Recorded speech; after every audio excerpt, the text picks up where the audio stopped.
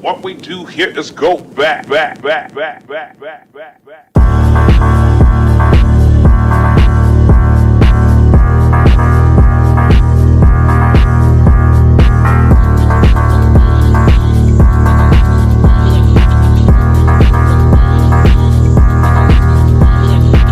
not gonna ruin my career, you dumb piece of shit, and I've shown you why you're not gonna ruin my career. I'm smarter than you can't think before you speak, and I've never said this unironically, but I think this will be the first time I actually say it unironically and mean it. Kill yourself. I'm a resilient person. Any revenue generated from this video, I'm going to match and donate to an organization that would have been particularly affected by the type of rhetoric that I've been spewing on this channel. Dude, what the fuck happened to this guy? What is his hair, dude? What is the mustache? What is the tattoos? It's like straight up a different person, dude. It brings me no joy to do this.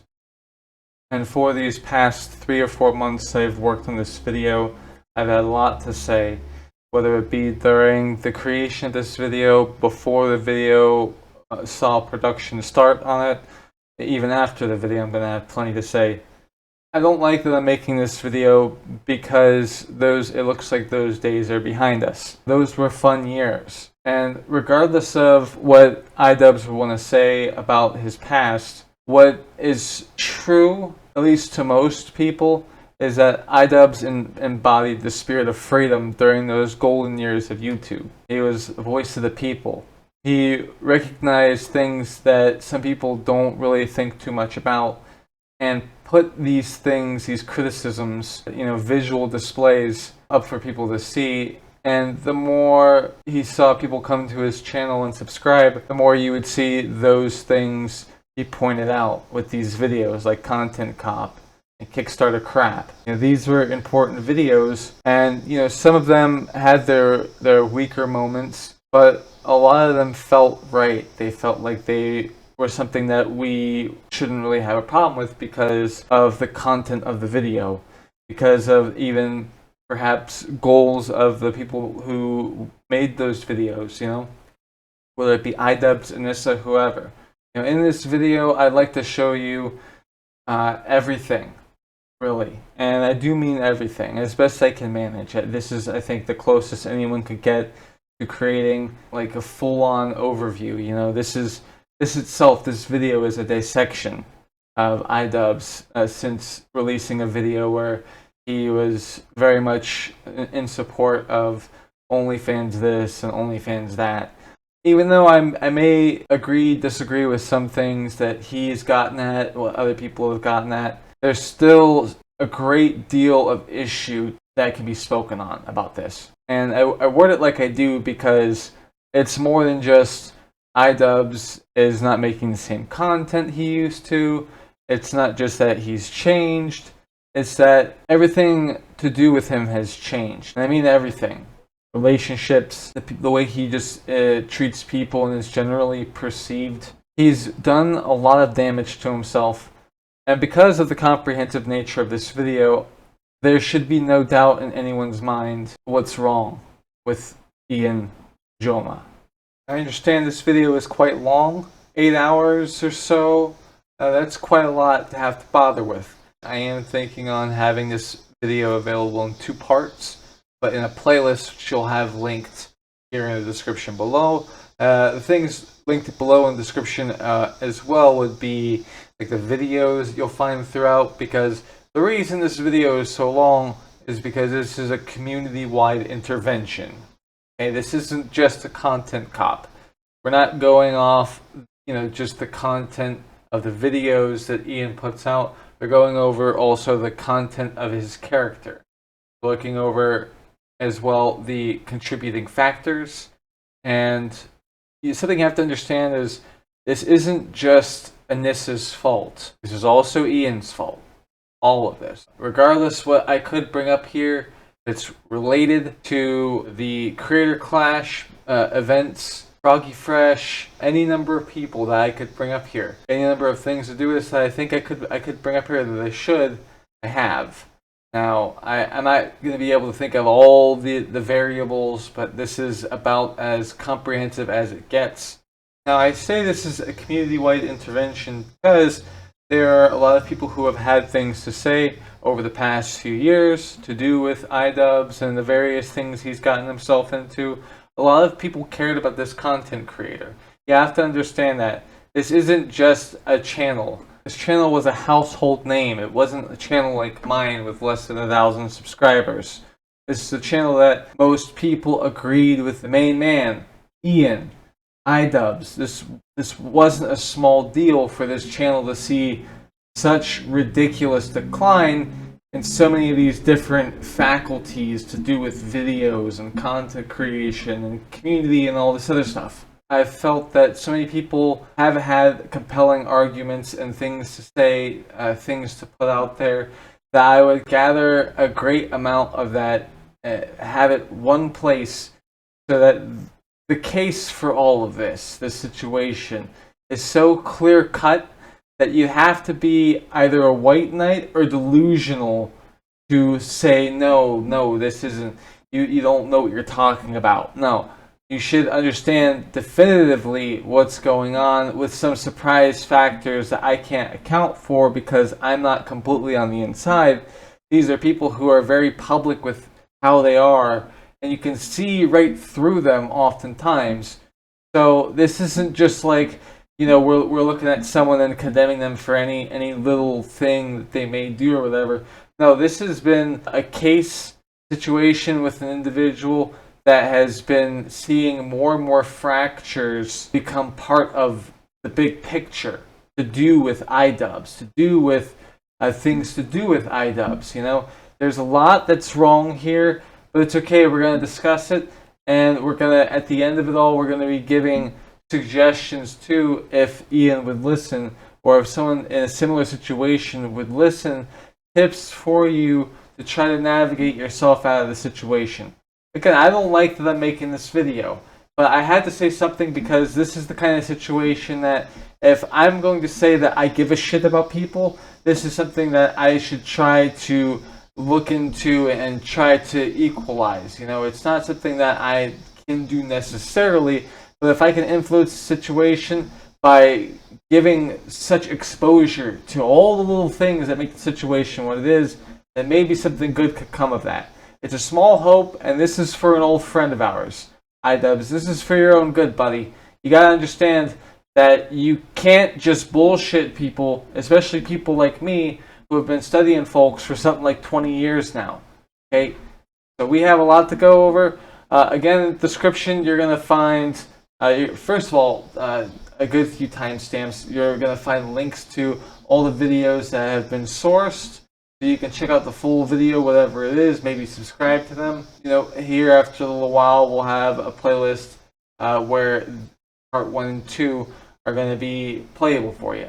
From here, I'm going to let this play a bit. We got a lot of presenters to get through today, and they all have something important that needs to be said. The video is long for a reason. I did my best to keep from having anything additional and it doesn't belong. Some things you're going to see duplicates of things happen here and there, duplicate scenes, but it's because I just need to stress some points, okay? So if you see anything in the video, it's there for a reason. No theft is intended. This is all for the purpose of trying to help an old friend of ours. Regardless of if he wants it or not, this is what that's for, and hopefully you don't make the same mistakes as iDubbbz. Let's get this on the road. Let's show people what's going on. That this isn't just a couple of incel weirdos or whatever out there that have some kind of problem with iDubbbz. No, there's a lot going on that can't be ignored, and if I think myself a good person, I should say something because frankly this is fucking disturbing. Oh, full disclosure, because the video is so long, I'm cutting out the bits that to me are not really that relevant or interesting. So I'm not showing 100% of the context of iDubbbz. Focusing on discussing people who deserve backlash. When you upload something, it might stick around. So this is a video we're about to take a look at where iDubbbz decides to fill in his audience on the drama surrounding his girlfriend at the time, now wife. His girlfriend at the time had announced that she was doing an OnlyFans thing, and people were wondering what Ian thought of the fact that she's doing this. She says he's fully supportive. There's some doubts there. Right now, zoom to this point in time, and Ian is saying, I fully support it.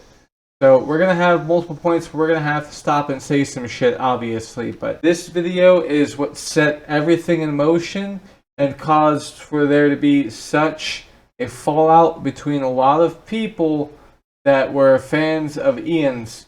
You even saw other creators come out of the woodwork and espouse a middleman position to do with all this after enough time.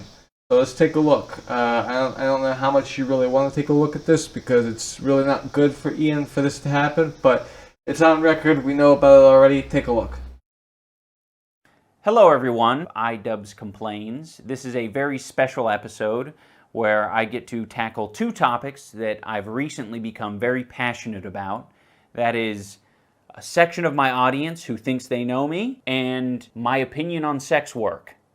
You can sort of see where these two will collide. For those of you who are unaware of the drama I recently brought upon myself, I'll fill you in. My girlfriend started an OnlyFans account, which is a website where you can upload amateur porn. Anything from double penetration all the way over to lewd cosplay, and everything in between,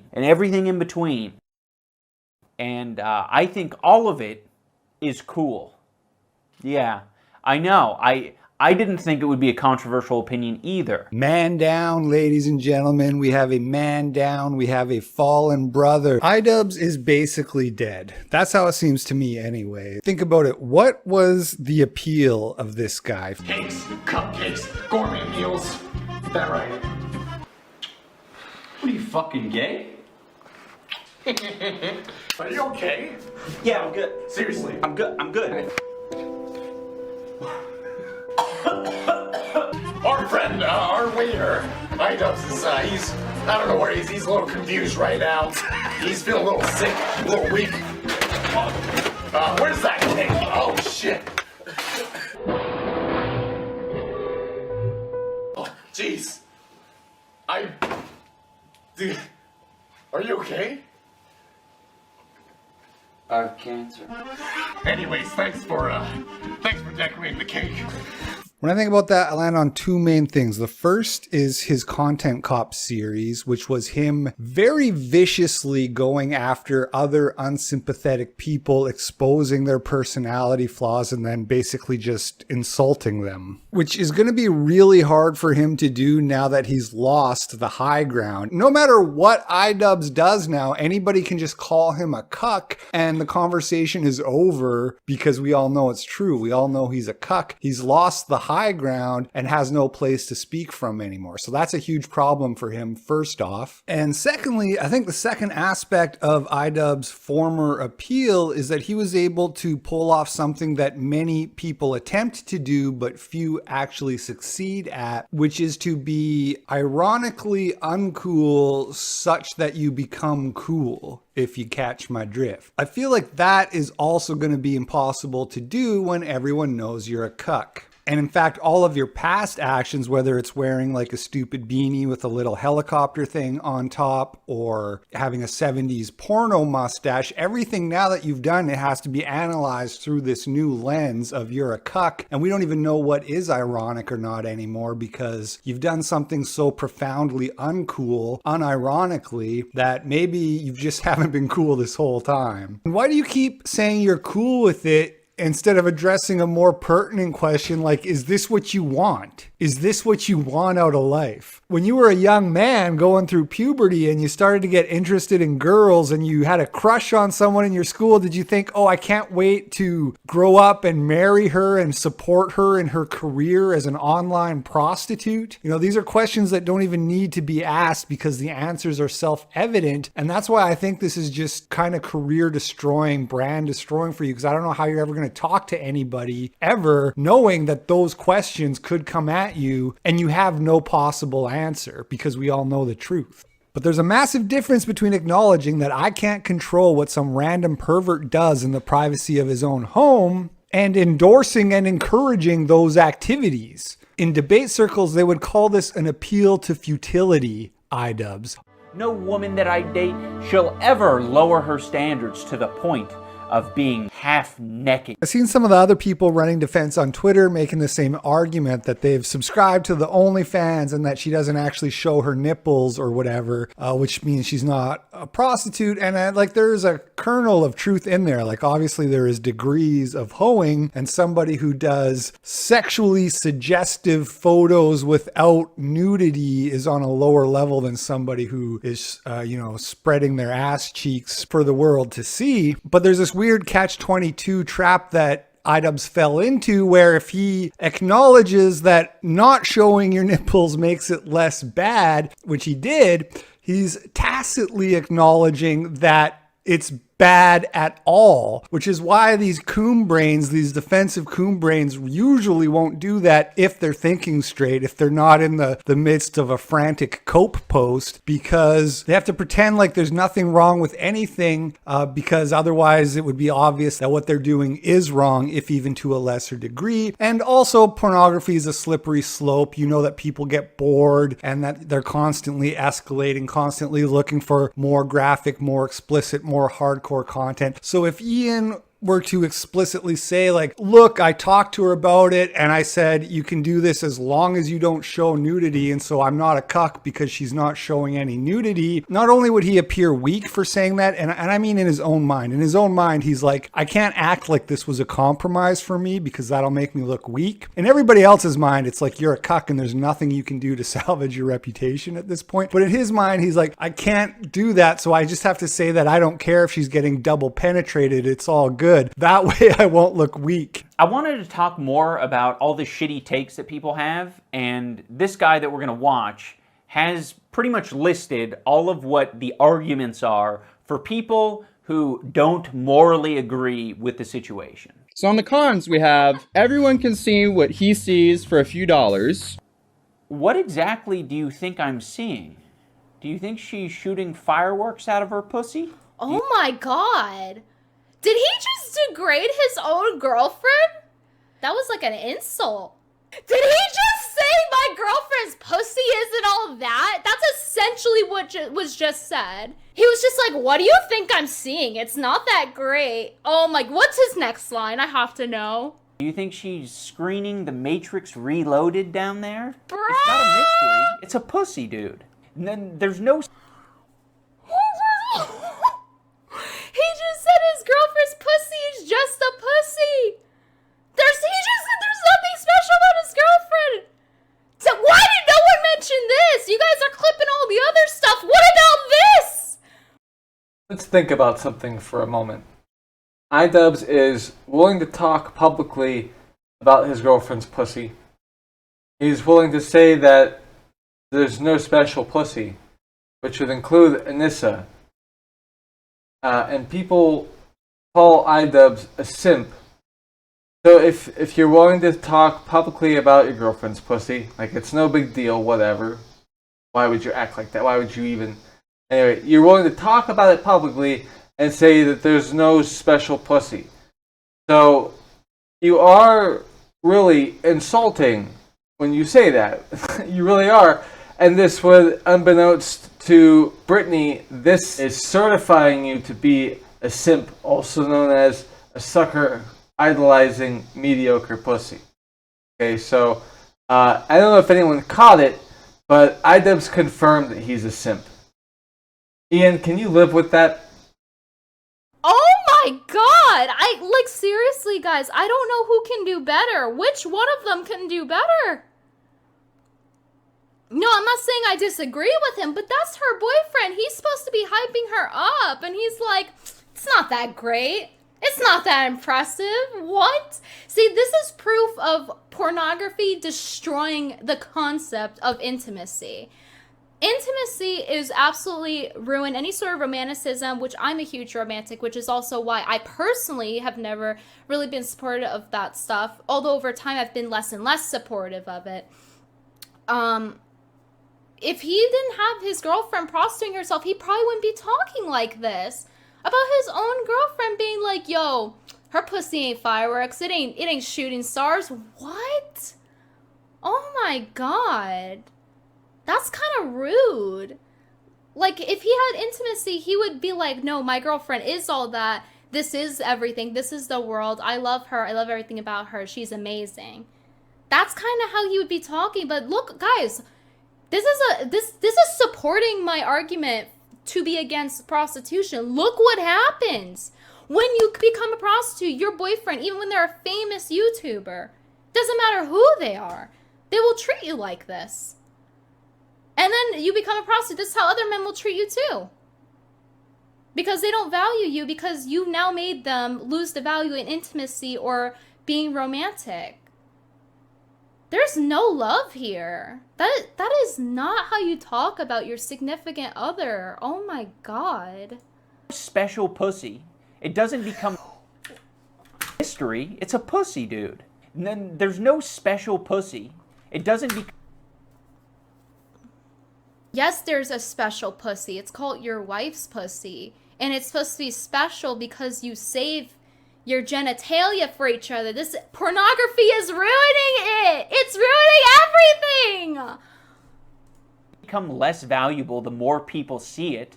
If that's the case, oh my body... God. It's less valuable the more people see it because it destroys the intimacy, and privacy is required for intimacy. What do you mean it doesn't devalue it? Yes, it devalues your relationship. It's less special now because special has to do with privacy.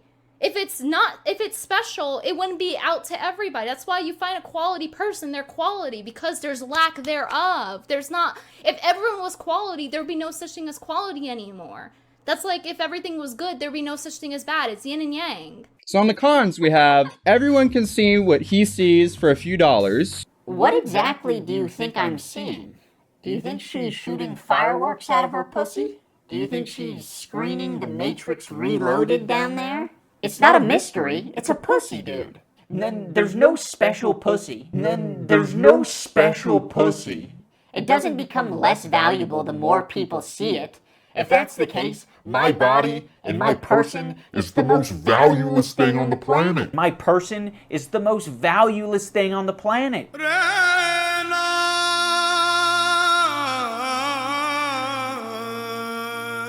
I wasn't expecting this.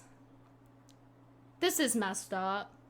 This is actually like worse than what I was expecting. I'm gonna be real, guys. I wanted her reaction to go uninterrupted so that you can see for yourself how she's taking just about in full the statements like this. How I, in a moment here, you'll see how I take to a statement like this. And you could probably ask some others about it too. Like, what's the big deal? Well, okay, so he's saying that it doesn't devalue, right? It doesn't devalue the pussy, right? Because people see it. People are just able to see it. It doesn't devalue it. And he's trying to use shirtless pictures of himself in this weird false equivalency thing where he's saying that his body is worthless. It's worthless because he's had his shirt off so much. He's trying to say that something that isn't private can be valued the same as something that is private. Like, these things have different values, right? But they have values that you could say there's some intrinsic quality to it between the two, whatever the hell, you know. He's trying to say, and this is why it's like it's a bit disturbing, a bit disgusting to say that my body is worthless because people see it. It's like saying that the more you see of something, according to this logic, the less it's valued. It's like, there are private parts that are to be shared between two people, yourself and your partner. It's really not kind to say it because, there are people that just aren't always wearing like a shirt and stuff. And so like if you're trying to talk about like things to do with prostitution and other things like that like a woman doesn't become more or less valuable just because people are able to pay a few dollars to put their fingers in fucking orifices. Okay, if you see how ridiculous it is, because I'm going and I'm starting to lose my goddamn mind because I'm having to have us talk about the difference in value between a pussy and a fucking, like, a tongue or a fucking bare forearm. Like, I have to somehow find it in myself to spend time trying to help differentiate the difference between fucking pussies and elbows. Like, why am I doing that? Future jobs, they might be a little bit harder to come by.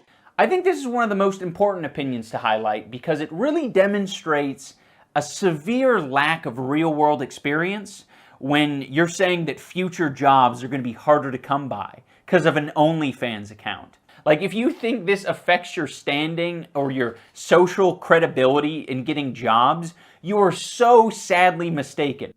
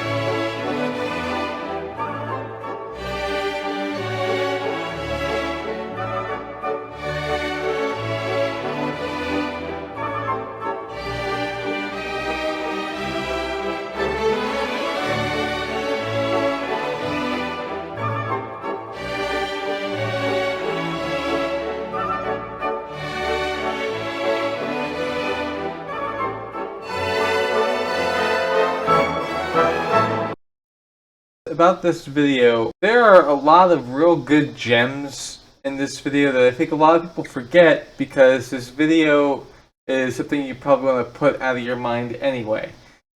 Get a load of this shit.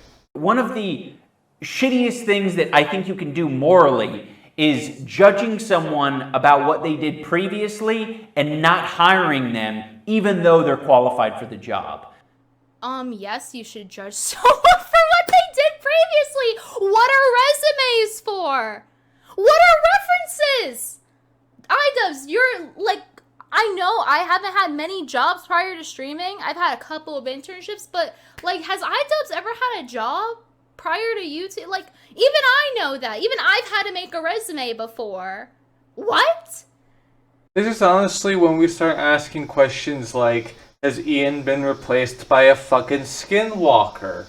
Because the Ian from just a few years before this point in Ian's life, right?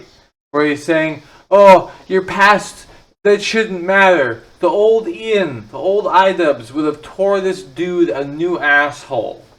Like, that's not even a joke. Because, really though, why would you not think your past should have any kind of bearing on your present and future? Why would you not think that? You know, I mean, hell, iDubbbz even goes and holds himself up to this really ridiculous standard where his past, he has to be seen in a poor light because what he did then was seen as a little more acceptable.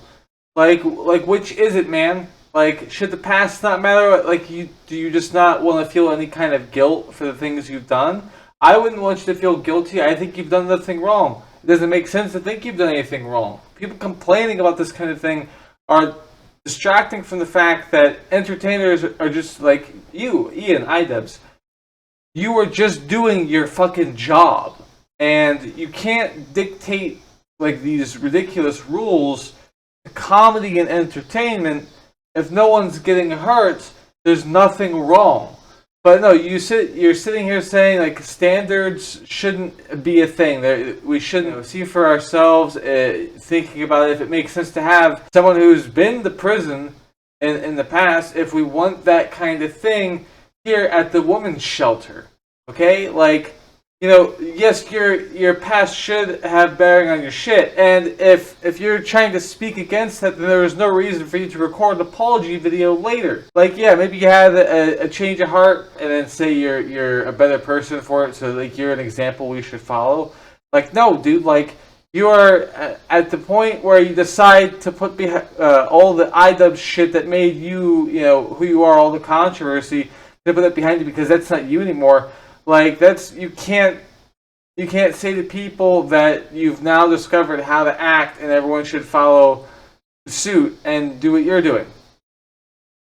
Like, it doesn't it doesn't make sense for you to take opposing sides on shit years apart and then try to tell people that it makes sense to listen to you when you're fickle. You're the embodiment of being fickle, of a fickle person.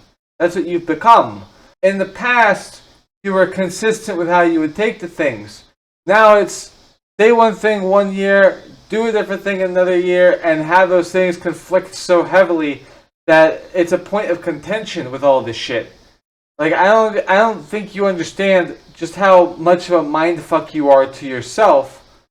Except that I guess the mindfuck is doing his job, and I'm right in saying, you know, that's what it is. Because clearly something is wrong with you, that you think that only a few years apart you can have completely conflicting views, and you're showing remorse and shit and self-flagellating. If it's something you're told to do, you do it. Like, you know what I mean? Like, it's not a good sign that this is what is happening to you. Yes, okay, you can change your mind on shit. No kidding. Yes, you can change your mind every few years on things. Yes, it's true. But the fact that it's so in contrast to these two items, this video here, where you're like, you know, the past shouldn't have any bearing, to a video only a few years later saying, you know, oh, I should be held to account for the things I've done in my past. It's fucking dumb. Okay.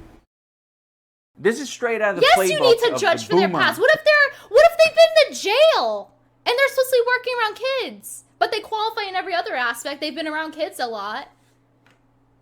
So we just have to ignore everybody's past? Like, yes, people can be forgiven, people can change, but like, it's the employer's right to deny somebody of their past if they think it's going to affect their business poorly or a conflict of interest. Has he never had a job before? Has he never made a resume before? And this is coming from me. I started being a streamer at age 17, 18. Who's decaying in his lazy boy, who wants to tell you, no, that ain't gonna work. No one's gonna hire you looking like that. The bone through your nose? Yeah, forget it. Yeah, the stud going through your tongue? No one wants sluts working for them. And the dyed hair? Don't get me started on the dyed hair and the tattoos.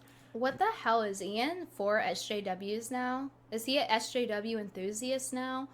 Oh my god. I swear, 2020 is just like the year of turn of events for all these people.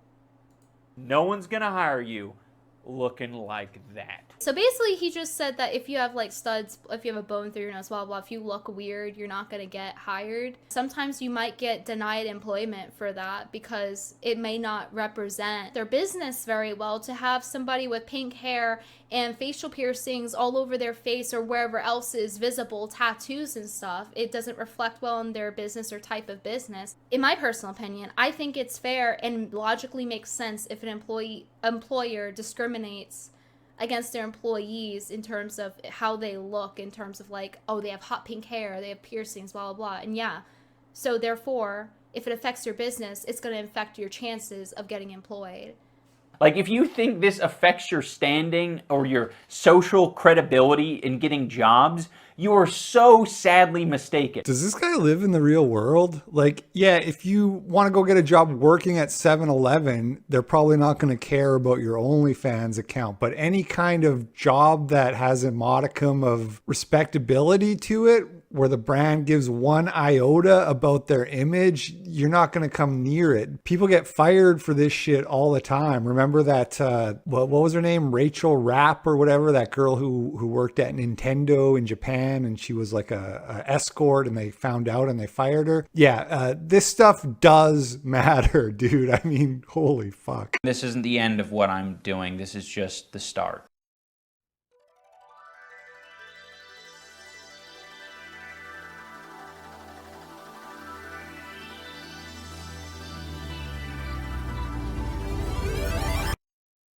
I thought I was done, but apparently 2 tweets wasn't enough for this girl. I'm very excited to announce my lewd OnlyFans launch. Check me out in the link below. I'm very excited to provide cute cosplay photo sets and more. So, people are saying some shit about this.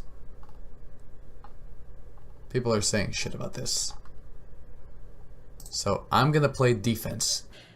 When iDubbbz, when he first put out that video where he said like the OnlyFans stuff, I'm cool with it. At that time, I had no idea how deep a lot of this shit went. There was a good bit of backlash against me for that video because I wasn't. It was because I wasn't condemning the situation outright. I'm not entirely sure why people disagreed with me, even now, because at the time I didn't know if what they were saying could have applied. I didn't know enough about the situation, and it's like, all right. I mean, I put my best foot forward with that, and it didn't really work out. People did not like what I had to say, but that's okay. Now I see what Ian is this day, and libertarian is not how I would put it. No. But I don't want to get into that aspect of it. At the time when there was the announcement that Ian was supportive of Anissa doing things, I didn't know what she was like other places, and that may have actually hindered my judgment a good bit because I didn't know enough about the situation. Really, I didn't. I was more focusing on why Ian would do some things and his past and stuff. That he would probably be all about doing your own thing if you're not hurting anyone. That was where I went with that, which is how I came to the conclusion that I did. I didn't know quite though what kind of person Anissa was. I couldn't have guessed. Situations where she can just go all in insanoplex on just if I could be shitty, then I'm gonna go for it. I'm sort of repeating what someone else is saying, but really we should reiterate that, because here in a moment you're gonna see that during a stream she really does something awful. That'll be what plays next here in a moment. Just a lot of the attitudes and behaviors, just the emotional weakness. There's so much to Anissa that you could say. I don't think I could really do much of anything justice here other than outright condemn the kind of person she actually seems to be, given how she is in other places. And I don't want to be saying negative things about people that don't deserve it, things that are untrue. I don't support saying anything untrue about a person. And this Anissa character, this lady is awful. I just want to ask you if you've always been shitting your pants. No. Because since I've known you, you've always had IBS. You've always been shitting yourself. Yeah, well. I just want to ask you if you've always been shitting your pants. No. Because since I've known you, you've always had IBS. You've always been shitting yourself. Yeah, well. Today we're going to be talking a little bit about iDubbbz's girlfriend, Anissa, as she's called. I want to use this video in particular to support claims by people like Sam Hyde, for example, that is saying shit like, this girl's fucking nuts and she's fucking over iDubbbz. Mark my words, that woman is going to ruin his life. One thing that you'll realize whenever you look into Anissa, in any case whatsoever, is that she contradicts herself a hell of a lot, and basically everything she does seems to have some sort of ulterior motive to it. Whenever she used to stream and upload videos, she would always seem to make herself the victim in any case whatsoever that she was in. This can be seen as recently as 2 months ago, whenever Anissa said on H3's podcast that she couldn't get out of bed because the cyberbullying was so bad from incels online. I won't lie, at that point in my life, my dad's Alzheimer's had just gotten, he had, reached the point of, no return, and then this internet stuff was happening, and, there were some days where, literally, couldn't get out of bed because it was just so aggressive. Wow, Anissa, very sad story, dude. Very, very upsetting to hear. Very tragic. Until you realize that her husband is iDubbbz. You know, the guy who made a career on YouTube by bullying the fuck out of people, ridiculing the hell out of them, and sending hate mobs to them, basically, to go shit on them? You're dating a dude who has 7 million subscribers on YouTube. You should expect ridicule, and it shouldn't mean that much to you. And this kind of logic about being all pissy about harassment online or hate online is basically bad enough just by her proximity to iDubbbz, but would you be surprised to know that Anissa herself did quite a bit of bullying and making fun of people herself? Fine, we'll get your fucking cunted girlfriend on here. This is like one small tiny clip from a 15-minute video where this girl, Anissa, spends almost 15 minutes talking about this dude's girlfriend and how ugly, how fucked up she is, how her pussy probably has teeth in it, whether or not he eats her ass, among other things, like saying she would make a really good porn star. While very weird and honestly cunty, I wouldn't necessarily call it bullying, but this next part I'm gonna play you just straight up is, dude. Keep in mind how Anissa spoke about Chris Reagan's girlfriend. Keep it in mind for until we start talking about Danny. Anissa plays a video of a girl basically talking about her BPD and how she had a lot of trouble with her body and how she starved herself and was anorexic and whatever, right? Now, Anissa is a girl that basically says that she has BBD or BPD, I forget which one it is, but basically says that she has like body dysmorphia and she feels for people that have it and she feels so bad and she's such a caring person. Alright guys, so I've been asked a lot to talk about this in the past and I haven't made a video on it yet and I feel bad that I haven't. It's super important to me and I wanted to do things right, but every single time I wrote something out, it felt not good or forced. So today I'm going to be doing a non-scripted video on my struggles with BDD and anorexia and how I've learned to overcome it or, you know, deal with it or make it digestible and the lessons that I've learned over the 6 years of struggling with it. Let me just say, Anissa is just trying to exist, you know? So she has been the target of a lot of hate. And I think it's really shitty. Despite her making these videos about mental health and being pause, how she's a good person, how you're all beautiful people, so you should be body positive, she has a long history of not practicing what she preaches. For example, she's made fun of people for their weight on several occasions. Sarah Silverman's got to be the most unlikable. I'm surprised that she gets less hate than that whale, the leather Amy wearing, Schumer? yeah, Amy Schumer.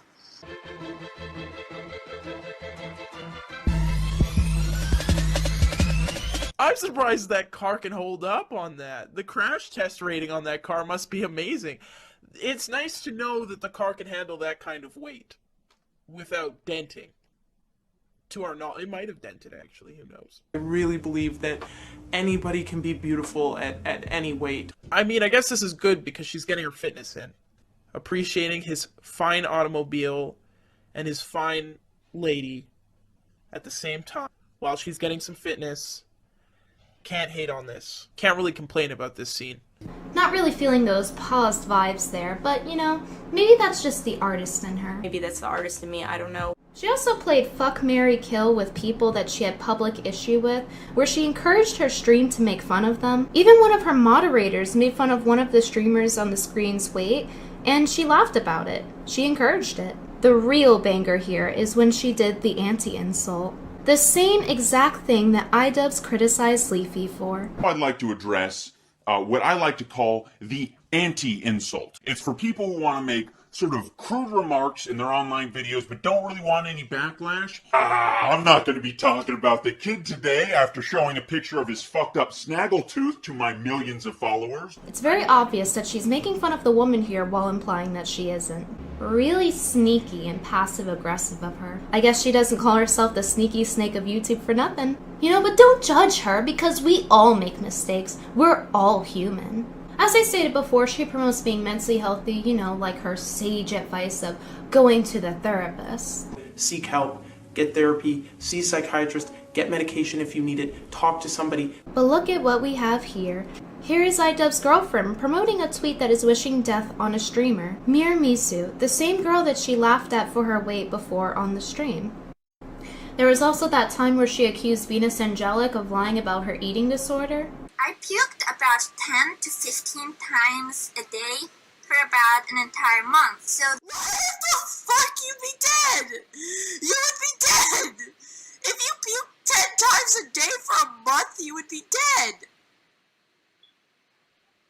You wouldn't be alive, that's a lie! There's no way you can... That's a month. That's not real. There's no way. You'd literally be dead. Alright, next up on the list is her drama with Sky Williams. Sky Williams made the mistake of defending iDubbbz's girlfriend on Twitter because he thought that he was friends with her, which is understandable considering that she said that she cared so much about him. Many of you tweeted at me and said, well, why didn't you just DM Ian and talk to him about this instead of dragging it out and putting it in a video? Well, I did. He's been pretty unresponsive with me for about 4 months. I'm not sure if his girlfriend had anything to do with it. Hey, look. Hands are clean of it. Used to be friends with her. I found out someone showed me like hella stream highlights of her talking the meanest shit to me. And I didn't know because I'm on Twitter defending her, right? Saw that shit. Then I cried to her in DMs. I was drunk and I literally cried. I'm sobbing to her. I'm gonna react on this head on. I want to be better. So I constantly ask for help. And I'm going to be better. I've heard you tonight. Everything you said made so much sense. And I just, no matter what, I want you to know that I'm learning, I'm listening, and I'm going to be better. That's it. That's it. I'm fine. I'm gonna take my sleeping meds and I'm just gonna go to sleep and I'm gonna just keep working and just pray to God that, you know, this all doesn't blow up in my face. 2 weeks later, nigga. And then I said, nah. Hey, Anissa. Our friendship's delicious. I'm gonna go defend you on Twitter. See ya. La la la la la la. Whatever. I never understood it. I mean, maybe that bitch just swings the best neck of her life. I don't know, but oh well. But I give a shit that Sky is such a fucking manipulative piece of shit that he just blows wherever the wind blows. So that's cool. It's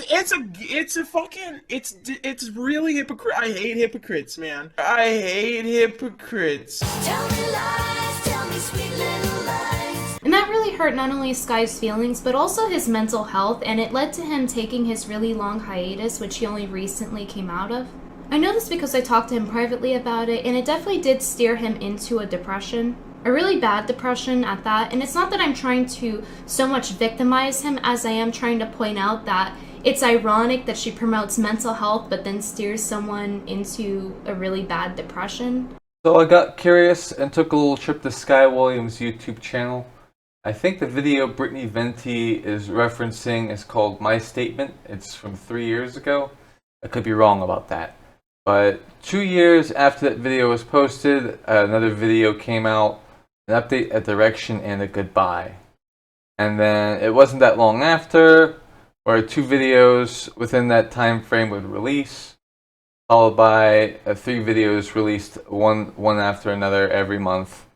And now we're seeing a brand new upload. Try not to say the N-word challenge impossible. Okay, well, that's what's going on with Sky's channel right now. It's hard to say anything about the new upload in terms of how it's performing. His 2 previous videos referenced Raid Shadow Legends, which is awful to do, by the way. Those videos, they did okay. They both matched each other at 42,000 something. I'm looking through these videos, and I would say for a channel with 702,000 subscribers, it's not looking very good. I can't quite tell from looking at these videos what the upload frequency was like, but for instance, videos that were uploaded something like 4 years ago each, 7 uploads in total. We have 11 videos released the year after that. It looked like you could say that there's maybe an average of 70, 80k views across the board. And it looks like, actually, this is interesting, in terms of thousands of views at a time, he was typically hitting 3-digit sums. He's typically hitting 3. So it looks like 6 years ago, things really started to go downhill. And what do we have here? The Zoe Burger incident. Oh yeah, that's a good one. Perfect example of iDubbbz's girlfriend just blatantly lying. Zoe Burger is an infamous YouTuber/streamer, infamous for shaking her ass for money. She wanted to join Zoe Burger's Thought Squad, which she herself called that. Didn't you want to join Zoe's Host Squad? No, I never wanted to. I never wanted to join Zoe's Host Squad. It's really funny that she calls it a thought squad as well, because she said publicly before to not shame sex workers. People shouldn't make fun of porn stars. You were supposed to come and hang out with me and Celestia after you begged Celestia. I have the Skype screenshots. You begged her to come hang out with me. I didn't know her or you, but she pulled you a favor so that you could come hang out with us. You back out because iDubbbz tells you it's a bad idea to associate with me. Basically, she sucked up to Celestia Vega. Also false. Begging to be a part of Zoe's host squad, but iDubbbz told her not to, so she That's too. true. I never wanted to join Zoe's host squad. Then you proceed to go on for the next couple of weeks and tweet about me every now and then, talking crap. I don't really give a shit about Zoe, to be honest. I really don't. You listen to iDubbbz advice over the bond of friendship that you had with Celestia and eventually regretted that because just a week later you posted a parody video of the scarce video you were supposed to be in if you had not been a flake. How about we talk about why your boyfriend won't promote anything about you? Is he trying to keep your ass a secret? Why is he one of the biggest fucking YouTubers and he can't help your ass out? I think you picked the wrong side. You should have come and hung out and facilitated making friends, but instead you decided to be a snake, hop on his fucking dick for more whatever you think perceived celebrity, and failed. You're just as bad as everybody else when you're talking about giving women equal rights in esports, but they have to look a certain way. Let's say that there's a very overweight, unattractive female. All right, let's say she's was just amazing at COD. amazing at COD, right? Would she end up on your team or no? She has no place on the team, unfortunately. Like, what is wrong with you? Do you understand what you're saying? Women of a certain weight? Nah, disgusting animals. Fuck you. I don't want you on my team. You don't deserve equal rights. Fucking lose some weight, fatty. But, you know, 125 big titties chick, yeah, hell yeah, you deserve equal rights. Sarah Silverman's got to be the most unlikable. I'm surprised that she gets less hate than that whale, the leather wearing, yeah, Amy Schumer. I hate hypocrites, man. Personally, I think the best part is that it was iDubbbz that stopped her from joining. Like, if he didn't intervene, she would have joined it. I guess this is what happens in a relationship where you get together on the premise of trying to trade up for your career. Because that's what she did. Her anniversary date is the same day that she broke up with her boyfriend. So basically she dragged her significant other on a plane to meet the guy that she was going to dump her significant other with. Because we have this extra day and I don't want to be in the same fucking room as you. So Ian ended up taking me to this hole-in-the-wall taco shop, which are usually the best places to get tacos, but I was way too nervous to eat, just because I get really nervous meeting new people, period, no matter who it is. So he ended up ordering 2 tacos, I got a strawberry soda, and we sat down and we talked for like 3 to 4 hours. It was non-stop talking, and we just clicked really, really well. And then that was it. It was just a platonic thing. And then over like 2 weeks, me and Ian were talking, and me and Matt weren't in a relationship, hadn't been in a relationship for a while.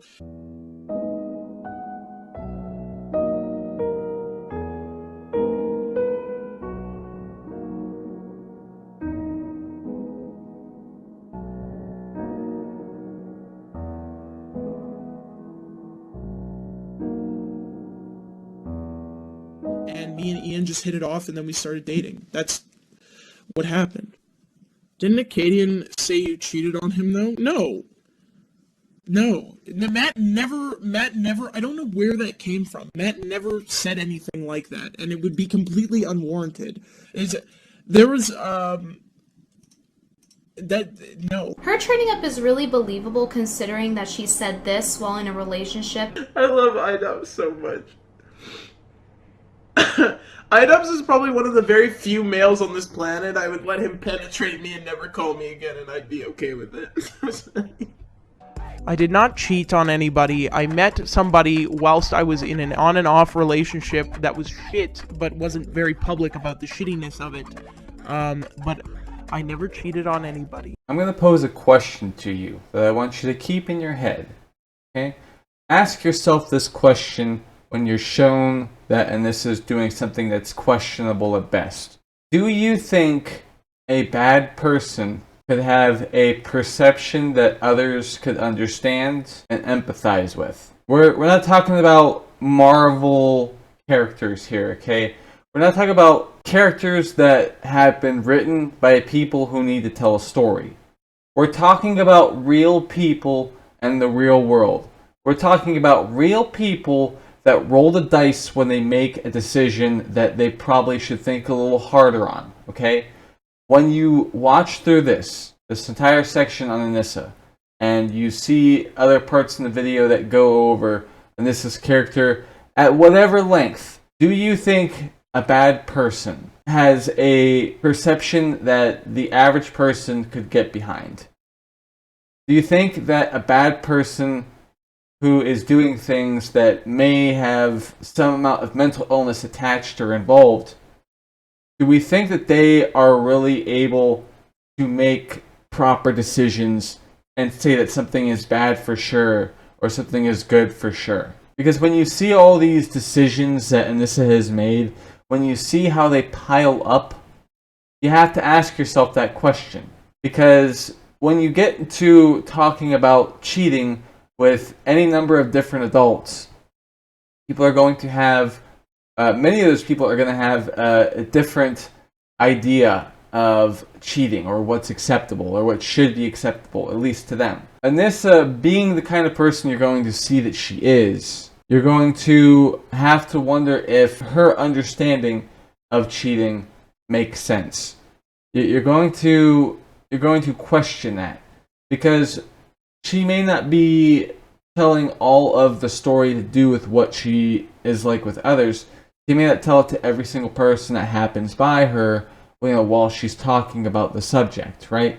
So not everyone knows all the ins and outs, and she's not really required to fill people in on the past.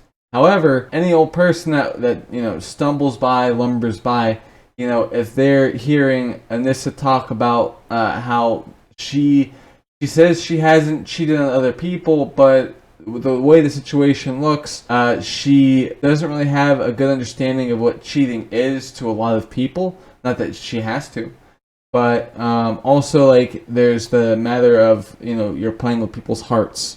The semantic game, you can play the semantics game all you fucking want, but it's in a relationship you have to concern yourself with more than just how you feel about things. So regardless of how someone like Anissa could feel, she still has to account for the other person, and I don't think she did.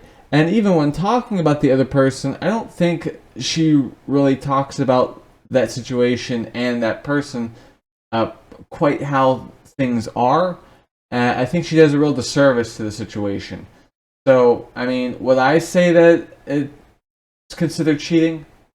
That she cheated on her getting with iDubbbz the day she's breaking up with this guy, right? Acadian, I think is what he's called. Yeah, I would call that something like cheating. That's some level of unfaithful. Imagine I and another kingdom were at war, right? And I roll up to the battlefield with 10,000 men, and you roll up with 20,000 men. And my dudes leave me behind because there's more people on the other army. All of my dudes left to join because the other army is bigger. What would you call that? It's almost like, I don't know what it is, why people feel the need to cheat. There is never a valid excuse for cheating. Never, ever, ever does somebody have a valid excuse for cheating. But I guess somebody can have a valid excuse for trading up like she did. I mean, after all, she did the right thing. She did nothing wrong, because it only took her a few hours of talking to iDubbbz platonically to realize that she needed to break up with her current boyfriend for him. I feel like that's okay. I'm not gonna lie. My significant other that I'm with now, when I met him, I was dating somebody else. According to her, it's fine, because her ex-boyfriend moved on. Why did me and Acadian break up? We were just in two very different places. Maturity-wise and life-wise, when we were dating. So it was a very mutual thing. There's no hard feelings. He's with a girl that's much more suited for him, and he's happy, which is really good. Actually, Matt's one of the very few, or Kadian's one of the very few relationships that I can actually say ended in a good way. Yeah, I don't know, dude. I mean, I would say like right now, in terms of like mentally, I'm not like in the best state. I can't really explain, but I'm just like, I don't know, dude. Like, I don't know if any of you guys can like resonate with me or like feel me on this, but I'm just fucking pissed off all the time. Like, I'm just angry, like every day. As soon as I wake up, like I'm just fucking angry, and I don't know how to stop being it. Like, the only thing I can do is just distract myself with like League of Legends or doing shit. Like, I don't know, man. I'm just fucking mad. So who cares about the damage she caused to an inexperienced guy who was several years younger than her? Who cares if he was hurt, angry, or sad because of it? Because guys, her stats doubled. I'm on day 4 of this vegan shit. Way harder to do. Okay. When you don't have money. You know what I've been eating for the past 3 days? Anybody want to take a guess? It's literally just it's just avocado that I've squirted lemon on. If she's so poor, then why doesn't she just use iDubbbz like she normally does? Somewhere deep down inside, iDubbbz's girlfriend knows that she's a failure. And that's why she cries on stream for pity pennies as she reminisces about her titty streaming days. But I feel like I've just been slowly deteriorating ever since I've changed from Rainbow Kids. You know, and it's just been dying and dying and dying and dying, and now it's like dead. Crying in dog makeup, come on! I wanna cry in dog makeup. So stupid. I mean, ever since I started watching you on Twitch, I have only missed like 2 or 3 streams. You're my favorite Twitch streamer, and I 100% look forward to your streams all the time. Feel better, Anissa. Sorry. This is my first time watching your stream, and I think you're absolutely lovely, Tilda. It's like, there's no plan for me. I wake up, and I turn on my stream, and I say as much autistic shit as I can in a short amount of time, and I hope and pray that somebody gives me some money because they feel bad for me and they don't want me to end up on the stream sucking dicks. Her incident with vegan games really demonstrates her self-victimization, even if there is no bully. iDubbbz's girlfriend debated him on veganism using feelings and thoughts, and obviously she was severely underprepared. You can actually find listen. You can actually find research. You can actually find papers. I just feel like it's I get it. You're very confident with your shit, but I feel like a lot of the shit, it's just like blind confidence with, I feel like what you're saying is so absolute fact, as you seem to want to preach to me, because I feel like right now I'm sitting in a lecture, and you're sitting there lecturing me, essentially, like I feel like I'm back in the worst class that I've ever been in my life. Her saying that this feels like the worst lecture of her life is really just her trying to victimize herself, saying, oh my god, I'm being tortured. I feel like she's saying it's the worst lecture of her life because her ass just got schooled. And he really did nothing to her. He was actually very tame with her compared to how he was back in the day, being very explosive. Anissa, I'm not trying to be rude to you or be confrontational or anything. Like, this is just Can you stop? It's cool. It's cool. I'm just trying to make it clear that I'm not trying to antagonize you. And if that wasn't bad enough, after her embarrassing defeat, she went and played victim in direct messages with Vegan Gains on Twitter. I don't know why she had to play the victim card because she's plenty educated in veganism. Now, I took a couple of nutrition courses. I'm not a wizard. It was a minor in my education. She clearly cannot fight her own battles, so other people have to for her. Like her mother, who has a whole Kotaku article dedicated to talking about how she white knights her daughter online. Her mother also watches her every move to the point of being a little weird. Imagine your Muslim family is just watching you do this.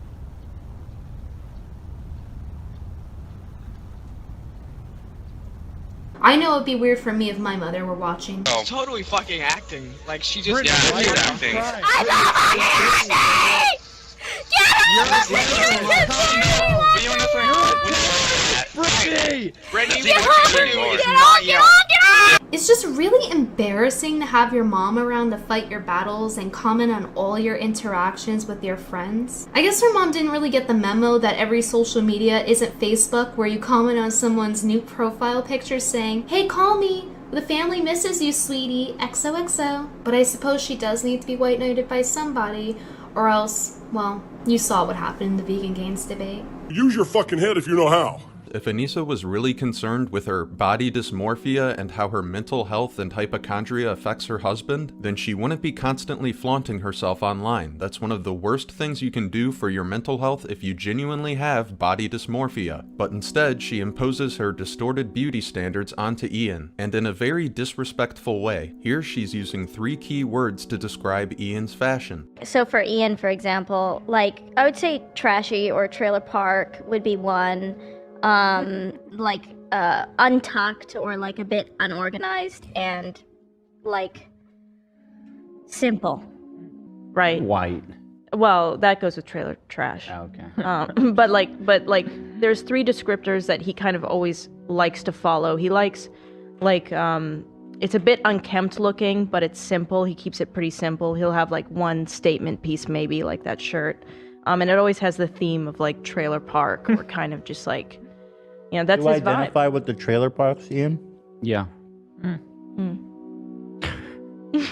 Unpack Beautiful. that. Yeah, go ahead. Yeah, trailer parks are cool.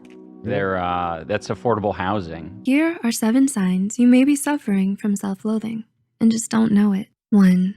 You tear yourself down. You're plagued by feelings of guilt, worthlessness, and inadequacy. You neglect your self-care. Since your insides are at war with you, it only seems right to let yourself show it outwardly as well. So when you look in the mirror, all you see is a haggard reflection. You put on a facade for others. You're one way when you're by yourself, and then another when you're around other people. You wear a mask and don't let other people see the real you, because you hate who you are. You try so hard to fit in and be liked by everyone, and you constantly wish that you were someone else. You feel ashamed of your true self, and you think that no one will ever be able to accept you, so you'd rather pretend to be someone you're not. Yeah, Ian seems very thrilled with those descriptors and very invested in his own fashion. Maybe if she didn't put so much stock into appearance, she wouldn't have these body image problems that she claims to have. I wonder how you think she'll react to this person's story. Only 4 kg and was like super dehydrated, and my lips were pale blue and my fingers are blue, and basically I was just really pale.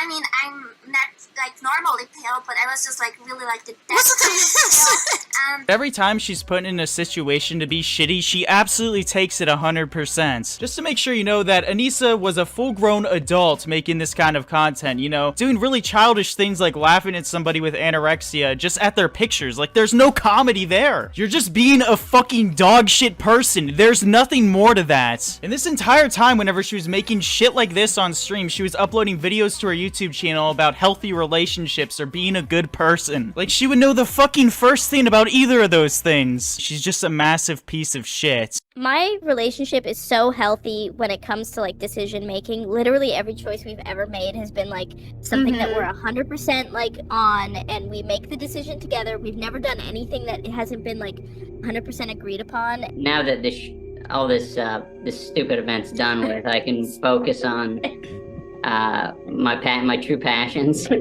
making content cops. I never would have dreamed that we'd do something like this. Yeah. Boxing, it's strange. I at least thought that we would have done it for money. We have not earned money for the past 2 years, which makes taxes very easy. That's Hey, good. nice.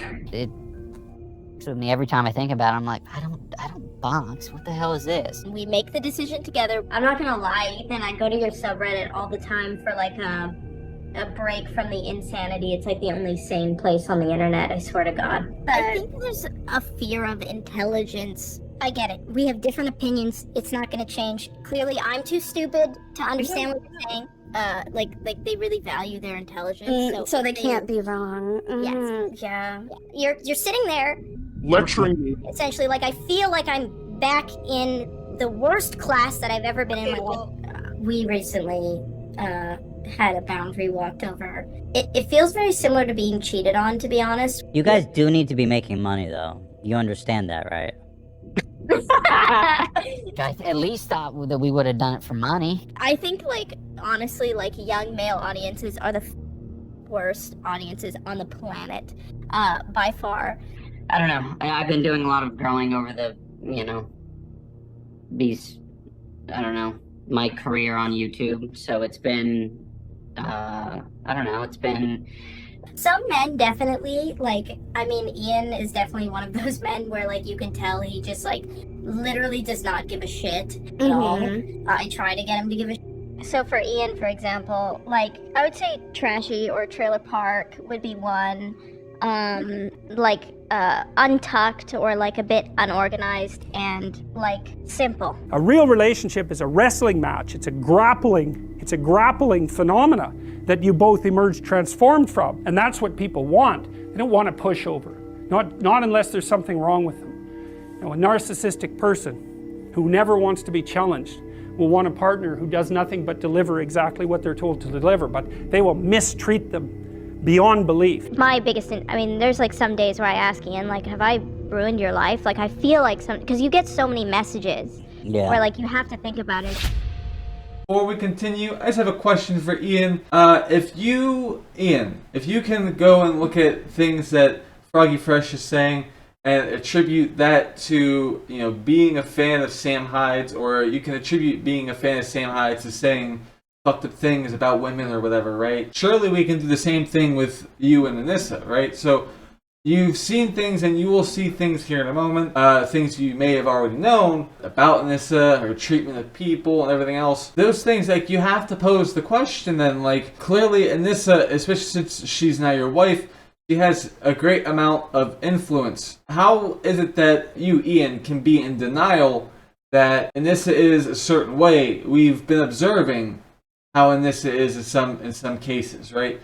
So, I mean, I'm sure we can point to a lot of these behaviors and a lot of these, just the way that she has decided to act. We can point to that as like, oh, well, because she's involved with Ian intimately, maybe some part of Ian suffers because of it.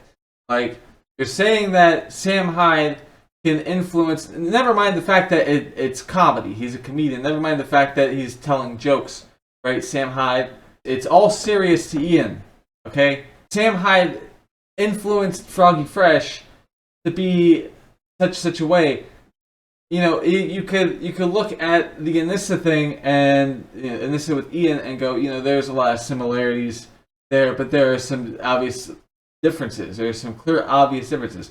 It's like the same logic, right? That if Sam Hyde can influence Froggy Fresh, and Froggy Fresh turns out to be like a shitty person or whatever, right? That Sam Hyde is somehow shitty.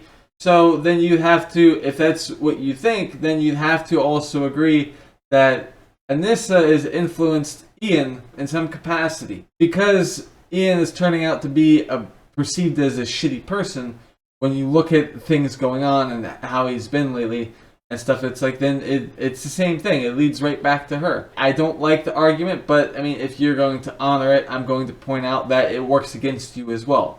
If it's being honored sarcastically or seriously, this idea that, you know, a source has something to do and is responsible for, you know, what, you know, things that come from the source do, you know, like, it's that weird idea that you should be able to sue gun companies because shootings happen. That's fucking stupid. You know, you either completely support the idea, Ian, or you don't at all. You can't have it just be that it works in your favor all the time. You can't have it like that. So you need to administer some, you know, realistic concessions that you don't have any choice in the matter, right? You have to.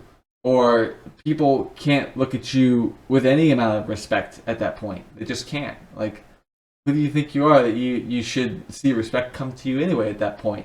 And you have to be a fucking asshole if you think that we're just going to waste our respect on someone who, that frankly, doesn't deserve it. You know, it's insulting to the people who do deserve respect. Did iDubbbz really derail his career for a year or two just to prove Ricegum wrong? Or is this what Anissa wanted for Ian? Boxing promoter married to a boxer. Month 7 of me boxing, a pin tweet from a year ago. And while Ian and Anissa claim they're not taking a pay cut, they certainly pay their fighters handsomely. All net profits are going to charity, meaning that only once the revenue from Creator Clash passes the threshold to break even for whatever they paid the creators to fight, as well as any other operational costs, only then any extra money will go to the charities. Which is cool, I think they should be paid for their work, but then they would be raising money for charity in addition to getting paid to fight, rather than what they are implying, which is that they are fighting only for charity. If the sole purpose was to raise money for charity, there are a lot easier ways to do it, especially if you're in the position of somebody like iDubbbz. So what am I getting at? This may sound far-fetched, but I believe this is Anissa's attempt to ingratiate herself with the most popular creators. I mean, why else? Well, yeah, we just know that we're very aware that we're fine, and we can do this for a few years without taking any sort of salary. But so don't. Why would you do that? I want you guys to just take care of because yourselves. Yeah. Well, we are taken care of. We're good.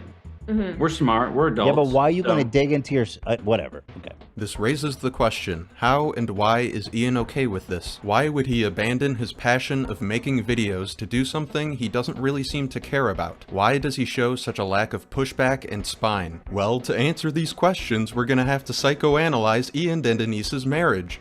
You don't see that as... It's not gonna get settled, man. You know what? The truth you're not actually... Well, no, look, you're not coming up with any counter arguments, and you're just saying I'm not making any sense. So I want an explanation for why I'm not making any sense. It feels like you're projecting. I didn't say you're not making any sense. I said that you're twisting a lot of what I'm saying. Then correct me. I'm interested in having an honest conversation about this, but you're not correcting me. That is the second biggest lie you've said. No, so prove I'm lying. How am I lying? So again, prove that I'm actually twisting around what you're saying, and you're not. Again, you're not giving examples. You're just claiming that I'm doing this. The word fallacy has been brought up a million times. That's because you've made appeal to popularity fallacies and appeal to nature fallacies. That's why. I get it. We have different opinions. It's not going to change. Clearly, I'm too stupid to understand what you're saying. No. This is from a debate with Vegan Gains from November of 2018. I know that's from a while ago, but I think this is an important jumping off point. She seems incapable of hashing out this argument without resorting to emotional manipulation, and this is how she conducts herself publicly. If this is how vile she was with public disagreements, I can't imagine how she handled private disagreements. It makes sense that iDubbbz would learn how to outright avoid this behavior instead of ever actually confronting her. Discord screenshots from 2017 show her dissatisfaction with the relationship. What sticks out the most to me is when she said, "I didn't want to fix him." In a normal relationship, if things aren't working out due to differences, you either reconcile, compromise, or break up. Manipulating your partner into becoming the person you want them to be isn't a proper option. You want a partner who you can openly and honestly hash out your disagreements with, not a partner who starts throwing a hissy fit at the slightest sign of disagreement. For those who think I'm getting too personal or too invasive, I must ask, how is what I'm doing any different from the way people are treating the Steven Crowder divorce? Steve got a divorce. Now, you might wonder, to what extent is this political news? The answer to this is, it's very funny. How is this any different from the way people treated the Johnny Depp Amber Heard trial? Okay, here we go. Taunting Amber Heard that she has a borderline personality disorder. I was made aware of that in this Johnny's case, yes. a smart guy. Actually, not necessarily taunting, but I do recall. Good, you called it, man. Hey, you called it. I'm more extreme than Ian, where I'm like pretty anti-capitalist. It was just like lingerie at the beginning, and I made crazy money off of like lingerie. Hey, yo, what the fuck? I hate landlords. I hate the system that we're in. So Anissa, who just so happens to be married to a multi-millionaire who's in a room with another multi-millionaire who just so happens to have moved from Canada to America to live with her multi-millionaire husband, who also just so happens to have an OnlyFans, is pretty anti-capitalist. That is without a doubt the dumbest thing I've ever heard. You are a fucking idiot.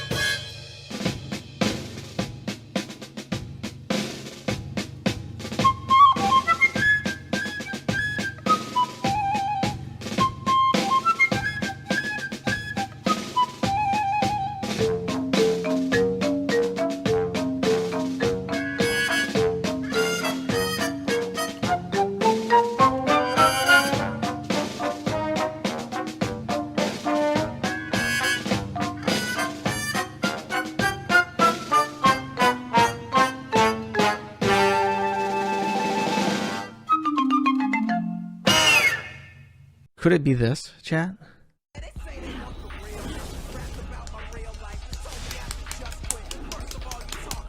Coffee. Fuck. What was that? It looked good in the little viewfinder there, so I just kind of kept going. 6 years in the making. 6 years. He thought, I'm a edgy boy. I'm like Sam Hyde. I can beat women and get away with it. I can, it looks good on the viewfinder there. Nothing can happen to me. I'm cool on the internet. Do you know what Ian would make? What do you mean? Like, what he would be good at? What? You know those, like... I'm curious to know. You know, like in Aladdin, you know, Apu, the like little monkey dude who dances on the street for money. You think? Okay, so you've gone from Chris. Your girlfriend would make a great porn star. You know what my boyfriend would make? A great monkey that dances on the side of the road in third world countries for minor attention and possibly food.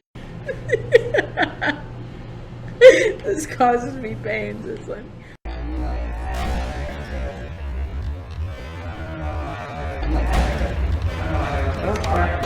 Oh, do the stank because I know TikTok is. Do the gritty. Do the gritty. Is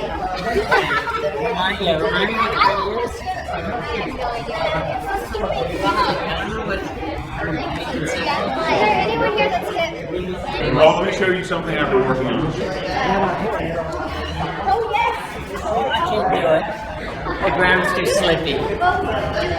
I can't do a boat drop. Traditionally, when somebody just gets violent out of nowhere in life, they have some sort of villain origin story or something. Is there anything that made you snap over the past year that made you want to get in the ring and fight a man to the death? When she started an OnlyFans, I realized that the audience that I cultivated turned on you. Yeah, or a portion of them. I'd say like maybe half. Yeah. And I was like, oh, this shit sucks. That's when everything snapped, and I was like, fuck it, I need to kill someone. So it was all the internet comments, people talking crap, and you turned to violence. So she's probably top earner in the family now, right? Oh yeah. Who's the real sucker?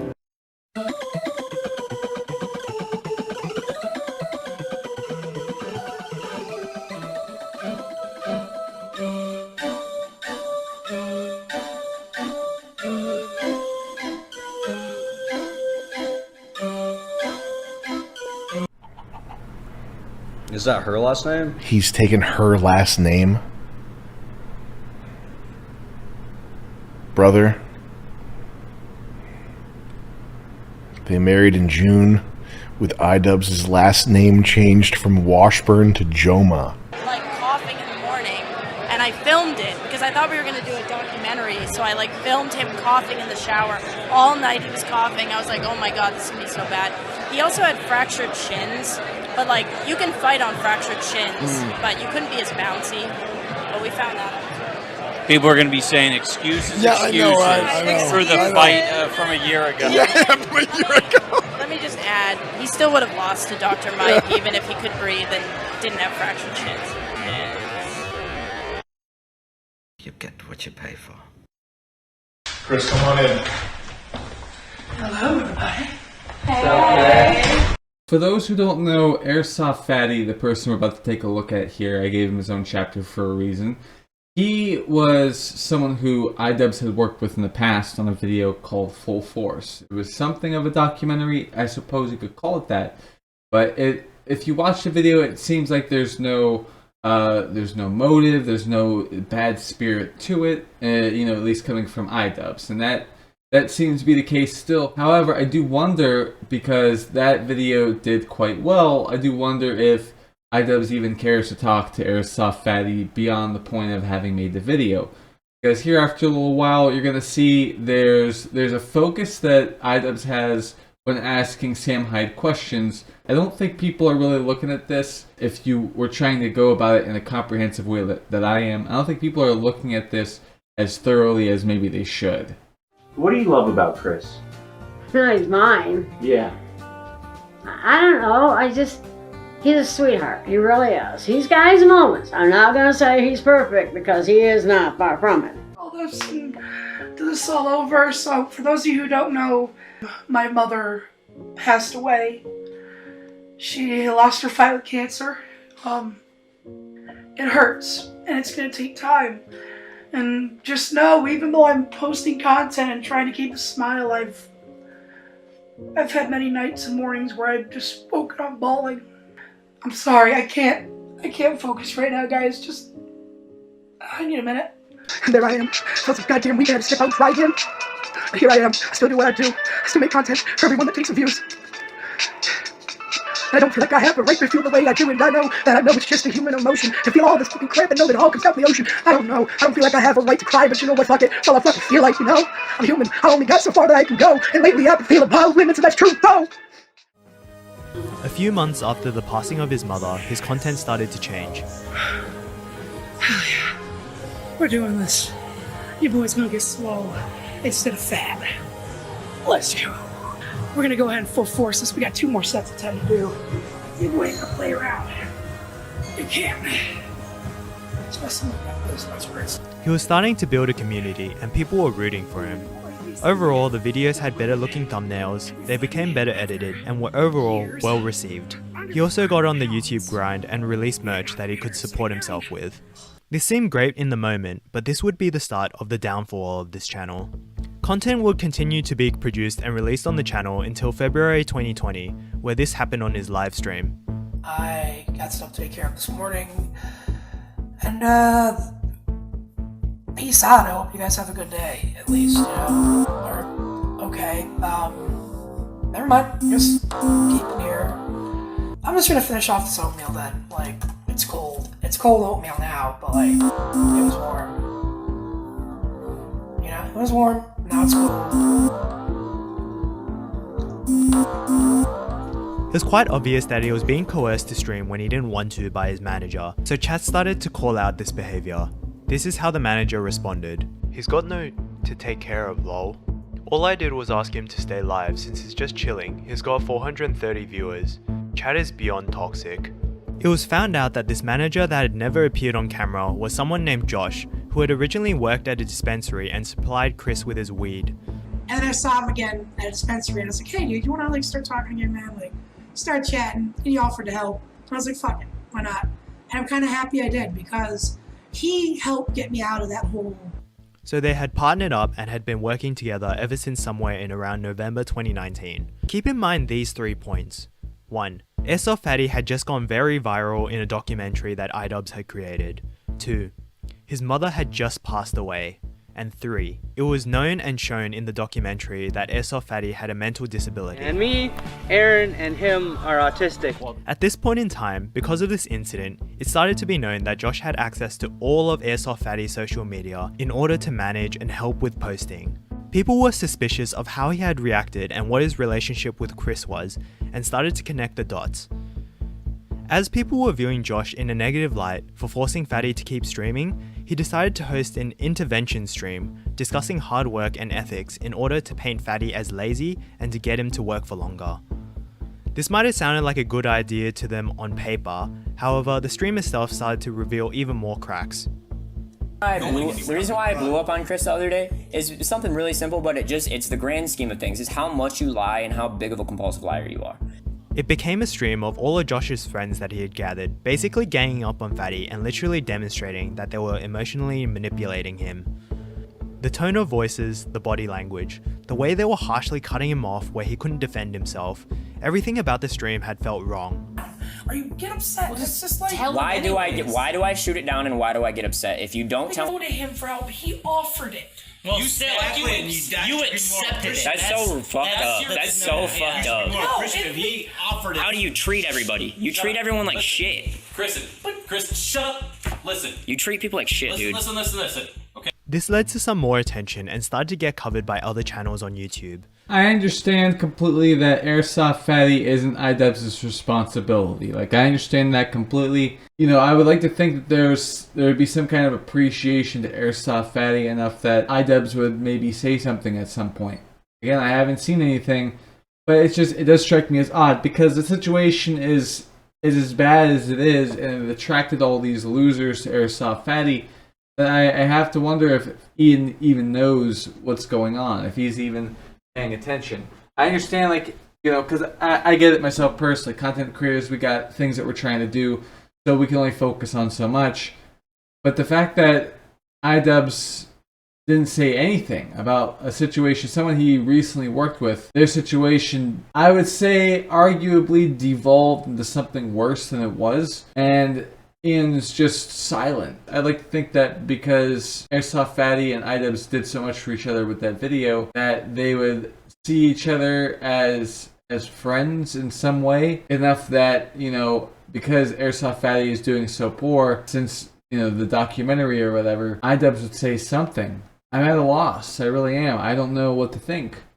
You know, it's just, it does strike me as incredibly strange. You know, if I had worked with someone and then a few months go by and their situation becomes so much worse, I'd probably say something about it. But that's just me, honestly. I don't know. Maybe it's just the kind of person I am. Videos started popping up titled, Airsoft Fatty's manager, Josh forces him to stream against his will. Airsoft Fatty's friends go full force, ? And Airsoft Fatty needs help. These videos not only covered what happened on stream, but also brought forth lesser known problems. It had turned out that Josh had taken a hold of all of Airsoft Fatty's social media, including Instagram and Facebook, not just his broadcasting channels that people had just expected. Josh was also demanding money for the work that he was doing, but all the revenue was coming from Fatty's previous older and more popular videos, ones where Josh had not been involved in the making of, as well as the fact that he had come to Airsoft Fatty offering his services for free. Don't quit the job. I told him. But that I isn't- said flat out, YouTube is not a guarantee. I YouTube don't care. Is a That very wasn't- volatile system. Are you just gonna make up these No, because I wanted you to stay stable. Dude, Because I know how volatile Chris, this he's is. gonna piss me off because Chris- this is shit that I'm talking about when you're making points that aren't important. I never told you that I wanted to fucking get paid right off ripping. I don't give a shit. When you're making $6,000 in 1 month, yeah, maybe you could pay me like $500 so I fucking feel like I'm at least getting something out of helping you $6,000 in a month. But other than that, no. Maybe 10% like one day. That's all I really care about. But guess what? I quit my job to help you, not because I knew that it was going to make me money. No, I did it because I wanted to help you and I didn't have enough time going to work and helping you because you are so much to handle that I can't work and help you.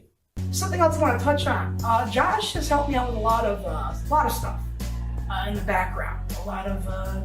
Some of it's been personal stuff, and Josh provided him with a place to stay after he had to leave his mother's house due to her passing. Chris said he was going to focus more on live streaming in order to allow Josh to focus less on the channel so he could de-stress. However, the audience wasn't settling for this and were asking Fatty to remove Josh from his life as they were worried about him. However, Chris stayed upbeat and hopeful, saying that, great, because the future is always going to be bright. It's going to be very blindingly bright. post livestream, his audience began to realize as soon as Josh had entered the picture, Fatty had stopped hanging around with any of his original friends, the ones that had been by his side from the beginning and featured heavily in the documentary. Josh probably had something to do with this as he was deleting and blocking whoever he chose. My name is Dimitri, and I was actually a part of the Airsoft Fatty crew for about a month and a half. Real quick, what I'm going to do is on the screen right now, you're going to see the email that I have received proving that this is true. It's going to be on the screen right here, so you guys can read that along. Now Mike is out again, and Chris is fully back in the hands of Josh and his little crew. Oh yeah, Josh has a crew now to help control Chris. Right there showing that he is separating good people from Chris because he doesn't want to get caught. Despite all this, he's still turning up to make videos and creating content. 2022 is Airsoft Fatty's year part 2. It is going to be the year of positivity, of change. It's the year where I'm about to be surrounded by nothing but support. And I'm going to go through life being a lot more happy.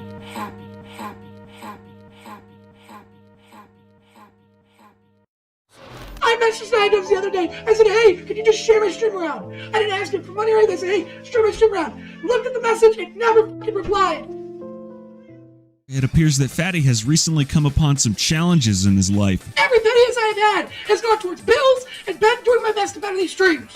As much of a fucking failure as I've been. Because I'm tired of people making me feel like shit when I reach out for fucking help. Because of this, he had reached out to iDubbbz to see if he could get some recognition and perhaps even a small shout out or mention. Although on the surface you may say that iDubbbz has nothing to gain from this and this is a purely one-sided deal, but reminding people of the documentary's existence could possibly give it a short second wind in the algorithm by giving Fatty some relevance. But silence, total radio silence from iDubbbz, did not even acknowledge Fatty's reaching out to him. And that's fine, he didn't have to respond. However, right now he's facing brutal criticism for everything from his wife's OnlyFans, his relationship with Hyde, and the recent Froggy Fresh drama response video. Undeniably, supporting a fellow creator would give him some good faith within the wider YouTube space, so it's quite confusing that he wouldn't choose to support him, even if only for his own interests. Perhaps his disavowal of his old content is related to this decision, but if that's the case, why is all of his old library still public on YouTube? Now, all of this begs the question, if iDubbbz was retarded enough to make a video responding to the Froggy Fresh drama, will he respond to this if it gets enough attention? I'm willing to wager that he will. Perhaps not with a full video like he did with Froggy. He'll probably acknowledge it via Twitter or other social media. Let the world know that this man has fallen from grace and was neglected by iDubbbz and subsequently brought into the loving arms of Jason Goldstriker.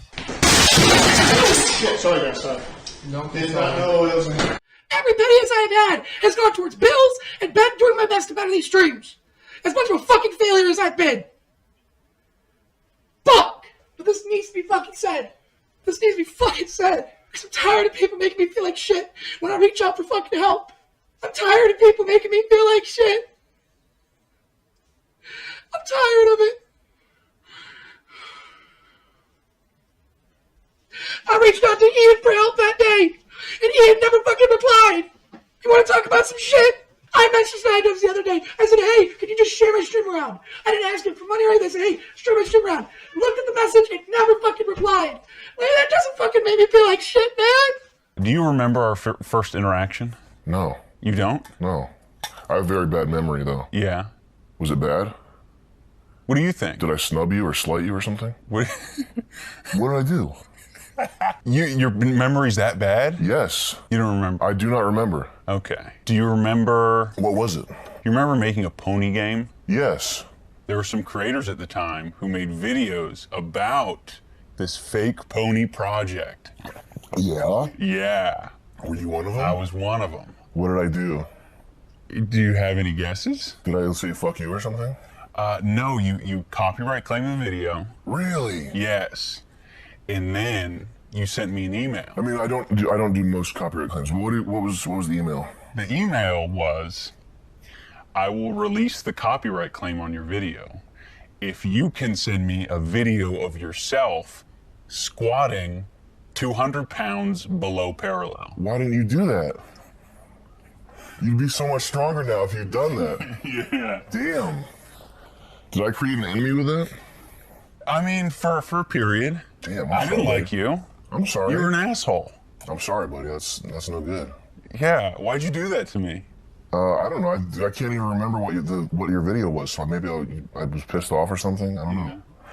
I was trying to not have that ruse get blown though. Right. So maybe that had something to do with it. That probably did. I'm sorry. I don't remember that. Yeah. Damn. That's what led to this day today. Really? Okay, so are you gonna punk me? You're getting punked. Really? How are you gonna punk me? I'm gonna make you look like an asshole. Really? Which isn't hard to do. Is that really the case? No. What the fuck is that? Okay. Part of me feels like you might be being disingenuous by saying you don't remember. I legit don't remember, 100% serious. Really? Yeah. Is it because you're, doing so much that you just sort of forget all the bridges you burn and all the people you fuck with? Did I burn a bridge with that? I could have been, but I'm a resilient person. I reached out to Ian for help that day, and Ian never fucking replied. You want to talk about some shit? I messaged iDubbbz the other day. I said, hey, can you just share my stream around? I didn't ask him for money or anything. I said, hey, share my stream around. Looked at the message and never fucking replied. Like, that doesn't fucking make me feel like shit, man. It's like, fuck, man. He couldn't even just say no. He just fucking looked at it. Is it because you're, doing so much that you just sort of forget all the bridges you burn and all the, like, people you fuck with? Did I burn a bridge with that? I could have been. It's like, fuck, man, he couldn't even just say no. He just fucking looked at it. I'm tired of people telling me it's gonna be okay, but it isn't. It fucking isn't. Because nothing's gonna change. As much as I want it to, as much as I put the work in to get it to change, someone's gonna be there to steal that shit or fucking take it from me. I'm tired of fucking breaking like this. I haven't had a decent night's sleep in a while, and right now I don't even know if I'm about to spend my birthday homeless because I gotta find a way to make some fucking money. And I got so many people that have ghosted me over the past 2 weeks. I'm trying to figure things out. No one's fucking replying. I feel like I'm alone. I've got a very small group who actually talks to me, and I really do feel like that sometimes. I'm tired of being this stressed. Are you here for the job? I'm doing interviews. I like what I said. Are you here for the job? I'm here doing interviews. I have an opening at my business. Would you be interested in feeding children to alligators? What? That's the job. Would you like to feed children to alligators for a living? It's quite fun but dangerous. It's the only reason we have an opening. After all, the alligator had mistaken the midget employee for a child and ate him whole. Would that be something you're interested in? Have you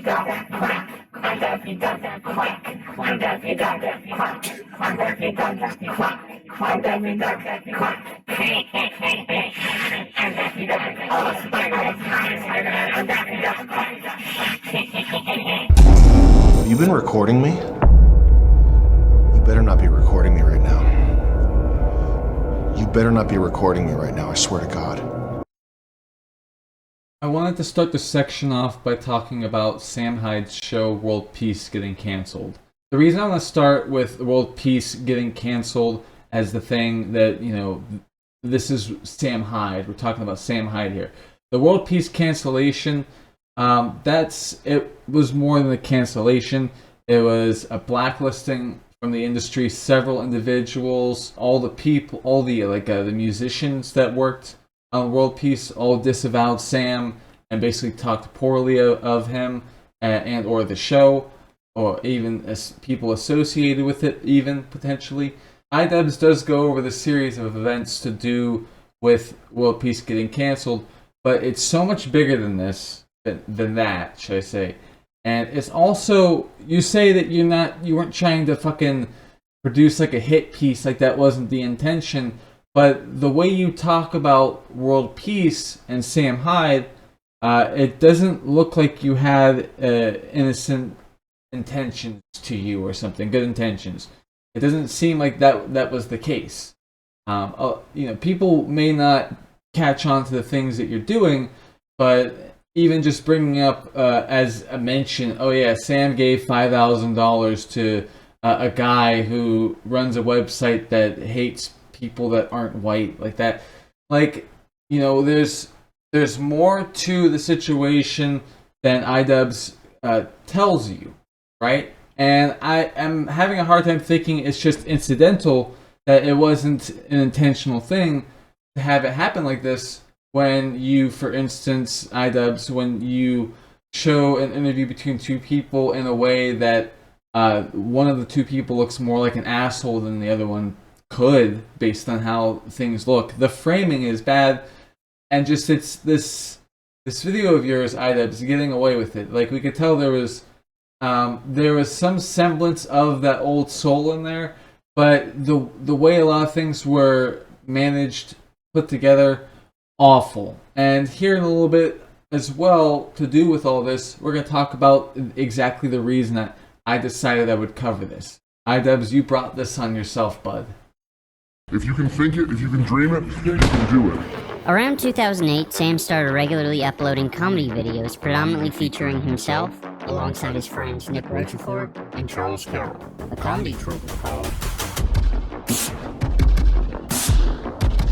The videos gained a large cult following on YouTube. The comedy style clearly pulled inspiration from absurdist Adult Swim shows like Tim and Eric Awesome Show. After MDE had established a following online, Adult Swim picked them up to create a cable television show. $1 Million Extreme presents World Peace. World Peace is the culmination of the 10 years of our, me, Nick Charles, efforts.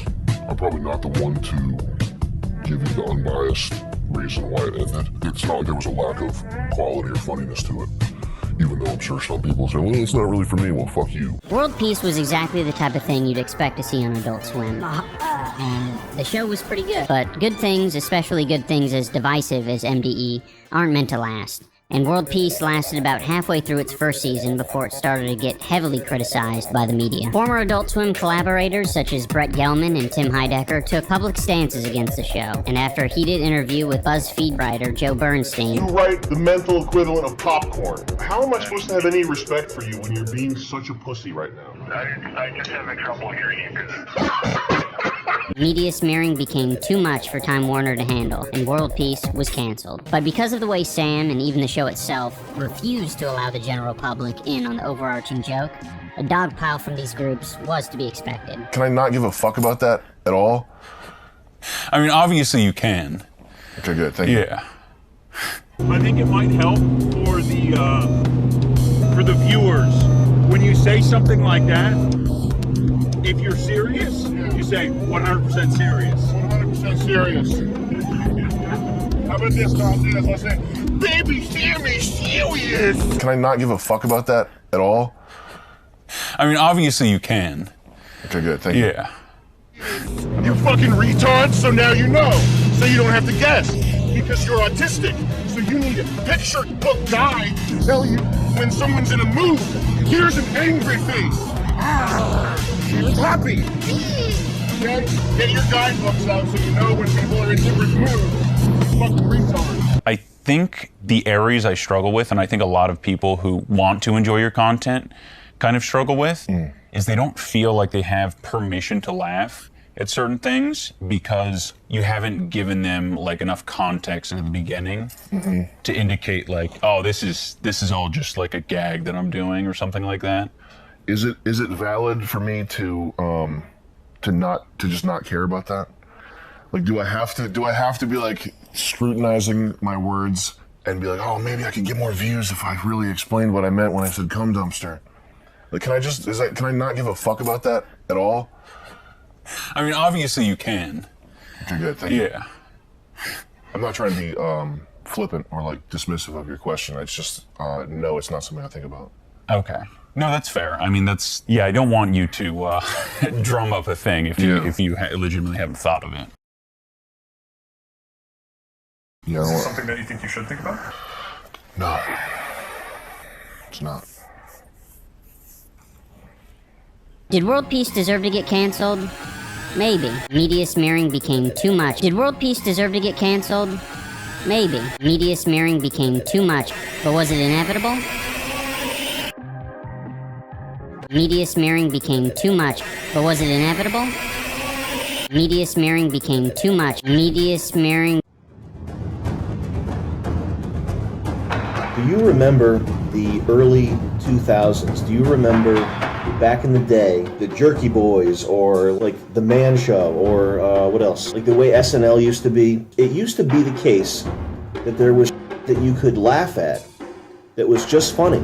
You remember that? Does that sound familiar? It doesn't sound like right now, does it? There used to be comedy that was just funny, and people didn't get their panties twisted up over, whether so-and-so is pro-Trump or is whatever different, whatever the thing may be. For those who may not be familiar with, can you tell our listeners a little bit about yourself? Yeah, I'm a comedian.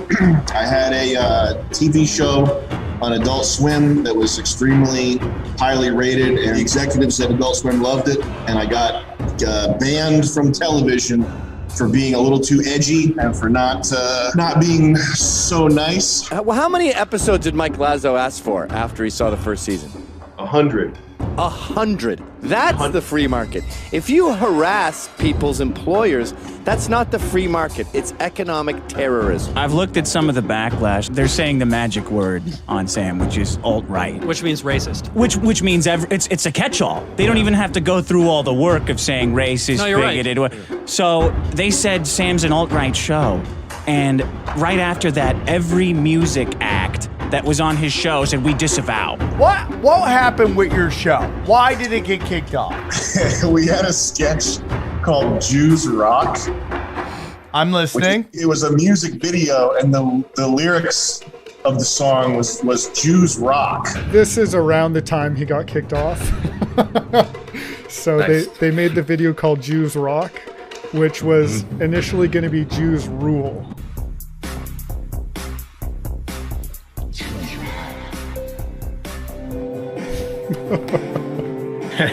So right there, that was the joke. Make this silly kids show thing, whatever, right? And then it's like shot at the executives while this is happening. That got him kicked off, though? Well, it's hard to say whether that was, but the kind of environment at Adult Swim around him, people started to have issues with him. They were calling him alt-right, and they were saying that he is an anti-Semitic racist person. And in some ways it's like, yeah, his jokes are definitely pushing it. That caused a BuzzFeed writer named Joe Bernstein. He's kind of like a Nazi hunter kind of guy. Like his whole career is kind of targeted on finding people who are anti-Semitic or could be, what they do could be construed as anti-Semitic. And what he did was he wrote an article that got like 6 people read it. It got like 20 engagements on Twitter. Nobody saw this article that he wrote.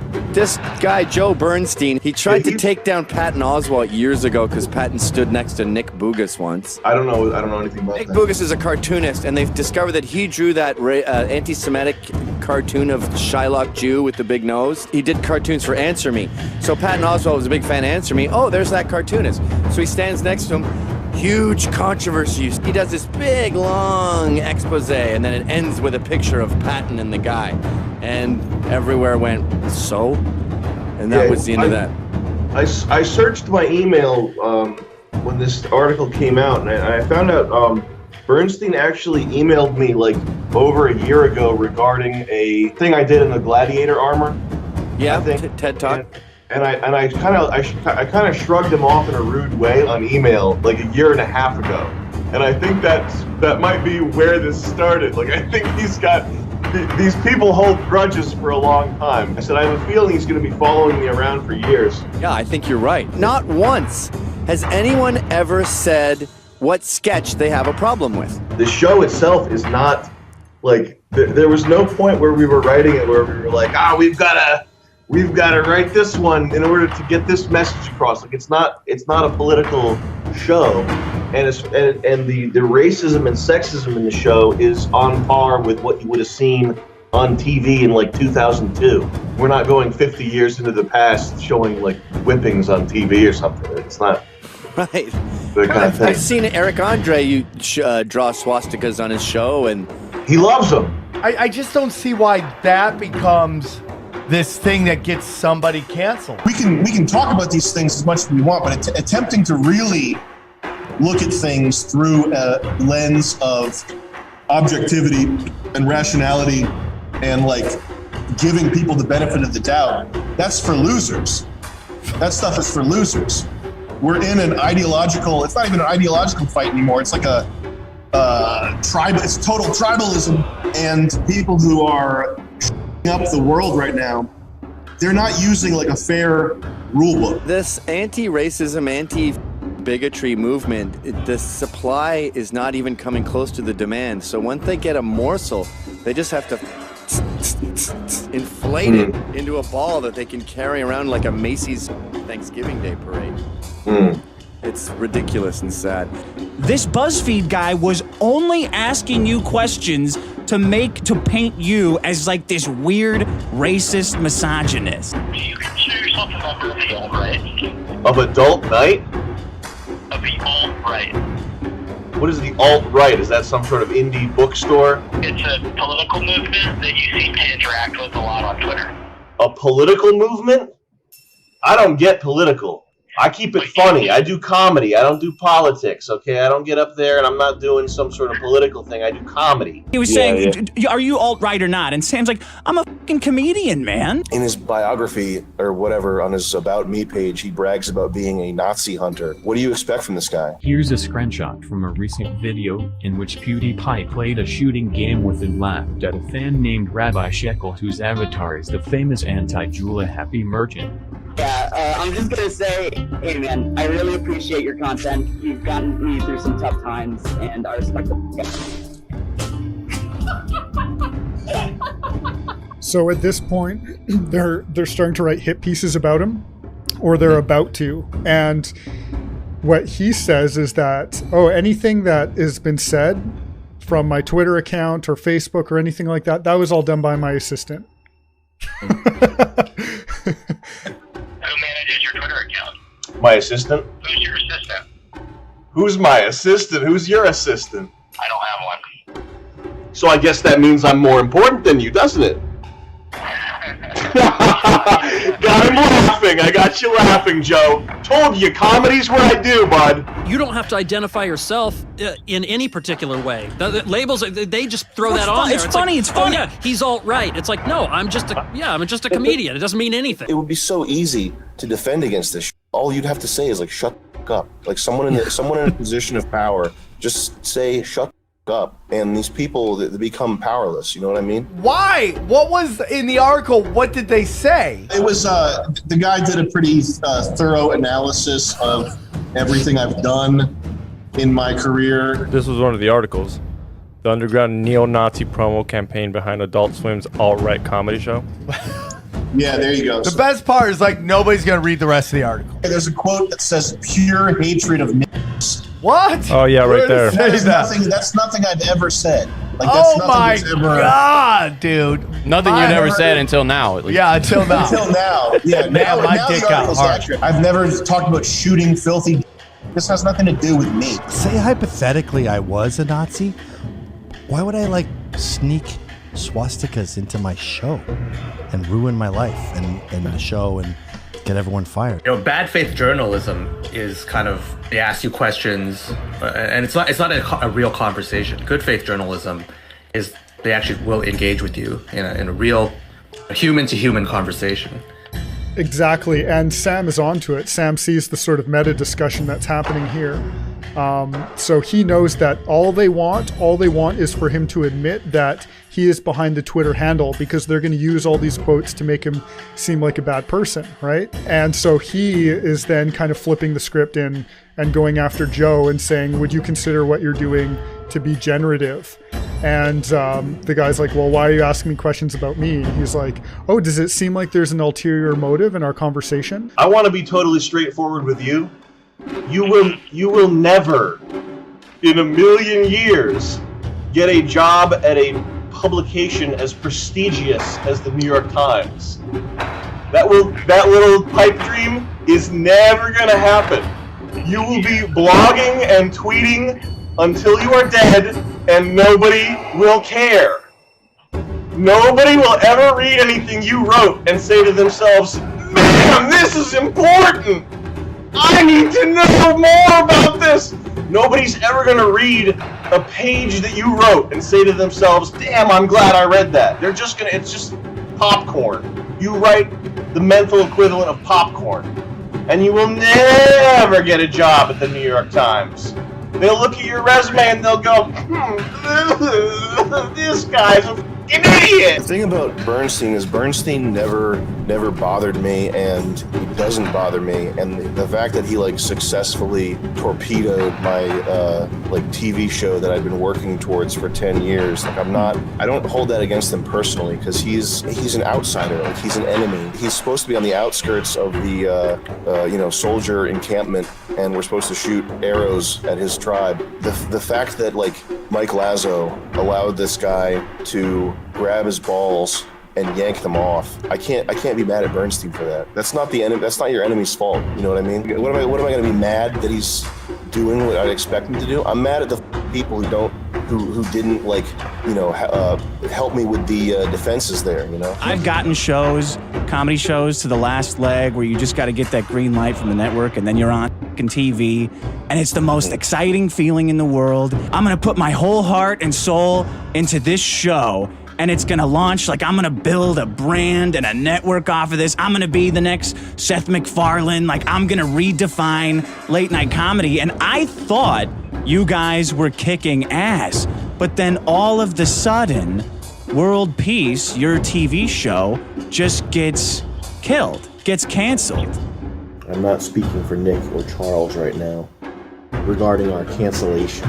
Okay, our show is not political. It touches on topical issues, but it's not supposed to be a vehicle of some sort of ideology or something. It's just supposed to be funny. Ultimately, it was Turner, Adult Swim's parent company, that brought the hammer crashing down in response to the articles. They got 10 or 16 retweets, so they did not enjoy viral success.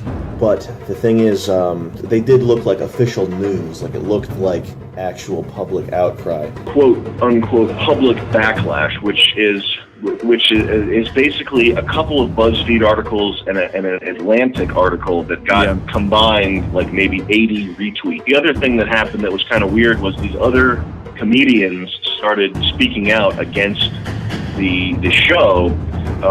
Tim Heidecker, Brett Gelman, this guy named Vic Berger. That sort of combo, it looked like it resembled a grassroots anti-world peace uprising. So that's what got it nixed, I think. How many shows do you make for Adult Swim? How many shows are you making for them yourself personally and through Absolutely? What is it, 10?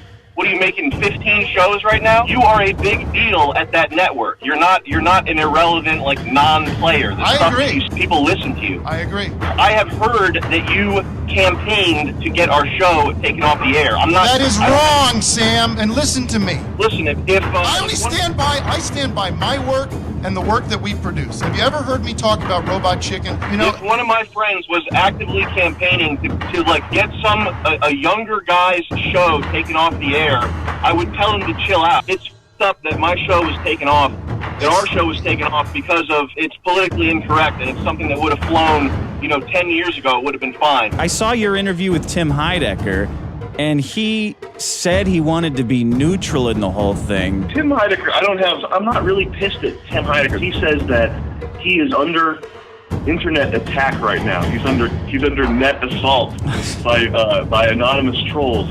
And he says that I'm the one who sicked them on him. And listen, let me just say this, Sam. You guys seem to have a very voracious audience that cares very much about what you do. Dude, you pissed off Poll. You pissed off 4chan and 8chan. That has nothing to do with us. Okay. Our audience is not fucking with you. Okay, well, they say they are, so I don't know how to differentiate. What am I supposed to do? Do you think he's pissed at you and trying and like subtly? Because, the art of influence can be very subtle. Tim could be behind the scenes making suggestions. He's got 3-4 shows on Adult Swim now? I think he probably said something to the executives at Adult Swim, and he also told his fans to call advertisers and complain if they didn't like the show. Damn it! That's not exactly being neutral. But no. These guys helped get the show pulled. Tim encouraged his audience to call advertisers and complain about our show. It's a complicated thing. If you like the show, great. Support the show. If you're listening and you hate this thing and you think it's evil or you think that it's spreading messages of hate, you should speak out. You should go and let the advertisers know what you think. You're pretty supportive of the effort to get the show pulled down. Because why? Is How it so? racist because I wore blackface, which Sarah Silverman does 10 times a year? How did but there's no evidence of me doing anything. I've heard reliable people say that you were instrumental, that Judd Apatow talked to Adult Swim. You know what the last time I talked to Judd Apatow was? He talked to Judd Apatow and tried to get Judd Apatow to talk to the executives on his behalf or something. That's what I heard from Walter Newman. If you lose the war of ideas, like our show got better ratings than Eric Andre's first season. Our show was a hit. The Adult Swim executives loved our show. They wanted to buy the next season right away. They wanted to shoot 100 more episodes. So, like, you lost the fair and square idea battle, and now you're resorting to dirty tactics. And he's claiming he's like totally neutral or something. No, dude. You weren't totally neutral. You supported your friends and told people to call advertisers and complain about our show, man. I didn't really have a strong feeling about it either way. The only shows I don't want canceled are my own. Didn't you campaign against our show? Didn't you talk to people to tell them you didn't like the show? Nope. Sam, I've talked about this for the past 3 weeks on the show. I've been very honest and forthright about my experience with the show and with your audience. You've been supportive of your buddy Brett Gelman. Yeah, who has exactly.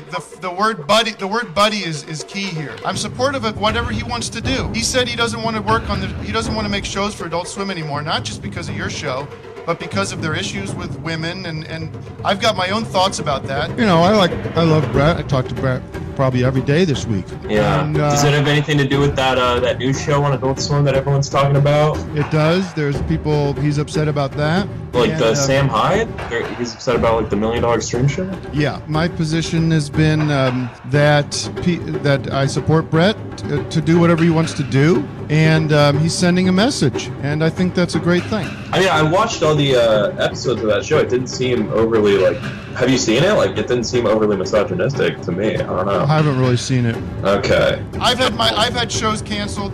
You can feel bad about it. Pick yourself up. Make shit. I'm not canceled. I'm blacklisted. You know what that means, right? This is not my fault. This is not my fault, Sam. Okay. This is the choices. I hope you enjoy life. You know, my back is killing me. Like I said, I've gained a lot of weight. So, I'm not walking on clouds every day. Dude, I can't afford health insurance. What the f*** are you talking about? Your back hurts. You know, even with all of the research that Ian and company could have done, the one issue I'm still going to have a problem with is that several times, as I've just noted, Ian has tried to make it a point to have comedy cleared up for an audience. Not the audience, but an audience. You know, that's not something you should be doing. So you're trying to say that some things are an issue when they aren't. And to make it possible for there to be a misrepresentation of Sam is not really ideal. What I mean by that is you'll have all these moments with Sam during his interview with Joe Bernstein. You don't give over any opportunities to make it seem like maybe both people are questionable and not just Sam. Because Bernstein is more than just a curious party. He's a guy who's looking for anything that can help him advance his career. And you know that. You know that, understanding what exactly a journalist or whatever is, like what they would want to do. You should be well aware of how these people tend to operate. And you're making someone, Sam Hyde specifically, look as though they're doing something awful, while also understanding that Sam Hyde is in a very vulnerable position. So even to people who aren't, like, they have no idea about Sam Hyde, you're going to make him look worse than he actually is. To complete strangers to the situation. Like, it's bad enough that Sam is in the position that he's in. You have to then also exacerbate. It's not a good idea to take someone and make them look worse than they are. That's not kind. Don't do that. Regardless of anything that they could have done, the fact that they try to punish people who are unclear about things, people like Ian and other people that would do anything like this, put out like some kind of video on something, to try to punish things that are intrinsic to that thing. Sam Hyde he's unclear, right?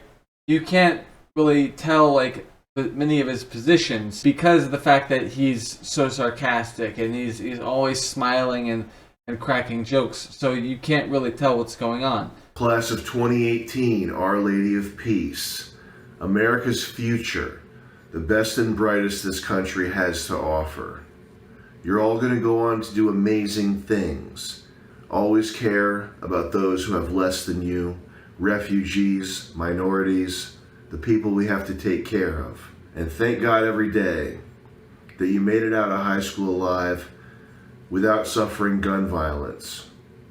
Gun violence is one of America's top problems at this point.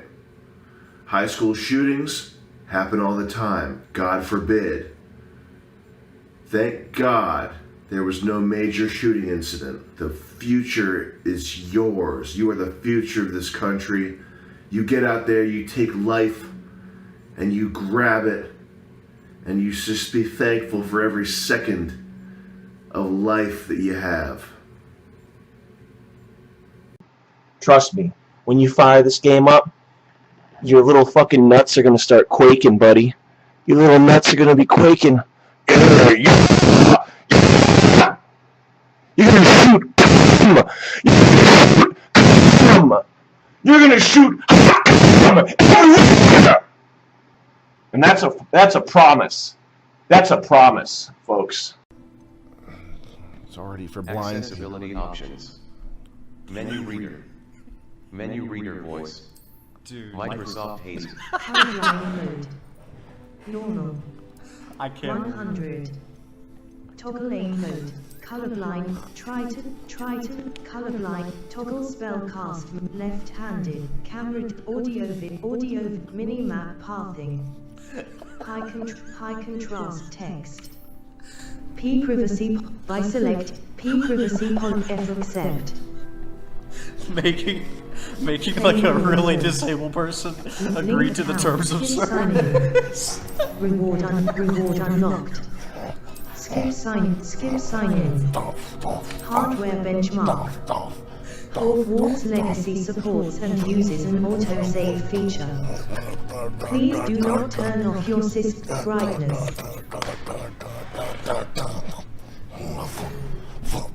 We are pleased to inform you that you have been accepted to Hogwarts School of Witchcraft and Wizardry. Presets. Escape. Finalize your character. Voice 2, Voice 1. Easy. Heart. First name.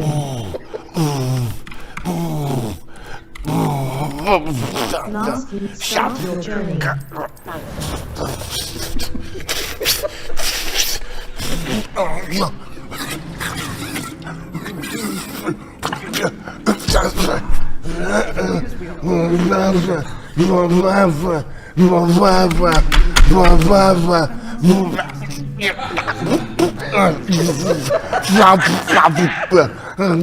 Sure, I've never seen anyone take so quickly.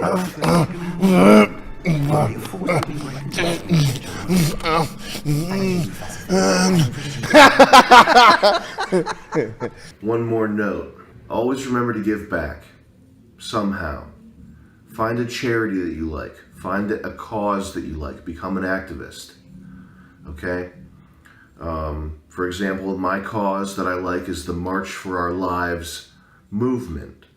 This is David Hogue, the gun control marches that are sweeping the nation, where young people are letting their voices be heard about gun control. The March for Our Lives movement, which teaches the nation about gun control, is a chance for the youth of this country to have their voices heard. And that's one of the things that's especially compelling about March for Our Lives, is that it's high school students. You know, these kids they've been affected deeply by these violent school shootings where anyone at school could get shot by some psychopath. And the March for Our Lives movement is to show people that guns do not belong in schools. How do you even clean this thing? Like, you should be leaving people like that alone.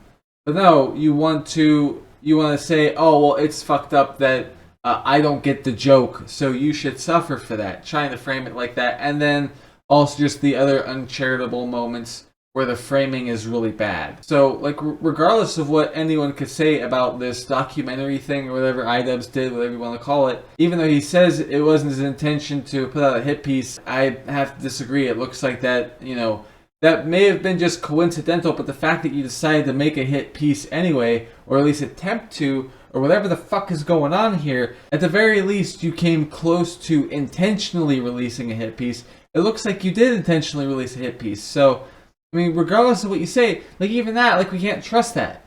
You know, when we look at things comparatively, we can't trust that.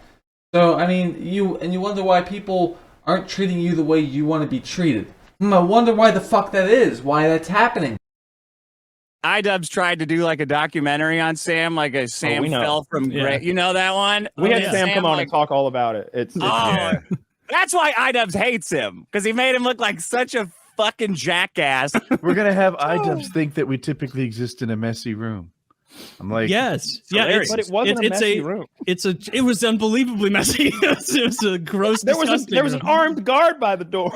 That documentary, like, I thought the whole thing was hysterical. Like, it was great, and he made iDubbbz look like a fucking retard. Like he made him look like a smug trying to pull one over on someone retard. And meanwhile, he's having something pulled over on him. But Sam is doing it in a way that's like humorous, and there doesn't feel like there's an angle at it. Like at the end, when he does that big reveal, he literally is like, "Wait, so that wasn't your girlfriend?" He's like, "You think I'm dating a fucking heroin addict? Are you retarded?" Like when he shuts it down so succinctly like that, it's like, you fool, you absolute fool. You were here to try and get dirt on me and then and make me look bad. No. Here's the tables have turned. And of course iDubbbz doesn't like that because it makes him look stupid. And so I guarantee he doesn't want to be doesn't want to Did iDubbbz look stupid to you? Oh yeah. Yeah. And everyone who saw that agreed he looked stupid. I thought he looked stupid at the girlfriend part. We're in total lockstep. Like, I get it. Other stuff, like iDubbbz and Sam Hyde were gonna box. And I remember Sam Hyde was encouraging iDubbbz to like try a little harder. Like, don't worry, you're not gonna hurt me.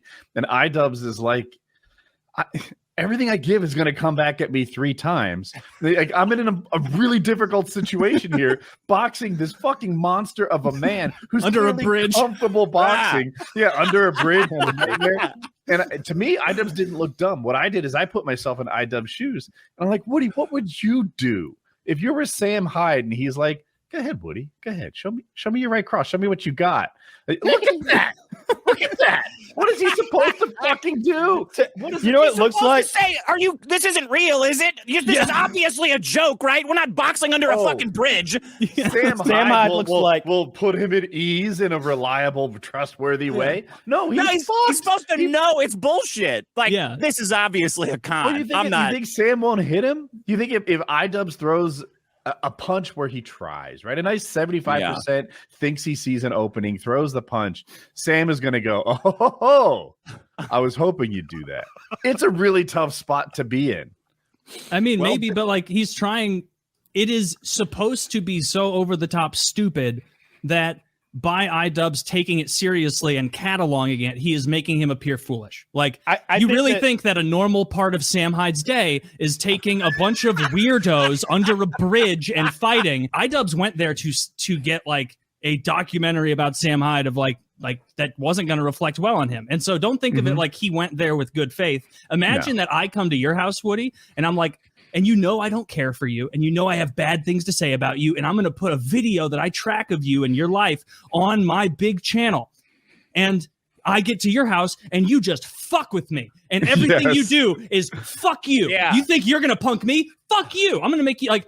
you would be totally justified in doing that. You would be totally justified in being like, yeah, what I like to do, Taylor, is go in the middle of the woods and then we naked wrestle. What and then you put me in an uncomfortable situation and you go, haha, this fool who was trying to lampoon me is being lampooned. Fuck you. Yeah. You think you're going to punk me? Fuck you.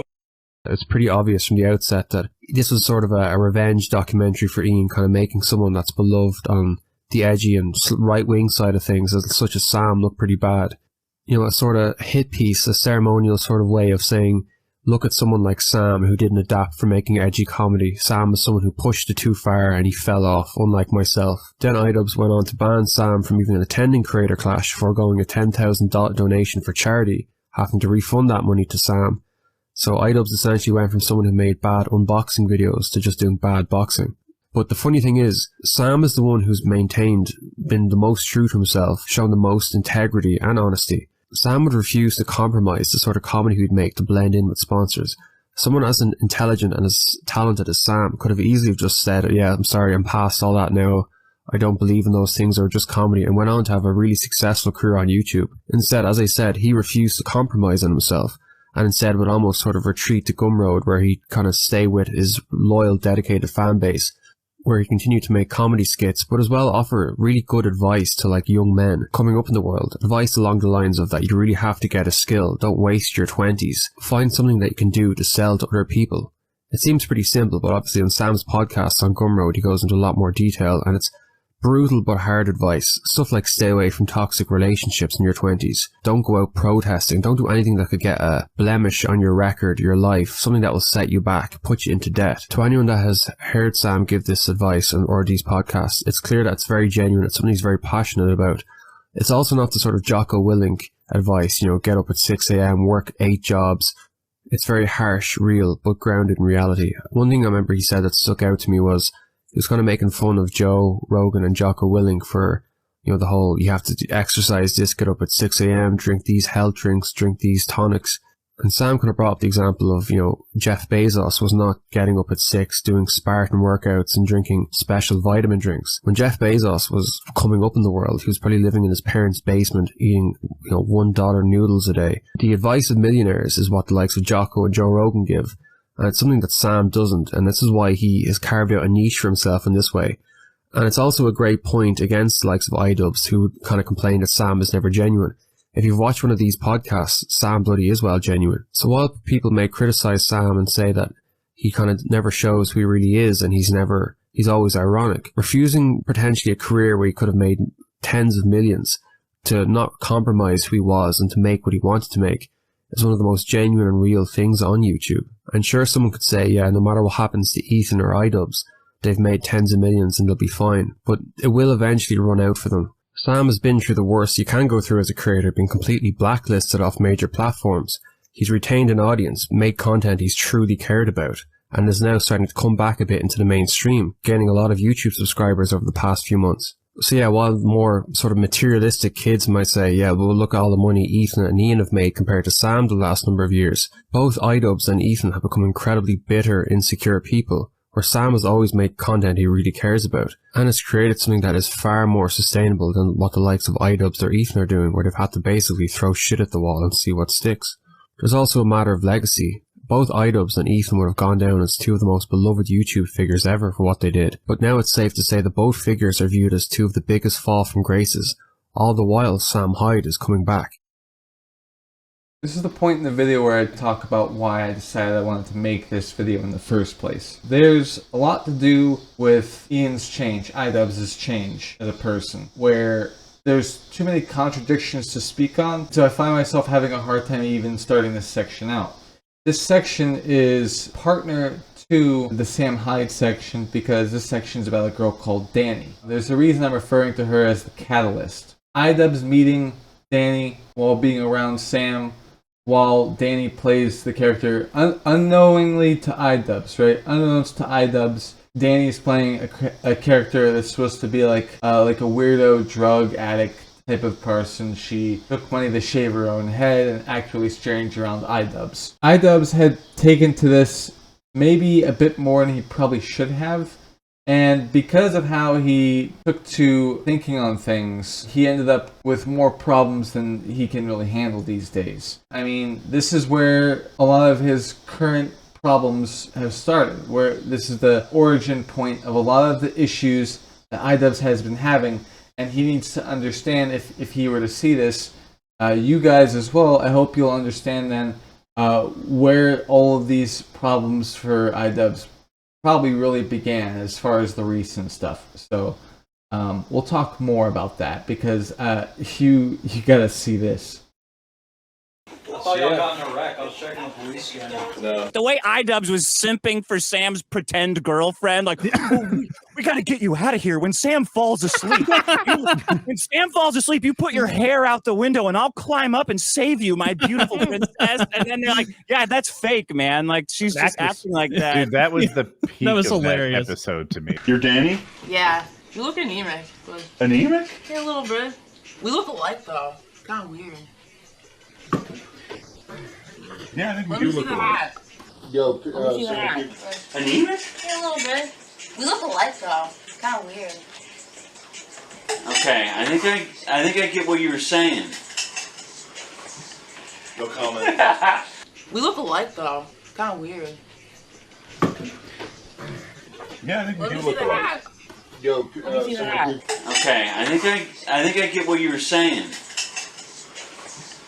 No comment. We're going to be getting a little bit ahead of ourselves here for a moment, talking about a character called Froggy Fresh.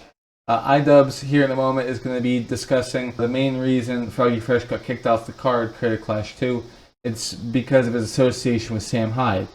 The things that iDubbbz brings up in particular, one of those things is, oh, hey, you know, there are all these comments that Sam made about my wife, and I don't approve of that. So he's going to play a little collection for us here in a moment. The main reason Froggy was kicked from the card was for collaborating with Sam Hyde. And, you know, for anyone who's been following the story, that's, you know, fairly obvious. Froggy has explained, you know, his side of the story multiple times. And unfortunately, he's been perpetuating a narrative that it's about OnlyFans or that it's about Anissa's mom. And that's extremely deceptive because he knows why he was kicked from the card.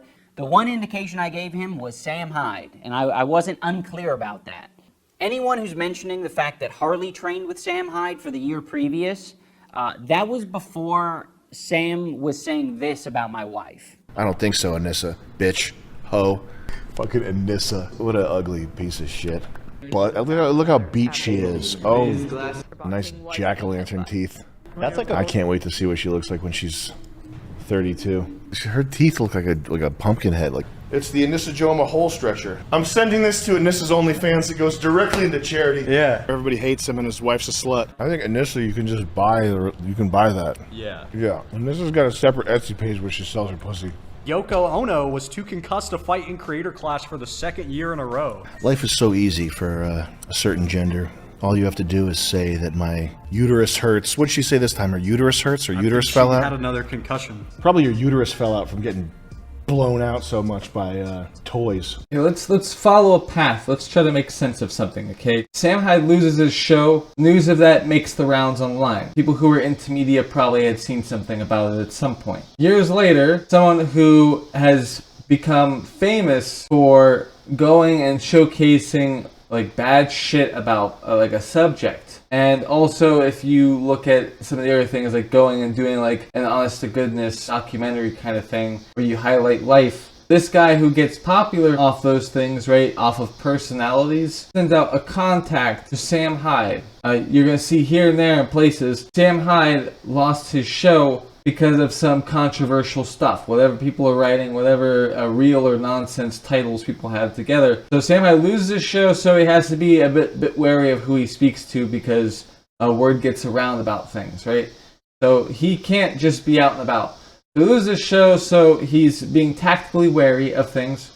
Gets a contact from someone who is famous because they focus on personality. A great heavy number of those being like the content cops, right? Sam Hyde realizes that he could get himself back up there. He could get back on his 2 feet if he takes a good opportunity. But, you know, because of his history, right, he knows how to maybe be more careful, for instance, right, around people who do media and personality-centric pieces, okay? Sam Hyde says, yeah, sure, let's do something together, let's film something. Spends $15,000, by the way, Sam Hyde spent on his interaction, his week with iDubbbz. Spent $15,000 on getting this whole thing together, getting the office space, getting the actors, the actresses, whatever you need. The situation when the personality media guy gets there, right, iDubbbz, has everything together so that it's zany when iDubbbz is there and everything is in motion.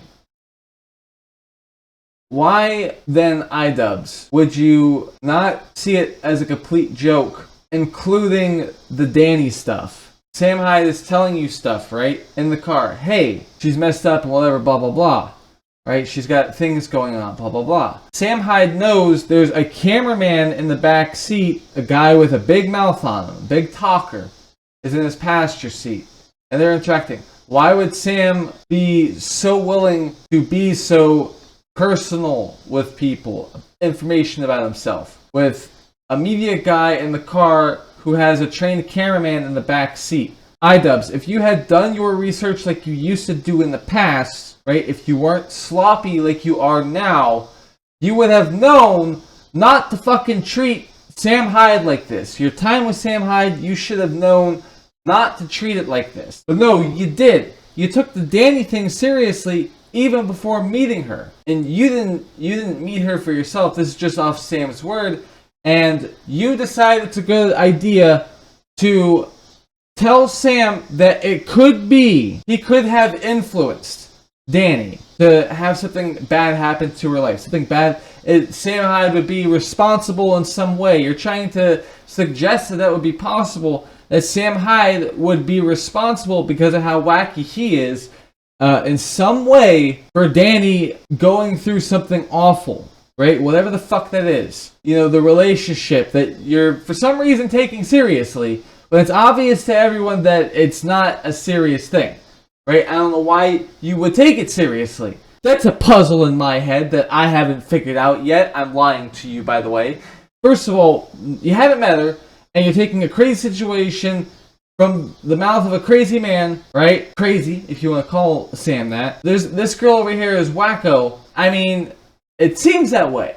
But why would you, when you initially had asked if this was all serious, why would you, if they're putting in the effort to make it look convincing, why would you take them at their word because you're easily fooled? Why would you take them at their fucking word that the situation, when you know you're entering into an entertainment zone with a comedian at the helm, okay? Why the fuck would you take it seriously and take their word seriously? You should be perceptive enough as a comedian to not actually be able to take this seriously. It's very clear and obvious you are entering a fucking amusement park, okay? It's so obvious, and like there's buzz around iDubbbz, right? So because iDubbbz is a wacky guy, maybe you want to, you know, mosey up to the guy and make connections with him. So you want it to be a fun time. So of course it's going to be like ridiculous, right? Because people are expecting you. So because people are expecting you and people know who you are, that you're a big shot, right? Having you there is a good opportunity. So of course everyone's going to be a wacko person. Of course. The whole situation was so goddamn obvious, and you took them at their word when you asked them and believed them when oh, is this serious? Yeah, it's serious. What? So you took it serious, and you took a character, Danny, right? This girl's a complete anomaly to you. Maybe you've heard of girls that act like this, that look like this, right? Maybe you've heard of shit. Maybe you've seen some shit, but probably not enough. You probably have no experience with girls like Danny. The ones that are authentically like that. And the situation is wacko.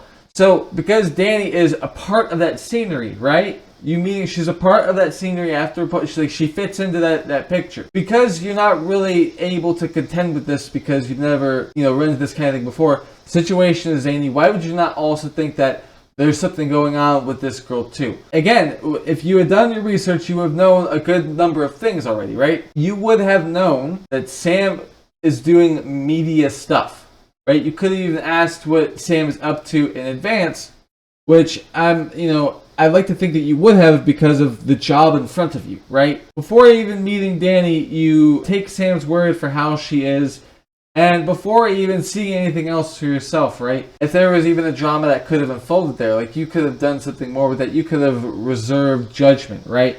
But no, instead you just hear one side of a thing from a guy who, while you're with you, and try to put upon that person some responsibility for a life that seems to be falling apart. You haven't even convinced yourself of anything to do with her. Like, you haven't spoken to her. Never met her before in your life.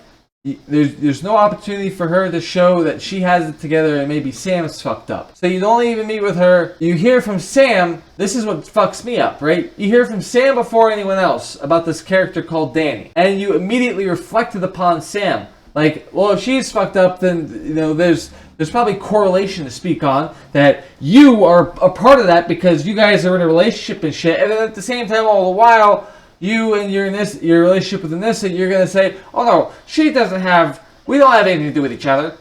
Anissa and I, she hasn't fucked me up, I haven't fucked her life up. You know, so you're doing that, right? You're saying, oh no, there's no link here. But with Danny and Sam, you're saying, oh, there's a link there. You know, you guys influence each other. But, you know, Sam has probably been driven crazy by Danny, so he's treating Danny like shit. So, you know what I mean? Like, you're trying to suggest that Sam could have something to do with this young girl falling apart. You took a zany-ass situation seriously, and you decided you were going to try to blame Sam in some capacity for shit that you have fucking no clue about. Why would someone who you should understand is under threat of not being able to do entertainment shit anywhere, because some places he can do things and it's fine. These days it seems like things are fine, but still he's blacklisted from the Hollywood thing Sam Hyde is, right? Because of all the shit that the media put him through, and because of what they put the entertainment companies, Adult Swim, other places, okay? Because of what these people put Sam Hyde shit through, you should have known that Sam Hyde's not going to just reveal things that could hurt him to a fucking media guy. But no, it's Sam Hyde, this character that I'm taking seriously. This character, you know, even though everything around me is fucked up, I'm taking this seriously, especially seriously, and I'm doing that in an effort to suggest that Sam Hyde could be responsible for a girl falling apart. Why do you think so many people, this thing, if by itself, people could look at this thing by itself and go, oh, that's all I need to see, that you were trying to do a fucking hit piece thing, right? That's all anyone needs to fucking see in order to cast your efforts in a bad light, okay? All the shit that Sam Hyde has said about your wife, these are things that are being said by a comedian after you tried to imply that Sam Hyde could somehow be fucking responsible for, the destruction of a young girl's life, a girl that you know nothing about. Sam Hyde fed you a snippet of a fake fucking life, right? And you thought it would be wise. 3 times that I can think, I believe, in total, that you have tried to cast Sam in this light where he could be somehow fucking responsible for this girl falling apart. You don't know these people, and you think that Sam Hyde is just going to trust some random fucking media guy with anything about his fucking personal life. And Froggy Fresh has to suffer because of you. Froggy Fresh had to suffer. Chris Reagan had to fucking suffer. People to do with this. Everyone has had to suffer because of you acting like a fucking moron with all of this. You started this completely. You started this first by trying to say that Sam is somehow responsible for Danny's downfall, or however you want to fucking put it, right? You're trying to say he's responsible for that shit in some capacity. Frame it that way. You wanted that to be part of your shit for some reason, or you wouldn't have involved any of it at all whatsoever, even after being fucking duped. Even after it was proven to you that it was fake, you wouldn't have still kept it in. Resolution! It's a fucking joke later. It was all fake. No big fucking deal, guys. Yes, big fucking deal. Because you have had this deal damage to many of your business things to do with people like, again, Froggy Fresh. And because you guys had to kick Froggy Fresh off the fucking card, Chris Reagan got mismatched. You literally okayed all of this. You okayed everything by trying to make it seem like Sam Hyde could have had something to do with Danny potentially dying from being on drugs. That her life was destroyed by Sam, and you tried to frame it that way. Yes, you fucking did. You cannot deny that because, like several times in your own video, you have to involve that shit. To what length, right? To show that Sam is some kind of comedian or whatever, right? And then afterwards, you're saying that, I'm taking everything Sam Hyde is being serious. I'm taking these obvious fucking jokes about my wife as a serious thing. You basically tried to fucking ruin Sam Hyde's life by even like remotely trying, even thinking on framing it like Sam Hyde could have had anything to do with Danny's life falling apart. You fucking did that. So I don't want to hear shit about what a comedian is joking about your wife. You've had people seriously come under a great deal of pain. You have taken time from people. You have taken life from people with this shit. Again, you can have all the intentions under the goddamn sun to do with why you decided to pursue framing Sam like he could somehow be responsible for a young girl's life falling apart. You did that. You try to your millions of followers and anyone else that happens upon the video where you spend time with Sam Hyde several times. You could have referenced anything else at any point when you were with Nick Rochford, right? And Sam's like, why do you think I'm like a wacko guy, iDubbbz? Why do you think that about me? It's your relationship my relationship with Danny? Why? We'll talk about it later. You're not just a pussy. You're not just a fucking idiot. You're a dickhead. Like, you have no respect. And you think that you discovering empathy makes you like some kind of leader in how to like talk with people and interact with people.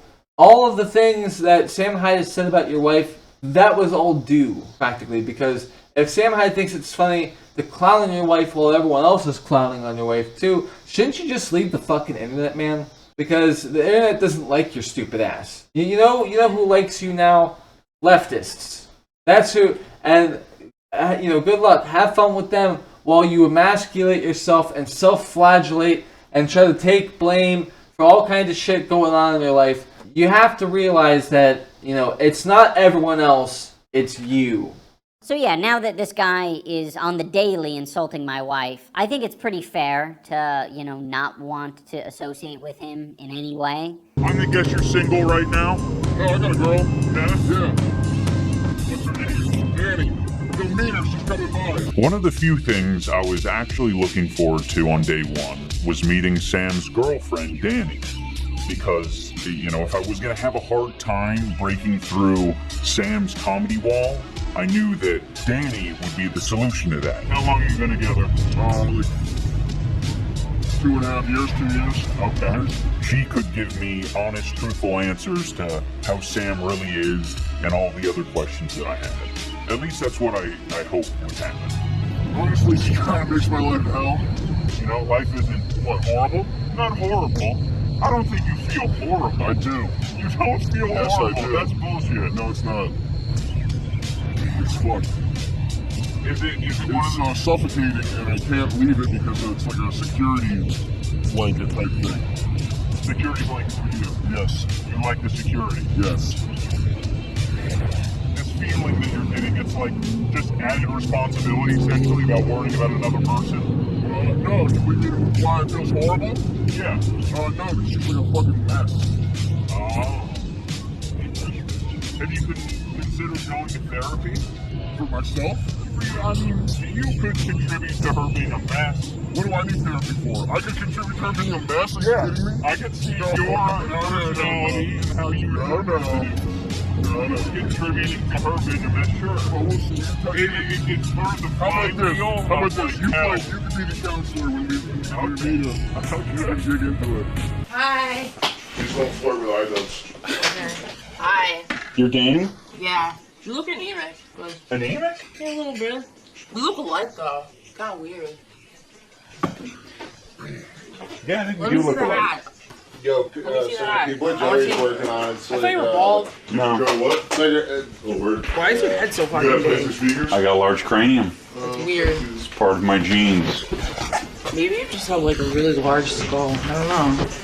Have you like weighed your head? I have not weighed my head now. So. Oh, well, I haven't like weighed my head without the fluid in it in like a while, but yeah.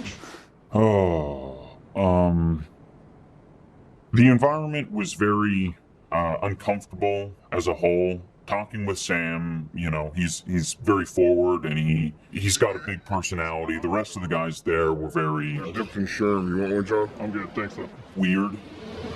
The whole environment was weird. But when it came to Danny, it was just sad. Okay, so yeah, I think you just like stop smoking your blood pressure, so it's like all the way that can't you like give to her, your blood just stop growing and you fucking die. I really didn't know how to feel. I would say that the rest of the guys made me medium level uncomfortable. Danny made me extremely uncomfortable. Hey, Mark, you want to see my tattoos? I feel like a dog sitting on the floor. At that point, I feel irresponsible just like talking to her. It felt like we need to get her help or something. I'm basically small. Yeah. Same height. We're the same height. That's true. I thought it was going to be a lot colder here. It is very cold. That's not too bad. What color is it? It'll be brown, I think. No, that's like yellow. Green? Yeah, you might be right. Dan, can you stop trying to fuck iDubbbz?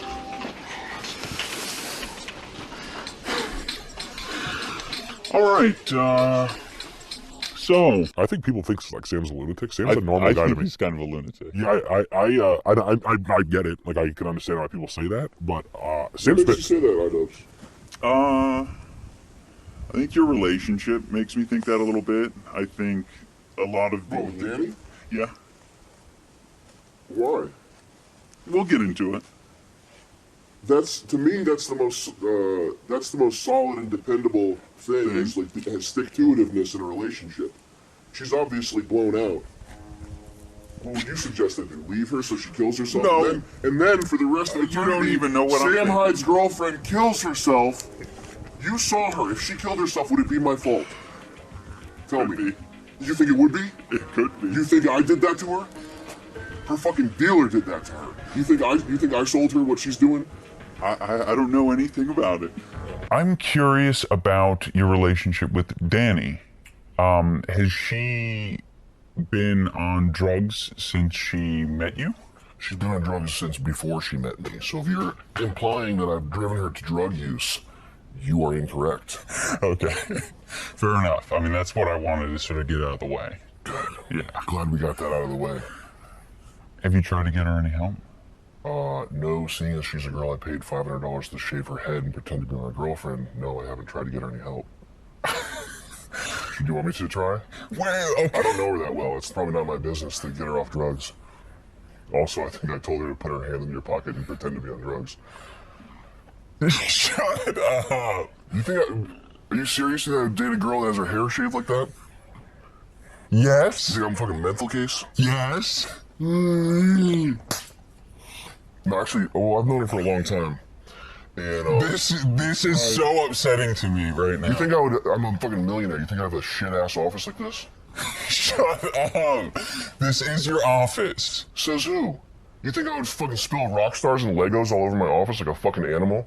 And have 20 people in a fucking dentist's office? You know this is a converted dentist's office, right? That's why there's like paintings of like whales on the walls and shit. Ian, you silly guy. So you're punking me. I'm not punking you. I'm trying to make it. I thought it'd be funny for your fans. I thought they'd like it. The whole thing. I would never do anything. The whole thing's a ruse. Actually hurt you or upset you or make you look foolish. I would not do that. So, how do you know Danny? Art school connection. I think she's a friend of a girl I fucked in art school. Yeah. And she doesn't do drugs. No, she does hair and nails. I don't know if she Danny's not on drugs. No. She's a good actress, right? Oh, are you kidding me? No. What the fuck?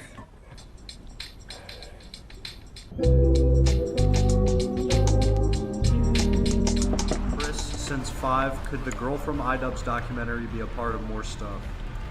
No. I'm not gonna get. Oh, people are gonna be like, "What's the backstory?" And then they're gonna be, "Oh my god, what's happened?" There's I got like a text from her. Yeah. It was basically like, "My boyfriend's a neo-Nazi and he is in a gang and he will shoot you." Because I asked her to be in like a follow-up thing. Yeah. She was like, "My boyfriend really didn't like that. He's a neo-Nazi. He's in a real gang. He will shoot you. He deals drugs."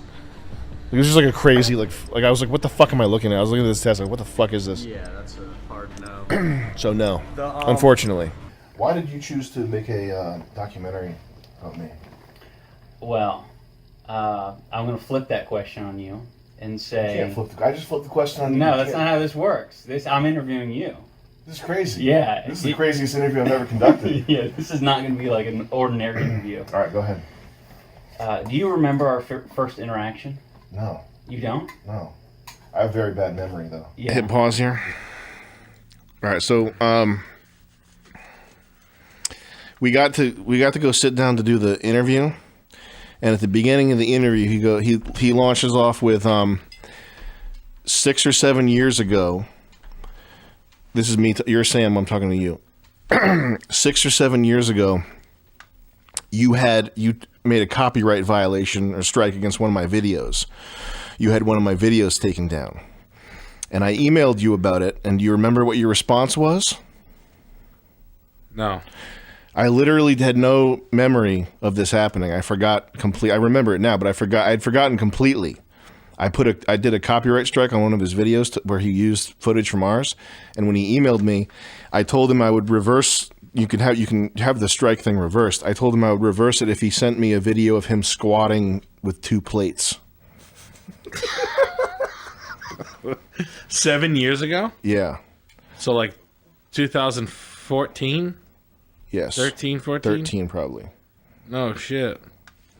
That's a long time ago. What do you think about that, Jet? That is I don't know why he hadn't forgotten that. I think you were saying that he knew you 7 years ago.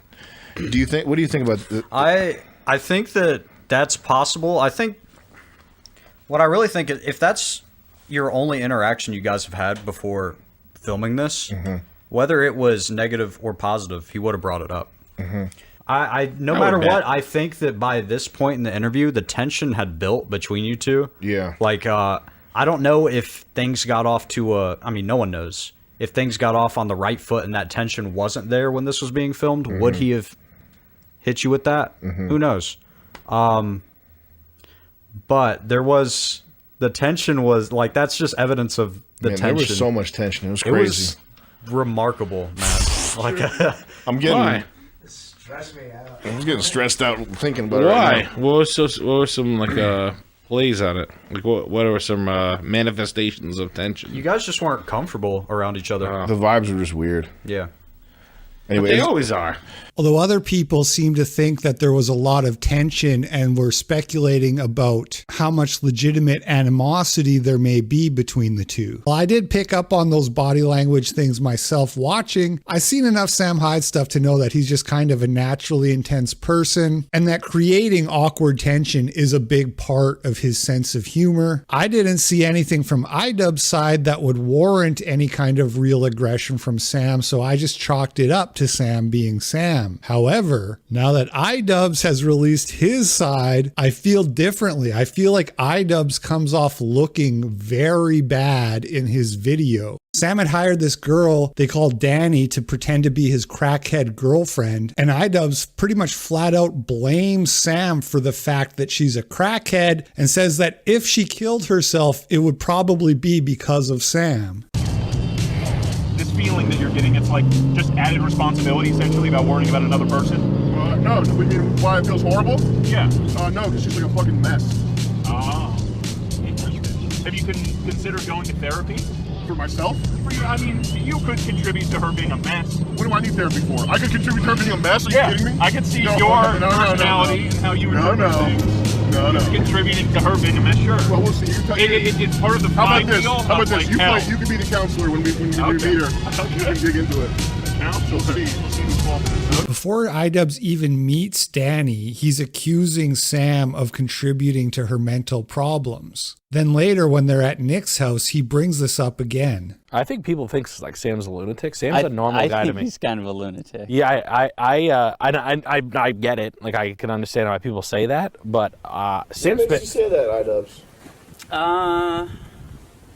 I think your relationship makes me think that a little bit. I think a lot of What, with Danny? Yeah. Why? We'll get into it. That's the most solid and dependable thing. Is like has stick-to-itiveness in a relationship. She's obviously blown out. What would you suggest I do? Leave her so she kills herself? No. And then for the rest of eternity, you don't even know what I'm Sam thinking. Hyde's girlfriend kills herself. You saw her. If she killed herself, would it be my fault? Tell me. Be. You think it would be? It could be. You think I did that to her? Her fucking dealer did that to her. You think I sold her what she's doing? I don't know anything about it. I don't know. iDubbbz is being very judgmental towards Sam, and even if Sam played a role in giving him that false impression, you're still going to take it personally when somebody has a really bad false impression of you. It only gets worse after iDubbbz starts talking about the DMCA thing and telling Sam he's going to punk him, which put him even more on the defensive. And then iDubbbz starts coaching Sam on how to be a successful comedian by telling him that he needs to explain to the audience the context so that they know that he's not really serious when he says something racist or whatever. Can I not give a fuck about that at all? I mean, obviously you can.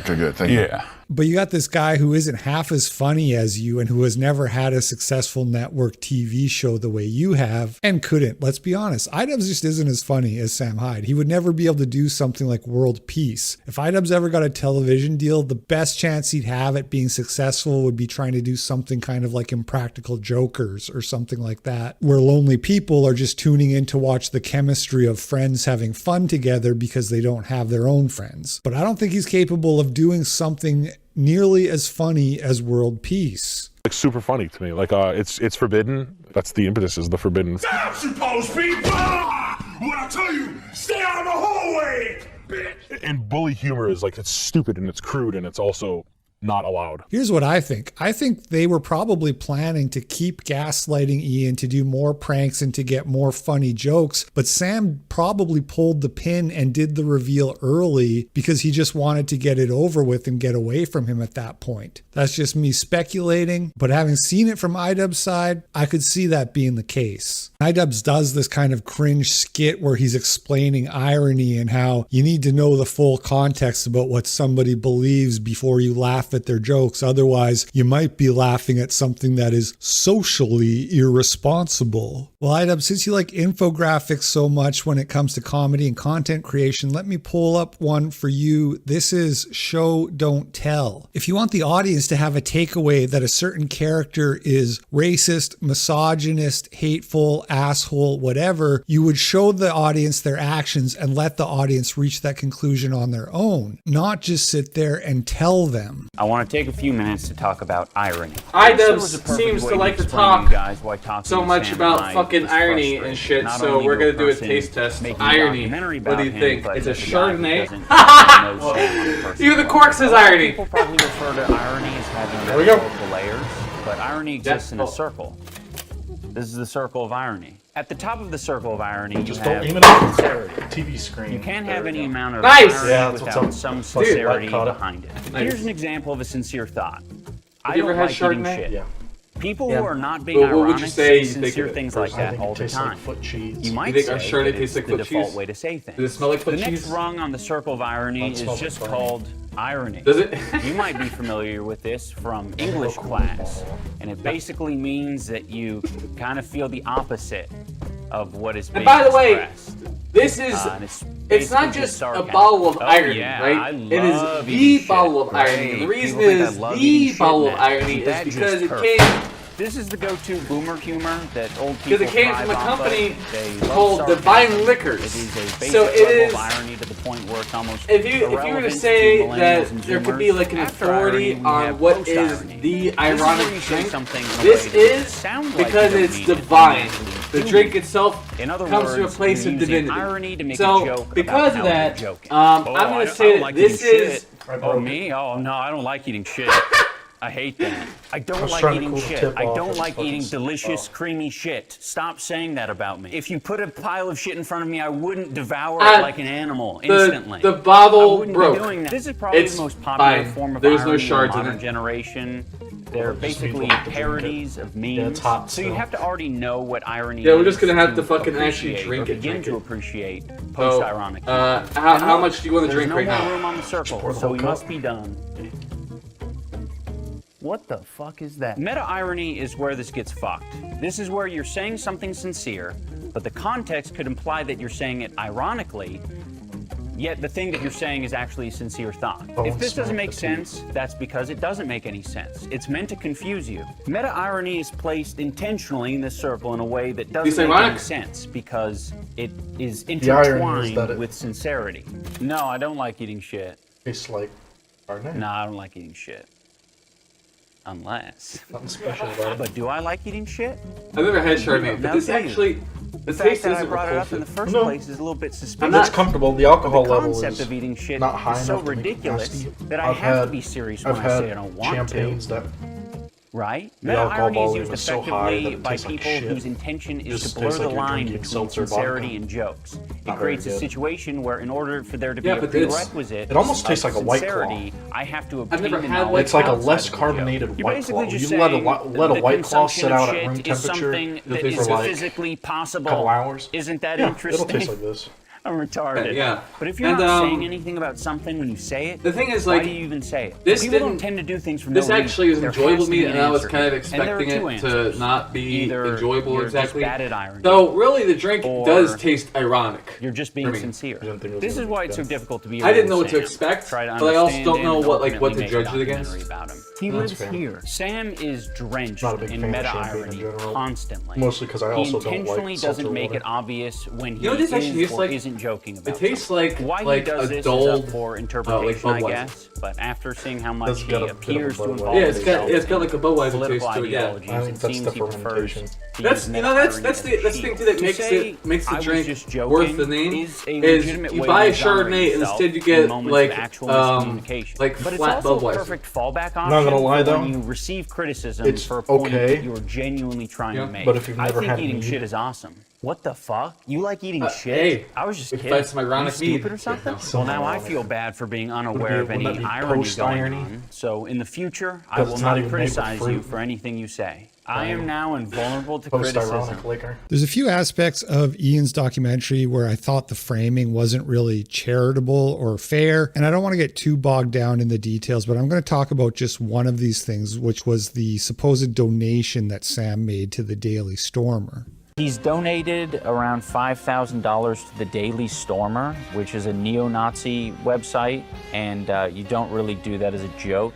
The reality is a little bit more nuanced, as this was money for a legal defense fund, as the owner of the site, Andrew Anglin, was getting sued by the Southern Poverty Law Center because he told his followers to unleash a quote-unquote troll storm on a Jewish woman, which resulted in them sending her nasty messages. Anglin ultimately ended up losing the lawsuit, but only really by default because he refused to show up to the U.S. for an in-person deposition, which was ordered by the judge, claiming he feared for his personal safety. What you need to understand is that this was framed as an important battle for free speech. As you can see, for example, in this article on CNN, which reads, "Case had been set up as a First Amendment clash." Anglin's lawyer and well-known First Amendment attorney told CNN the only thing he did was call for people to speak, but people want to draw the line for speech they don't like. Even Nazi expression, no matter the psychic harm on Jewish residents, is nonetheless protected speech. Speech that may be abhorrent to some still constitutes free speech. Every word uttered by Mr. Anglin in this public dispute is protected by the First Amendment, no matter how many people find those views intolerable. Now, I don't think it's cool to call for harassment campaigns against people. I don't think it's cool when Andrew Anglin does it. I don't think it's cool when Maxine Waters does it. But should people be allowed to do it? Probably. And so it comes down to a First Amendment aspect of walking the walk versus talking the talk, because if you don't support people's rights, even when you don't like what they're doing, then you don't really support the rights at all. That's the whole point of them. Now, personally, I don't think iDubbbz really had to bring this stuff up at all. It's obviously damaging to Sam's reputation. But even if you think he deserves to be punished for the things he's done, I think you should probably feel like he's paid the price and you don't have to keep bringing it up over and over. But just to give you an idea of how this stuff is still relevant, in just September of 2021, people were campaigning to get Hyde's podcast taken off of Spotify, again pointing to this legal donation to Andrew Anglin as the reason that he shouldn't be allowed on Spotify. So this stuff still follows him around, and then you have iDubbbz throwing it out there to all his millions of followers, amplifying it. He knows what he's doing, and obviously it's his right to put what he wants in his documentary, but if you're going to put something this controversial, I think it behooves you to treat the subject matter with the appropriate framing and fairness and nuance so that the viewers can actually make an accurate judgment for themselves how they want to feel about it. Welcome to Intermission. Holy shit, you're black as fuck. Hi, how are you? Hello. Say the N-word. Which one? You already know which one. Which one? I could say Necronomicon. No, stupid. The N-word. The N-word. Nigga, is you stupid? What does that mean? Burritos, chimichanga. Oh, wow, I love it. Wow. Hey, how are you? How are ya? You guys having fun today? Like out there in TV land. Oh, wow. Supersonic. Yeah.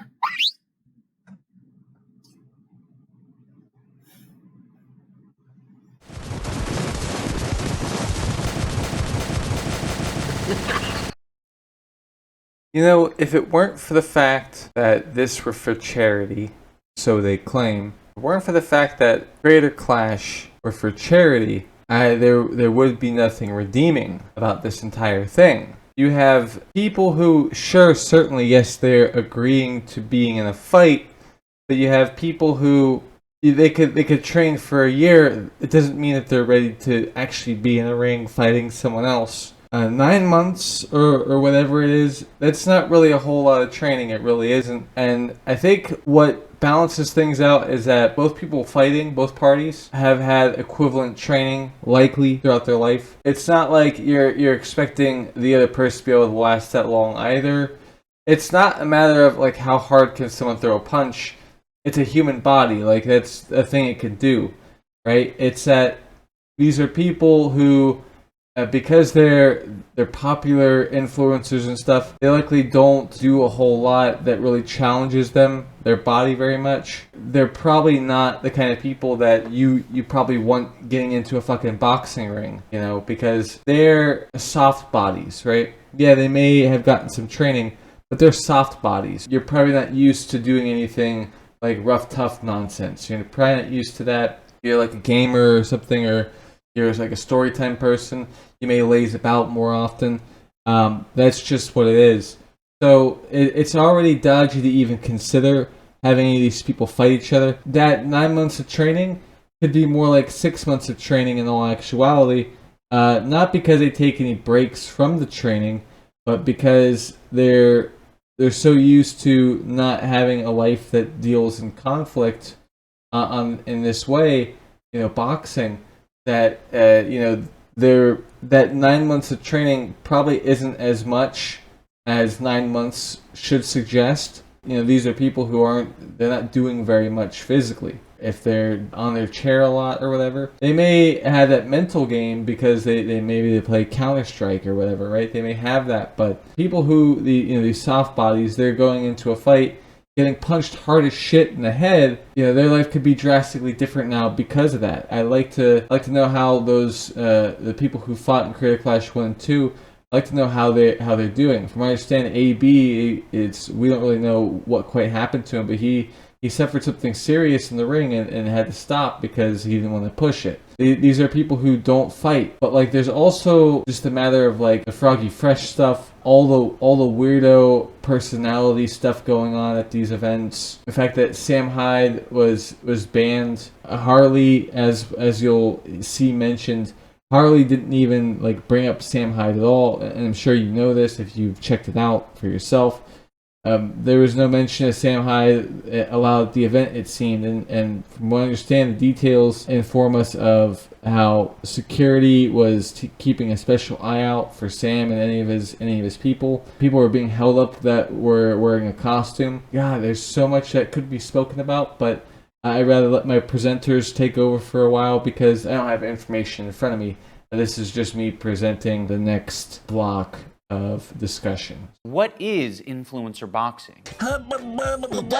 We need to talk about the real reason why Creator Clash was even created in the first place, because nobody ever talks about this, and it's embarrassing to be honest. In 2018, iDubbbz made a video called Content Cop Jake Paul, but it was actually about rice gum. The guy was basically just begging for a content cop to be made on him. You can't just hide for months and make a 20-minute video and rambling, no one even knows, and surprise everyone and just drop it on my head. You can't just do that. I'm doing that. I'm doing it right now. He did do that, and Ian's video ended up getting like 50 million views. I think it's a fantastic video, but unfortunately, it's recently been taken down due to a copyright issue. But after that video came out, obviously Ricegum was pissed, so he called Ian out to a boxing match. Ricegum called me out to box in 2018, and I said no, or I didn't say anything because I didn't want to look like a. Oh, you're not gonna say no, not publicly. Right. Being scared to fight Ricegum is just blasphemous. This guy is like 130 pounds soaking wet. I totally understand not wanting to fight someone like Logan Paul, but we're talking about one of the least intimidating human beings ever born. This is a guy who only got famous because he was skilled at cyberbullying preteens. Can't go on stream until you do your dishes. You still wait for Santa each and every single Christmas. And you got a bad time, that's not my business. And Ian got tens of millions of views by making fun of and exposing Ricegum at the peak of his popularity when he had more than 10 million subscribers. So there's actually a chance that this could have been one of the highest selling pay-per-view events of all time, given the scale in which people had been exposed to this beef, but iDubbbz was basically just all bark and no bite back then. Before, when you messaged me, I was simply a keyboard warrior. I would record videos in my room primarily about other people. I would be critical a lot of the time. That's where I guess sort of got some of my notoriety from. I'm gonna say it one last time, that is embarrassing for a grown-ass man. I'm sorry. Ian turned down millions of dollars because he was scared of Ricegum. I swear to God, I would box this guy for free. Official weight 126 pounds. And then, 3 years later, after nobody cared about this beef anymore, Rice goes on Drama Alert and calls out Ian again. Down, if he's down, we'll make it happen. If not, then he's a pussy. I think that's demeaning to women. But this time, Ricegum ducks Ian. I responded to Rice. I said, yeah, let's do it. Are you serious about it? He seemed very serious about it, though he did want Keemstar to organize the event. So naturally, I took on all the responsibility of organizing this event because I'm not going to have Keemstar do that. For the past 4 months, I have been grinding nonstop. I have been flying to LA, Las Vegas, having meetings over Zoom, meeting up with boxing managers, boxing promoters, looking at venues. I even went and got LASIK eye surgery. Finally, after 4 months of searching, I find a guy who can set up a bomb-ass event. The boxing promoter and I reach out to Ricegum and we say, we're ready. We're ready to set up this event. And what does Ricegum do? He ghosts the boxing promoter repeatedly. He ghosts me repeatedly. And then when I finally am able to contact him, he says things like, oh, my neck is sore. Okay, what? From playing Fortnite? First of all, Ian is pretty stupid for doing all that work for 4 months without having some sort of an agreement in place. But what Ian decided to do next is way dumber than that in comparison. He decided that the next best move was for him to fight this guy. And not only did he decide to fight Dr. Mike, he decided that it would be smart for him to gain 40 pounds to fight a guy who's 2 inches taller than him and has 10 years more experience in boxing than he does. And not only did he decide to jump right into boxing to fight Dr. Mike, this was Ian's first time even playing a sport. I have never been in competitive sports at all, so I am completely new to like the dynamic of like people are like watching you in a live setting. You have people telling you what to do, shouting. They're your opponent's coach shouting at them. And he even had the audacity to say this before the fight. I know what you're thinking. Dr. Mike has 10 years of boxing experience. I don't care. I don't care if he does, because I'm still going to win. And as you would expect, he did not win. And I'm not making fun of Ian because he lost his boxing match. I respect anyone who even steps into the ring, as long as you're not a scumbag scam artist like Jake Paul or Floyd Mayweather. But I am making fun of him for being stupid enough to go from being scared to fight Ricegum to fighting a guy who he had a 0% chance of ever winning against for charity. Yeah, he came in very hot. He damaged my face quite a bit. And not only was that dumb, he also barely even made content out of the event. Like I mentioned earlier, it's now been a year, and the Creator Clash documentary still hasn't come out. So although the end result was 1.3 million raised for charity, which is amazing, Ian probably sustained permanent brain damage from that fight and literally risked dying on that night and barely even made content out of the event, so he didn't even make ad revenue from taking that beating. I think the single most important element of an influencer boxing event is the mystery component. There's been some talk of Sam Hyde getting involved in your event. Could you speak to that? If anyone saw the documentary, Getting Away with It, we worked with Sam Hyde for a period, and it was tough. You know, he was wanting to put on his own show, and he did, and it was funny. But he's not a super cooperative guy. He's very unpredictable. I think the single most important element of an influencer boxing event is the mystery component. So involving him in our event just isn't a good idea. I think It's most just a people massive would. business risk. Look at you scared now, you hoe. Scared like a little white pussy. Scared of the real man. I think most people would understand that. Yeah, it's a huge business risk. I mean, we're getting guys signing to agree to be within like 7 pounds of each other. I can't trust that.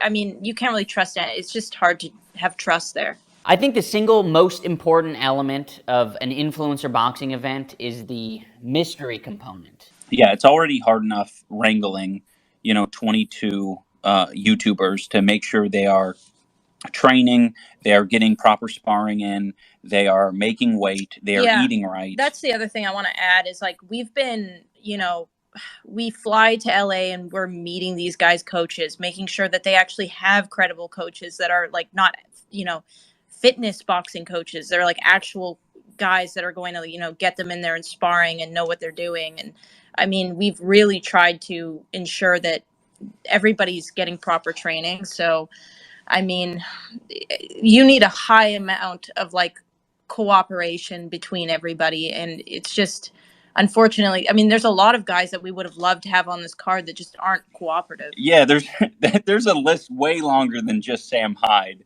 that we have to say no to. I think the single most important element of an influencer boxing event is the mystery component. I hit up Harley and asked him who he wants to box. He said Sam, and then Sam tweeted out basically like, what his music would be as he came out or whatever. And I was getting really excited for that because, look, I understand that, Sam might not be on brand, but as far as a show and entertainment, like, yes. Yeah, we would lose half the card though. Like legit, actually. And all the sponsors. Yeah, I can think of a ragtag group of people that like Sam could probably box with in the future, or an event that he would probably have to create, and that would be cool. Some crazy event with all sorts of non-brand friendly people. I think that'd be fucking awesome, but it's just like not really a discussion for us. Yeah, we can't entertain it. I think the single most important element of an influencer boxing event is the mystery component. When Floyd goes into the ring for the 50th time, you're like, yeah, I kind of have an idea of how this is going to play out. If you watch Just a Minx in the ring, you're going to be like, I have no idea what's going to happen. Is she going to go psycho? Or is she going to curl up into a ball? Like, we don't know. That's the benefit of it. I want to see how this shit plays out, just as much as you guys. Now that I've told you the things that I do like about influencer boxing, I'm going to tell you the things that I do not like. Not one bit. Putting it all on the line. We've seen it with Jake and Tyrone. Fake tattoos, pretending that they're going to get a tattoo when they lose in an event. I love Jake Paul, I love Tyrone Woodley, that shit. If I beat you, you have to get I love Jake Paul tattooed on you. But if you beat me, I get I love Tyrone Woodley tattooed on me, and you have to post it on your Instagram feed. And then you got Austin McBroom and Bryce Hall, who did a fake bet of $1 million. I'll do $1 million just like you. You do $1 million. Yes. Ladies and gentlemen, we just have $1 million bet. And if $1 million bet isn't bad enough, you got these guys saying, I'm going to bet my 2 houses. Literally 2 houses. I bet both of my houses that I'm going to beat you. All right, 20-year-old. All right, 20-year-old who's saying that they're gonna bet their 2 houses. You guys might be wondering, who's the type of person who is sold on this type of weird promotion? Of a 20-year-old betting his houses? It's Keemstar, of course. I do have one gripe with you. In your last event, you and your opponent were sitting there talking about betting houses and betting cars, and then when it came down to it, that was just bullshit. Like, I thought that was a great promo. I thought it was a great way to promote your fight. It made the fight more exciting. And at the end, it was just like, nobody got a house, nobody got a car. Like, what's up with that?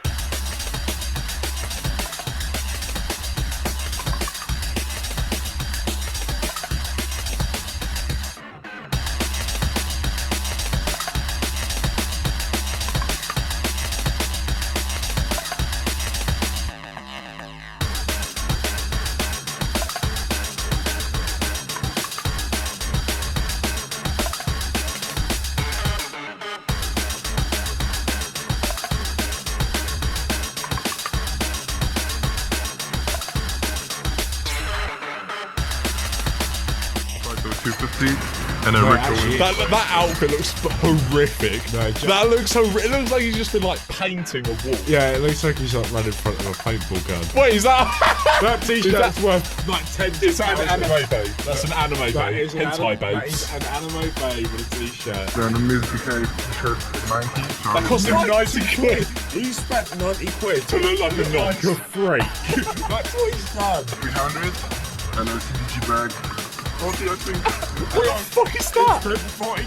Plastic bag. Hang on, look how many things he has. How can you memorise the prices of everything? Do you know how? Because their lives are shit. There's nothing else going for him, mate. Like, this really screams, there's nothing about me and I have no personality, so please look at the stuff I'm wearing to make up for the fact that I'm not even a human being. 300. What? That was 300. That was 300. Mate, you can just go. The hoodie's 800, mate. What? The jeans are 800 pounds.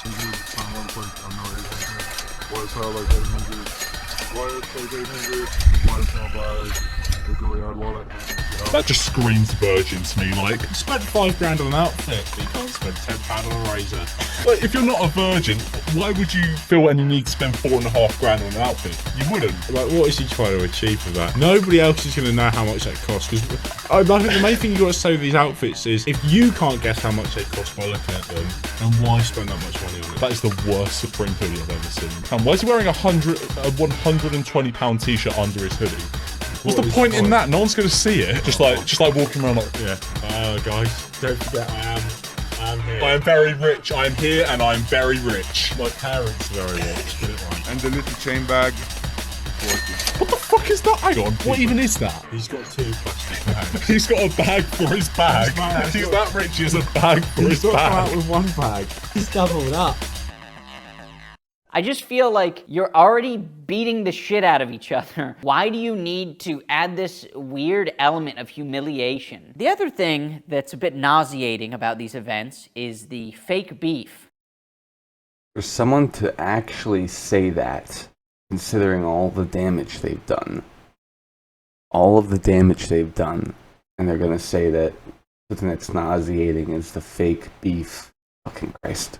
If you want to do it WWE style and be a little bit more self-aware about what you're doing, I'm all for it. That shit can be wildly entertaining. But Keemstar, again, is in this category of 10-year-old boy who just can't live without the fake beef. When we had iDubbbz on here and his wife, and we had Dr. Mike on here as well, you know, everyone's kind of saying, like, we want to do something respectful to boxing. We don't want any drama. And it's like, 2 people are going in the ring to punch each other. Like, you need drama. Like, that is drama. Like, you know, it's like, that is the drama. Like, in the same sentence, Keemstar contradicted himself. What he's trying to say is, well, if you already have to fight the guy, you may as well talk some shit to generate some buzz. But we're both adults, and we've seen previous events and what has come out of faking beef and talking trash. Bryce Hall and Austin McBroom embarrassed themselves. They tried to make $1 million bet and do all of this dramatic shit, and it resulted in a loss of $10 million for the TikToker versus YouTuber event. Like, why the fuck do you think that I would run my event in that same way. Scared like a little white pussy. The last thing I want to talk about is how serious the sport of boxing is. If you like mystery loot boxes, I mean, this event is for you, and it's hella cheap. We've seen a lot of these influencer boxing events just pop up and, to be honest, not take the sport very seriously. If you like mystery loot boxes, I mean, this event is for you, and it's hella cheap. In this last event, we saw guys headbutting each other. Mystery loot boxes. We want to avoid this shit at all costs. We're trying to get professional boxing coaches for all of our fighters. He got hit in the head like 3 times in the back of the head, and Oh, shit. he can't even talk anymore. He's in a wheelchair for the rest You of his guys life. were watching those videos before your Dude, fight? I swear they got fed to me like the week of. Dude, that's bad training. Yeah. We're trying to get professional boxing coaches for all of our fighters. We're trying to give them ample time to prepare. We're trying to prepare them mentally and physically for, what they're going to do, because people die in boxing. Mystery loot boxes. It's not a goofy thing. Oh, let's try out boxing. If you like mystery loot boxes, I mean, this event is for you, and it's hella cheap. It's a serious thing. It is a complete lifestyle change. Everyone who has gotten involved in our card can vouch for that. We're all getting punched in the head. We're not messing around. It's a complete lifestyle change. I have to put my fucking whole YouTube on hold, basically, to do it full time. So let me understand this, right? You want to do something a little bit different, throw a boxing event, maybe 2 of them, and you're going to bring up that you have to put YouTube on hold. Someone had previously pointed out you didn't make any content out of the event. You just posted full streams, and then you also claimed that you got like a documentary you're working on in the background, and you're complaining that to put YouTube on hold. See, it doesn't add up to me, because iDubbbz, people have editors. People in your position, they have editors, people who edit videos. You may not be producing stuff where you talk about ants, squirrels, the postal service. You may not be making just videos about stuff like that, but you have plenty of behind the scenes stuff. You should have editors that you're paying money to, video editors. By this point, if you have so much going on, I'd like to think that you would be worried. I know you have cameramen. Like, who does the editing for your videos? And if at any point you would need to have a video made or edited, why don't you have, like, on paper, like a layout for the kinds of things you want to get done? Why don't you have drafts to look over for videos in your off time? Like, I know for a fact that creators tend to have their plate full, but you're in a position where you can do anything you want. That you would complain about having to put YouTube on hold, that shouldn't really be a complaint for you. And then again, as someone had mentioned earlier, you got all this footage and you're just not doing anything with it. You've been rocked so many times in the ring in those 2 matches that, like, we do wonder if you've come down with some kind of brain damage, because I don't know how you're going to complain that some things are on hold, but you're squandering opportunities to still keep at those things. Like, again, you should have an editor. If you have things under control, which I don't think you do, then you don't really have that to complain about. I mean, I don't know. And it goes without saying, but I don't know all the ins and outs of what you're up to. It sounds like you're making excuses. But then again, I mean, I don't know if you are, considering you guys were fine with mismatching Chris Ray gun. I mean, if you don't even have enough time to, give directives to your editors, right? Because again, you should have an editor. If this is your kind of complaint, then you should have an editor, because you realize that life isn't always going to provide opportunities for you. You are a big name. You should be working with some people, but you're too busy to do things that make sense. You likely should be working with people right now, but I don't know. Maybe that is just too much work for you when you can't do something as simple as put a stop to the Chris Reagan fight and or get a better opponent, a different opponent. You should have this together by now, man. You should know what you're doing. What is going on with you over there that you can't even make sure that Chris Reagan keeps from being mismatched in such a horrible way? You're a fucking joke, dude. It's a fucking scary ass sport. So I think maybe the blow that got me happened at this point, but my adrenaline was going, because I didn't feel any of it here. Yeah, when I sat down, it was a feeling I never felt before. So after the round, you're probably feeling good, right? Yeah, I was feeling real good. Yeah, I was like, oh shit, I could actually do this. So then you sat down, and what happened? As soon as I sat down, like a jolt, like through my, like it's weird. It's hard to explain, but like I like even breathing, it felt like something was pushing against something inside. I couldn't tell if it was a liver shot. I've always heard about a liver shot, but a liver shot usually will drop you immediately because it like goes up your nerves and like you can't fight it. Like your body shuts down automatically. So I don't know. I guess it was rib. It was a bruised rib or something, but I think it pushed into something else. And I felt like I could kept going maybe a little bit, but at the same time, I didn't want to push it. Nah, It ain't worth it. yeah, don't do it. Nobody want to see you injured. You look like you're in so much pain. People started talking about ruptured organs. I was like, oh my God, bro. There's I thought a little tiny bit of paranoia in me. I thought you might die. I'm just being real. I was like, he's going to fucking die for this dumbass shit. It happens. It happens. There's some very scary videos that me and Lena seen before the match. There was one guy, he was like a good looking young guy. He got hit in the head like 3 times in the back of the head. And Oh, shit. he can't even talk anymore. He's in a wheelchair for the rest You of his guys were life. watching those videos before your Dude, fight? I swear they got fed to me like the week of. Dude, that's bad training. Yeah.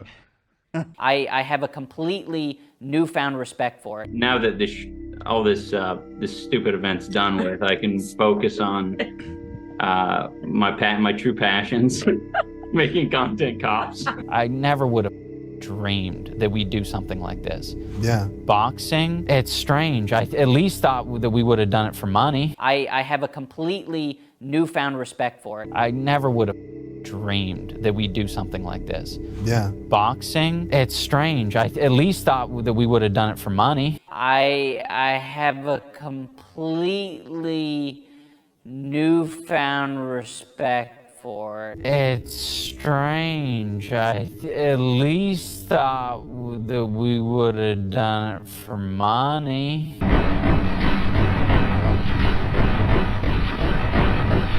I also want to make it very clear that the sport of boxing is not all about knockout. I'd like to bring your attention to a graphic that was made for the first Creator Clash. The graphic is not bad. There's just a few issues I have with it. So humiliation is in the corner, top right corner. Now, iDubbbz, he finds it nauseating. The fake beef is nauseating. If you're trying to restrain the entire event so that people just treat each other like fellow scouts and the Boy Scouts, right? You know, what if someone reacts poorly to the humiliation? What if that person headbutts the other person? Deadly combos. What is a knockout exactly? Well, a knockout is something that even an old woman can pull on a bodybuilder. It's a proper application of a technique to achieve something. Yes, you could go and say, well, this is just a big joke, right? Okay, well, if you want to say, well, this is just a big joke, you have to understand something. Ian is taking this seriously, as he should. He says it's not a goofy thing. He's saying this, that, and the other thing about the event. How, you know, we're trying to be respectful to boxing, and you're trying not to have people take it as a joke, which no one should, because people can die in boxing. iDubbbz acknowledges this, which is, you know, what I would hope a person in his position would do. Deadly combos. I'm pretty sure your concern with a lot of talking about Creator Clash, Deadly Combos isn't something that you want to even like laugh about. But you know, it's because fighting games, guys. Because you know, I like Mortal Kombat. Yeah, Deadly Combos. What if someone goes into the ring and acts like a complete animal, like Dad? What if Dad goes in there, acts like an animal, hits someone, and they actually go out? I mean, is that in the spirit of the advertisement here? Deadly combos. Roundhouse kicks?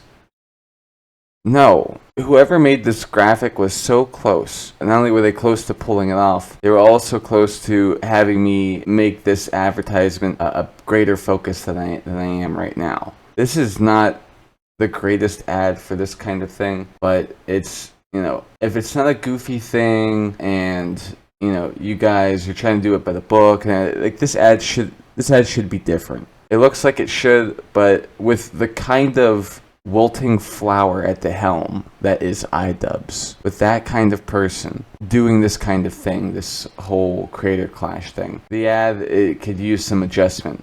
I'll say that. What did he say again? Yeah, he said the sport of boxing is not all about knockouts. Man, And I don't want anyone to misinterpret or Have their mind poisoned by people like Keemstar. It's going to be kind of hard to get the knockout. Are you going to go for the knockout? For the knockout, or like you get the knockout, you blow the fuck up. Like it's like doing a collab with like PewDiePie or some shit. Fucking famous if you get the knockout. It's so important. That's how important that knockout is. If you like mystery loot boxes, I mean, this event is for you, and it's hella cheap.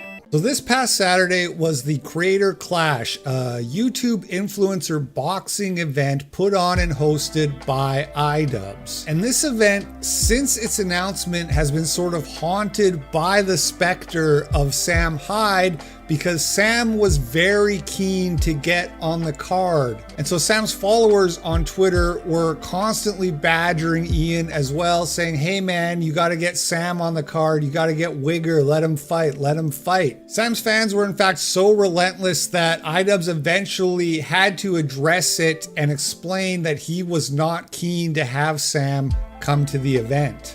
There's been some talk of Sam Hyde getting involved in your event. Could you speak to that? We've worked with Sam Hyde for a period, and it was tough. You know, he was wanting to put on his own show, and he did, and it was funny. But he's not a super cooperative guy. He's very unpredictable. So involving him in our event just isn't a good idea. I think It's just a massive business risk. Unfortunately, I mean, there's a lot of guys that we would have loved to have on this card that just aren't cooperative. Yeah, there's a list way longer than just Sam Hyde that we have to say no to. You know, So he actually wants to box Harley, is the way I understand, and it's a no to Sam just because of the difficulties. I mean, yeah, I mean it is, but I'm also going to say, like, I don't know where you heard that. I've heard so much conflicting information in regards to that. Like, I don't believe anything. Sam wants to fight a bunch of people. I've seen a bunch of, but also on top of that, it's like we've put way too much money and time into this to have one person. Also, like, do you think Dr. Mike would box on a card with Sam Hyde? Yeah. Oh! Are you freaking kidding?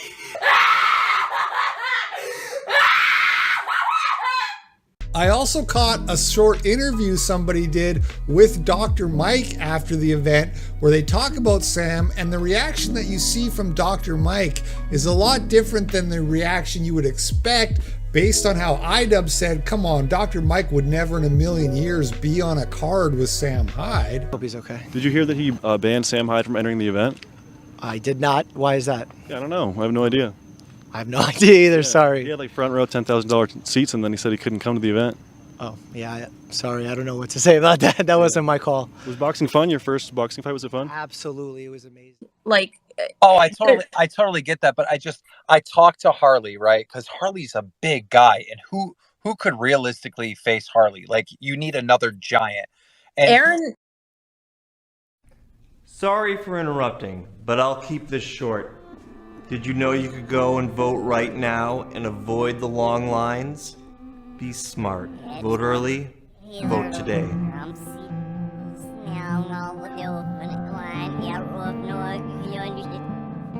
who could realistically face Harley? Like, you need another giant. And Aaron is so confident in his ability to box. We've talked to him about it.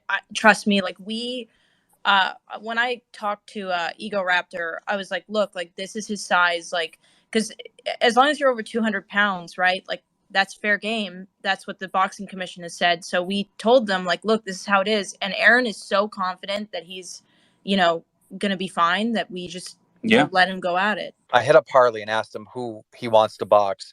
He said Sam, and then Sam tweeted out basically like, you know, what his music would be as he came out or whatever. And I was getting really excited for that because, look, I understand that, you know, Sam might not be on brand, but as far as a show and entertainment, like, yes.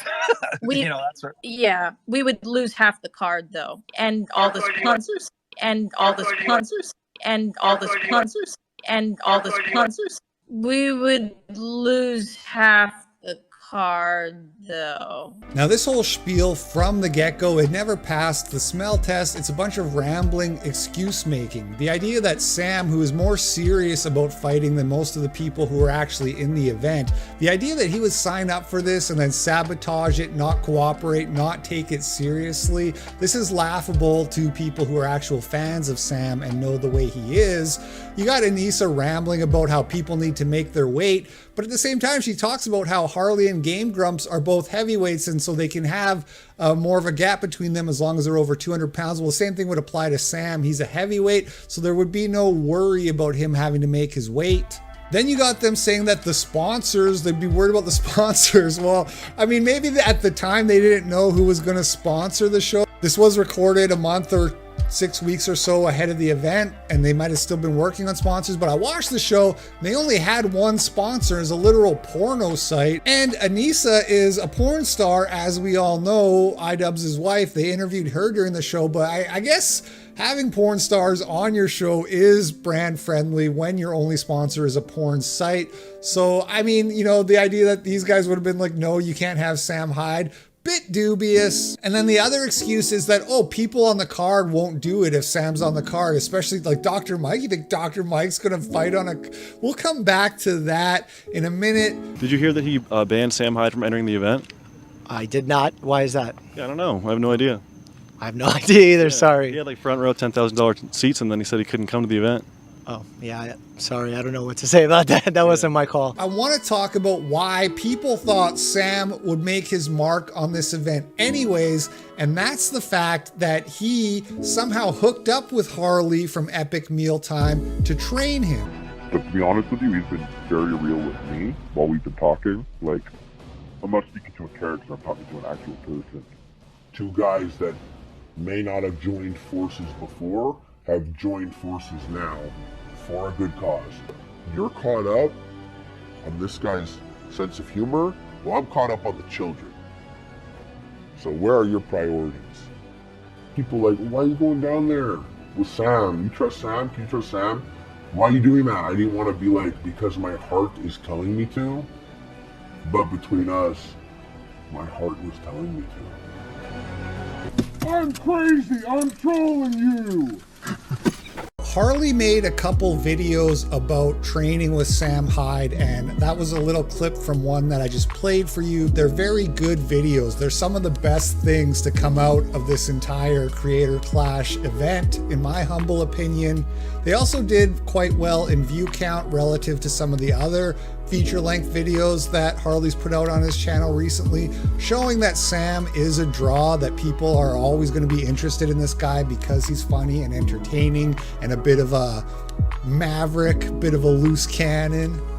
But I really like the part where Harley says, like, my heart was telling me to go train with Sam. That made me like Harley. I didn't know much about this guy. I'm not an Epic Mealtime fan. But I think it says a lot when you have all these people being like, ooh, it's risky, don't do it, he's controversial, and you just ignore all that and listen to your heart and do what your heart tells you. That's something I can really respect. Also, something that's nice about those videos is you get to see Sam being kind of real and serious when he's talking about boxing with Harley, which is kind of ironic and funny since that's what iDubbbz was trying to get out of Sam and he failed. And so now you have this thing where, anyway, you get it.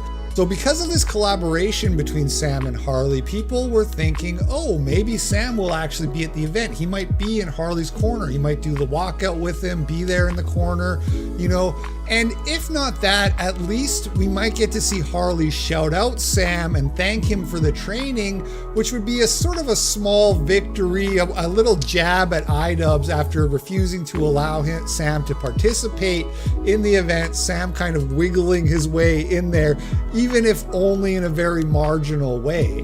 However, none of this happened. Sam wasn't at the event, and Harley didn't mention him in his pre-fight promo from the locker room and his post-fight victory speech, which frankly did seem very bizarre. It started to feel like actually maybe Harley was told, don't talk about Sam, which seems weird. It's like, come on, who is this guy, Voldemort? Don't you think you're being a little bit too cautious, a little bit too pearl clutchy here, Ian? Which, as I've already told you, and as the title of the video says, was in fact the case. So it's not a secret that Sam Hyde was banned from Creator Clash 1. A lot of people know this. A lot of people know that Sam was banned from Creator Clash 1. Ask yourself a question. Was he banned before or after making comments about Anissa? If my understanding serves me correct, the banning took place before Sam said anything about Anissa.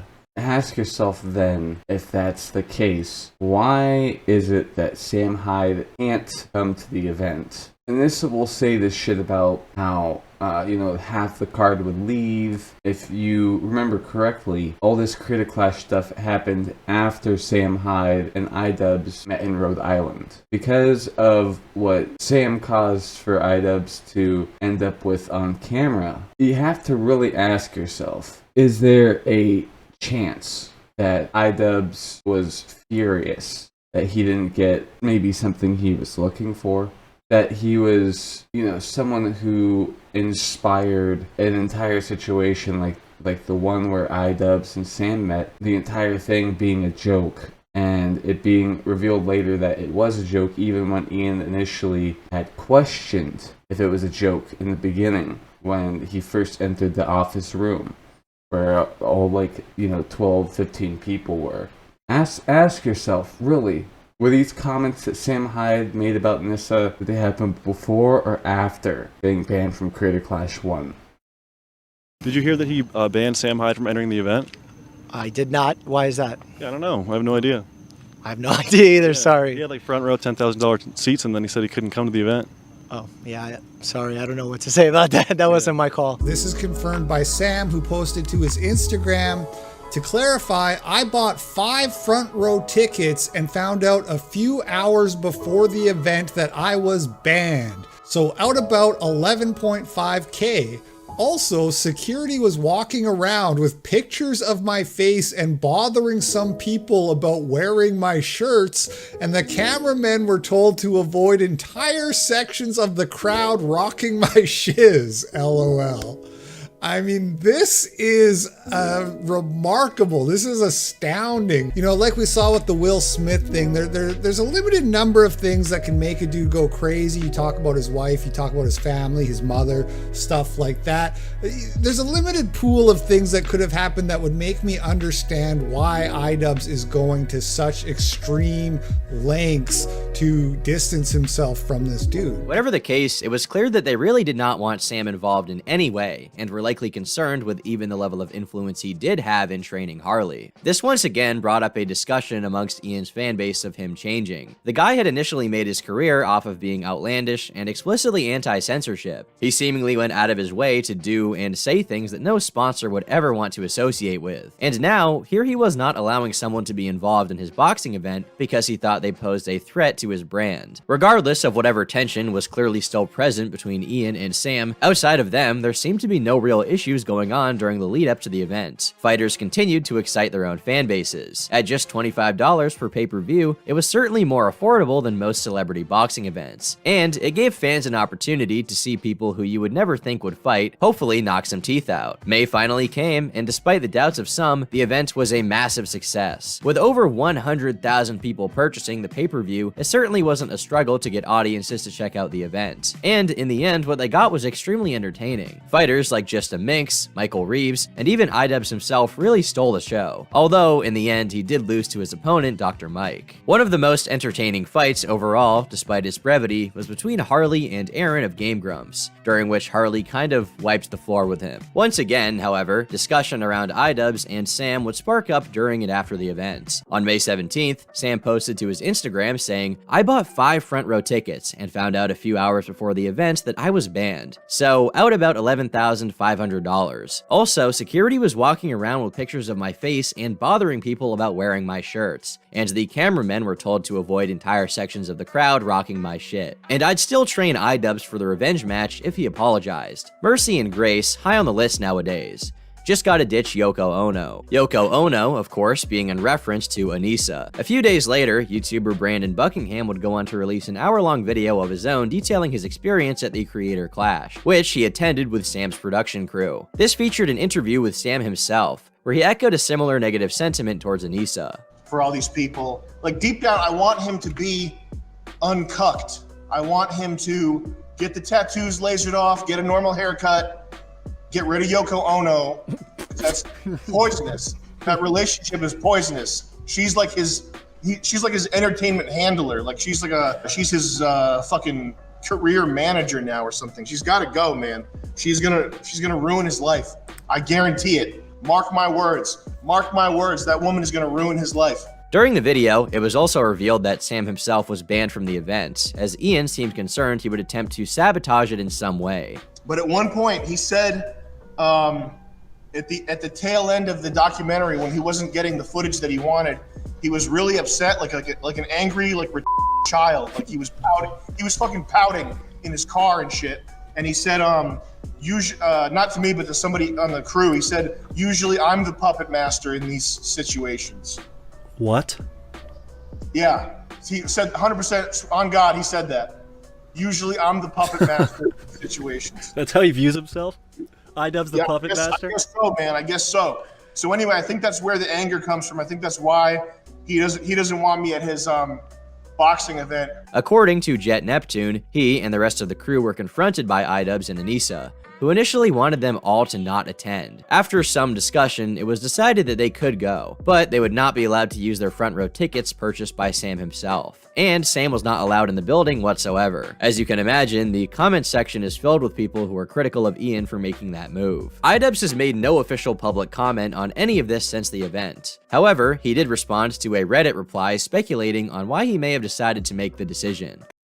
First off, Turkey Tom, thank you for making it impossible to know what the context of this fucking conversation is, dude. Thanks so much. The problem I have, that a lot of other people also have with reading anything from Reddit, it's hard to tell what anyone actually understands of the situation if they're posting on Reddit. It was a place originally for programmers and your people who do like technical work. You get all kinds of people now that use it where you don't know if it's just someone who's just a hardcore fan of something or if it's someone who's legit what they do. Problems come up when you understand that. When you've seen as much as I have, it's hard to take something like this seriously. Going from being fast and loose with your language to on podcasts you're saying things like, well, I don't like to say pussy, it's a demeaning, degrading thing or whatever. It's just, well, you know, whatever dumb soft boy bullshit he's decided to say because girls are watching him. Girls and special people and people who need to have systems bent and broken for them, you know, those people are watching. All of those people are watching. He is not more rounded. He just traded up different versions of an extreme nature. He was extremely free with how he would speak. And that's what people respected about him. That's what people respected about iDubbbz. He wasn't willing to just be someone else's bitch. He wasn't willing to just give everything over to other people when it's requested of him. He was someone who would actually say like, that's stupid, that's a stupid idea, you're fucking stupid, you're pissing me off, that's just so cringe and gay and stupid. We appreciate people that stand on their own 2 feet and don't say yes just because they want him to. That's what people liked about this guy, big time. That was a quality that people respected and shared as a love of theirs about him across the way. It wasn't because he said fucking the N-word or whatever, right? It wasn't because of that. Right? It was because he would say whatever he felt like. And we respected that. America respects that, man, because it's if you don't have your speech, how can you have your life? How could you have anything for yourself if you couldn't speak for yourself, if you couldn't defend yourself? How could you have anything? You couldn't. Not at all. You couldn't have anything for yourself, but maybe like, you know, a nice corner of the room to stay quiet in. You know, fuck that. That's dumb. Again, one extreme to the other, going from being fast and loose with your language to, oh, I shouldn't say that because she may hear that and she may be offended by that, and I don't want to say that because that may hurt someone's feelings and ruin the vibes. Anyway, you're not going to say slurs anymore, so it means you've matured. That's not what that means at all. Naturally becoming a bit softer, it wasn't natural. Someone who has matured, he hasn't matured just because he stopped using as much rough language. Because he's still going for low-hanging fruit. He's still making things personal, right? He's made some things personal and has decided to act irrationally and blame people for things that the claim is, you've done this thing, I'm going to blame you for that. That's to make you look bad. You know, even though I tried to pin blame on you, Sam, that if something bad would happen to Danny, Sam Hyde's probably responsible for that. He probably influenced that situation. Mature people don't do that. Mature people don't do that. And you're trying to enforce all these awful politics of yours. I've never seen someone be so forceful about pornographers existing in the YouTube sphere as much as I've seen iDubbbz push for being comfortable with being around pornographers. Like, you're not mature. Like, if you were mature, we wouldn't be seeing you act like a child. In texts with Froggy Fresh, you wouldn't have been acting like a little girl the whole time saying, oh, well, I feel like, oh, he's hurt my feelings. Oh, my feelings. You say that you don't want Sam Hyde at the event, right? You say, oh, it's not for me and his discomfort. Yes, it is. It absolutely is. Oh, half the card would leave. You guys are just making shit up. Let's think about this, right? You have an event like that, right? And the organizer goes around and says, what do you think specifically of this person? Like, you go around to all your fighters and you do that? You're a little girl. You're not going to go around to all your fighters, and this shouldn't be going around to all the fighters either, and saying, hey, what do you guys think of this? This isn't what a mature person does. And somehow you're informed that half the card would leave if Sam Hyde is involved. You guys are full of shit. They're also butthurt he banned Sam from the event. Sam trained this isn't just like a fucking party, you dickhead. Sam Hyde trained one of the fighters. Why can't a coach be there for their pupil's debut? I would like to think that if iDubbbz was a smart person, this is what I would have done. I would have tried to get to know Sam a bit better. Maybe link up with the guy. I would have done that. The way you've been acting to do with Sam Hyde, you're a fucking bitch, dude. The way you've been acting this entire time, you went from being a fast and loose guy that people could actually respect to being a bitch. You are just a bitch now. And I suppose, with that in mind, you could understand why I'm making this video. Someone needs to set you straight. You're acting like a real bitch, dude. And the worst part is, you said, I'm literally iDubbbz. I agree with this well said. This is foolish. Ian was subversive for most of his career, producing content that YouTube would not overtly approve of. But they've watched him grow and develop as a person. His experiences have made him more rounded, less cynical. I think they see this, and they see him, not as someone who's matured and naturally become a bit softer around the edges, but is selling out to the man. Interestingly, Sam called his wife Yoko Ono. It makes it sound as if he had a Lady Macbeth scenario, removing Ian's agency, going as far as to say Ian can be redeemed or salvaged once she is out of the picture. On some level, I think the change in Ian probably challenges their own lack of growth, their stagnant, negative ideologies. They were also butthurt that he banned Sam from the events, as he had bought front row seats. I'm not sure why he was banned. Maybe Ian thought he might try and sabotage it, but they see this as further proof of him straying from the subversive, that banning Sam is akin to cancel culture. Ian himself left a reply saying that he agreed with this explanation. Game theory, what's this guy thinking? He's thinking he's gonna, the shooter, the terrorist mascot, he's gonna make me look bad so that he can get one over on the people that have been trolling him for having an OnlyFans girlfriend. That's literally what does that sound insane? No, that doesn't. That sounds insane because it's like I'm trying to read someone's mind, but I knew that as soon as I saw the fucking email in my inbox. It's just what outcome do you think this person would want? Put them together. Froggy Fresh says, bruh, I said I would subscribe to her OnlyFans if I didn't beat Chris. That's what they're mad about. It's a win-win for everyone. More money for Anissa and more money for charity.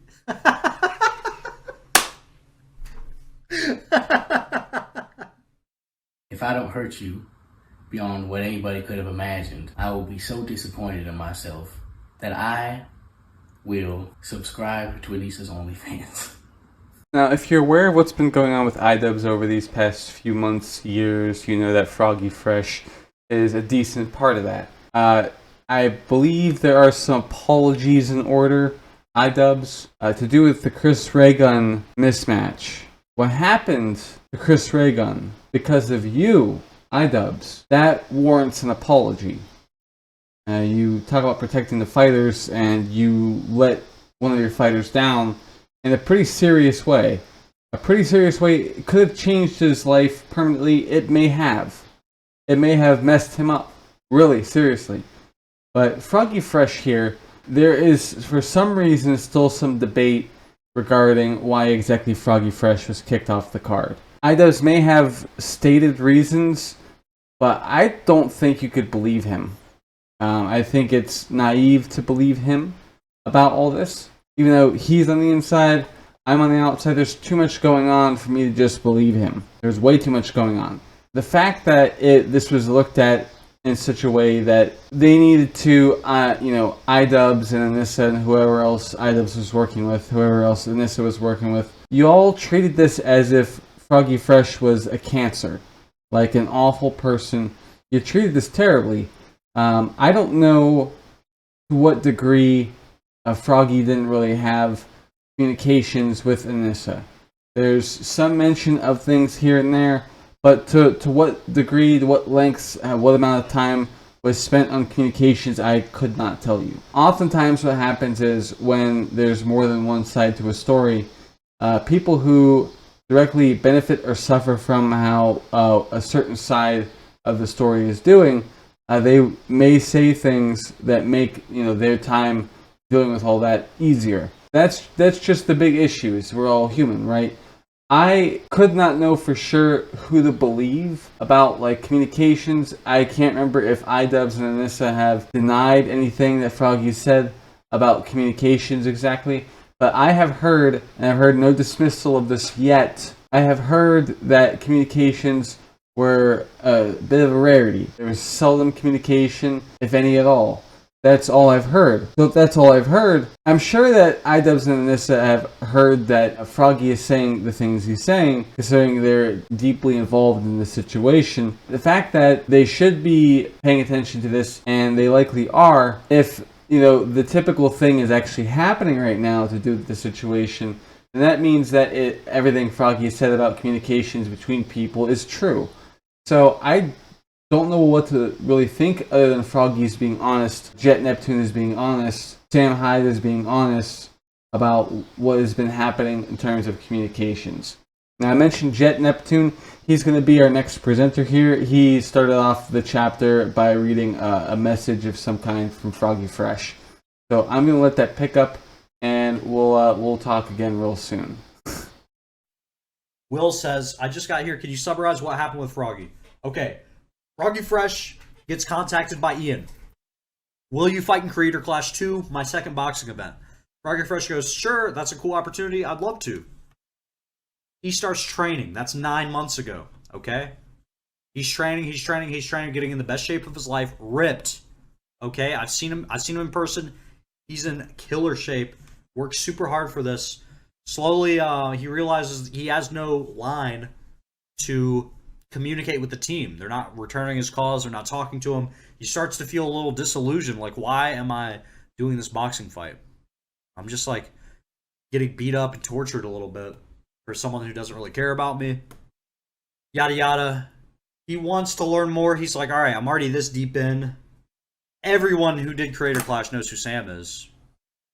Froggy was a fan. He asked Sam on stream, actually. The first time he communicated with us was on stream. He's like, hey, can I come up and train? Sam on stream says yes. Some of you saw that happen live. So he comes up here. He trained out of 9 months of training. Will, answering your question here, to summarize what happened. Out of 9 months of training, 5 days training with Sam was enough to get them to start looking for a reason to ice him. It was obvious. Because Ian called Froggy Fresh when he learned that he was coming down to train with Sam. Immediately. Ignoring his calls for months. Not communicating with him as a fighter. That's the thing they say. And this is so good. She always calls her fighters just to check up on them. Just to check up on them. She just calls them for fun because she's good. That's not what happens, man. They kind of ignored him. The only call he got was when iDubbbz learned. I'll do my iDubbbz voice. So, Froggy, are you going to train with Sam? Or is it true that you're going to train with Sam? That's the first call he gets. So yeah, and then he, Froggy made a joke.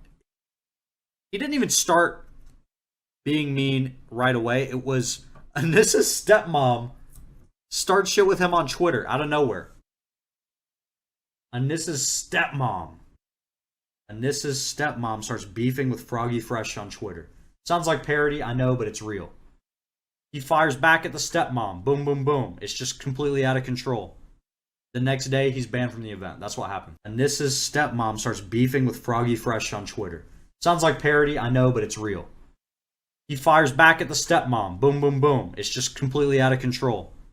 The next day, he's banned from the event. That's what happened. Let's listen to what they were saying about it together, okay? We're pretty upset there, Sam. We want to see Froggy Fresh compete. We know you trained him.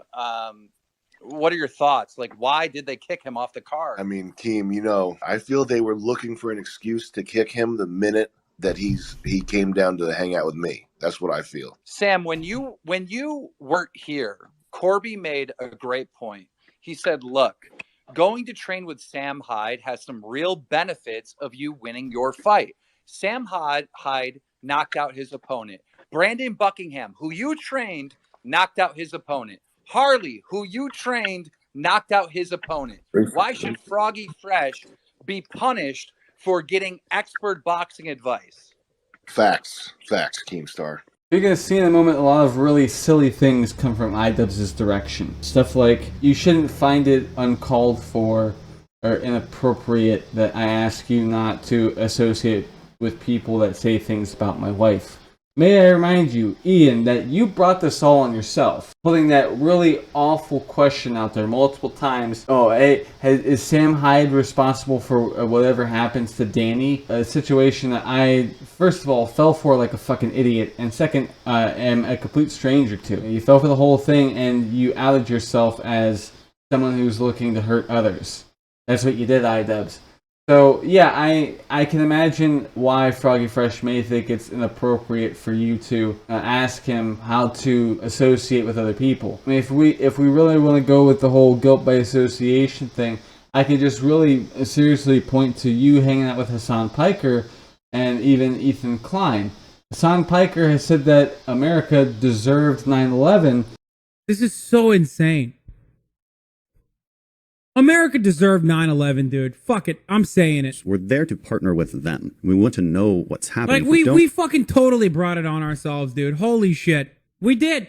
We fucking did. In a video game, whatever, hypothetically, politically, we fucking did, man.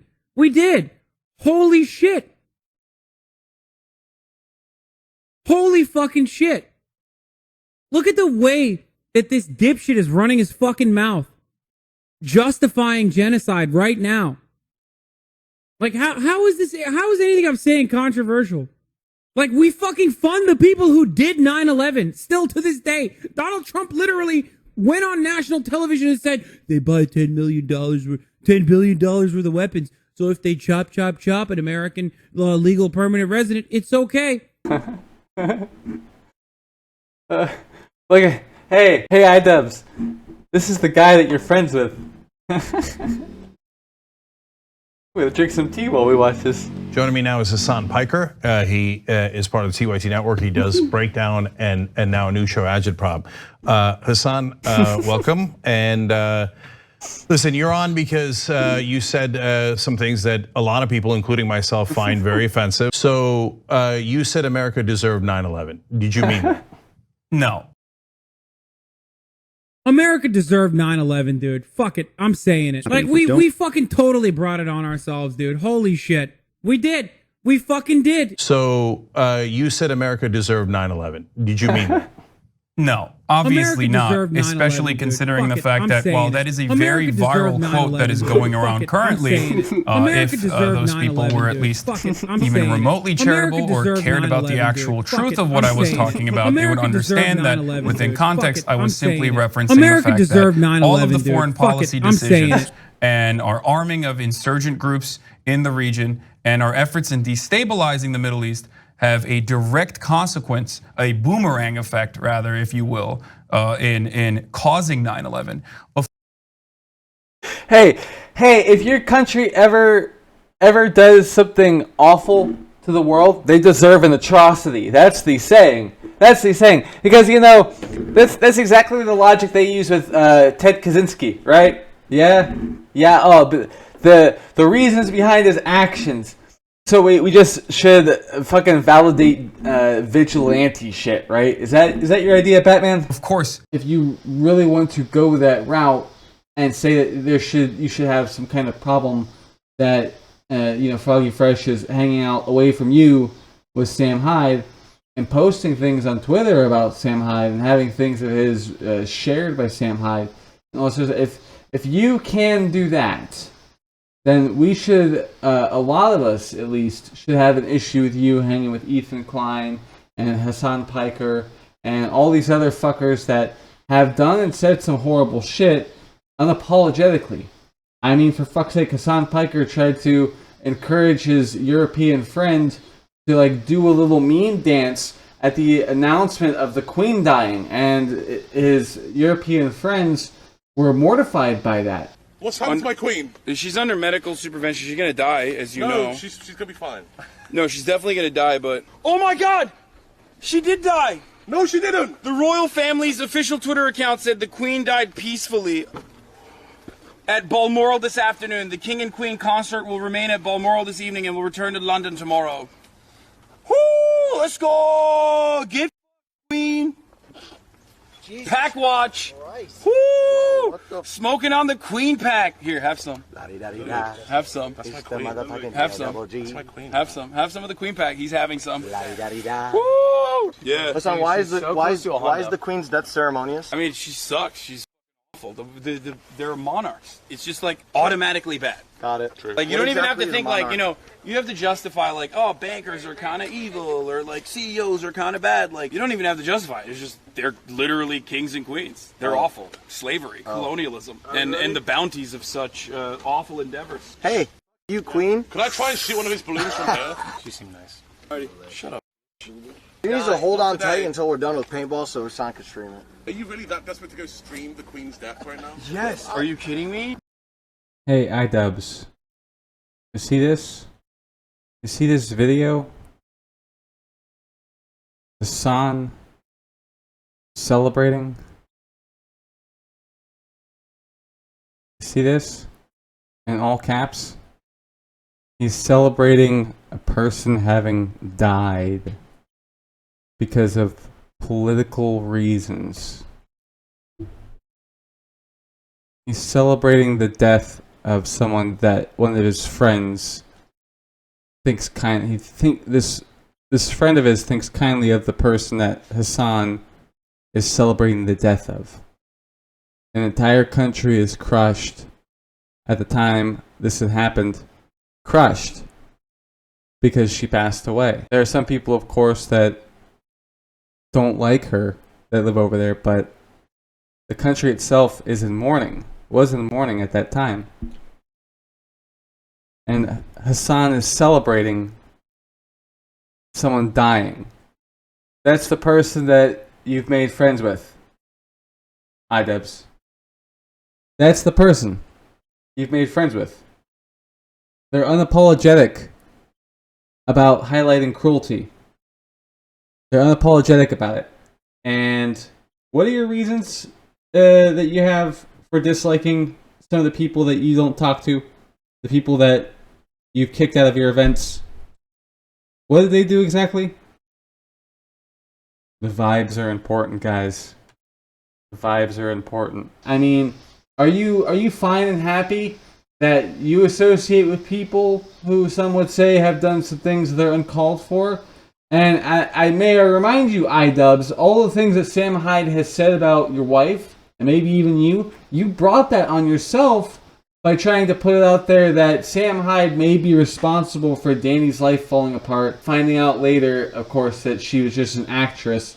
How did you respond? You had this complete, like, mental fallout with the entirety of the plane of existence, and you decided that you were going to torch so many of your connections and your public image and let invasive mind virus bullshit from some of your new peers and your wife. You're letting people fuck with your head, and you can't even recognize you're being bullied and abused. And you're also doing terrible things to people who don't deserve the bullshit you put them through. And I mean, how, like, you know, with this section being about Froggy Fresh, I'm going to be bringing up multiple times that you mismatched Chris Reagan and have yet to apologize as far as I know. I didn't even plan on releasing none of the Sam Hyde content until after the event. Didn't you tell them that? I thought you told them that. Ian requested it through text. He requested that I did that. What I didn't like that he requested that, because I don't think that's appropriate. I was like, He didn't think it was appropriate. I do not think that that is appropriate. Do you think it's appropriate that, I don't know, 30-something-year-old man is publicly calling my wife a whore and a slut? Is that appropriate, Froggy? Do you think that's appropriate? I don't think that's appropriate. Okay, you don't think it's appropriate that I set boundaries. I just want to ask you if you've always been shitting your pants.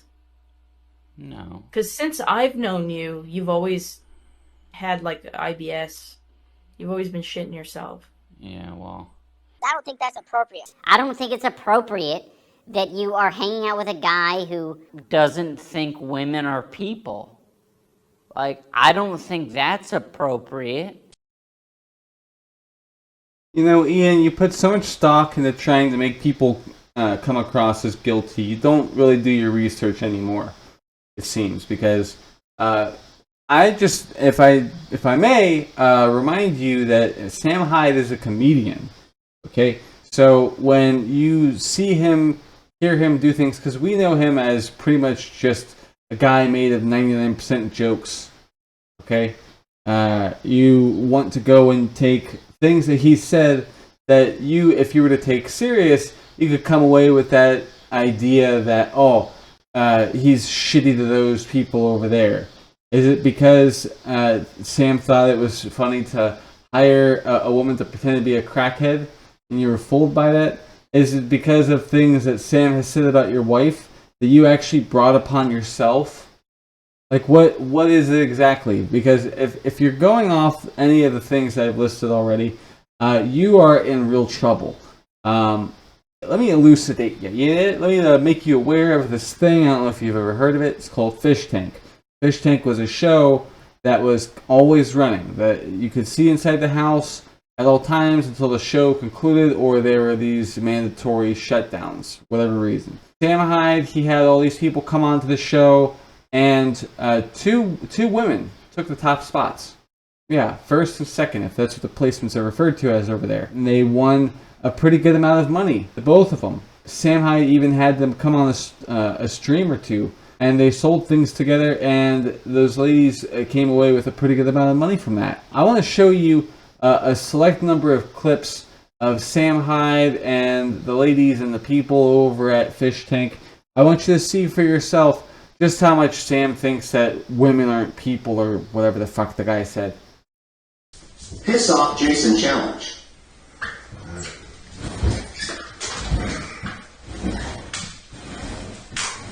Go ahead. Whoever pisses me off, it actually pisses me off first is okay. Do we go at the same time? Yeah, just go ahead. Jason. Hey, Jason. Hey, Jason. What if I untie your shoes? Hey, Jason. Untie your shoes. I'm gonna release them all the way. Hey, Jason. Hey, Jason. Hey, Jason. Hey, Jason. Hey, are you listening right now?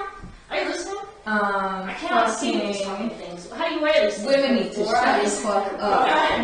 How do you, what the fuck do you do to your shoes? Hey, Jason, what the fuck are you doing right now? Jason. Let me just rip this off. Hey, Jason. Hey. Are you listening? Hello? Anyone in there? Hello? Can I have this? Hello? Jason? Do you want to hold hands? Hello? Hey,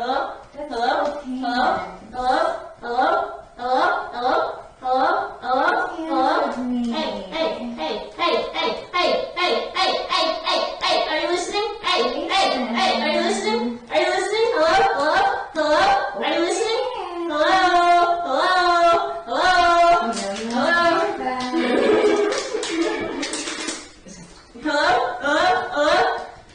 Hello?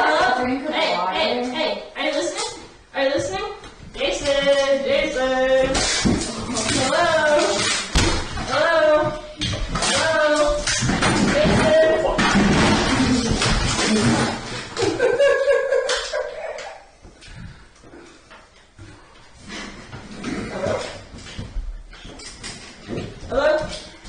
Hello? Hello? Jason? Anyone in there? Hello? Do you trust me? Hey. I trust you to behave the way that I expect you to. Hey. You're definitely going to win this one, Josie. Hey. Hello?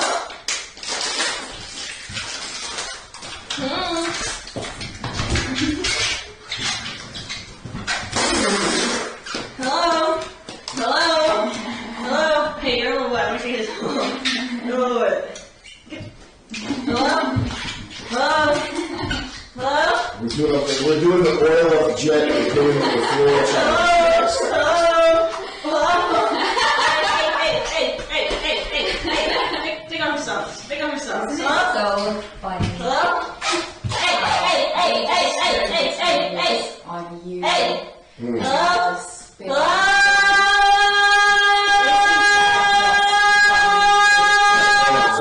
Don't yell because of the goat. Oh, shit. I know you're mad. You're mad, aren't you? It's like Resident Evil with the.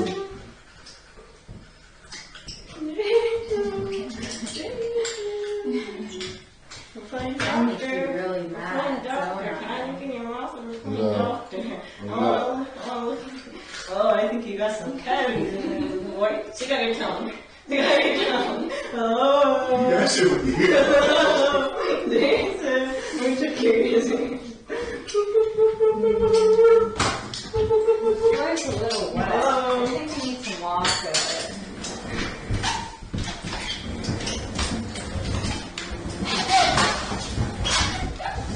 Looks like your goat shit over there.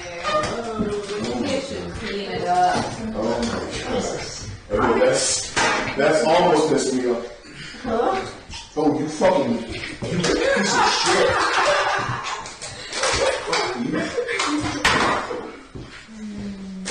Hello? Are you annoyed yet? Yeah. Huh? Is that...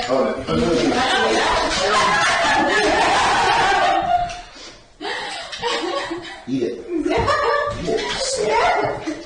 Lick it off the chest. Alright. My own shoe. Chris, can I borrow your shoe? Chris, if you do that, no, you can't do that, Chris. Chris, don't do that to me, Chris. Chris, you can't do that. Chris, I don't want that. No, Chris, put your weight down. Chris, put your weight down. Put your weight down, Chris. You guys stop. You're not gonna take my shoe. Okay, I need that. I don't trust goats around my feet.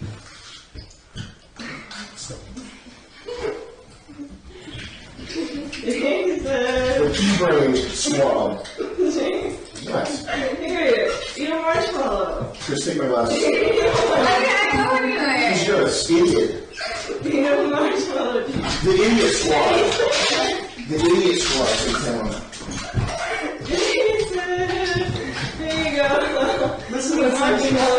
Class already. Save it for later. Save it for later. Here you go. On your phone. You fucking retards. Here you go.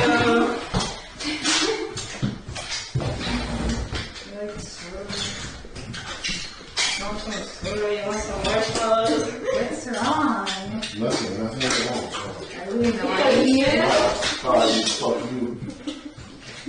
Why are you so mad, babe? Come here. Jason. Come on, what's wrong?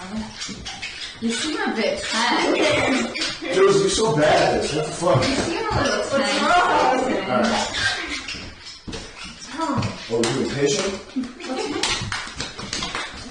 Oh, god damn! Yeah, you're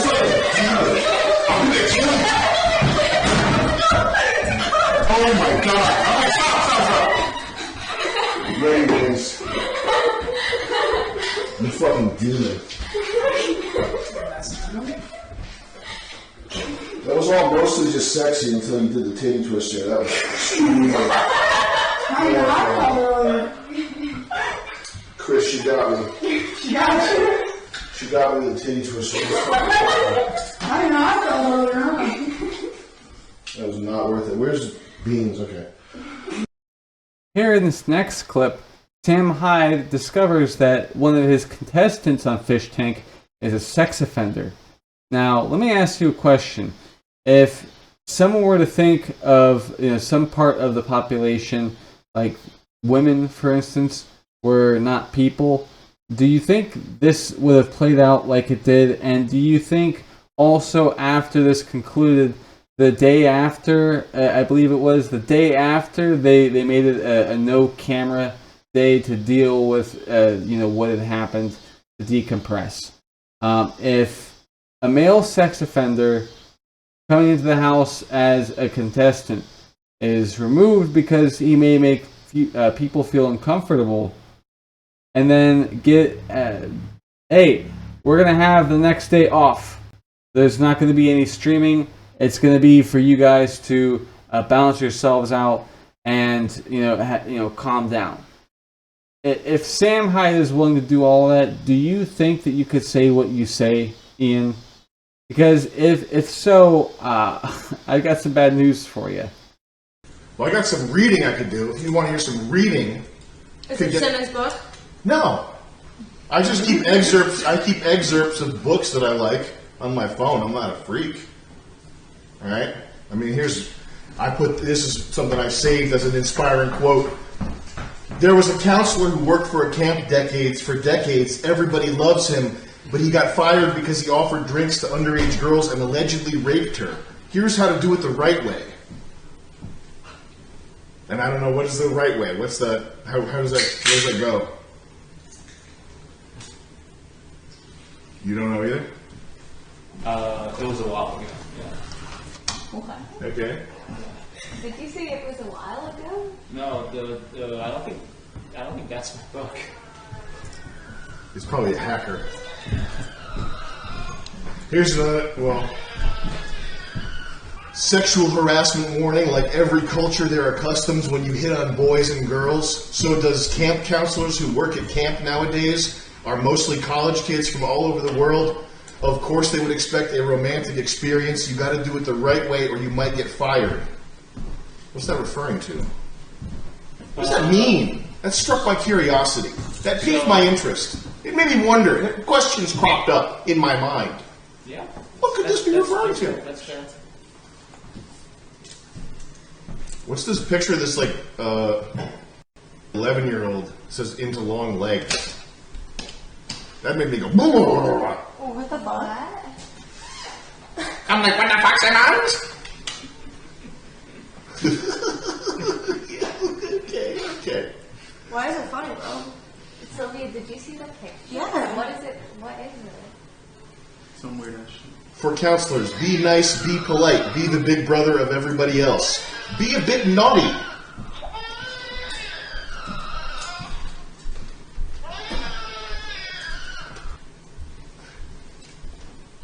This is actually like hell.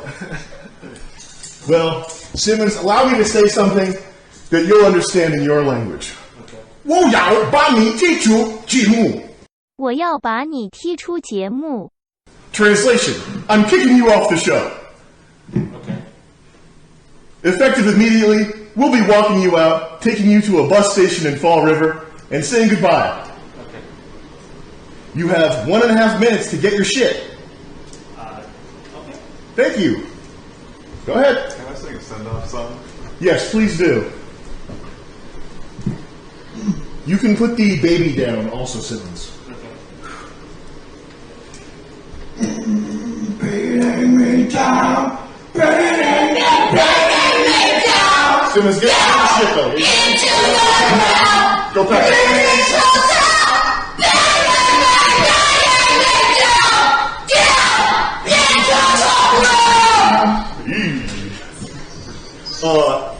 Oh, you're still here. Dude, you gotta get your shit. I'm getting my shit. Because I'm really bad at dealing with awkwardness. You are? Here in this next clip, Letty, one of the ladies who won Fish Tank, I believe she actually took home first place. She talks about how Fish Tank has affected her life, what it's done for her since the show. And following that, we're going to hear from the other nice lady, Josie. She, the second place winner, she talks pretty much about the same thing, how it's affected their life.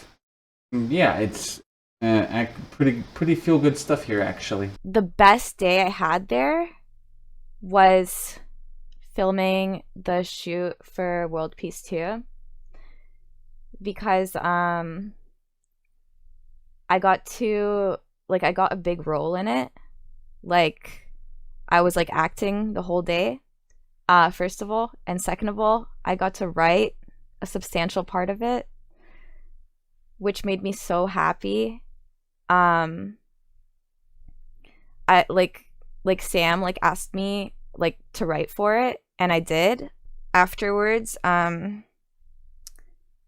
like we were just like backstage, and like the other actresses were like reading like the script, like the questions they had gotten to ask, right? And they were saying like, oh, who wrote these are so funny. And I was like in my head, I was like, I wrote these, like I'm glad like other people think what I wrote is funny. And then like afterwards, like when the day was done, getting to shake hands with like Sam, Charles, and Nick, and them like telling me like what a great job I did, and like how good it was, it felt so amazing to me that like these people that when I was a teenager, like I looked up to them, like I thought they were like so funny. It just felt amazing to get like recognition from them. I went back to my hotel and like I cried about it because it felt so good. Like it was just great. In what ways so far did being on the show change your life? Well, it changed my life a lot, you see, because I guess, how would I say it changed my life? I have a lot more friends. That's pretty epic. What else? It has brought forth many opportunities for me that I'm very thankful for. What else was? Oh yes, it's kind of wacky. I haven't adjusted. Like the first day I came back, I was visiting my friends and they were driving me back home, and I was just thinking, damn, why am I having fun right now? I need to go get a job. Like I thought for a second, like, damn, I'm really unemployed right now. I need to go get a job. What am I doing right now? I can't be enjoying life when I don't have a job. And then I realized, wait, I technically do have a job, kind of. It's like streaming now, right? And I was like, I don't know. My brain can't comprehend that streaming is a job yet. So, I don't know. I feel a little unemployed. But I'm thinking, maybe if I get on a better streaming schedule, I'll start to feel employed. We'll see. But I think that's pretty cool. I guess it's like your job doesn't even feel like a job. That's epic. Hey there, post-production Andy here. Yeah, the audio was bad on this next bit, so just, this is a preface, okay? The next clip we're going to see, this is Sam Hyde on Fish Tank having to deal with a situation. Now, Letty had torn, another contestant, John, torn his Bible up, I guess it is, and he, in retaliation, wanted to destroy her passport. If Sam didn't think of women as less than human, I don't think he would give enough of a shit about something like this where he could end up getting physical with people and the cops having to show up. So, man, you gotta watch your mouth, iDubbbz. If you're gonna be saying some dumbass shit, make sure it's not chock full of nonsense. Like, cause you're not helping yourself. You're just making yourself look real bad.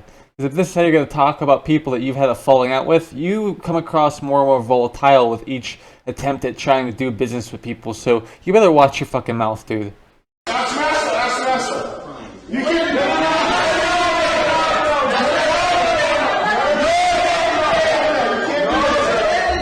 John, you said anything. John, obviously you can't break your passport.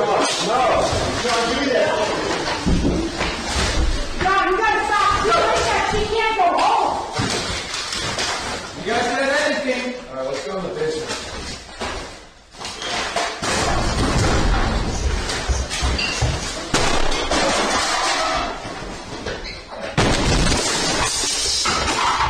Why would we let you break your passport, motherfucker?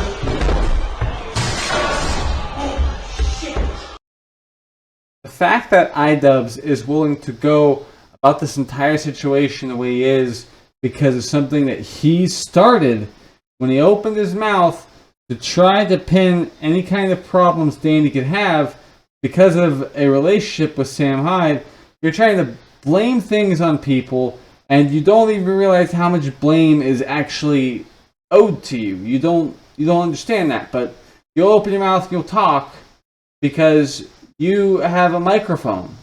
So that's enough motivation for you. It's like you don't even think about the things that you're going to say to people.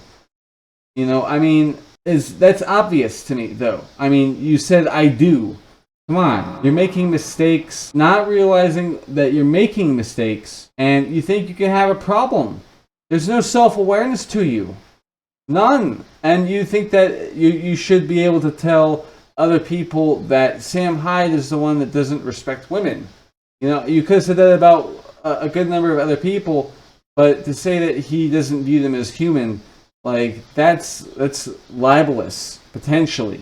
That's potentially libelous, but I don't know. I'm not that familiar with the law in terms of shit like that, but something about that feels really goddamn wrong. I was like, I don't think you should be telling me when I can't release content. Like, this is my career. It's what I do for a living. But you complied with it, right? But I was going to anyways, but I didn't like people telling me that. I thought that was out of line. I don't know why he's saying that he was planning on waiting to post Sam Hyde content. We have the Twitter timeline of him non-stop posting Sam Hyde content. It's fucking weird. I don't know if he thought it was like a loophole to post on Twitter about Sam Hyde. So I think in his head he was like, I was gonna wait to post Sam Hyde content. Parentheses, YouTube video. Like, cause like it's not my problem that you have personal beef with the greatest comedian in the world. How am I the simp? How am I the simp? I wanna know. Is it because it's a woman?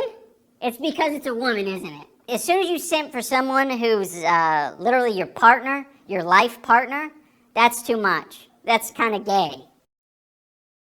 Because you basically already said that your girlfriend's pussy ain't nothing. That there's no special pussy.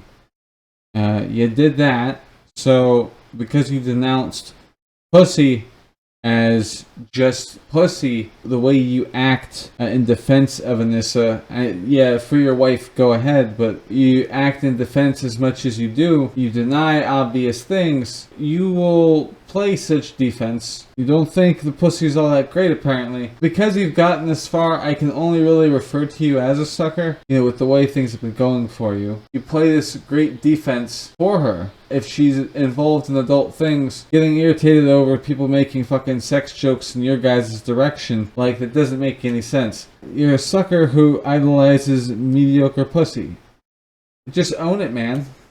If I go to Providence, Rhode Island and get an opportunity to work with him, that should be my option to when I release that content. And it's got nothing to do with you. Not everything that people do with Sam Hyde involves iDubbbz, and I think that he misinterprets that. We're not talking about people, we're talking about what you do with Sam Hyde, because you're in my event. We're not talking about people, we're talking about what you do with Sam Hyde, because you're in my event. Ian, tell me something. What is it that Sam Hyde could do to the event? You've stressed before something about in the past having Sam Hyde involved whatsoever did damage to the event. Now, you've said that. You've slighted Sam Hyde and you weren't expecting some kind of response. You weren't expecting a response. Is that fair for me to think? It doesn't make sense for you to have expected a response and to have acted like you did. That doesn't help you. You received your just desserts. They're saying that Froggy Fresh doing anything with Sam Hyde, anything at all, is bad. Right? You said it's not about people. I doubt that, because we don't really have much of a reason from you as to why you dislike Sam Hyde anyway. As it is, you hurt him first. Again, trying to make him seem like he could have something to do with someone's life falling apart because of a relationship with Sam. You tried to do it, and there's this, that, and the other thing that you could maybe point at. Wanting comedy clarified for some audience somewhere. Do that or you would suffer. I don't think that that's a very good thing to say either, bud. So we don't know why you dislike Sam. A lot of us really do not. It would be news to me to hear finally why you dislike Sam. Because your dislike of Sam, you haven't been clear. You dislike things that he's saying? Okay, well, you treated him like shit before he treated you like shit. I don't understand why you're feeling bad and I guess spiteful. I don't know why you're doing that, but in any case, if Sam Hyde is away from the event and you're aware that people that follow Sam Hyde would maybe bother you in your event, like that would have happened regardless of if Sam Hyde was involved anyway. Maybe you would have stoked the flames with how you would act this time around. And I think you may have. I know there was like a piracy streaming shit, from what I understand.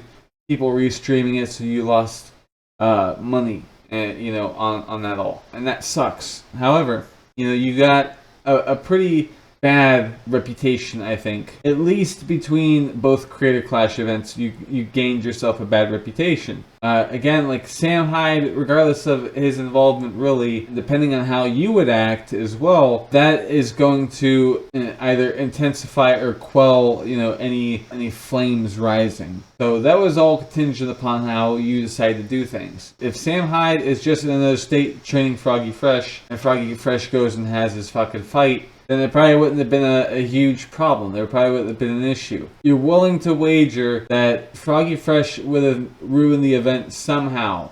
Just somehow he would have. So you don't know for sure. I can understand why you would say that, but it's that you put all this doubt on people and you ascribe to them these like negative traits that you have in your head about them. It is about people. It's not about what he does with people. There wouldn't have been a problem if you just acted cool. It's almost like you're so worried that you've decided to hide in your fucking shell, and that's hurting a good number of things about the situation. And you, even if you did become reclusive during a good portion of that could have explained why Chris Ray Gun was mismatched. He had a much worse fight, risked even more injury because of the heavy advantage his opponent had against him. Again, like I need to hear about an apology about that, because that was fucked up, dude. Really, like, you need to recognize the situation for what it is. It is about people. We're all individual parts in this, right? We all play different parts in how a lot of this is going. If you're just cool, then, your vibes won't get ruined. If people, you and everyone else, myself included, was just chill about shit, then we wouldn't have as many problems now, would we? But that someone has to be in control, don't they, Puppet Master? I wish there were many layers of separation so I really could be that disconnected. Unfortunately, I have to be around you. You have to fight at my event. I have to share the same space as you, in the parties, at the event itself, and I don't want to do that. I have no interest in sharing that space with you. So for him to tell me, hey, could you wait until after the event to release that? In my mind, I'm thinking, I could, but it's weird for you to tell me to do that because it's got nothing to do with you. Another thing that contributed to Froggy getting kicked was that he tweeted at Nathan Barnett, aka Dad. He said, "Dude, I tried hyping you up at Denny's when we ate dinner, and they said they weren't fucking with you and that you were going to lose to AB. They don't even like you." This is one of those things where it was like, oh, okay, so you basically don't have any good intentions here. You are just like, you don't like us. iDubbbz, are you really that desperate to make Froggy Fresh look bad that you don't even acknowledge what likely could have been the case, that he deleted that tweet because he didn't want the organizers of the event to look weird, didn't want to complicate the event with more drama? I mean, at one point in your video here, you go, oh, so Froggy goes to make a joke, and then you do a countdown, and then that's when Froggy goes, that was a joke, that was a joke. Froggy was asked if he was going to make any more jokes about Anissa and OnlyFans, and he said, maybe if I have to sign a contract. And he said, afterwards or whatever, 5-6 seconds later, that was a joke, that was a joke. If someone like that says it's a joke, right? They give themselves a moment and they go, it was a joke. You think maybe they may have a tendency to post, write, say things that maybe it takes them a second to realize that it may not have been a very good idea. if Froggy is this kind of person to need a moment before realizing that he's done something wrong with what he's said or whatever, right? If he's that kind of person, there is a chance that when Froggy deleted that tweet, it was because he didn't want things to become worse for the event, for himself, for the organizers. If you are just going to say, oh, well, I'm just going to take it like this to make someone, come across worse, there's a chance that there might be more to it than that, man. You wouldn't like it for, any of your fighters to make the event worse for anyone. But I mean, iDubbbz, you're one of the fighters yourself, and you've been making the event difficult for people to want to bother with. And I mean, hell, with Creator Clash 2, you guys didn't make any money. There was no money for charity. We had an event where you could have done more with it for the people that you were trying to help, and it didn't pan out. I can't take myself seriously if I'm going to think that you had nothing to do with that, right? That things that you've been up to, you and Anissa, may have caused for people to not want to be respectful enough to pay money to see the event. And as it is, like, you guys ended up putting the entire Creator Clash 2 stream on YouTube, which I think makes sense. I don't think it makes a lot of sense for you to just say, oh yeah, Froggy is just a bad person. The tweet that you're mad at could only really make you and Anissa look bad. Froggy did you a favor. But what you decided to do, take the tweet that makes you and Anissa look like an asshole. You take that tweet and you go, oh, look, Froggy deleted this. Froggy deleted this thing that makes me look bad. Like, you're trying to use this as evidence of something. And it's like, man, you only just made the case against you even worse. Because how are you going to talk about your own fighters like that? You're going to go on about how you don't want people to feel bad, and you don't want there to be like fake beef and drama and everything else. And you and Anissa are both made to look really bad. I guess Froggy is telling the truth about the fact that this thing happened at Denny's. I don't know why he would just write that. I don't think he's making it up. Why would you try to use something against Froggy that only really hurts you? Why? You're showing us something that he deleted, that Froggy deleted, that most people have no clue about. So what you've done is, while trying to make Froggy look bad, you've shown us that you talk shit, you and Anissa talk shit about the fighters behind their backs. I mean, hell, I understand, like, Keemstar was involved in the event to some degree, and in this video of yours, you're talking shit about Keemstar. Like, are you paying any attention? Are you paying any attention to what you're doing? Because you're kind of fucking yourself up there, buddy. Like, I'm not here to play with people and give them warnings. Like, we're all adults on the card. I'm not going to give you a warning. Actually, no, I will give you a warning if I think you have good intentions. The problem is when you tweet shit out like this and you have the text message exchange that Froggy had with me, I don't think you have good intentions. You're like trying to like ruin a relationship between me and one of my friends. Froggy deleted that tweet, and I don't think he deleted it because he felt differently. I think he deleted it because he knew that it could potentially get him kicked from the event and would also make him look like an asshole. But he basically reiterated that same thing in a Twitter space. When I was at fucking Denny's, I was all like telling them, yo, Dad's a fucking savage. And they're all like, nah, Dad doesn't spar with high-level fucking competition. He's gonna lose to AB. And I'm thinking, these motherfuckers are... So who said that? Who said that? Fucking Ian and Anissa. Like, that's the way these motherfuckers are. And then they got Dad, like, riding for them. They don't even... And it's like, I wouldn't be like this, but if everybody's gonna keep calling me out like I'm the fucking person that's fucking shit up, like, Dad's out here riding for them. They're all like, they don't even fucking give a fuck about him. Wow. Thank you, iDubbbz. Thank you for showing us something that Froggy Fresh deleted. He said again later. It should go without saying. It should go without saying that you delete something, right? And then you get punished for it. That later on, you're going to bring it up again. The details of that whole thing are going to come out. If you didn't punish Froggy Fresh, you wouldn't have said the shit to Keemstar about what you and Anissa were saying. What about the content of the tweet and the thing that Froggy is saying, right? The Keemstar.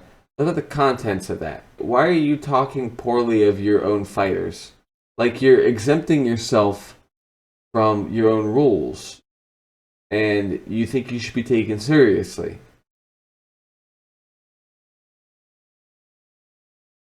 I don't want anything to do with Sam. I don't want anything to do with people that think what Sam is doing is okay. It is not okay. You know, iDubbbz, there comes a point in time where you say one thing and follow it with a display that proves other things that have been said before. You know how people call you a simp?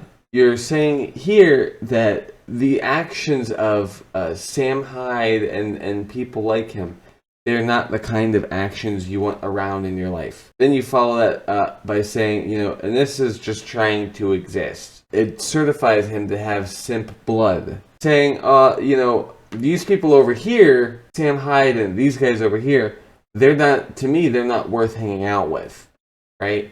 I don't want anything to do with them. You know, people who would actually give you good advice on how to, you know, become a stronger person, how to navigate the world. Sam Hyde would have done that for you if you weren't so awful to him. But now I don't know if that's going to be possible anymore. But I don't think you want it anyway. Would have been good for you. I can guarantee it would have been good for you, but that's beside the point. Sam Hyde is being treated like the worst, and meanwhile, one of the guys who are treating Sam Hyde like the worst is saying, oh, you know, Anissa, my manipulative wife, she's just trying to exist. She doesn't want anything to do with the drama. Hey, dude, she creates a lot of it herself. She instigated a lot of shit herself. And I have a really good feeling that the only reason that you guys were fine with Chris Reagan getting mismatched as poorly as he had, you were fine with Anissa basically coordinating and directing how, like, anything to do with Chris Reagan's gonna go. You know, I mean, Anissa wanted to fuck Chris Reagan. And may still want to, by the way, Ian. I don't know if you knew that. Chris Reagan is or was dating Lacey Green, who went from being a leftist to a red-pilled individual. And then she started dating Chris Reagan.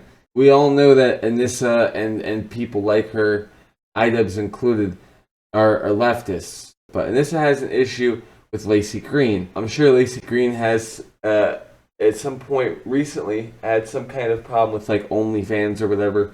I'm sure that's the case. Anissa, of course, Anissa is going to want to treat Chris Reagan like shit for dating Lacey Green. And then, you know, Anissa, who will do things like say that other people's girlfriends, they would be good as a prostitute or whatever. iDubbbz, you have a manipulative piece of shit on your arm that you aren't calling a cunt on a daily basis or pondering getting divorced from.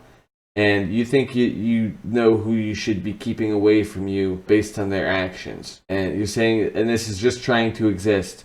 But she brings all this drama down in her head and into your life as well because she's that kind of person. She's gotten involved in shit and she's not being taken into account for any of the things that she's saying except by other creators, right? And you think that she's just trying to exist. You're a fucking simp and you need to understand that the woman in your life, that little girl or whatever you call her because you claim to have respect for her. I don't know what the deal is, but if you're going to be talking about how some people's actions aren't okay, they are not okay, you say, maybe you look inward, really look at the fact that one of the people you're dating, they're one of the most toxic fucking people that have been online in your space.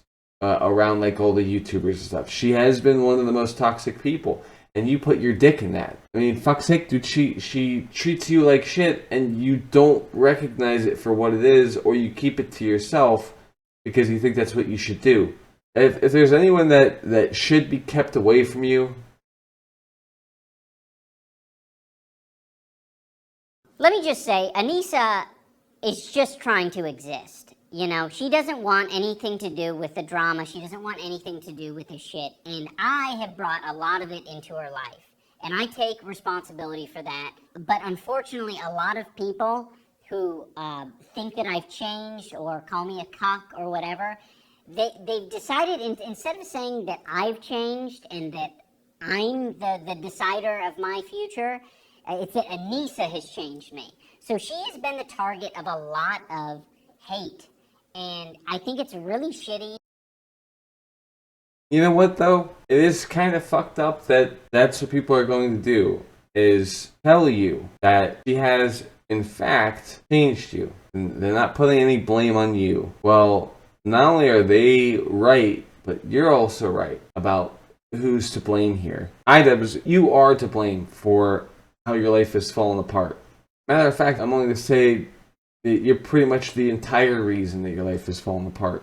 You'd have to be a weak enough person, a dumb enough person, a numb enough person to take on a person like Anissa, to bring her into your life, and then marry her after a period. And then you're wondering, probably now, why things are as bad as they are. You're probably wondering that. Well, Anissa has a lot to do with that. She is a great deal responsible for how a lot of your life has gone down the drain. You know, it is kind of fucked up that no one is willing to be further realistic with you. Yeah, no, it is your fault. Yes, she has changed you. And if you're disagreeing with that, then I don't know if you really understand what a union is. I don't think you understand what it means to be married to someone. When you're married to someone, your life changes with the other person, and vice versa. Okay? This definitely has had an influence on your life. You've said as much yourself, as a matter of fact. She is also responsible in great part you becoming a softer person, a bit unstable. You're mean to people in the way that Anissa is mean to people as well. She's a shitty person, and you're a fucking idiot. That you're basically with someone that wouldn't surprise me or anyone else if she just straight up cheated on you. You are probably going to be fine with being cheated on once you find out, because it's your sweetheart that did it. Oh, my sweet girlfriend, my sweet wife. Yeah, she cheated on me, but I love her. That's how I see that playing out. It would be odd for me to see it any other way. But yeah, iDubbbz, you really need to stop taking blame for things that you have nothing to do with. You think that you brought a lot of shit into Anissa's life. She was one of those internet people before you guys were together, so she was already bringing shit onto herself already. And you're trying to take this excess blame onto yourself because that's what you think you should be doing. You couldn't be any more wrong, man. I mean, you should protect each other. But she hurts you, I'm willing to bet, every day. On some emotional, mental level. On some level, she's hurting you every day, I'm willing to bet. It's not for me to say this because it's nice to, break the piñata or whatever, right? It's not why your situation is bad. It's been made that way in great part because you're with Anissa. That's just the truth, dude. It's just the truth. And it doesn't matter how much you can deny. Everyone around you sees it. They're just being nice to you. That's all there is to it. They're just being nice to you. But no, fuck everyone else. Fuck the fact that there's a lot of people who would say something to me, but aren't. Because they would eventually say something that I disagree with about the situation. Even though everyone can see it clear as day, you're in such fucking denial, and then you want to try to say that other people are bad, other people have it wrong, people should change. No, you're fucking up. There's no room or place in any of this for you to say that, you understand how it is to act. You know how to act. Other people are shitty. Not me, though. I didn't do anything. I didn't turn a blind eye to Chris Reagan getting mismatched. No, if I had known that it was going to be such a problem, I would have stopped it. Yeah, no, Sam Hyde definitely is the kind of person that would ruin a girl's life. iDubbbz, I'm hoping that you're seeing any amount of this and that maybe you can learn, because the fact that you think that the way you're acting is just okay, you couldn't be any more wrong. You couldn't really be any more wrong about that. So watch your mouth, dude. You know what I feel? I'm gonna be honest with you, and I really didn't buy none of this at the beginning until I was living in it. I kept always hearing people saying Anissa ruined iDubbbz, Anissa ruined iDubbbz. And I was like, nah, whatever, they can work out their problems. And I was never buying into that bullshit. But I swear to God, when once you live an event, it's okay, I think Ian met the wrong person. I honestly think it's just I think sometimes you bond with the wrong person, it can take you to make the wrong decisions. I don't think Froggy respects sex workers. I think he has some really old, tired opinions about people who do sex work. You mean the same dumb, lazy whores who have no respect for themselves should ever be worried about the economy of respect from others? The very same whores who have no respect for themselves should see respect from the people who devalue them by paying them money. Really? Hey, did you know the fucking CEO, the female CEO of OnlyFans, doesn't want to talk about porn? Do you know what that means? Let me help you understand something, okay? Imagine if Nintendo made all this money off of Pokemon, and then the CEO says, I don't really want to talk about Pokemon. What does it say? Yeah, sure, I mean, Pokemon, yeah, you know, kids may love it, but we don't want to talk about it because... And you think people should have respect for sex workers. Why? Why would you want anyone to respect people that don't respect themselves? I don't care what you know about Anissa, what she thinks of OnlyFans, everything else. I don't care about any of that. If they had respect for themselves, they wouldn't be whores. But they're whores, so they don't have respect for themselves. No one's required to be nice to these people. That you would try to say that people, in order for them to be acceptable to you, people have to respect these lowly creatures. Let me make sure you understand this, okay? OnlyFans sex work types are not worth respect because if they were, they would respect themselves. That's how it works. You don't get respect from anyone and everyone just because you're willing to put your pussy in front of people for them to look at for a few dollars. That's not a respectable person. And the fact that you've made it such a point to, with all this focus on sex workers, and you think that you shouldn't be called a simp for whatever reason, your stupid bitch brain thinks that we should be respecting people at your beck and call. You think that we should just do it your way. Mr. 32-year-old, I've just discovered empathy. Such a stupid cunt.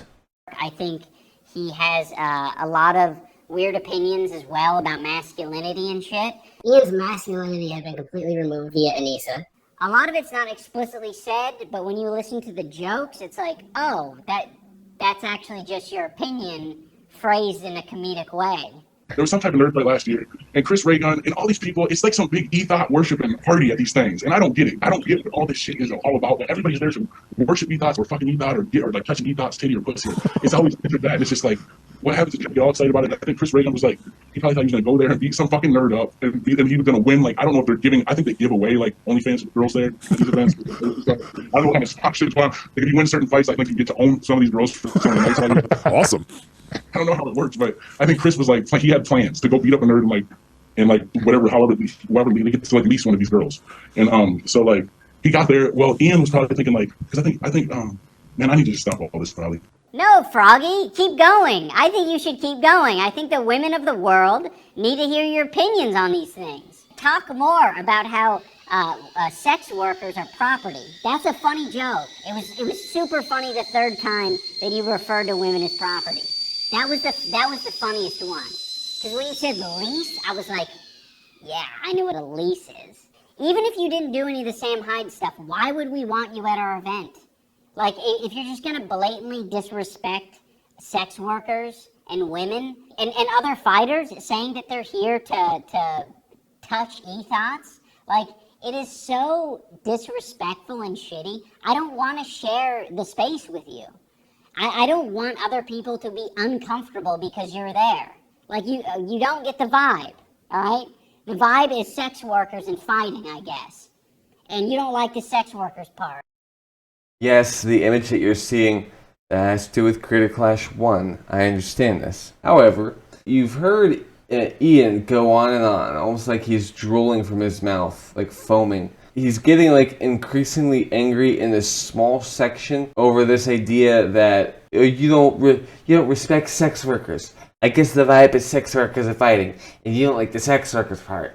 Rah, rah, rah, rah, rah. He's getting mad because people aren't respecting whores. I'm here now to remind you that their only sponsor for Creator Clash 1, it was a porn website that, as iHypocrite likes to put, is the OnlyFans clone.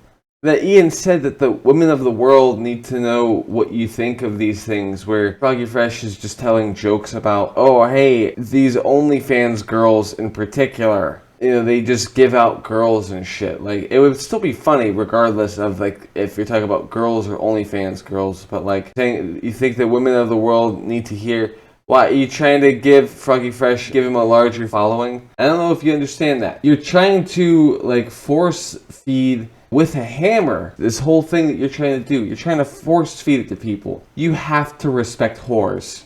You just fucking have to.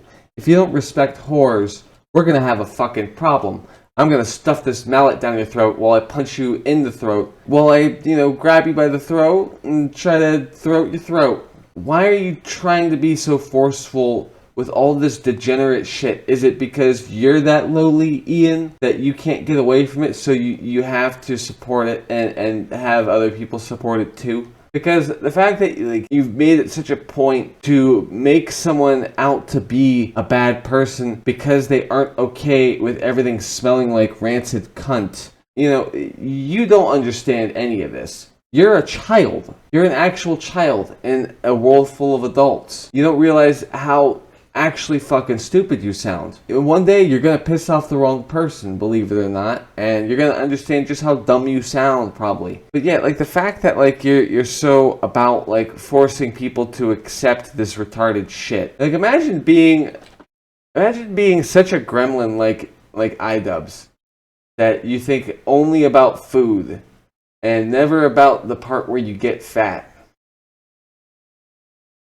As a side note, Sam Hyde has made it a habit to try to sound like a reasonable person by saying, if Ian and Anissa just asked, I'll stop harassing them. Yeah, if Ian ever hit me up and was like, hey man, can you leave me alone? I'd stop talking about him. Whatever, I don't care that much. If you ask me to stop, I'll stop. Which on its face is already an insane thing to say. Of course, no one wants to be harassed. If they let Froggy back on the card, I won't tweet at Ian or Anissa ever again. I'll shut up forever. How about that? I get to bring back someone on the card who doesn't respect me, my wife, other fighters, and in return I have the chance of not being harassed by Sam Hyde?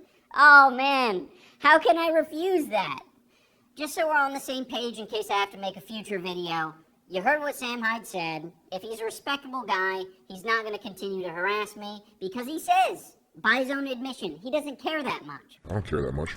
This is my request. I would like you to not harass me or my wife or anyone that we're friends with. Yeah, Sam never said anything about harassment. What is it with you dumb fucking morons? Like, no, you're a fucking idiot. Sam Hyde never said shit about harassing you. And why would he? He hasn't started. He hasn't once harassed you, right? At least not that I'm aware of. Basic contact, talking about people, that's not harassment, you fucking dumb bitch. Like, you're such a dumb bitch.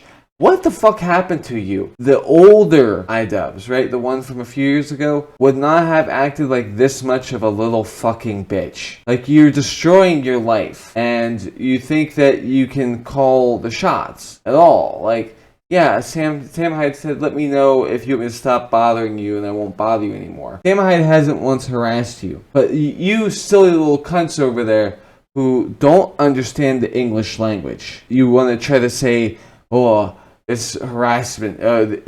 All it did was send me a message, but I'm going to call it harassment. Like, I really am glad you lost both your Creator Clash fights, Ian. Because you and people like you, right, in your camp, you will say things like, oh, they were harassing me. And not knowing, or maybe not caring, that could actually put some people that you're saying these things about in legitimate danger, legally. And they haven't done anything to you. But no, you want to throw language around and be fast and loose with it because you used to be fast and loose back in the day. And guess what? You can't be that guy anymore. You can't. You're not allowed. That's not a thing that you're allowed to do because of what you've chosen for your life. So you want to be all sorts of liberal with how you talk about people, not knowing that nothing that you're saying really applies to these people that you're talking about. iDubbbz, I don't know what happened to you exactly, that like it's like your brain was swapped out, because the old iDubbbz wasn't this stupid. He wouldn't be saying shit that's stupid. All right, iDubbbz, you asked for Sam Hyde to stop harassing you when he hasn't been doing that. He said that if iDubbbz would like me to stop talking about him and his wife, well, that's all I have to do is ask for us to stop talking. So that was the offer. The offer was, hey, if you want me to stop talking about you, just say so. And you didn't ask for that. You asked for him to stop harassing you and your wife and all your other people or whatever. But Sam hasn't done that. But at the same time, again, that's not what was offered. That it wasn't offered to keep you from being harassed. Like that wasn't yeah, obviously like Sam doesn't care to harass you anyway. Who the fuck are you in the first place? Sam has no reason to bother with you like anymore. Like it really is that simple. So why would he harass you? You've already said very specifically that you don't want to be harassed. Again, like harassment is not the same thing as like basic conversation, basic communication. It's not the same thing. And I mean, if you want to argue that it is, then you need to read a dictionary sometime. Also, harassment encompasses all the little loopholes, all right? You can't just then like refer to me as a goblin and be like, I didn't say his name. I wasn't talking about him. I was talking about a goblin. That's not acceptable. Another thing I want to make clear is that the decision to kick Froggy from the card isn't just for like me and Anissa's comfort. There are a lot of people who don't want anything to do with Sam Hyde, who are fighting on our card. There are a lot of people who are our fans who want nothing to do with Sam Hyde. So we're trying to protect them. We're trying to protect the environment that we're in, and we want it to be comfortable for everyone. I truly believe if we had Froggy participate through the rest of the event, it would have made the event worse, like noticeably worse, because we are all trying to work together to make the show as good as possible, and I think if Froggy doesn't fuck with what we got going on, he was gonna make it difficult. One way or another, it was gonna be difficult. If you like mystery loot boxes. In closing, I want to say that Creator Clash is probably the single best thing that I've ever done in my life.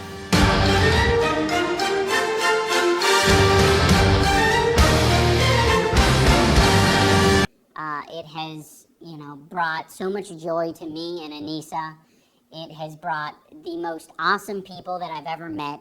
It's brought them into my life, and I'm super grateful, and I want to keep doing it, and this event means so much to me. And I'm going to protect it. And I'm going to protect the fighters and the people involved in the event. And, I'm not, when it comes to people wanting to fuck around and mess with the vibes, I'm not going to tolerate it. You're going to get kicked from the card if you're being a piece of shit. You should probably simmer down with that bullshit, buddy. You need to simmer down with that, because you have to understand something. You're concerned about the fucking vibes, right? What about the feeling of being in the fucking hospital for taking more damage than you should have? You want to talk about vibes? You want to talk about vibes, and you want to talk about people being a piece of shit, getting kicked from the event if you're being a piece of shit. You're like the biggest fucking hypocrite here. And if you're not communicating and if you're not cooperating, and I want nothing to do with Sam Hyde as well. So. Fuck that guy. You dumb bastard! You daffy bastard! You twat! Froggy knew he was going to fight for the greater part of a year, and was apparently training very hard for the event. Then around a month before they were set to fight, they announced that he was essentially banned. This created massive backlash online, and you even had people like Gideon offering a $100,000 donation to charity if they would put Froggy back on the card, because after all the event is largely for charity. But still he and his wife ignored these pleas, and they went on to give the dude who was supposed to fight Froggy a horrible matchup, all the while getting destroyed online for doing so. And so essentially he didn't want to be involved with someone who was cool with a man who was bashing his wife and, in his words, harassing them. And that's honestly very reasonable to me. But the thing is, when you made a career with the help of this woman making this edgy content clowning on people, and then you two both can't take a single joke without getting butthurt, and also taking an opportunity away from someone in the process who had already worked very hard, it's just not a very good look. And his old audience is making sure this is known, as they basically berate him for being a massive hypocrite. Another thing we have to watch out for is saying things like, "This is sick, man. This is sick, disgusting stuff. It's not even funny. It's just disgusting. I didn't find that humorous. It's just simply repulsive." Now, if that's your genuine reaction to something, that's fine. That's your reaction. But if you're a critic, a writer, someone who has to, like, form valued opinions that people want to share online, then you need to put a little bit more effort into your critiques. I want to take the time to have us spotlight an interview between Brandon Buckingham and Sam Hyde. Brandon Buckingham was someone that was trained by Sam Hyde for a fight. Brandon Buckingham knocking his opponent out. Wanted to take a moment to focus on this because, of course, it all relates. We want to nail down as best we can an impression of Froggy Fresh from someone that iDubbbz is not so fond of. Now, the reason for this is you may or may not have thoughts on Froggy Fresh and what he's like, and you may also have, you know, thoughts and feelings on Sam Hyde and what he is like and everything else. In this instance, Sam Hyde is, you know, usually he's doing like the whole jokey joke thing, he's being funny, but he's being serious in this interview, and it's important to note that because, you know, finding Sam in a serious serious moment, a serious mood, it's not exactly uncommon, but that we can glean that is nice. How did the training with Froggy Fresh come to fruition? Froggy just hit me up, and he's a really cool guy. He comes across, he's got a really easygoing way about him, like right off the bat. I think it's a Florida thing, maybe. But I just liked him right away, and he came out for a week. We did our little workouts, you know. We spent the week together and had a really pretty good time, very productive in my opinion. And I think Froggy looked really good. He's you know, like a natural athlete. He's a very athletic person, so he was able to keep up with all the training without a problem. And then he went back home and was canceled from the fight that he'd been training for 9 months or 8 months or whatever it was. Yeah, because I just did an interview with Froggy Fresh right before this interview, and it seems a little bit confusing how he went from him training with you to getting banned. So he was there with you. He got a call from Ian being very odd and sketchy about, like, you know, what's going on Twitter. I saw you're in Providence and Sam's retweeting you. And then I think the first thing Ian said. So here's the thing: a fight is, like, as you know, extremely serious. It's fucking not the thing that people think it is. Where it's like, yeah, we can just put on some gloves and go at it and see what happens. Like, that's not it. It's you know, the potential to get your head rocked and get some serious damage done to you, and you're in this, like, you saw this in Creator Clash 1 because most of the people in Creator Clash 1 didn't prepare properly and hadn't sparred. Matt Watson, his dad's friend, he was doing him a favor. He was doing him a friendly favor. They were friends. They were really good friends, which is why, you know, anytime, like me and my good friends, what I do is I brutalize them in front of millions of people. And then celebrate. Then gleefully celebrate. And then I celebrate like a manic freak. Yeah. I wouldn't celebrate that. I wouldn't celebrate that hard if I beat Hensonn Piker. I wouldn't celebrate that hard if I was the fucking heavyweight champion of the world. The look on his face, on Dad's face, yeah, doing just the corniest improv actor shit like that. Fuck me, man. It's insane. Good, nice friend. What a good friend. And that's what the issue with the Creator Clash thing is. It's good. It's let's get some friends together, put on some gloves, and see what happens. And it's fun. Everybody's gonna have fun. These people are not having fun. These are not fun little insignificant throwaway things that we do for fun. This changes your life. If you lose in a brutal fashion, that changes your life. Matt Watson, his life has been completely altered from the course that it would have taken because of that beating that Dad put on him. That's how it is. That's what happens if you get brutalized in front of millions of people. It doesn't matter how much you are laughing about it or being, I'm a good sport and we're just here for charity, guys. No, you just got steamrolled in front of everybody that would ever have an interest in watching you. And that's going to be on the computer forever for your kids to look at. You know what I mean? Like, this is not, and that's, they know that too. They're just pretending. The people that are like, yeah, it's all good. Bloody mouth, broken nose, busted eye. Yeah, it's all good. We're good now. That's pretend. That's all pretend. And so if you're going to invite somebody to do this, like when I trained you, I was like, my mindset was just, and I'm not saying I'm a great coach or something, but my mindset was like, I have to 100%, I have to make sure that Brandon comes out of this with his head intact, with a win, not looking like a jackass. Like, this is the most important thing in the world. This person has like put their health in my hands. You know what I mean? Yeah, we weren't joking around. You can see, I mean, there's like 3 videos of us training. I'm not joking at all. So Sam Hyde texted me a training schedule I need to follow to prepare to go to Rhode Island for my first boxing classes. You know how I mentioned Froggy Fresh had been kicked from the card and that he had been training for 9 months? And you know how I mentioned Sam Hyde takes care of his fighters and that Brandon Buckingham was one of his fighters?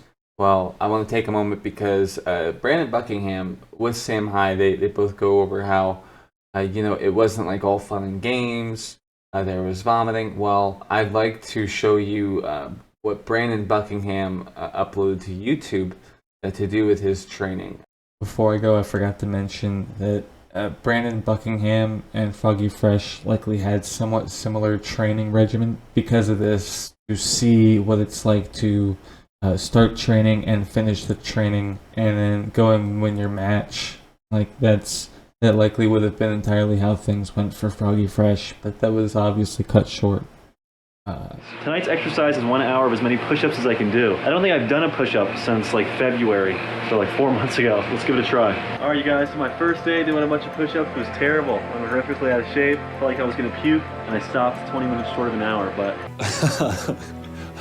I just feel like a huge bitch, honestly. I feel really weak. I feel like I don't know how to box. I got exhausted really quick. But it was a really surreal and fun experience, and I'm super thankful for Sam having me out here and giving me the time of day to train me. So it is exciting, but like, I'm fucking exhausted. We were outside in the rain training for about 1.5 hours or 2 hours, and I'm tired. I'm ready to get a shower and go to bed and get up and get ready for another day of training tomorrow. All right, this is day 3. My body is completely devastated. I'm so sore. My back, my legs, my arms, my shoulders. The last thing I feel like doing is working out, but I guess if I did what I feel like doing all the time, I probably wouldn't do shit. Just don't vomit, man. That's my advice as a professional. As an accredited boxing trainer who knows what he's doing and isn't just bullshitting, my advice is don't vomit. This day was a low point for me. I felt like absolute shit and had 0 energy left to give. Yeah, it feels like I'm being a baby. I feel like a baby because it feels like I'm being dramatic, but I wrestled for a long time. I feel like I wrestled long enough to understand the levels of exhaustion, and I am like completely fucked up right now, dude. My back is done. Everything's done. I just want to go to sleep. Few things suck as much balls as an ice bath. Gotta be cold, it hurts. So good though. As soon as you get in that water, your body's like screaming at you to get out. Like, all you can think about is getting up out of the ice water. How long are we going for? 5 minutes. You don't want to be there too. You skinny as shit. You fucking going to hypothermia. Whoa. I think I'm gonna piss. That's crazy. My dick is inverting. It's really a terrible thing. I don't know how something so bad can be so good for you. I know I'm not an exception here, but I, for one, absolutely hate ice baths. I was thinking becoming a drug addict wouldn't be that bad, but after a few minutes, the ice water made my entire body numb and I got used to it, and I settled in for the remaining 5 minutes of the disgustingly unenjoyable ice bath. So if you're watching this at home and you don't know how bad an ice bath is, I implore you to go buy 5 pounds of ice, put it in your bathtub, and sit in there for 10 minutes. Tell me how it feels. So today is day 5. Update on how I'm feeling. I feel horrible, completely exhausted. All I want to do is go to bed. My body felt so beaten down and exhausted at this point. I was just completely in shambles. The more I punch, the more I get certain that my right wrist is damn near broken, and it's becoming abundantly clear that I'm even worse at boxing than I thought. So by this point, I've trained 12 times in 6 days, and I am just completely dead tired. This was a very grueling and tiring week. My morale was down, I was feeling a bit defeated, but I had gotten through it. I hadn't skipped any workouts, and I had tried my best the entire time. Can you give us 3 minutes? Yeah. So if I have my guard up like this, try to sneak it up in the middle. And put your guard up. You can, if the guard's tight, but you can still fit your fist vertically, you can punch like that. Make sense? Yeah. Go.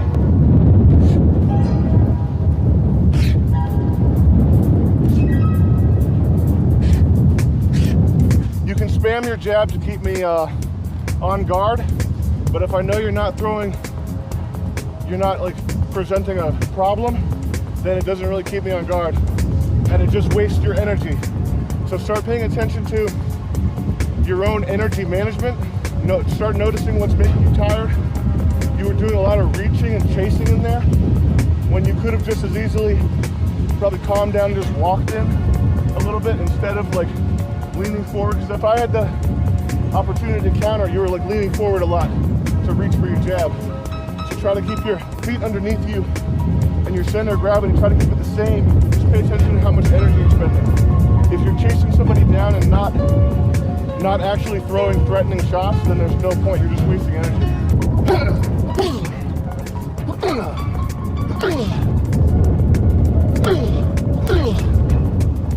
Do one more really hard one. Make me regret asking. Go. One more. That's good. It's crazy you have a good left hook already.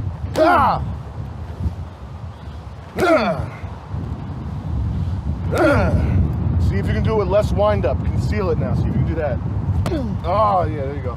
The surprise makes it hurt more. Oh, that hurts way more. Oh my God. You got good punches. Oh.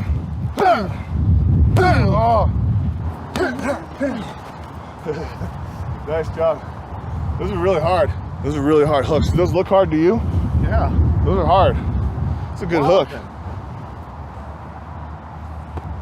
He's not gonna be able to take many of those. I had a couple good rounds where I ended up eating a big overhand right and a left hook that dropped me, just about broke my jaw and knocked me unconscious. So we're gonna play that clip right now.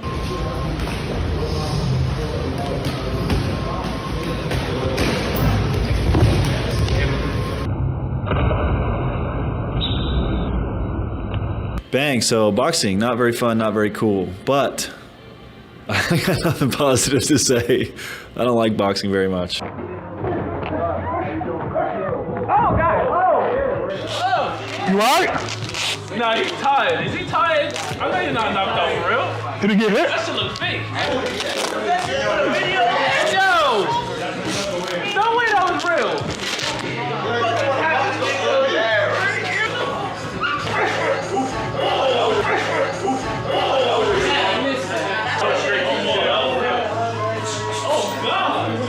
You alright? Are you good? I'm tired. My head is fucked up. All right, come on out. Come on out. Get this off. Come on out.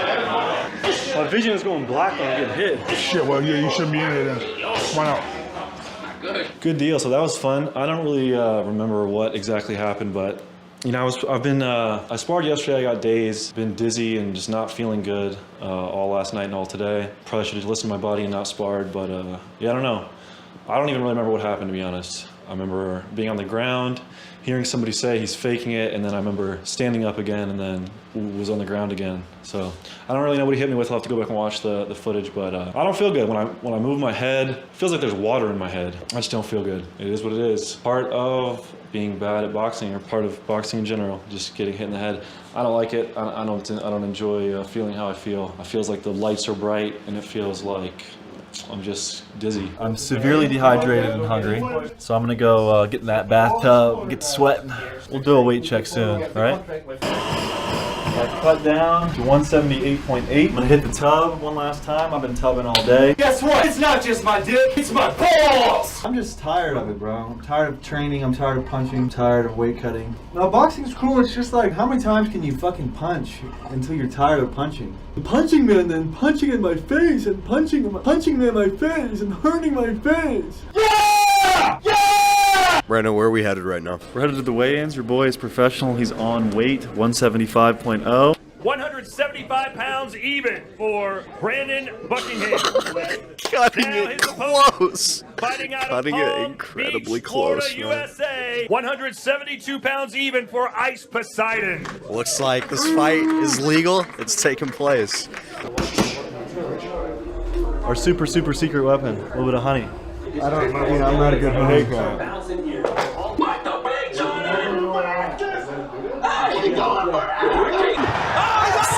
Save him! Good Lord! Save him! Save him! No! Save him! And they will save him! Save him! Brandon Buckingham! That's a fucking lot! And it didn't take too long, did it? Did not take too long! Anything you want to say to Brandon? I love you, Brandon. You did an awesome job. Good job. Way to work hard. Way to do what you got to do to get it done. Brandon, something for the fans out there that just saw this go down? Thank you guys for supporting me. I know it's been a crazy fight camp with, the psych ward and getting all fucked up in the head. But, yeah, I want to say mental health. Don't be ashamed to have mental health issues and admitting it and going out and getting help. Because, men can be sad, too. I'm a sad boy. But I'm happy that was over with because getting punched in the face sucks. Hey, shout out to Cut Man. He made it happen. We were not having fun. No. You were throwing up. We were both just sweating, just working. Wake up, work. It was that kind of time. There was no laughing. There was no content create. We're making some great content together. We weren't like we should do a podcast and just have a blast and go do go-kart. Like, no, none of that. So iDubbbz is bringing these Anissa is bringing these people together who know nothing about fighting. They don't understand what it's like to get punched in the face. Chris Raygun going up against a black dude that's like half a foot taller than him. That's fucking nuts. But the point being, they left Froggy Fresh out. They left him out to dry. They did not communicate with him. They were not helping him like put together training. They were not checking in on him to make sure that shit was going well. There was just radio silence from the time that they got him signed to the time that he came here. It was just radio silence, and that's completely. If someone's career, brain health, etc., are on the line, none of that's acceptable. If I was putting together a fight promotion of any sort, I would be checking in at least weekly, like make sure this person's like. Got the right coach, has a game plan, knows what they're getting into, has done sparring, etc. But there was none of that. And then when Froggy Fresh came here and tweeted about it, he immediately gets a call from iDubbbz saying, "How do you know Sam Hyde?" First thing is that when he picks up the phone, "How do you know Sam Hyde?" That's crazy. So do you think that the reason for Froggy Fresh's ban was the I'll subscribe to Anissa's OnlyFans if I lose, or because he was training with you, or an amalgamation of both? I think it was a mix. He's kind of a shit starter. He's like he's a Florida guy. You can't tell someone from Florida not to do something because they'll just keep doing it. Like that's like it's just not in the cards. You take some guy from Florida, you say, "Hey, can you chill out and not do that?" It's just they're going to do the opposite. So I think Froggy was starting to put it together that he had been kind of neglected by these people. He was, he was probably pissed off at not having any sort of communication or lifeline in this frankly very scary process towards the end of it. And I would imagine that's I haven't talked to him about it, but I would imagine that's why he made the OnlyFans joke. But it's a joke. And she's not ashamed of her OnlyFans, so what's there to be ashamed of? He didn't say that she's a succubus with a foot-wide hole that, he didn't say anything about stretching her hole. He just said he was going to subscribe to her OnlyFans. Sam, if I lose my next fight, I'm going to sign up for a season pass to Fish Tank Live. Oh, that's a low blow, Brandon. You shouldn't subscribe to the thing that I'm not ashamed of, that I make money from. I spoke with an entire group of people outside of Crater Clash that were in Garfield outfits, and they were banned from the event for wearing masks, and they were told by security it was because they were afraid you were going to sneak in. So they're banning 5'2", 125-pound people with masks on because you could be Sam Hyde. Well, you know what's crazy? In addition to pictures of me, they had security had pictures of Jet and Julian at the venue. That's true? That's true, yeah. Which is like Julian's never said anything. Like I mean Jet has like spicy Twitter or whatever, but Julian has said nothing but nice things to iDubbbz. He's never insulted him. He's never said any one sideways thing about anybody. And it's just really funny how petty they get. Well, Anissa blocked me on Twitter, and I was thinking like, well, what have I done? What have I said? Yeah. And also, we made these signs that said "Free Froggy Fresh." Froggy did nothing wrong. And they made their way down to the part where the fighters walk out, and Rusty Cage tweeted out a photo of the posters and said, "Uh-oh." At the after party, Anissa came up to him and said, "Rusty, I just want to let you know that tweet you made, really uncool." Yeah, that seems like a major violation. That seems like something that's really uncool. Yeah, I got an interview with Rusty about it. It's pretty insane. So now that brings us... A lot of people are getting hurt because of that. A lot of people getting hurt because of that. Very uncool. Mm-mm. So that brings us to the opponent they chose to replace Froggy Fresh. I know... Yeah, that actually is a cool move. If I took a picture of a sign that said Froggy Fresh did nothing wrong, that's kind of an uncool move. That's not cool. Okay? But if I'm your friend and I give you a few days notice to go fight a black guy that's way bigger than you, that's actually a cool move. I mean, he was 6 inches taller. I heard he cut 13 pounds and still weighed in 5-6 pounds heavier. That is a massive, massive weight difference. Well, that's a cool move. That's what you do when you care about your friends. You know, these people, they're just good people. They're salt of the earth people. They're the best people. You know, and I don't think I would even do that. If I had somebody that I didn't like, setting them up to fail in a mismatched fight, I don't even know if I would have the stomach to do that, man. Yeah, it was nightmarish to see. So, how did you feel about Creator Clash as a whole? I think it's great. I like the controlled car wreck aspect to it. This year, I don't know if you noticed, but the ring didn't have an apron. Did you see that? Yeah. So this sounds like a small point to somebody that hasn't fought in a ring before, but when you get up against the ropes, you expect there to be about a foot of backsplash for your feet to go. You know what I mean? Yeah.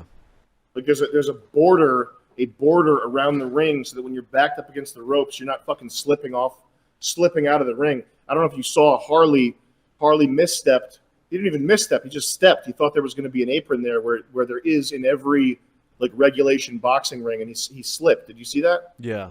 Fell right out of the ring. Even he got thrown out of the ring too, but there were a few times where he went to step and there was nothing there for him to step on. And that sounds like a small point, but if you ever fought and you've stepped somewhere and thought that there was going to be something there to support you and there wasn't, you know that's not a small point. Even Tony Jeffries was saying that the ring was not made to regulation. So it's just, I like Clash because it's a fucked up mess and I want to see people get hurt. And I like when extremely low, mid-tier, nothing content creators get abused for not enough money and get in mismatched fights and get their brains boggled. I'm a big fan. iDubbbz's recent video is pretty bad. I'm not sure what possessed him to post it. The drama had completely blown over and everybody has moved on with their lives, but it seems like iDubbbz couldn't let it go and he said, you know what, I'm gonna rip the scab off the wound and pour a bunch of salt on it. That'll show him.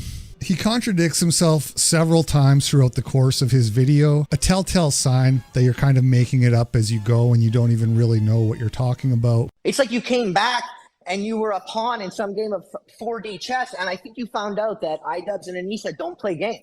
Hello everyone, welcome back to another video. So iDubbbz's video starts off with this quote from Harley Morenstein of Epic Mealtime, talking about how iDubbbz and Anissa don't play games, and it's kind of a weird flex, and shows right off the bat that we're not all on the same page here. If there was some situation where someone tried to punk you and you put them in their place, it would be totally fine to start with a clip like that. But my perception, and I think the general perception of the public at large, is that iDubbbz mistreated somebody for reasons that are very innocuous due to his own insecurity and borderline schizophrenic paranoia. Keep in mind, something iDubbbz does over and over to justify his behavior is appealing to the idea that Sam Hyde having the loosest association with Creator Clash could tank the entire event, just cause the whole thing to implode. There's no real rational reason to believe this. If anything, it's the opposite. Sam Hyde being attached to a project generates more interest and enthusiasm for the project. And so right off the bat, we have this weird flex where Ian is acting as if he's here to do a victory lap, as opposed to spend 23 minutes pleading with everyone to please try to see it from his point of view. Having said that, we need to take some time to talk about Harley, whom I don't know if other people have said this. If not, let me be the first to say, fuck Harley Morenstein. This guy had a total heel turn through all of this, and whatever goodwill he built up in the last Creator Clash, he has managed to completely destroy, at least from my perspective. Epic Mealtime is a YouTube channel that's in rough shape. With 7 million subscribers and barely able to average 10K views per upload, things aren't going that well for Harley. But flashback to last year when Harley was uploading his videos training with Sam Hyde, and it paints a different picture. Hundreds of thousands of views on those videos, offering Harley a desperately needed injection of new interest into his career. Now, given that we know the reason iDubbbz, according to iDubbbz, banned Froggy Fresh is because of training and associating with Sam Hyde, we can safely assume that when Harley was invited back to Creator Clash 2, there would have been an agreement that Sam Hyde would not be part of that. Now, that's all well and good. I don't think it makes Harley look bad that he would agree to not associate with Sam Hyde as part of his Creator Clash 2 performance. It's kind of just business. I mean, it's a weird business that only crops up when you're dealing with somebody who's abnormally insecure, but it's still just kind of business. Where Harley loses me, however, is when he decided to go to bat for iDubbbz and Anissa, defending their treatment of Froggy Fresh. Whether you can criticize some of Froggy's comments as being in bad taste or slightly antagonistic, it's very difficult to see how Froggy Fresh did anything where you would be like, wow, what a piece of shit, fuck that guy. Yet Harley decided to defend that stance, which is a really bad look for Harley, considering Harley did essentially the same thing as Froggy Fresh and benefited greatly personally from it. Now, I don't know about you, but I believe in karma, and karma can be a real bitch, which is probably why Harley got knocked into the middle of next week in his Creator Clash 2 fight, being one of the only people in Creator Clash 2 to lose by knockout.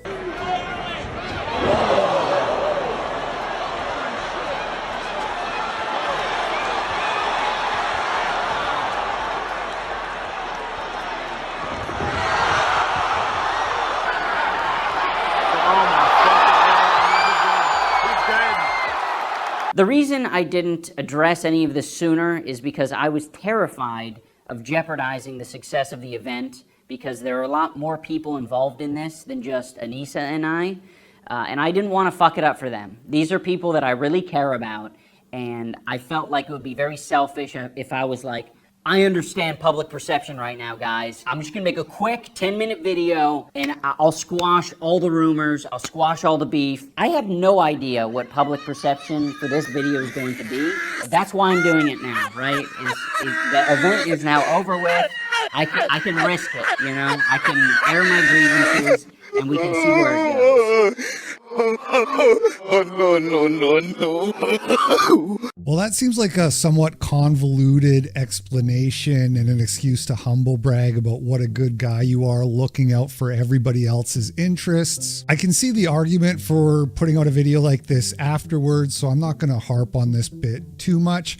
I can see an argument for not putting it out at all, which is a stronger argument, but iDubbbz banned Sam Hyde from Creator Clash after Sam Hyde had trained Harley for the fight and then purchased a bunch of like front row VIP tickets to go watch the fight. iDubbbz has defended this decision on very tenuous grounds we've already alluded to, the idea that this would somehow tank the event. I don't find this argument remotely compelling, and so from where I'm sitting, it's just a massive dick move from iDubbbz to have done that. And that would signal the point where the gloves come off and it's basically war now. And it's because of you, iDubbbz. You did that. You did that. If you hadn't have banned Sam Hyde from your event, everything since then probably would have played out a lot differently. So it's a bit sleazy the way you're trying to frame this while leaving out that important and critical piece of information. But I guess maybe this is what you meant when you called yourself the puppet master.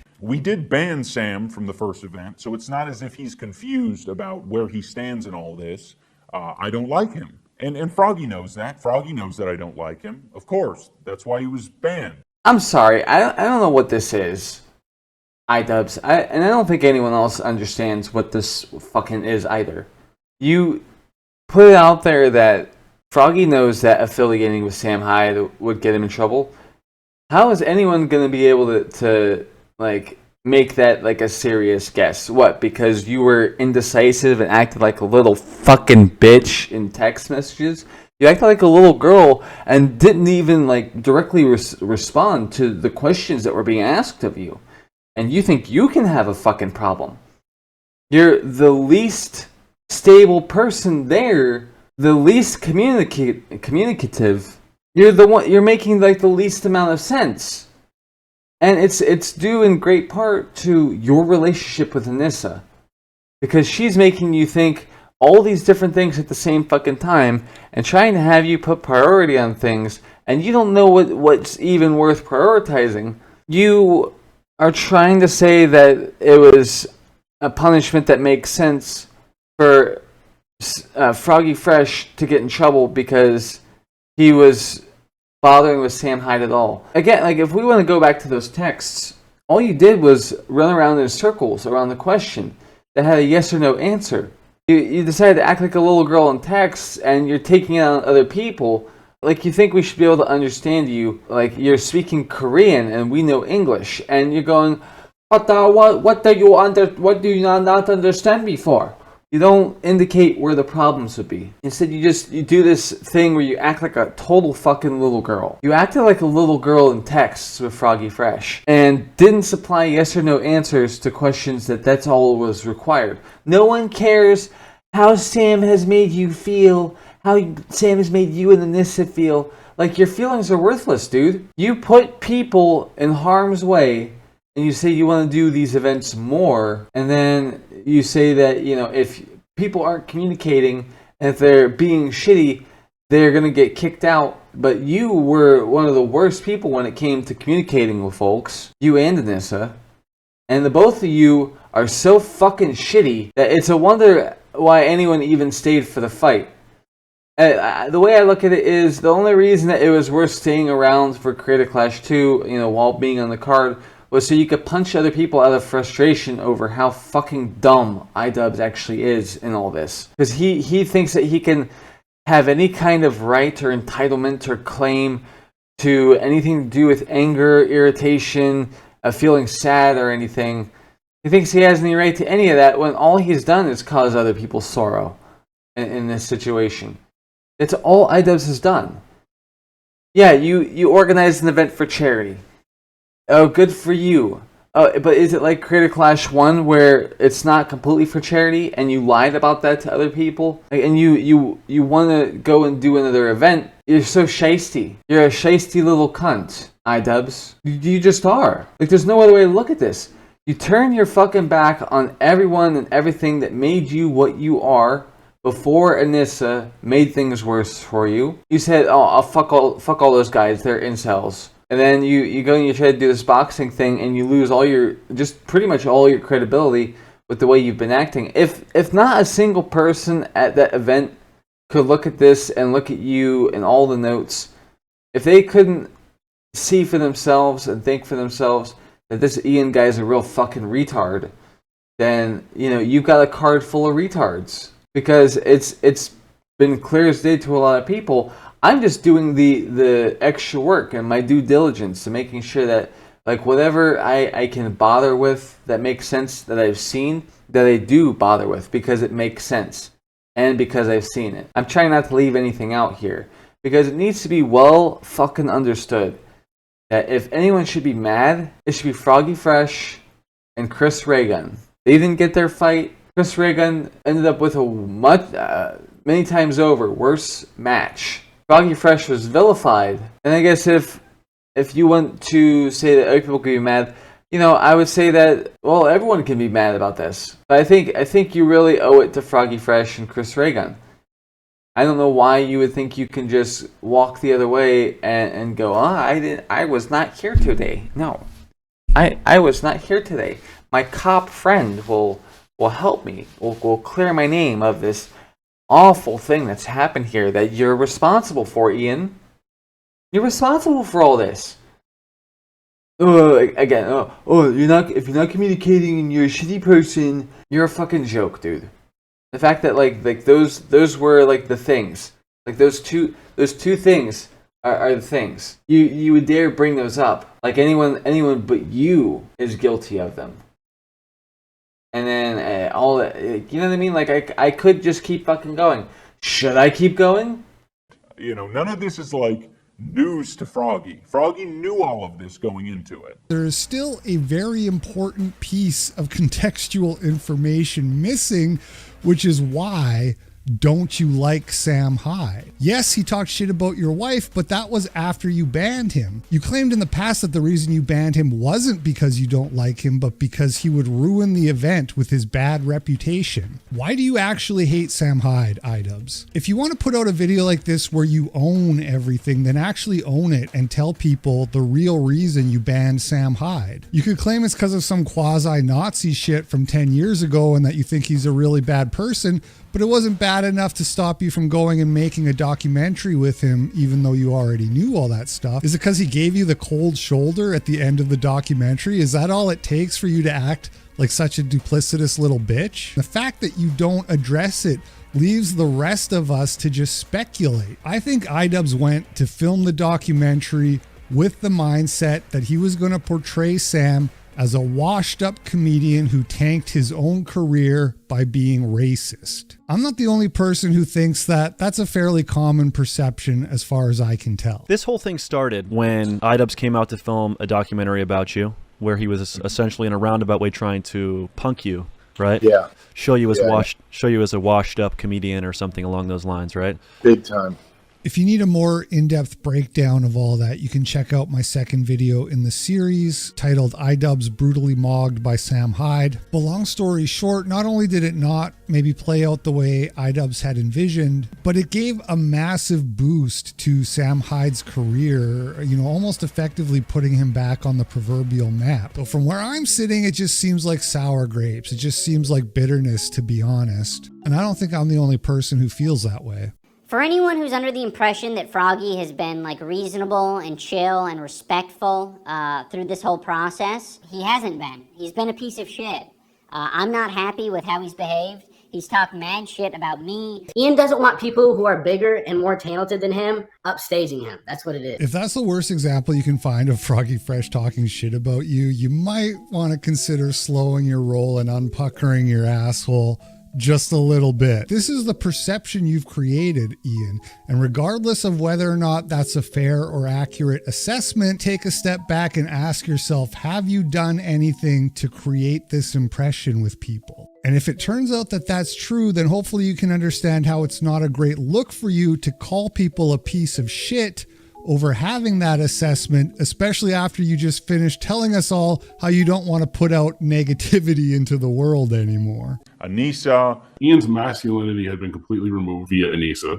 Participants of the event. This is really a lot of weird, tender, soft people. Creator Clash people are real, like, these type of people. You know what I mean? The event itself. This is really like the patty cake league for like social media boxing.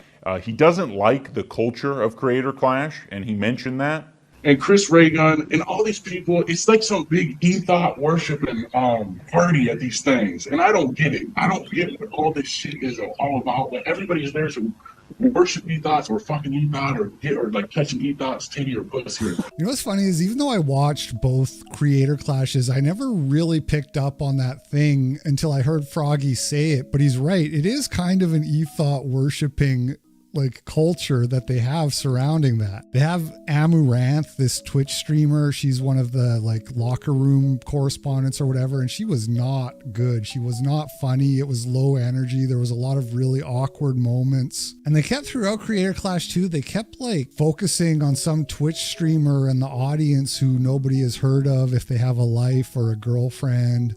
And like being, oh, look, there's so-and-so, and getting to wave at the camera and like put him on the Jumbotron or whatever. Anyway, regardless, you probably already know what I'm going to say, which is that iDubbbz is doing the exact same thing here. Kick Sam Hyde out of your boxing event and then show Sam Hyde talking shit about you after the fact and be like, see, that justifies it. Kick Froggy fresh out of your boxing event. And then surprise, surprise, the guy who's a professional comedian like lightly roasts you and your event after you kick him out. And you're like, see what a piece of shit this guy is? It's not really fair because any reasonable person would think that Froggy probably wouldn't have gone around saying that stuff had you not kicked him out of the event. To be honest, I thought it was quite the gift to you that we'd kick you off the card. You have no more obligations, and you can immediately just pivot into boxing for misfits. It's like, that's the culture that you want. You want the non-sissy, you want the macho dude, traditional boxing culture. So go over there and box for them. You don't even have to miss that many months of training. You've been training. So hop on one of those cards. But unfortunately, Froggy doesn't want to hop on one of those cards because he thinks the skill level is too high. Personally, in my opinion, I think the talent at Misfits and Happy Punch is in a different league that is out of my league.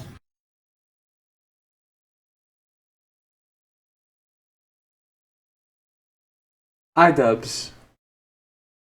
Why? Why these two? I know that you highlighted other people that are going to be at this event, but why these two guys? Why? Is it because they're enormous? And you have this care to you about having people at your event that are shitty. You care about that. These are two enormous lads who are, for whatever reason, fighting. Is it because they're enormous? Is it because of that? You know, I thought that, you know, you had discovered empathy. Or did it take until only hardly half a year ago for you to discover empathy? If you're really that damaged that it takes you forever to discover how to be a good person, then you really do have a lot of problems. There's a reason I keep saying you need to go to therapy.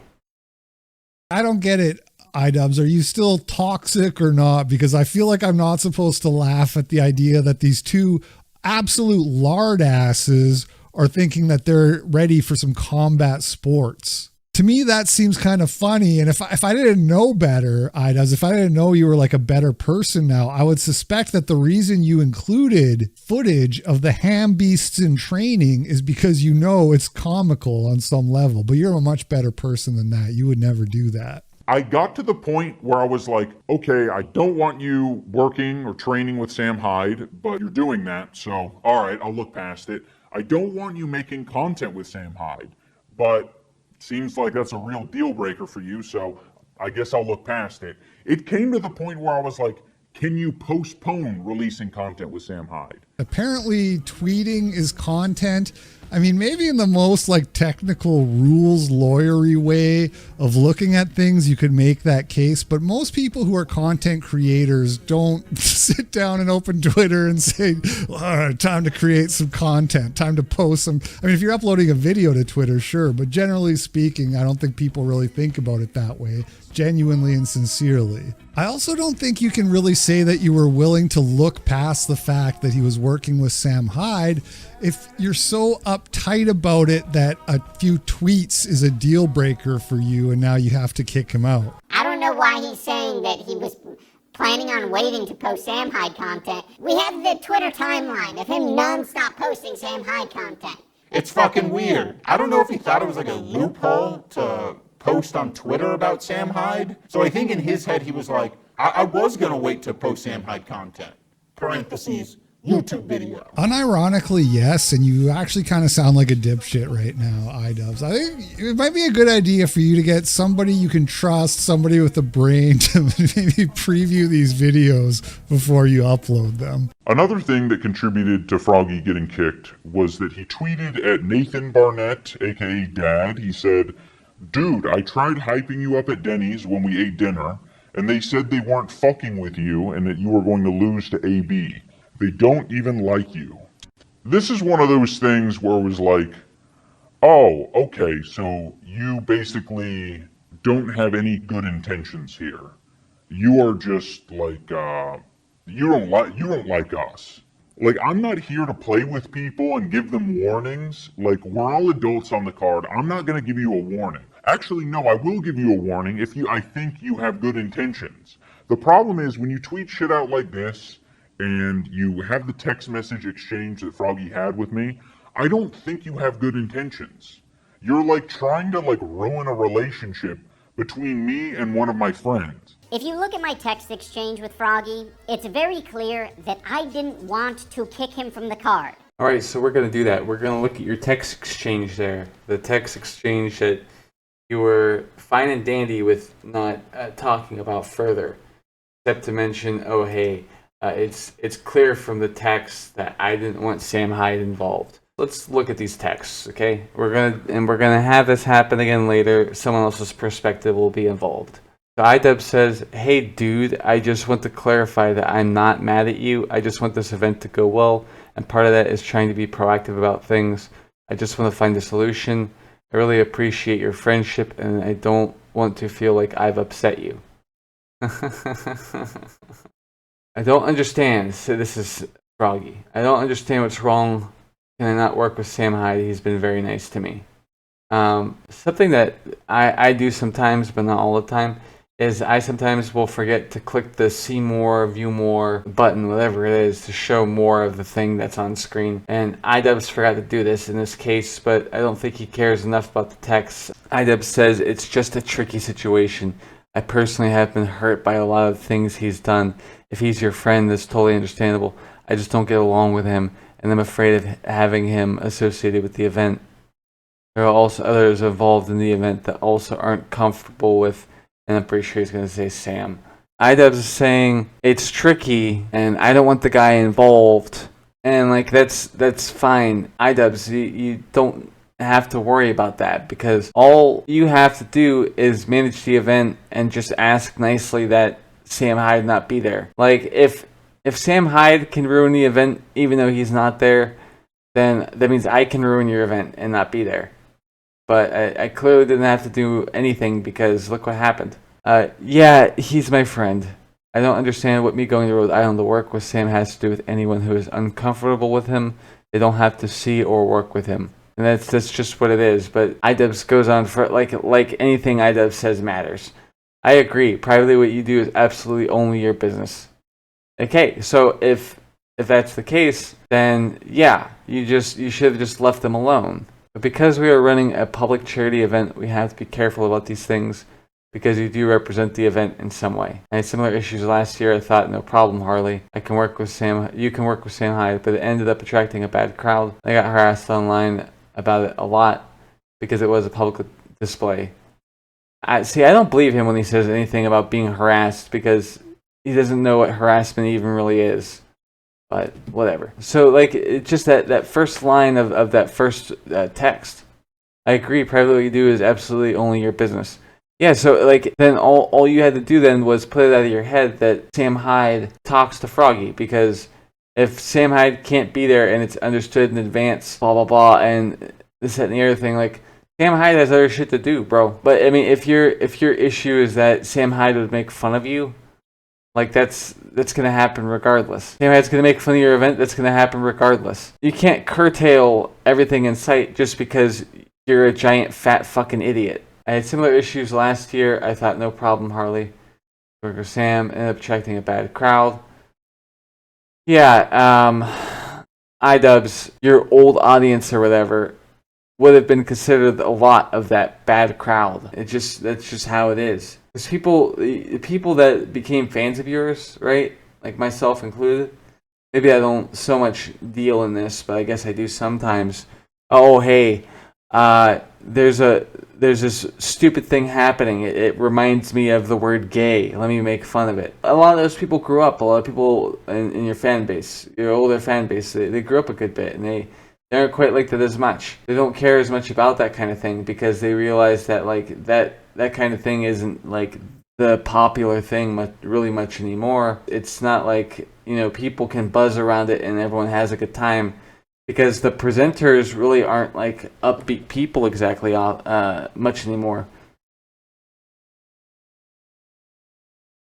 But yeah, you're trying to say that Sam would make things worse, even though Sam is over in Rhode Island, away from your event. Like, if people feel so inclined to go there and make fun of you and whatever else, iDubbbz, like that's just the thing that they're gonna do, and it doesn't even have to. You don't even have to worry about thinking about Sam Hyde if this were to happen, because that's just a people thing. That's just a fucking human thing. You may not like any of your old fans, but it's not like you can look elsewhere but like your own circle and see that shit could bubble up from the ground there.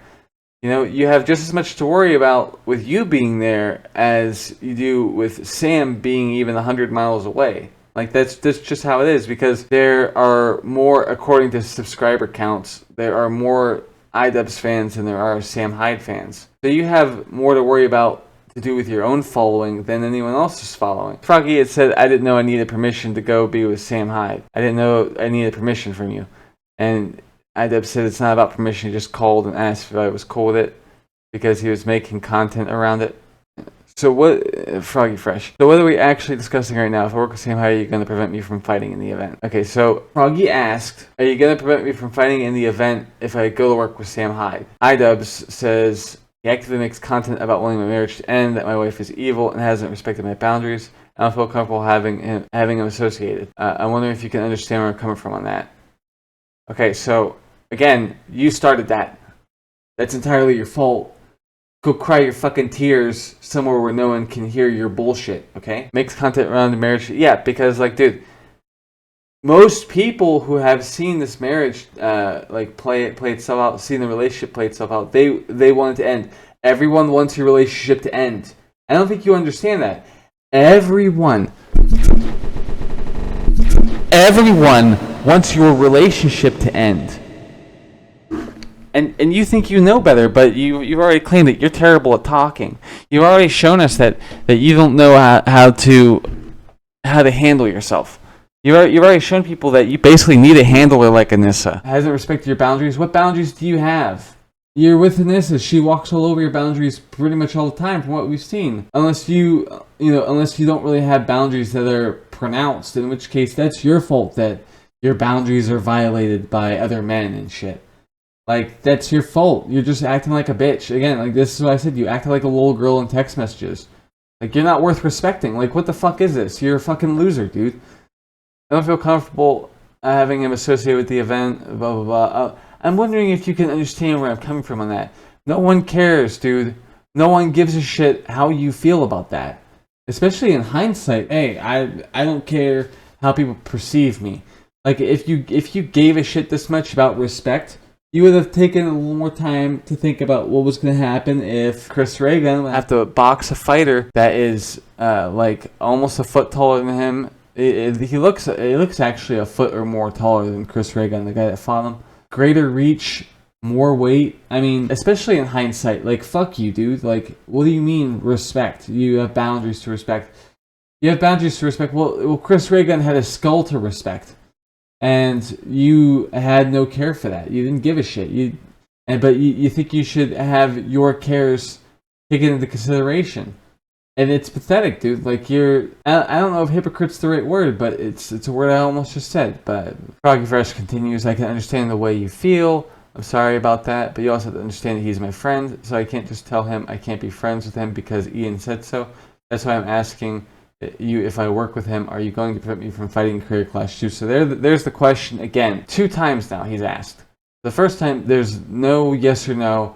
There's just alluding to an idea about how things are going. That's not an answer.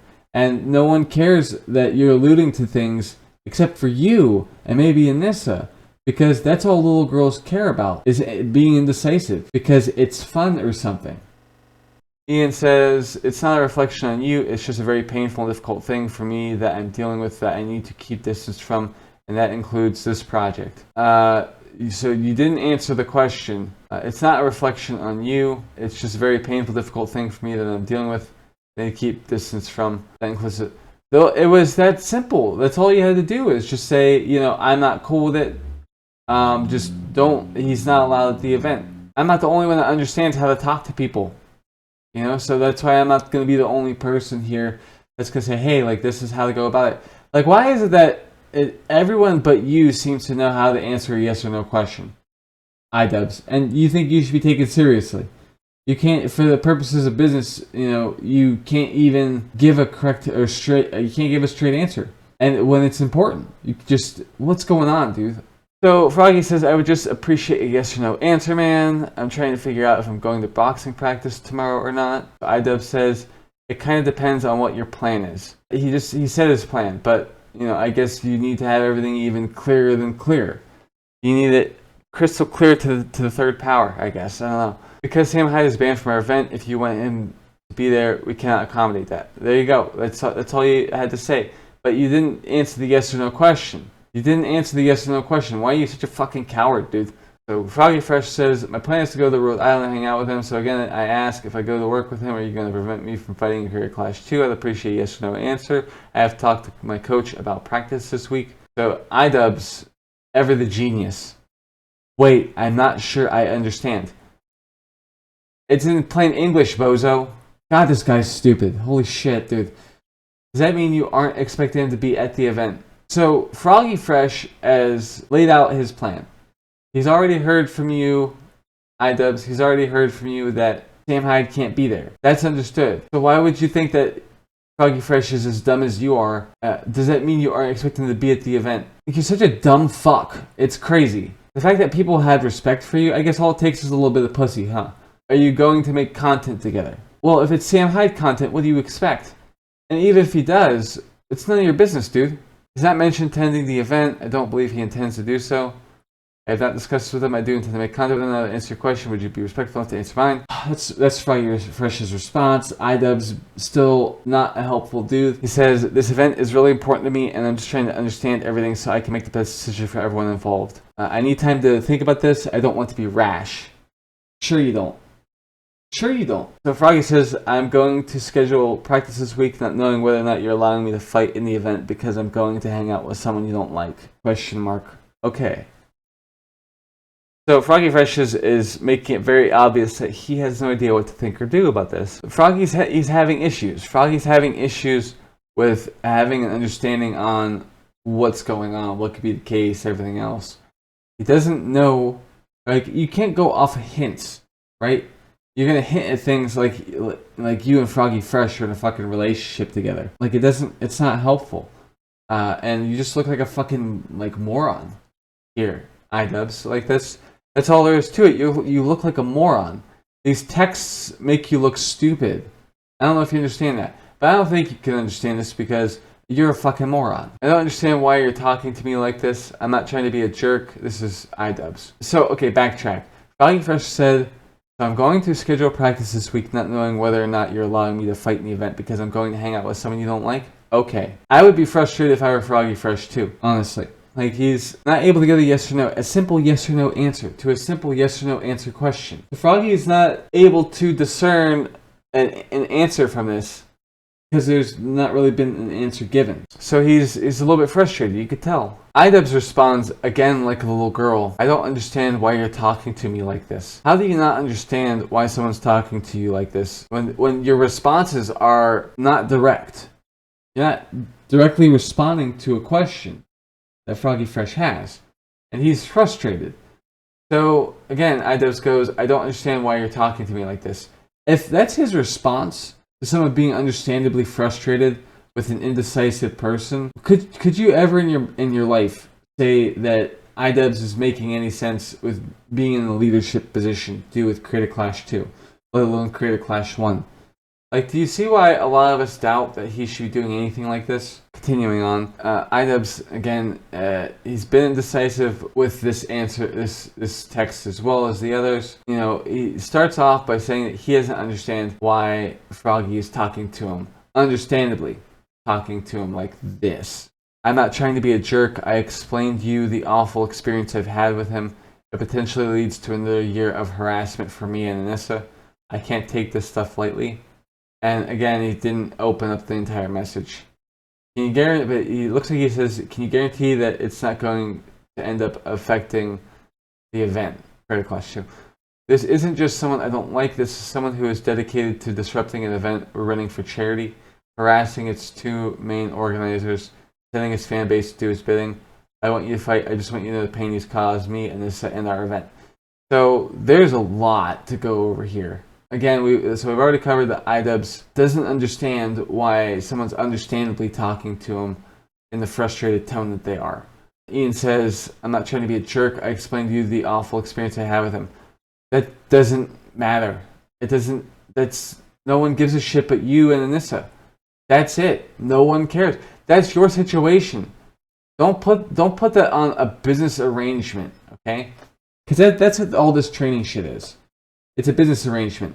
Let me put this into perspective, iDubbbz, because clearly you're too stupid to understand this without a little bit of guidance. Are you ready? Okay. Sam Hyde is one of the best people that could train Froggy Fresh. And you are trying to say that your personal feelings should matter when what matters more is having the right trainer. Because if the training is bad, you die on the mat. You die in the ring. That's what happens. You come away with that. You come away from that with brain damage. You come away from that injured. Sometimes for good. For life. And you're trying to say that you can put your personal feelings on shit when Froggy Fresh just wants to make sure that he's getting good training. Okay? As I mentioned before, Sam Hyde won his fight. Okay? And the two people that Sam Hyde trained won their fights by knockout, okay? We've seen inside what it's like to train with Sam Hyde. We've seen that it's proper. We've seen that Sam Hyde has very important guidelines that he follows. We've seen, heard from him, like, what his concerns are. Like, Sam Hyde wants to make sure that you can take a hit, not die, and come out of there as a winner. Sam Hyde has managed that. You know, just because a bunch of reviews on like a Yelp page says that the guy that lives next door to Sam is a better trainer doesn't necessarily mean that you're going to be able to trust that. Anyone can write a goddamn Yelp review about anyone. I could be 3 cousins separated from a boxing trainer guy, and I can leave like a review of the guy, and like, what's trustworthy? Words or results that have been provided by Sam Hyde's camp? We've seen how these things go for Sam Hyde and the people that he trains. So you're trying to put your personal feelings in the way of adequate, proper training. So you are, whether you understand this or not, you are putting your fighters in further danger by letting your feelings try to tamper with business relationships that would make sure that some people come out of a fight not fucked up beyond recognition. But you don't care about that. You just care about the vibes and the furnishings, and you care about the good time, and you care about people not feeling like they had a negative experience. It's a boxing event for charity, with a dweeb at the fucking center, with a dumb bitch for a wife, thinking she should be involved just as much as you think you should be involved, when we both know that neither of you should be in the picture. This was a stupid idea for you to do this. No, we're like, this was a stupid idea for you to do this. Because it revealed a lot about you, Ian. It revealed a lot about you for the worst. I don't care that you guys had a fun time. I don't care that you think boxing is a thing that people should just casually just do one day. I don't give a shit about that. No one else should. No one should be taking you seriously because of the harm you've caused people. You know, and you destroyed everything you built, harmed people, lied about people, manipulated situations, lied about situations. I really, again, as with before, I could keep going. So you try to put your personal feelings in the way of someone receiving adequate training that could keep them safe and away from, harm, right? Keep them safe in the ring. Okay? You're trying to get in the way with that, with your worthless fucking bitch boy feelings. And like you think we should take you seriously. So I'm going to skip down to the second of 3 messages from iDubbbz. Says, this isn't just someone I don't like. This is someone who is dedicated to disrupting an event we're running for charity. Dedicated? So that's either a lie or a misinterpretation or something. Because I'm not aware of anything like that. And I've done more studying to do with the situation and investigative whatever than most people would. And I haven't seen anything like this. You're either lying or you're misrepresenting a situation or you've seen something that I haven't seen because I'm not like on Twitter and shit. He's dedicated to disrupting an event. Where did that happen? You have to be lying, right? I mean, because disrupting an event, where? Where is the disruption happening? He's dedicated to that. What are you talking about? Someone who is dedicated to harassing its 2 main organizers. No, dude, what are you actually talking about? That doesn't make sense either. This is like saying that rape and a pat on the shoulder is the same fucking thing. Sam Hyde, as far as I've seen, doesn't harass people. At least he doesn't harass you. I haven't seen him harass you. Again, harassment is not just talking to someone. Okay, harassment involves being told to stop and continuing. For all you dumb pieces of shit out there who don't understand that harassment is not the same as just talking to someone. It's like you people were raised in a household run by 2 butch lesbians. A guy talking to a girl at the bar. Big fat piece of shit bitch. Big old retarded butch lesbian moron. Walks over. Oh, don't harass her, man. Meanwhile, they were just talking about collecting teacups and antique roadshow. And then he caps the second message off by saying Sam Hyde sends his fan base to do his bidding. See, this is what I don't understand. It's like you fucking dickheads come from the same leftist reprogramming because you're sending his fan base to his bidding. This has been the complaint of every leftist piece of shit. It just has people from a fan base talking to them. Me showcasing, highlighting that someone is a fucking retard.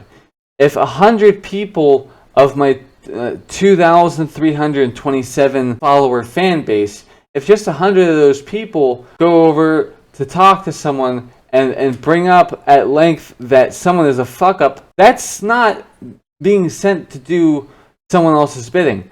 That's not what that is at all. Why would you think that's the case? What? Because you heard from some of the same fucking losers that you talk to, Ian? The same losers you talk to think that just talking to people like normal is harassment. You guys think that, fans of a creator who just talked about how someone's fucking up, that people that leave from the stream or the video, whatever it is, where the fuck up is the focus, right? These guys go over to talk to the fuck up or criticize the fuck up. And so what the fuck up does is they go, oh, you sent your fan base after me. But then again, this all is coming from the same guy who says stupid shit like, oh, I am responsible for what my following does. You're responsible for 7 million people? Really? You need to stop having sex then. Do you see what it is? Send this fan base to do the bidding. Dedicated to harassing two main organizers. It's like just because Sam Hyde is in opposition to you, it doesn't mean his life is now dedicated to fucking with you, and it doesn't mean that everything that you think is going on is actually happening, right? Just because you're saying these strongly worded things, it doesn't mean that that's the case. I don't know what it is with you guys. You think iDubbbz thinks he's responsible for over 7 million people just because he has over 7 million people subscribed to his YouTube channel? This isn't making sense. That a person could be as pathetic as you, iDubbbz, that a person could be that pathetic, is absurd. And I don't know why you think anyone should take you seriously when this is how you respond to things. This is how you take to things. This is pathetic, and you are pathetic. Froggy Fresh says, dude, because you're trying to tell me who I can and can't be friends with, I'm going to Rhode Island to work with Sam. I'm scheduling my practices for this week. If I'm being removed from the event, please let me know. Very reasonable. It's very reasonable. But no, here we go. Here goes iDubbbz again. I never said you couldn't be friends with him. I would just prefer if you waited till after the event to post content with him. You're still trying to dictate to someone how they spend time with others. This all would be done and over with, if you had just said yes or no to a yes or no answer question. Anyway, yeah, so Froggy says that it's weird that iDubbbz would go, yeah, you can't make some content. But he's saying, I never said you could be friends with him.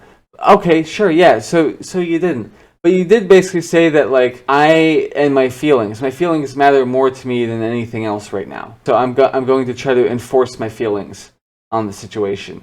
I'm going to do that. That's a thing that I'm going to force because I think that I could just boss people around. That's just what it is. He thinks he could just boss people around. It's like that shit. I thought it was kind of weird. I didn't believe it at first, but I can believe it now.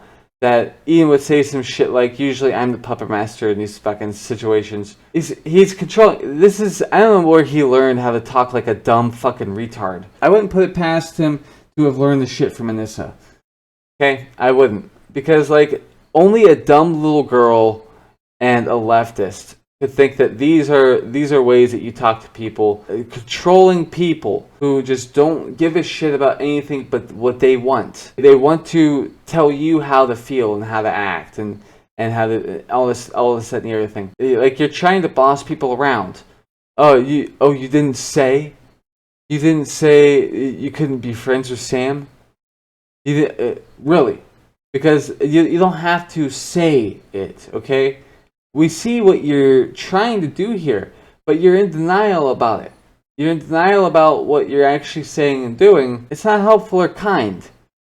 Be like that. It's not. And the fact that you think you could just control people, like, you have no respect for anyone. Like, you should just keep to yourself. Yes, you are the event organizer and shit. Yes, I understand that. Keep your mouth shut. Don't worry, I get this. You don't have to mention it to me. The problem is, the guy, Ian, who is having these problems, could have cut everything down by just saying yes or no. That's why I don't give a shit that he's an event organizer. He's not acting like one. If you're actually in charge, act like it. But no, Anissa has even though you'll deny it, and Anissa has emasculated you so goddamn much that you can't even act like the event organizer that you need to. And if you were even half the event organizer that you needed to be, again, Chris Ray Gun would not have been mismatched. And also, again, I don't put it past Anissa to have an issue with Chris Ray Gun when he was dating Lacey Green. Lacey Green, again, I remind you, is someone who was a left-leaning individual. She was like one of those feminist types, if I remember correctly. And then she decided that she was going to go speak to the opposition. She realized how horseshit all of that stuff was that leftists had been feeding her. And she turned against leftists. She turned against, and this is one of those types. She's one of those leftist types. And that's just the truth. You can say all this, that, and the other thing about, me bringing this up, but these are factors. This is part of the situation. Welcome to the real world, child. Everything I'm going into, it all comes together. It's all connected, okay? And if you don't understand it, like, that's fine, but I don't expect anyone to really understand this. But the people who have been looking at notes on paper for months now, one of those people being me, I've been made aware of this shit for far too long. You're trying to treat this I don't even know. Like you haven't done anything wrong. Like you're an innocent party. It's really silly. The Froggy Fresh says that it's weird that Ian's trying to have an upload embargo placed against him. May I remind you that Froggy Fresh is a YouTuber. Postpone posting Sam Hyde content? No, now you're trying to fuck with someone's career. So you tried to get in the way of them making a right and proper decision that they feel good about with getting a trainer in order for boxing, getting the boxing trainer in order. You tried to sabotage someone making the best decision because of your worthless feelings. You tried to get in the way of someone making the best decision for their training, something that impacts their health directly. I don't know if you forgot that part, Ian. Now you're also trying to say, oh, I want to control how content ends up on your channel, how long it takes before anything comes out. I'm gonna try to restrict who you can make content with. So you're not only messing with the man's health, you're not only messing with the man's training, you also are messing with the man's career and kicking him off the card. You wasted 9 months of his life. So you owe Froggy Fresh not just an apology, but time that can't be taken back. You can't have that back. And you guys thought that you could ask for the 15 grand back? You are the dumbest piece of shit in your entire state. Froggy Fresh said, yeah, that's weird. I'm not the type of person you can just make do whatever you want or what is convenient for you. I have a life and a family. You're not going to change my mind. I'm going to work with him. I'm trying to cook dinner for my kids. Sounds like your personal problems are interfering with your business. Yeah, the problem is, though, his personal problems are also interfering with your business, Froggy. Don't you? I'm sure you feel aggravated by that. I'm sure you do. Well, I mean, why wouldn't you? They try to pay you 15 grand for training purposes when that comes out to less than 2 grand a month. And Froggy Fresh has kids and a wife. He has an actual household. And not only does the 15K hardly do anything for them, really, seriously, hardly do anything for them. Not only is that the case, and it is, by the way, iDubbbz tried to also screw with the job, the career that Froggy Fresh has. And again, tried to make it so Froggy Fresh is training with someone else, someone who may not give as good boxing training. And again, like, results matter. Sam Hyde's camp is 3-0. In less than 3 years, Sam's camp has gone 3-0. That's really fucking good. So why are you in Froggy Fresh's way? Right. Because you have personal feelings. This last message from iDubbbz reads, it wasn't my intention to dictate things to you. You're a fucking liar. I just wanted to give you my perspective because we haven't talked about this topic before. Your perspective doesn't matter. Ultimately, it is your decision. Sorry the convo went in this direction. Froggy Fresh responds with, okay, I'll fight, thanks. So, real quick. Nowhere in the messages was there a threat of not being able to fight on the card. There was no hint or indication. There was no direct answer to a simple yes or no question about training with Sam Hyde. You don't understand, iDubbbz, you don't understand what even happened in this conversation. Because if you did, you wouldn't say it wasn't my intention to dictate things to you. No, it absolutely was. You're just saying this just so that you come across as a nice guy because you don't want this event to become complicated. The amount of complication with the event would have died down very early completely if you just said, no, do not go to training with Sam Hyde. We are staunchly against Sam Hyde being involved with this event in any way, and we will not discuss this further. That is all you had to say, iDubbbz. These texts of yours, right? You think these texts, it's like you forgot what happened during the conversation. It's like you didn't read the shit before you decided to go on and record a video. I feel like that's not true because you had to position these texts in a way where they were all legible. But of course, you didn't expand all the messages completely. It's like you took screenshots of the conversation days, weeks after you had the conversation. Like, I can understand because it's when you're making the video, more than likely weeks and weeks, months after the event's over. I mean, I'm pretty sure given the timing and how you would phrase things, that is what happened. You hadn't seen these conversations in a long while, and so your memory of the conversation is really bad because you haven't looked at the conversation since last you had it. When you say things like, the reason we kicked Froggy Fresh off the card is because Sam Hyde, and then trying to paint it as if it's no secret or that it was obvious that would happen. You're mistaken. I can tell you that you're mistaken with your statements because the texts don't work with the statements. No, iDubbbz, I don't, and no one else should, buy this idea that being affiliated with Sam Hyde, that's what got Froggy Fresh kicked off the card. That's not true. We know that's not true. It doesn't check out. But, I mean, then again, like, someone that is as much of a goblin as Ian,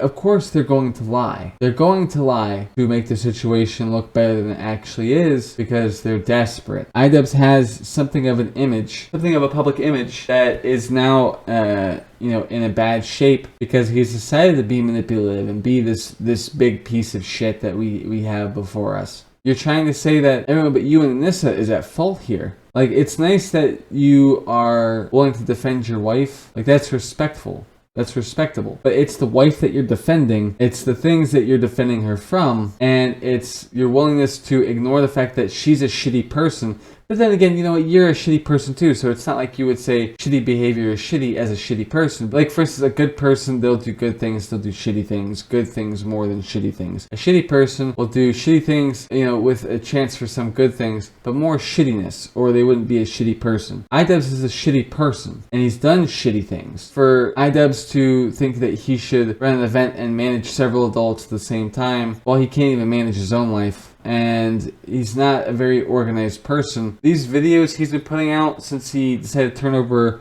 a new leaf or whatever, they've been like some of his worst work. I mean, if you want to talk about people being shitty and the vibes and everything else, people being garbage at your events and garbage to your people, why are you so willing to say fuck all that and embody the very same things that you dislike? I mean, is this what you wanted? You said in that other video about, I think it was what I dislike about influencer boxing or something, you said fake beef makes you queasy. Was this your goal? Did you want like real beef with people? Because you got it. So, I mean, because you got it, I don't want to hear you complain about everything that's happening to you because, you brought it on yourself.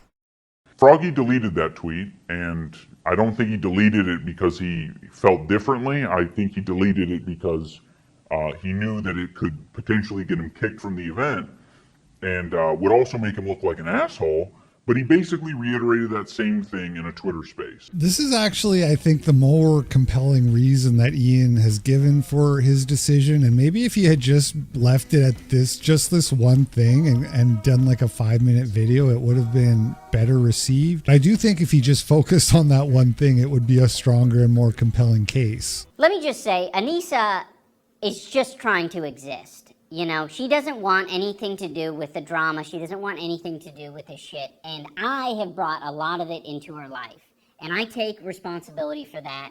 But unfortunately, a lot of people who think that I've changed or call me a cuck or whatever, they've decided, instead of saying that I've changed and that I'm the decider of my future, it's that Anissa has changed me.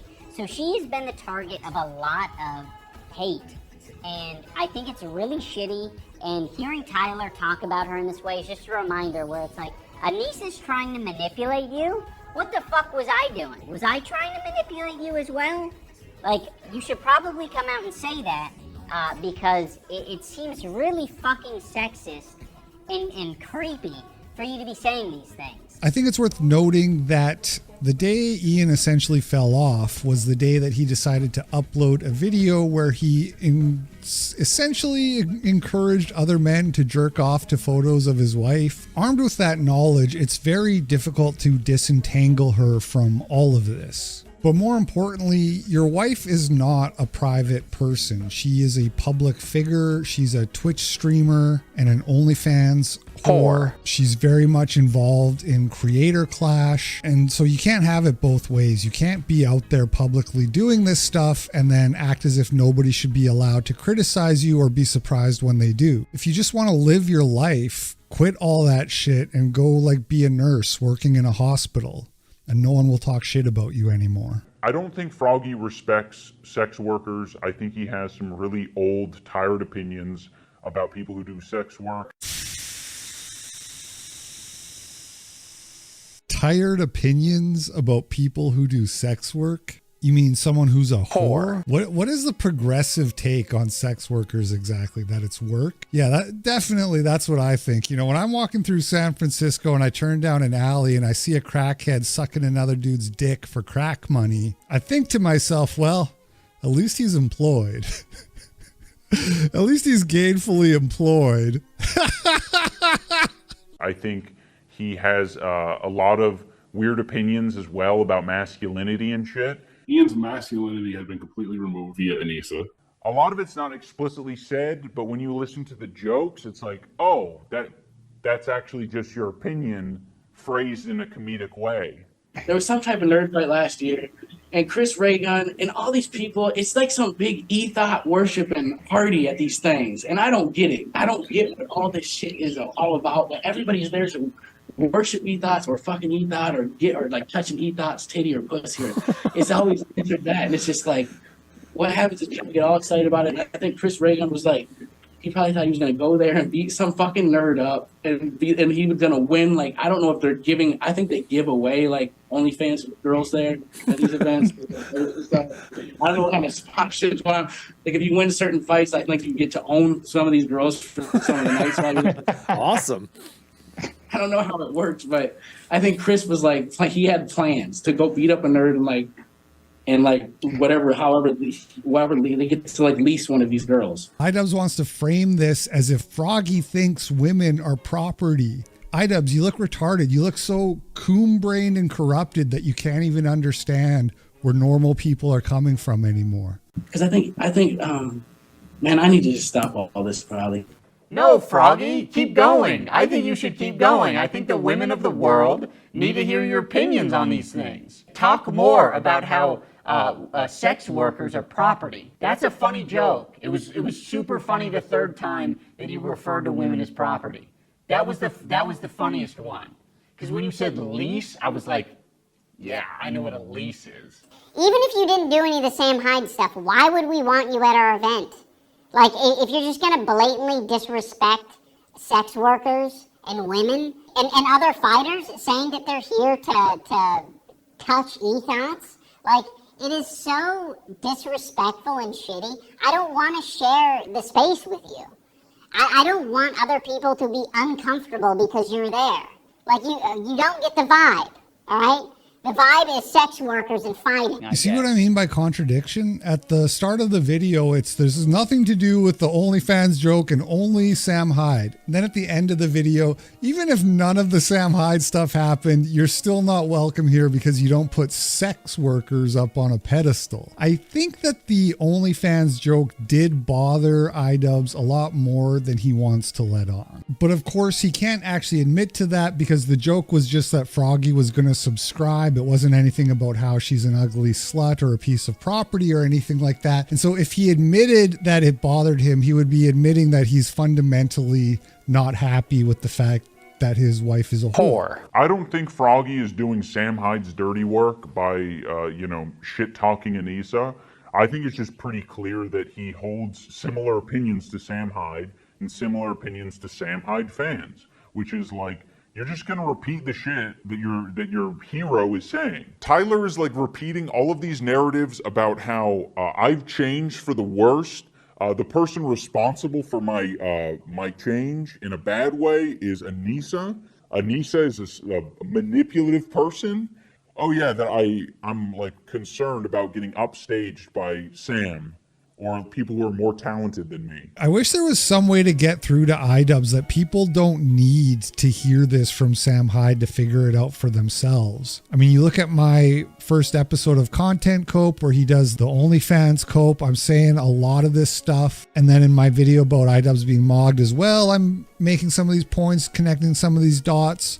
You know, and Sam Hyde didn't start talking all this shit till after he got banned from Creator Clash. So it's just fallacious to think that the people who are saying this stuff couldn't come up with it on their own and that the only reason they're saying it is to hero worship Sam Hyde or whatever. I mean, it's pure copium at this point in the video, isn't it, folks? As a side note, Sam Hyde has made it a habit to try to sound like a reasonable person by saying, if Ian and Anissa just asked, I'll stop harassing them. Yeah, if Ian ever hit me up and was like, hey man, can you leave me alone?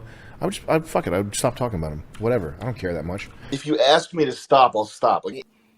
Which on its face is already an insane thing to say. Of course, no one wants to be harassed. Yeah, Sam Hyde said he would stop talking about you. Nobody said anything about harassment because no one's really harassing you, are they, Ian? I get when you clip out all of the things across all of the last couple months and put it all together, it looks kind of bad, but you're going through like a 3 or 4 hour live stream on each different day to find like the one time where they're responding to super chat questions about you. They're not just sitting there like seething about you all day, every day. If they let Froggy back on the card, I won't tweet at Ian or Anissa ever again. I'll shut up forever. How about that?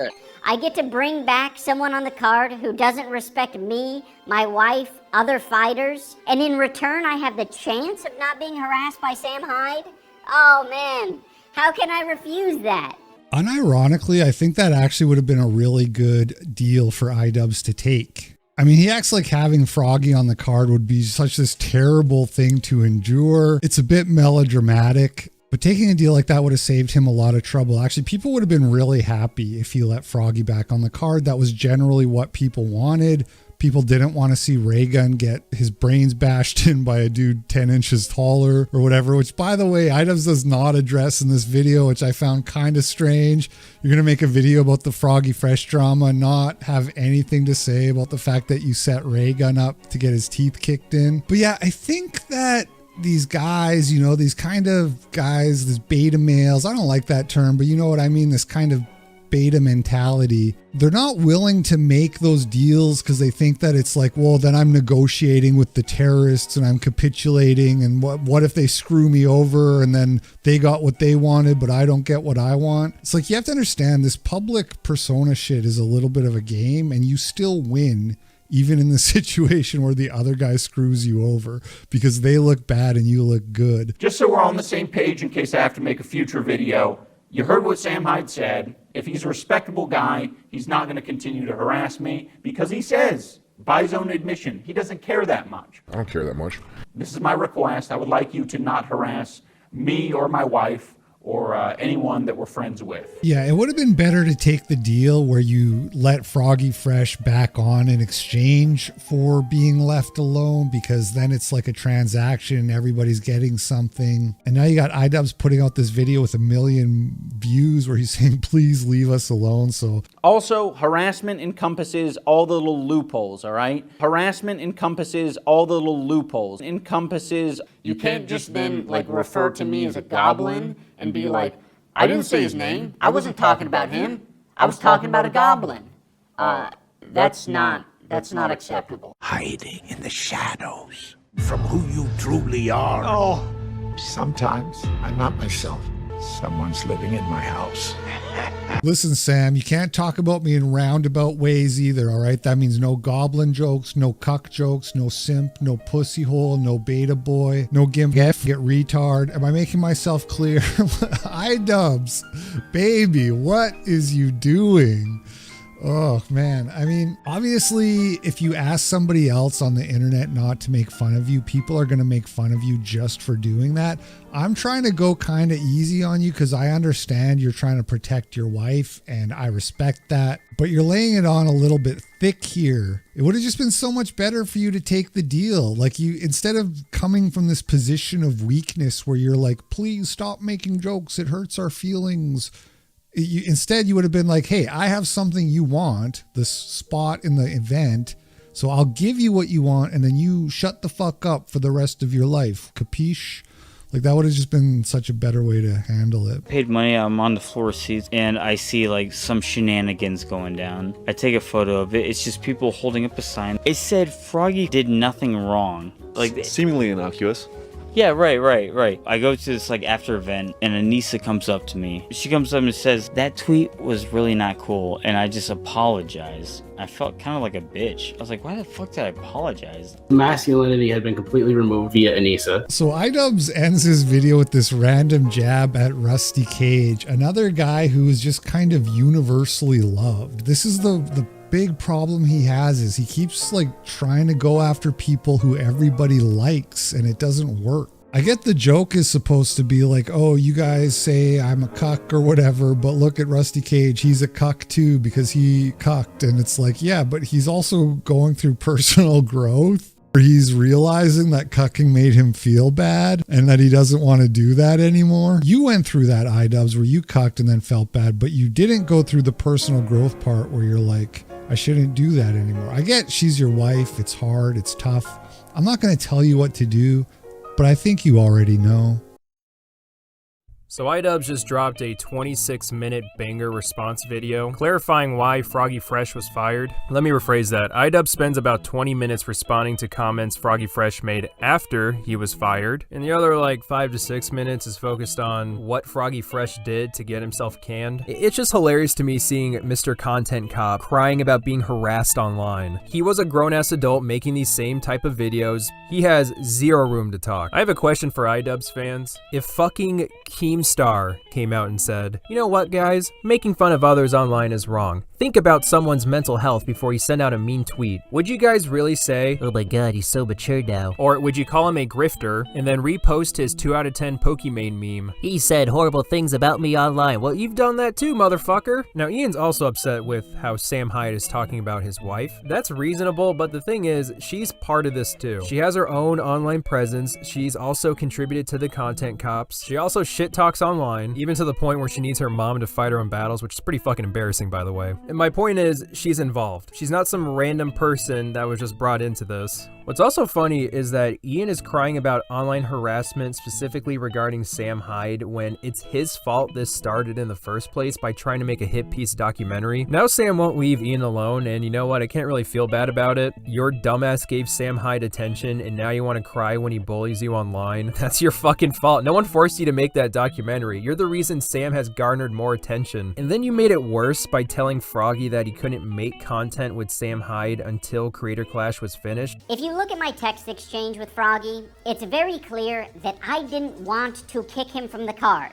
Yeah, so he just fucking flew by with those without actually getting into them. So let's go ahead and take a second to read these text messages. Hey dude, I just want to clarify that I'm not mad at you. I just want this event to go well, and part of that is trying to be proactive about things. I just want to find a solution. Really appreciate your friendship and don't want to feel like I've upset you. That is, you know, very cordial of Ian. That's nice of him to come off like that. So yeah, that's cool. I don't understand what's wrong. Can I not work with Sam Hyde? He's been very nice to me. Also reasonable. It's just been a tricky situation. I personally have been hurt by a lot of things he's done. Wow, this sounds very soy. Anyway, if he is your friend, that's totally understandable. I just don't get along with him, and I am afraid of having him associated with the event. Reasonable. There are others involved in the event that also aren't comfortable with, and then it just kind of stops there. Yeah, he's my friend. I don't understand what me going to Rhode Island to work with Sam has to do with anyone who is uncomfortable with him. They don't have to see or work with him. That makes sense. I agree. Privately, what you do is absolutely only your business, but because we are running a public charity event, we have to be careful about these things, because you do represent the event in some ways. I had similar issues last year. I thought, no problem, Harley, you can work with Sam Hyde, but it ended up attracting a bad crowd, and I got harassed online about it a lot because it was a public display. That's nice of you to give Harley permission to work with Sam Hyde. I didn't know I needed your permission as well. This is way back before any of these things happened. iDubbbz never explicitly said, hey, you don't have permission to hang out with him. You're gonna get in trouble if you do this. It's not about permission. He just called and asked if I was cool with it because he was making content around it. So what are we actually discussing right now? If I work with Sam Hyde, are you going to prevent me from fighting in the event? He actively makes content about wanting my marriage to end, that my wife is evil and hasn't respected my boundaries. I don't feel comfortable having him associated with the event, and I'm wondering if you can understand where I'm coming from. So he's kind of beating around the bush like, hey dude, I really don't like him. Can you please not associate with him? Instead of being clear about what he actually wants. I can understand the way you feel. I'm sorry about that. But you also have to understand that he is my friend. So I can't just tell him I can't be friends with him because Ian said so. That's why I'm asking you, if I work with him, are you going to prevent me from fighting in Creator Clash 2? Froggy is trying to get an explicitly clear answer here, as you can see. It's not a reflection on you. It's just a very painful and difficult thing for me that I'm dealing with, that I need to keep distance from, that includes this project. Oh my god, Ian. Jesus Christ, what happened to you, man? I would just appreciate a yes or no answer, man. I'm trying to figure out if I'm going to boxing practice tomorrow or not. So clearly Froggy's just trying to get a fucking answer, and he's just continues to beat around the bush. It kind of depends on what your plan is, because Sam Hyde is banned from our event. If you want him to be there, we cannot accommodate that. Okay, that's reasonable. He knows that. My plan is to go to Rhode Island to hang out with him. So again, I ask, if I go work with him, are you going to prevent me from fighting in Creator Clash 2? I would appreciate a yes or no answer. I have to talk to my coach about practice this week. Wait, I'm not sure I understand. Does that mean you aren't expecting him to be at the event? Are you going to make content together? He has not mentioned attending the event. I don't believe if he intends to do so. I have not discussed this with him. I do intend to make content with him. Now that I've answered your questions, would you be respectful enough to answer mine? So Froggy's being really cordial here. This is probably the most professional I've seen him act in all of this. So, you know, good on him for being like this. This event is really important to me, and I'm just trying to understand everything so I can make the best decision for everyone involved. I need time to think about this. I don't want to be rash. Oh my god, Ian, who's got your balls in a vice, brother? Just answer this fucking question. So I'm going to schedule practice this week, not knowing whether or not you're allowing me to fight in the event because I'm going to hang out with someone you don't like. Okay. You gotta respect Froggy for just sticking to his fucking morals and being a man, and Ian, god,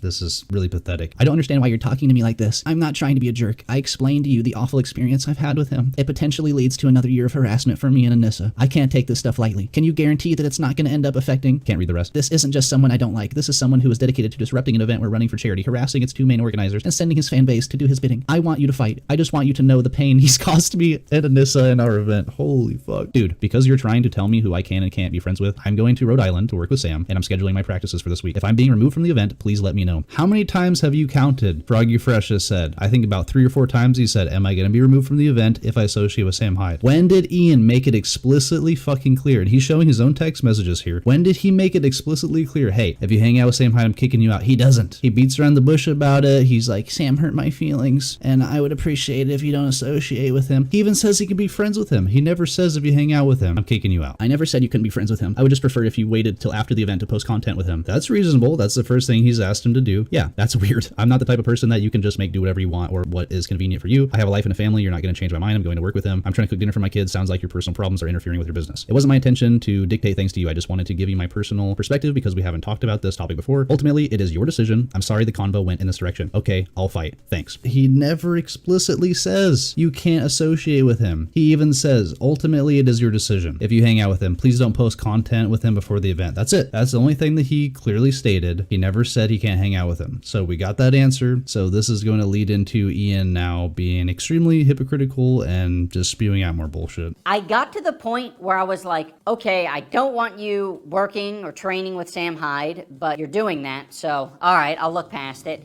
I don't want you making content with Sam Hyde, but it seems like that's a real deal breaker for you, so I guess I'll look past it. It came to the point where I was like, can you postpone releasing content with Sam Hyde? Look, you know me and Sam don't get along.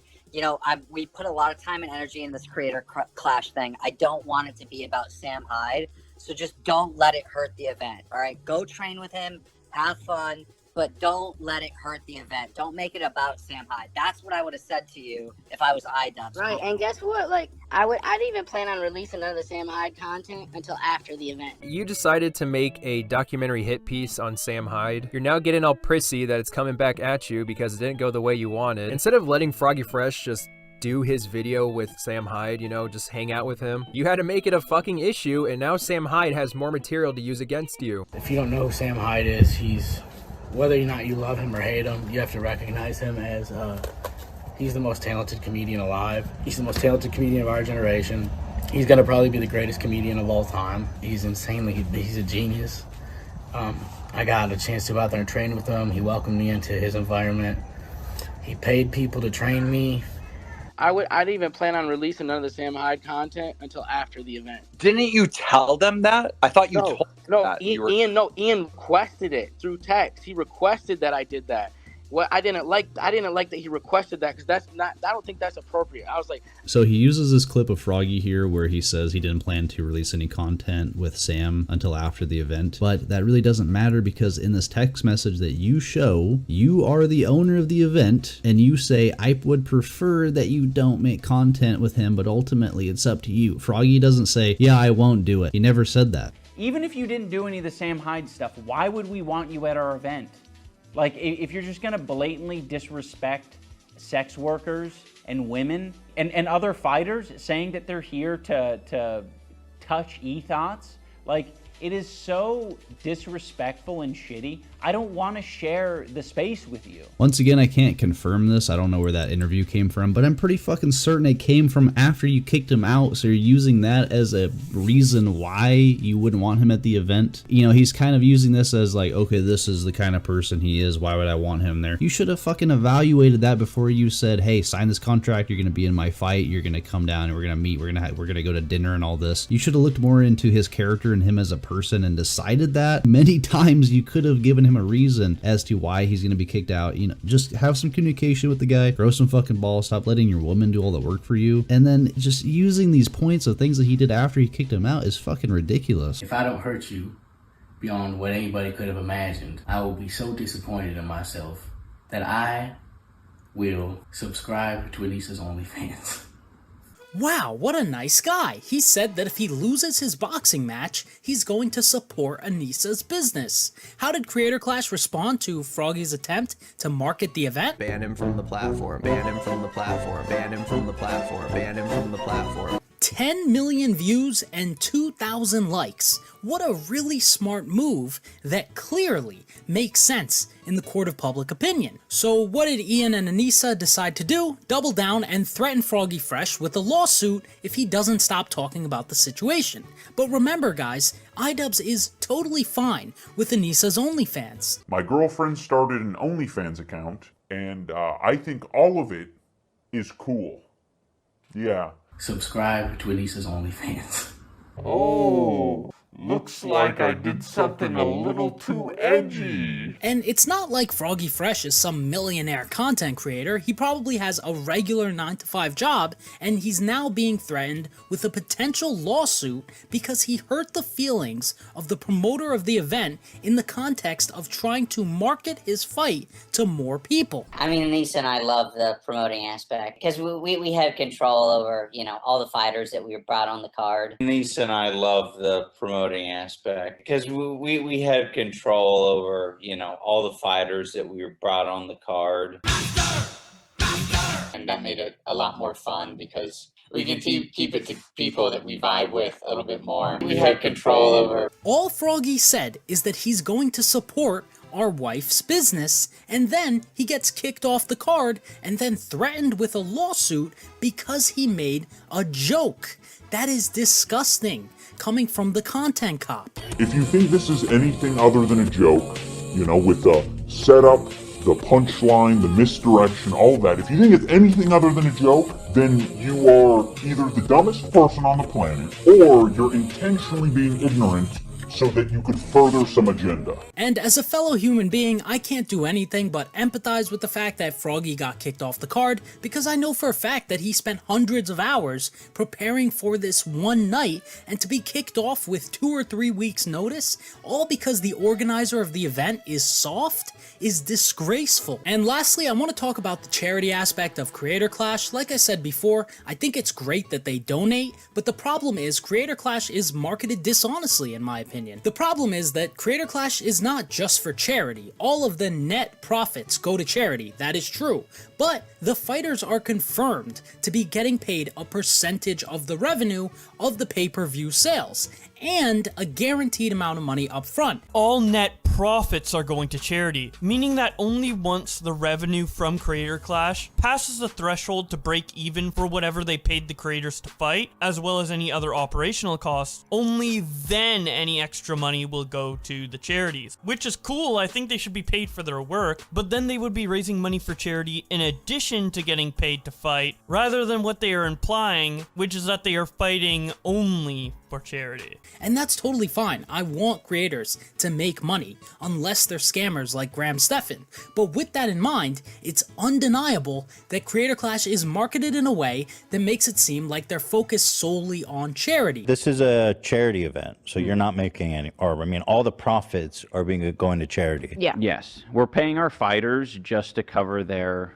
training costs and, you know, Flights. any costs associated. Actually, no, that's not the truth. So all I'm saying is, it's fine if the fighters make money. That's just like every other influencer boxing event. But I think the event is marketed dishonestly. And that's best evidenced by this screenshot comparing other influencer boxing events in one of Ian's videos marketing Creator Clash. Oh my god, the world's gonna end. Someone made a video about me. Oh god. Even though I have 1,000 videos on the internet of me saying I'm gonna cry over this video. When you upload something, it might stick around.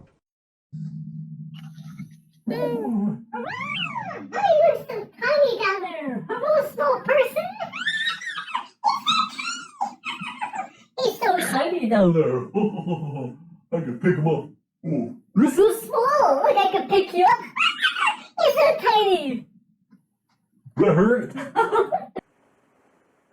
Hey, hello there. Nice to see you tonight. Are you by yourself? Bro, you're scary as fuck.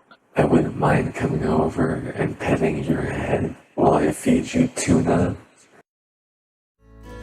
I'm deeply sorry. Sorry.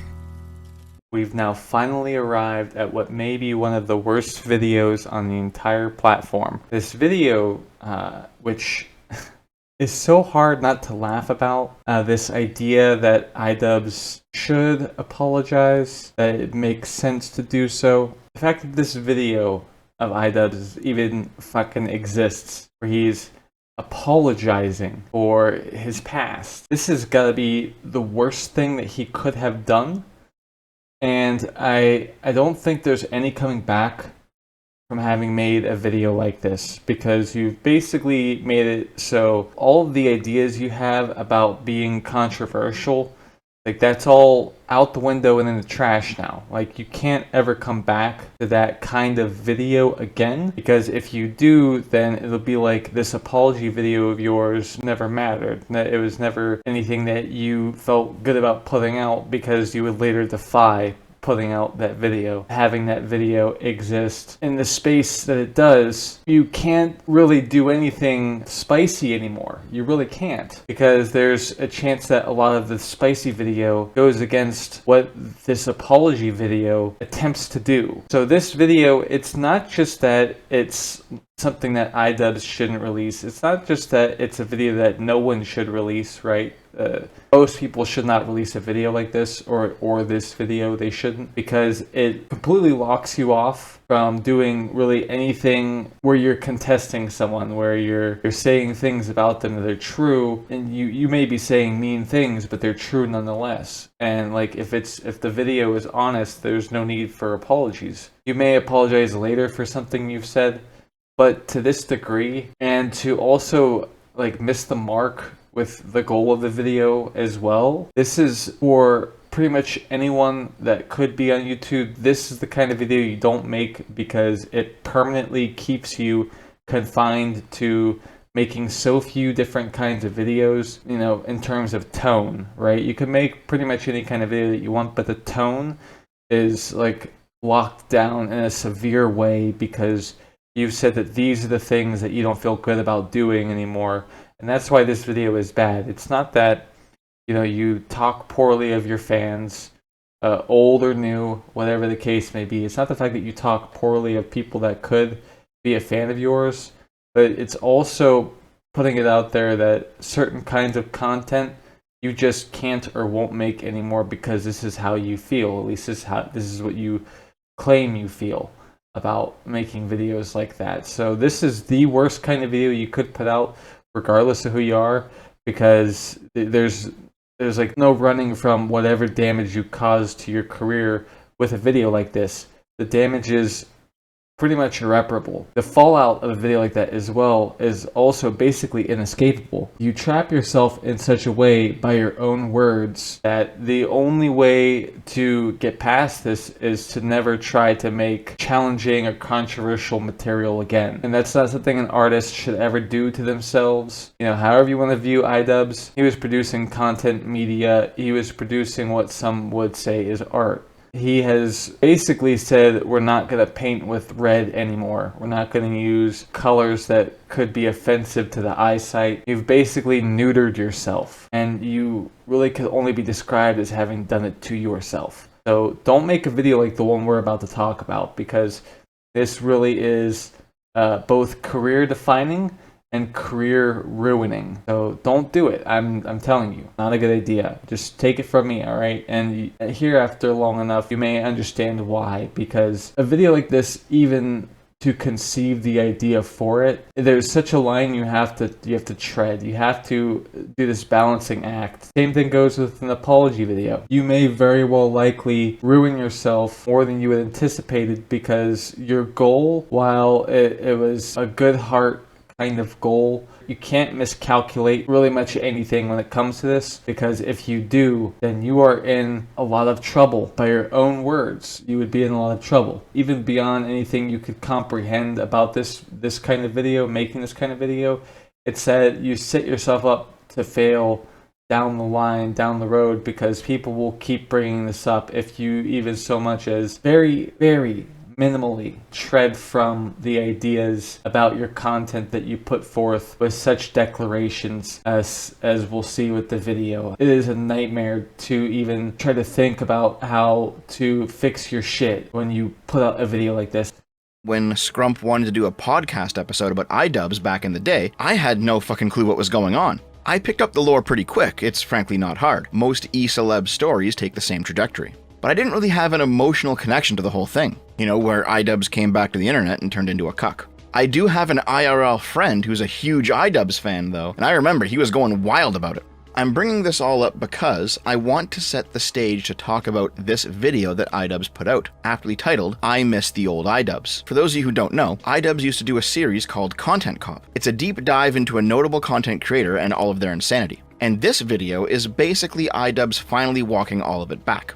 I've realized that I need to be crystal clear about what I believe, so there's no room for ambiguity. I am responsible for creating a lot of hurtful and damaging content on this channel, and I've also created a culture of apathy and I don't know, a lot of like cruelty as well. Like, you know, some of the videos I've made have been very, not edgy. I don't think they you know, some of these videos were edgy. I think they were just outright cruel. So I don't want people to, you know, get it confused about, you know, where I stand. I have made some cruel, hurtful content, and I need to acknowledge that, and I'm really sorry that it's taken me this long to acknowledge it. The content I'm talking about specifically are content cop videos and videos where I was just generally criticizing people for very lackluster reasons. It's also indoctrinated a lot of people into thinking that this is an okay way to behave, and it's not. It's super irresponsible and shitty. This is the face of Troll's remorse. He got big doing something in the past, something that his viewers really loved, but now that he's older and more mature and more able to see the effects of his actions, also now that he has an established channel and a big bag of money, he's disavowing all of his old content. He's pulling the ladder up behind him. I've spoken about this phenomenon multiple times before. I accused Egoraptor of doing this in a previous video, specifically using that analogy, pulling up the ladder when he got big. Egoraptor was well known for his old edgy animations on Newgrounds, mainly an extremely racist yet hilarious depiction of Barrett from Final Fantasy VII. I take care of him, nigga. HXC. Yeah, for real, nigga. Damn right, nigga. Yo, nigga. We got to get out of here, B. I got me some metal arm action shit, dog. Damn. Artificial arm, cornrows. Bitch, I'm gonna tuck it out, bitch, fucking for the shit, dog. Bitch. Oh no, Barrett. Please. No. Don't talk your blackness on me. I'm too white. As well as dropping slurs during early Game Grumps episodes, which was, again, way more funny than the bland sludge they put out today. Give it up, motherfucker. Let me tell you a tale about a nigga named me gonna fucking... about a nigga... When did this game come out? Let's see what people are saying on the forum. Are you fucking... Oh my god! Oh my god, holy shit! You can just fucking scream the N-word?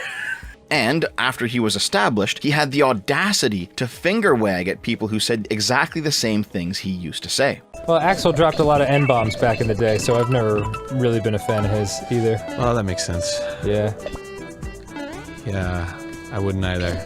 Yeah, he dropped some N-bombs. Oh, cool. Wow, right in the songs. Oh, fun. Cool. How did he get away with that? 1988 was a different time. How the hell?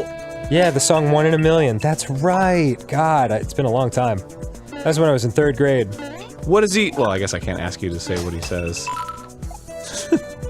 I just can't imagine the context of, like, this super white dude just dropping N-bombs in a fucking rock and roll song. Seems a little... inappropriate. Some of these creators changed their content due to having a new idea, and they hated that their audience didn't follow them along. Some of them changed their content out of necessity, and they're bitter that their old stuff didn't work out. Some of them just got lazy and disappeared. Some of them didn't change at all, and they've been coasting on fumes ever since. But what unifies them all is the hatred of their own past.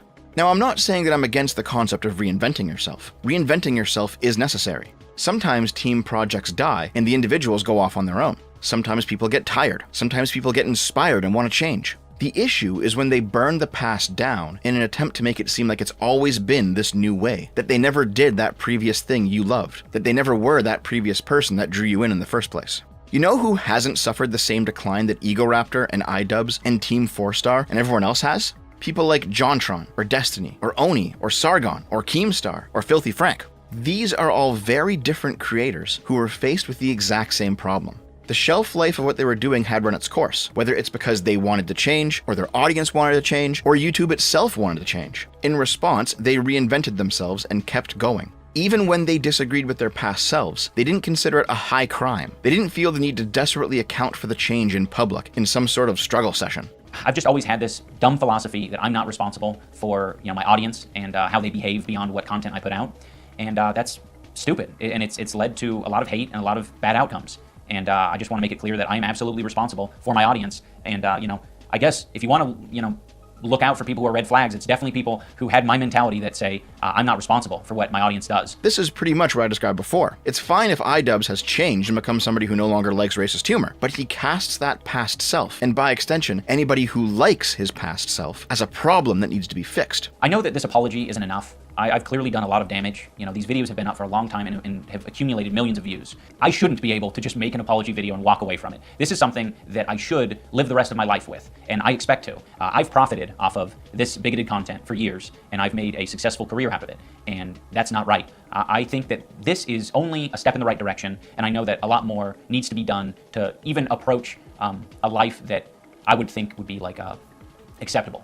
I'm sorry to everyone that I made content cop videos on. I still... What? Dude, I never thought this day would come. Alright, what's going on? Alright, let's just start. My content over time. Dude, what the fuck happened to this guy? I think it's... What is his hair, dude? What is the mustache? What is the tattoos? If I'm gonna have the balls... It's like straight up a different person, dude. To go to Tana's fan meetup and say slurs at her and then make a video about how it's okay to say slurs.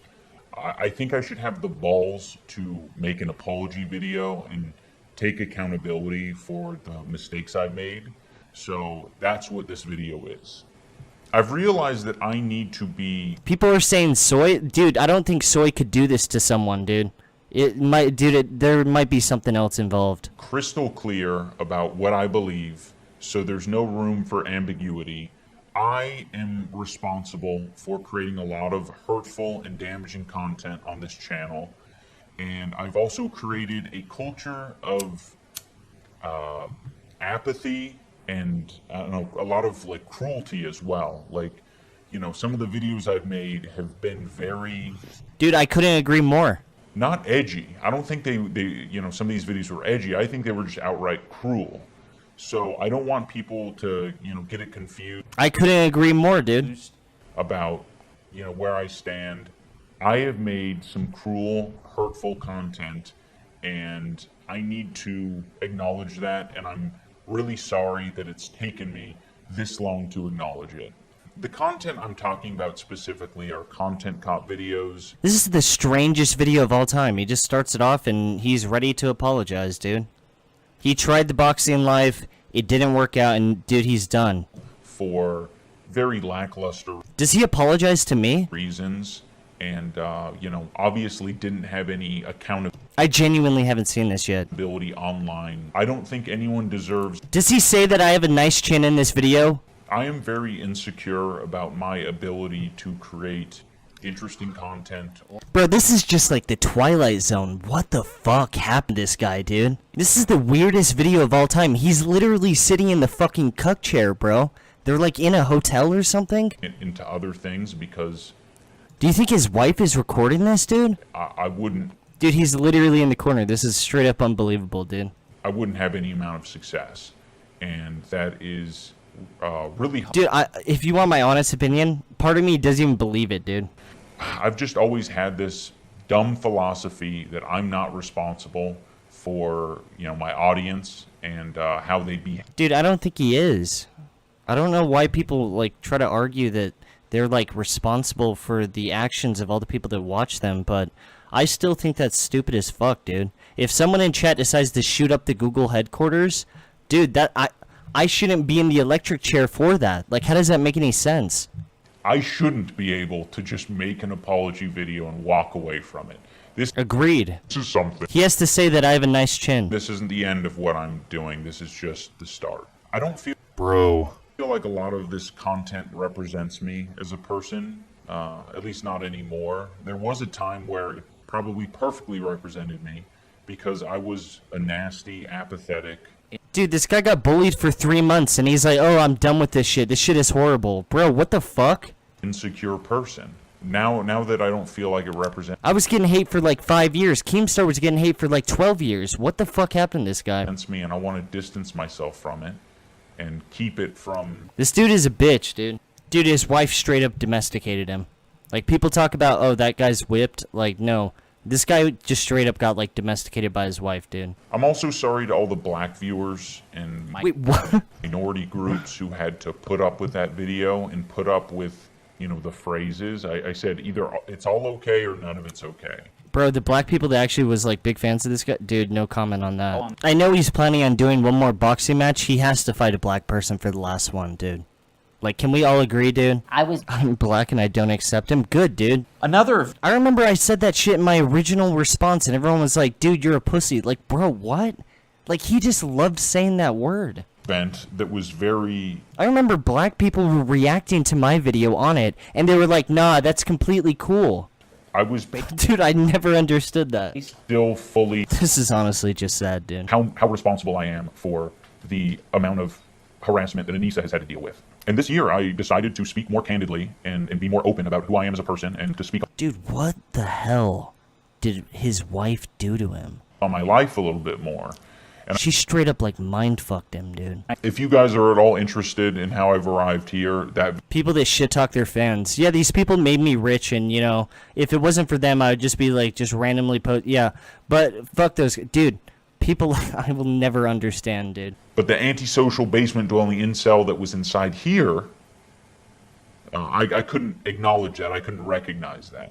So I needed the mirror to be held up to me. Dude, he just called all the people that watched his stuff incels. What the fuck? I've always thought that I was an empathetic person, because I thought... How did the people that still like this guy, like, justify that? Well... Like, oh yeah, you know, we're incels, yeah. I get angry. I get sad. Of course I got empathy. Seems easy, right? Empathy. I definitely have that. There were moments where like a dog would die in a film and I... Dude, the second anyone starts talking about empathy and all this stupid weird psychology bullshit, you know it's over, dude. Cry. So it's like, of course I have empathy. But I never did. I think only in these past couple of years have I gained the ability, empathy. Dude, he's writing poetry right now. What the fuck? And I'm very ashamed to admit... This is a huge incel dub. Admit that. It sounds really pathetic to say. This former slave owner is... Dude, he is just taking the biggest L of all time right now. Most importantly, I appreciate my wife, Anissa. She has been insanely compassionate. Leave the city, dude. It's turning you into a pussy. For a while, I felt like if I changed my content over time, that people would see that as a reflection of who I am and what I value. But I'm starting to realize that that is a very weak and passive way to, you know, run my channel and live my life. So I think it's, you know, if I'm gonna have the balls to go to Tana's fan meetup and say slurs at her and then make a video about how it's okay to say slurs, I think I should have the balls to make an apology video and take accountability for the mistakes I've made. So that's what this video is. You may be right about a good amount of that it's a passive way to do things. That's true. However, to just force your channel to be upfront about things when that's never really been the case. You had a thing that you were doing before, which was challenging things. Challenged people, you challenged ideas, you challenged markets. You were someone who would put it out there that anything can be subject to scrutiny. You weren't the kind of person to just live restrained. You know, you had fun on your terms and you spoke about things openly. You were very honest. You were intelligent. What you did was all you needed to do, because it was not only expected that you would do these things that we all saw as intelligent decisions that a person could make with their channel, in that you had just about everyone on your side, except for anyone you would come after. Again, in the context of challenging something. Only those people, and even then with time, like they may even had come to your side and said like, hey, well, you know, the things you were doing were a good idea. We could take the H3H3 stuff as an example. When he had Joey Salads basically do a 180, Hannah had done something of a 180 herself after your content cop came out. And, you know, I don't see a reason to apologize for any of that when you not only made good points, but you changed lives, just as Ethan Klein had done all those years ago. You're letting other people tell you now what's good and what isn't, and you're just allowing for them to tell you how to live your life. That's what's happening here. You may not directly be saying shit like you need to do that differently, but it doesn't need to be said, it doesn't need to be spoken. People can guilt trip you into doing things. They don't need to say the words. You let your skull fill itself with those words because that's what you're hearing from them. That's what they're implying to you. Before, you weren't someone that would just allow for your life to be molded by others. And you seem to have done that, you know, with Anissa. You seem to have taken things way too seriously after a point because, you know, people started to challenge you and you started to see that, you know, maybe you could live life a little bit differently. And it's not to say that it's a good idea that you've changed, because I don't think it's a good idea. And most people don't think it's a good idea that you've changed the way you have, especially in the way that you have. But, you know, before you were someone worth respecting, and now it's like, if I were to respect you as I did before, you know, I wouldn't be able to differentiate between people that are useful and people who are useless. You know, if you just allow for people to influence you, to come across as though you've been pushed around by people and bullied into submission, you know, like, this is the impression you give people. No one can really value that because it means that you're easy to push over. You know, you'd be the last person worthy of a leadership position. You have shown us that all we have to do is blow against you and you fall over and could shatter potentially. You may think that you're stronger because you've emotionally discovered some part of yourself, but that discovery, if you want to call it that, that came at the expense of your own skin, of your own spine. You know, this actually has happened to you, iDubbbz. I don't know if you understand that, but you have allowed for yourself to become that submissive person that you only just appeared to be in the past. You have allowed for something to seriously fuck you up, and they have convinced you that they aren't doing anything wrong by treating you like this. They've convinced you and they've convinced themselves, and there aren't many people who think that's fair to you. You've done a lot for a lot of people, whether you want to believe it or not. You know, you gave a lot of people something to laugh about. You gave people good morals to go ahead with. If you're going to value language as an example, then you value it as something where all words can be treated equally. You know, you've had people understand that you basically can argue from a hilarious position and win people over with charisma. You know, you've shown people that you don't have to have confidence necessarily for people to like you. You know, you don't need that. You don't need all that. You know, you've shown people that being minimal with life, that's something you can do and not have to worry about if it's too much or too little. You pursued ideas that were very simple, and we were able to laugh at what you've produced. You know, you even said that you had fun making these videos. You know, you had fun doing this stuff. And, you know, when I say about like when you teach us stuff about the minimalist stuffs, right? You don't need to be the most witty person to make people laugh. You could be minimal on a creative scale and people will take to you. You know, things can be so simple and they can be just as effective as the most complex, complicated things, you know? iDubbbz, I don't know if you actually understand that, but that's the deal. That's why I don't think it makes sense for you to just change yourself like this, you know? You're doing it because other people want you to. You know, that's how it looks to everyone. That is how it looks to everyone. That is how it looks to every fucking person just about. And you don't understand that. You don't understand that you appear as a victim. Everyone sees that, you know? And it's a real shame. Like, you've broken a lot of hearts out here. Because there are people that really, seriously liked you the way you were. Whether you want to believe it or not, you were something of a comedian. And you were something of a teacher. But like these lessons that you were teaching people, whether you even see these things for what they are or not, it wasn't like you were trying to make that like the primary thing that you were pushing forward. With YouTube, you were like fucking South Park, man. You went and presented yourself and everyone just about when you were scrutinizing something or someone. You made everyone seem goofy, right? Like everyone had their place to speak on, but you made everyone seem goofy. You made people laugh. And there was a message there that you could have gotten at with a good number of these videos, but it wasn't like the direct focus. It was a part of that, you know?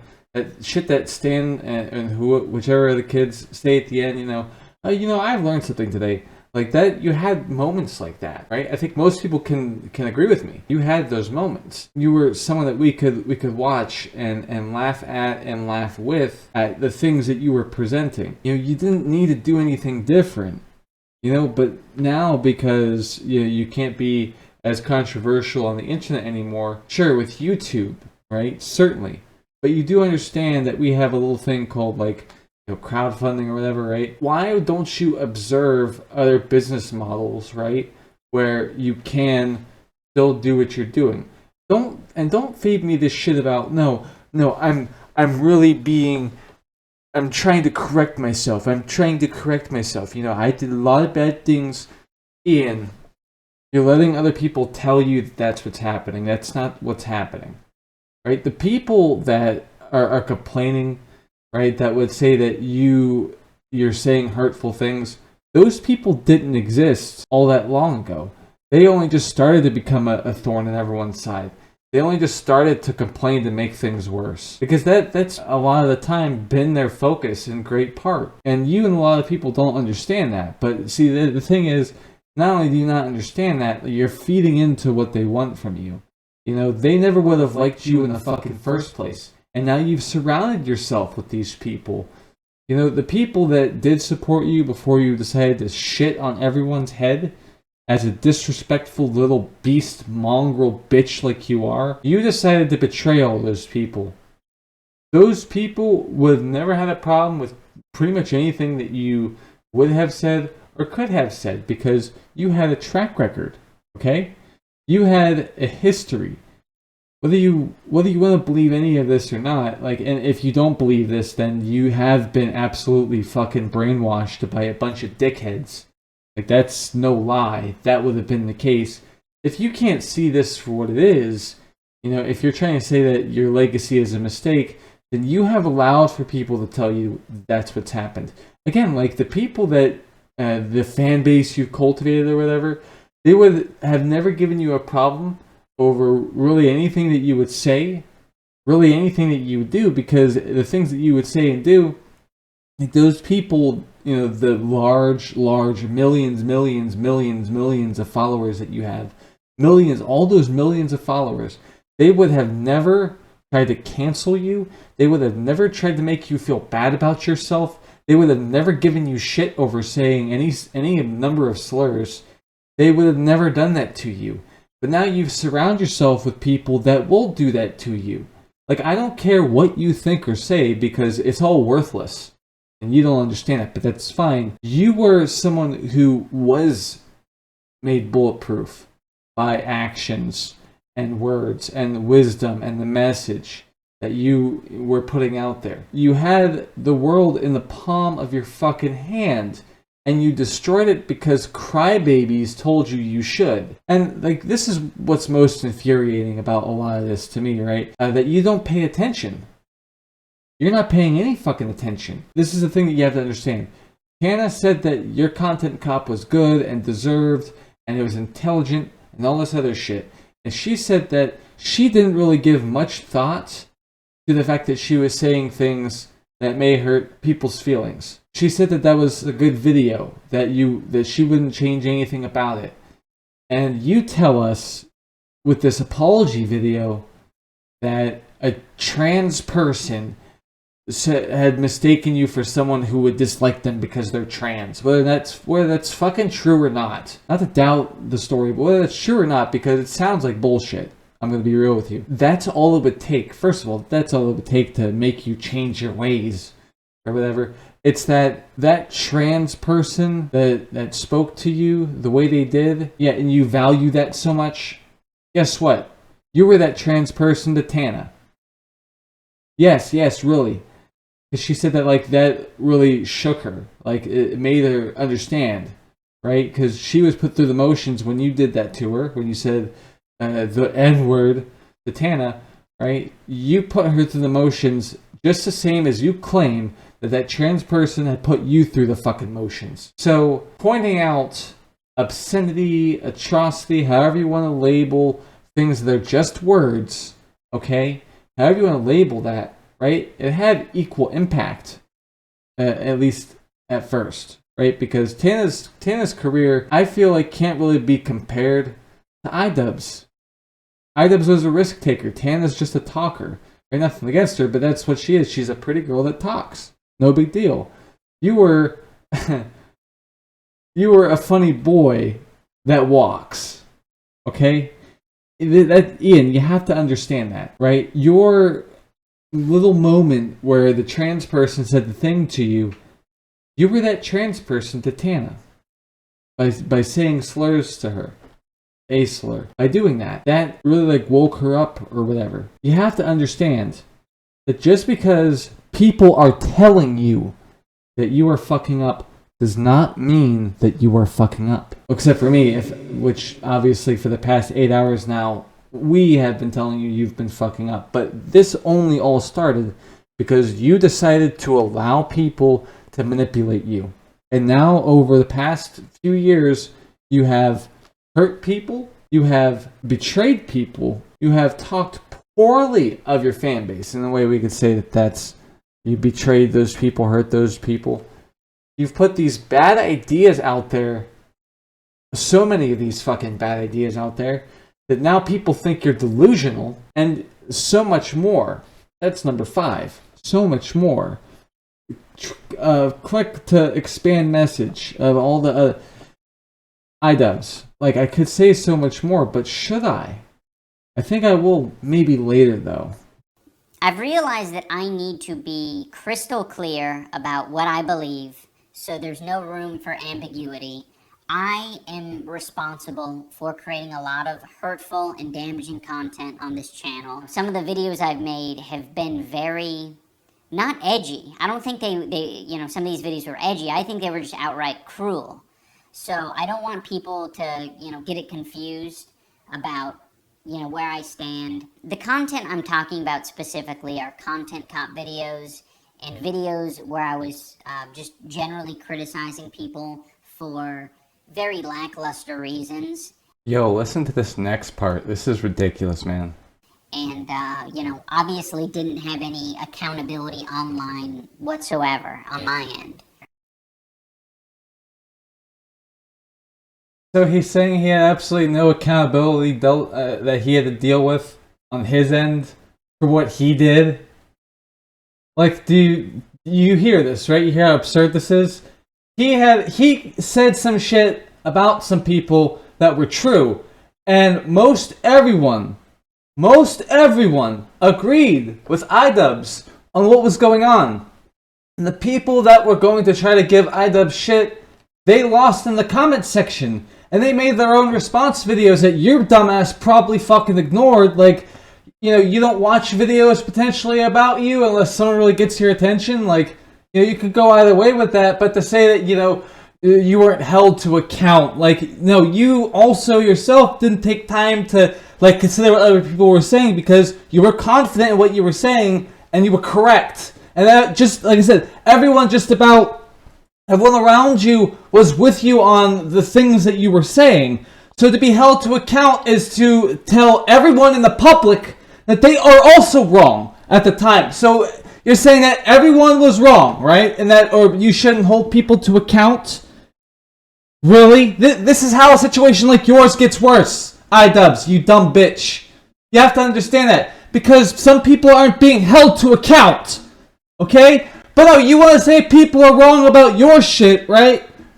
So, like, when has it ever been, like, okay for us to say there's been something wrong with you? Always. When has it always been okay for you to say there's something wrong with us? Always. Have you had something that made sense and was true, okay, that made it understandable? That what you were saying made sense, or that what we were saying makes sense? You would probably hold, you know, what the majority of people think and shit, right? Because you're probably a Democrat, right? There's a good chance of that. You know, that's up to you if you want to be that way. Whatever, no big deal. But you're all about this whole democracy thing, right? Aren't you? Aren't you about that because you're one of those guys? Because I don't know what you are in that case, but I mean, you're trying to say that certain people should be held to account, or people said shit about you to do with some stuff, and you know. Again, for the most part, you had the public on your side, and you're saying, oh, I wasn't held to account. Because people were with you, so you were right. So if you're saying now that you were wrong, then you're saying everyone then was also wrong. But then again, also, I'm just repeating everything just to make sure you're paying fucking attention, that you're saying that the people you criticized were wrong, and the people who supported you in saying they were wrong was wrong, right? Or you take back some part of that, because that's what you need to have happen here, right? Because that's the only way this makes sense. So which way is it? Are you a fucking liar, or are you a fucking liar? Pick one, and choose carefully. Okay? He's got more he's gonna say. Listen to this. I don't think anyone deserves that level of cruelty or hate. It's also indoctrinated a lot of people into thinking that this is an okay way to behave. And it's not. It's super irresponsible and shitty. It's not the way you say this just because you've had a change of heart. You have just changed your mind. Nothing that you're saying here matters. Because you're a hypocrite either fucking way. And then you're discovering empathy at age 32. Now you are. So that makes you an authority because you have more subscribers than someone, right? Or because people know your name. It doesn't mean shit. You've betrayed yourself. You've betrayed your fans. You betrayed this entire fucking platform by saying that I'm just going to cave in and be one of them and allow for us to say, oh, we shouldn't say some things online. You are a stranger now to the world that you helped create. And you're being cast out by a lot of people regarding that because that's the thing that makes the most fucking sense. And you want to fancy yourself a businessman that you think you could do 2 boxing events? And again, this mismatch with Chris Reagan, you think I'm gonna let go of that? No, fuck you. No, you don't have any authority to speak on this matter the way you are because you become a stranger to the world you've helped create and the world that you were a part of in the first place. You went with the fucking flow. Are you telling us you're a grifter now because suddenly you've discovered what it means to be kind and to understand kindness at the age of 32? You've been a troll your whole life, and now you want your amnesty. That's not how it works, and that's why people are giving you shit, because you either aren't understanding it, or not enough people have said something yet. So I don't know which way it is, but maybe I could spend some money. Maybe I could, spend some money on a bet. We'll see what happens. And, obviously didn't have any accountability online whatsoever on my end. I don't think anyone deserves that level of cruelty or hate. It's also indoctrinated a lot of people into thinking that this is an okay way to behave. And it's not. It's super irresponsible and shitty. I'm not confident in my ability to entertain, and I think if I had to rely on my personality to entertain people, that I wouldn't have any amount of success. And that is really hard to come to terms with. This is just the worst thing to ever say as a creative. I don't think you should ever say that. I may be giving you a lot of shit, and rightfully so, and other people may be giving you a lot of shit too, but I don't think that's fair. You may have been using edginess as a way to entertain people, but you were able to make that work. Like, you know, you can just be edgy, but the lengths to which you went to be edgy, it's such an awful thing to hear someone like you say with what your history is. You know, your history, you may look at your history and say cringe and edge and that's it. No, you were like legitimately entertaining. You know, the cringy edgelord stuff, like that's all gonna feel dated, but you have a charm to you when you decide that you want to be out there. You know, when you said to put yourself out there, like it wasn't cringy or edgy to do the pickle thing in the fucking sewer. That was what you were daring to put yourself out there. I mean, for fuck's sake, you decided to get for 2 fights, get yourself punched around a ring. You know, you decided you did that. You did the pickle thing. You used to really fuck yourself up, man. And it's because you wanted to deliver upon an idea, a grade, a bar of what entertainment could be. I think, you know, that part of you was, you know, it propelled you forward so much. I don't know how quite to put it. You do really have a spirit to you that I don't want to speak poorly on. I'd rather I just examine, like, you know, things that have been adding up to the situation for what it is. Even with like insulting you, like, you know, that's not easy for me to do, man. Like you used to really be like a fun guy, and now you're just sad. Like you're just sad. You've decided to be fine with your wife saying awful things about you, revealing that you would sometimes shit yourself. Like, that's not fair to you. And who is she to do that to you anyway? All the things that I and others may be saying, you know, it may be harsh, but you have to understand what like tough love and appreciation for a person really is. We don't have any reason to have a problem with you, but you're giving us a reason to say something because it is like watching an old friend hurt themselves. This isn't a personal thing. You know, I don't think the landscape should deteriorate just because feelings get in the way about like, oh, they said a word that I don't agree with. Like, that's not fair to anyone. You know, for a pillar of the community, I'm going to say that, a pillar of the community to decide to kill themselves in public for millions of people to see. It hurts to think about that because you worked very hard to get somewhere. You put yourself on the line. And because you've decided to hurt yourself as badly as you have, a lot of people are really not fine with this. I may be angry with you, but you could tell like I am getting a little bit emotional. You know, entertainment is a very important thing. You know, life itself is rough. And people like you were making that so much easier. You know, you gave people an example like, oh, hey, you know, this guy may be edgy, but there are ways to, because we could tell that you probably don't have, you know, the greatest self-esteem. Like that's easy to tell. I think that you put yourself out there like that showed people, like, even if you are like that kind of person who's like so socially, emotionally stunted that you can still approach people and, you know, make connections. You do come across as like a genuine guy. Like you could host like a paint show and it'd be funny. You know, like you do seem like someone that has a taste and a talent for entertainment, making people smile. I don't think you should really do yourself this much damage just because your wife is watching. I don't think that's right. We have all been saying a lot of these things, these same things, because they are true. You're refusing to accept that, and that is making it worse for you. I'm hesitant to suggest getting a divorce because I'm thinking maybe she does bring you legitimate happiness, but she does abuse you, which is why I'm saying you should go to a therapist, a counselor. I really think you should do that. You need to rediscover yourself. So I think this whole thing you're doing over here, where I had to stop everything and start speaking again. I'm not confident in my ability to entertain, and I think if I had to rely on my personality to entertain people, that I wouldn't have any amount of success, and that is really hard to come to terms with. You know, that's horseshit. That's horseshit. If you're so willing to hurt yourself, like, you know, what does it matter what happens to you next? So, like, really do yourself a favor, Ian. Don't do that again. Don't hurt yourself like that. You deserve better than that. You should be treating yourself better than that. I don't think this is fair to you. And no one else does. Again, we're all saying the same things for a reason. Maybe listen.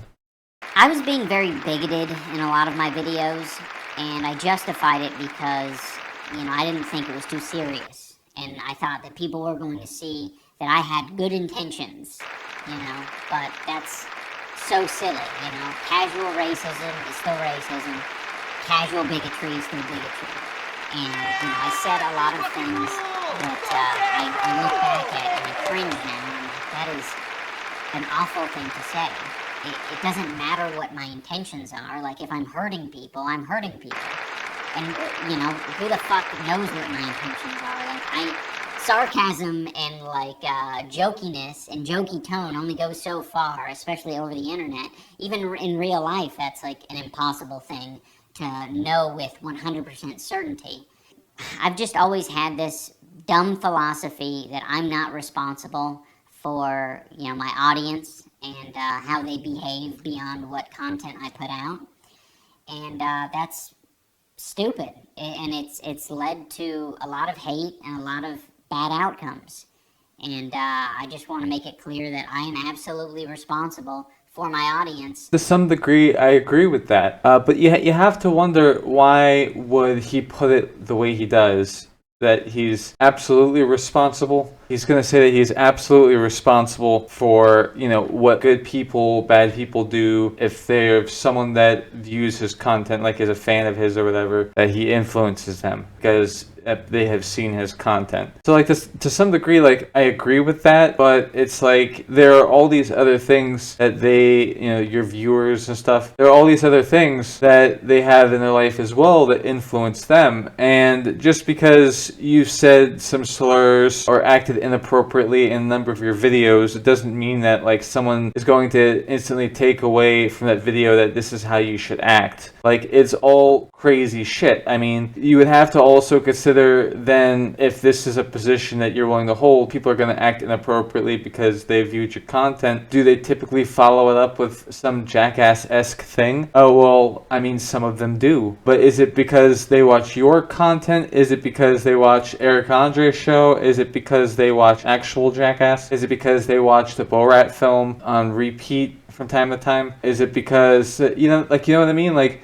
there are all these other contributing factors to how that person turns out and how they act, that you can't just say that you are absolutely responsible and that, you know, because of you would have increased like the amount of inappropriate behavior in the world. Like, it's a detrimental thing. You paint yourself in a light where it's like, in order for what you've said to make sense, then you would have to have been considered by some number of people as like an actual cult leader and shit, that like iDubbbz's content is all they, you know, consume, and that's why they act the way that they do. I think you're giving yourself way too much credit. You're not Oppenheimer or anything, all right? I understand that you have some influence. You know, it's really odd that you, iDubbbz, that in order to try to destroy your own legacy, you paint yourself as though like you have more influence over people than you actually do. It's kind of silly, because, you know, you could look at this with sincerity at heart and go, yeah, you know, he's trying to get past some stuff. He's trying to recognize that some of his content he wouldn't make if he were a different person. It seems to be like an unrealistic thing for you to sort of view it like that. You know, in reality, there are goofy kids out there being inappropriate, but those same kids are also watching WWE, Beavis and Butthead, shows that do pranks and stuff. They're watching Whose Line Is It Anyway? They're watching South Park.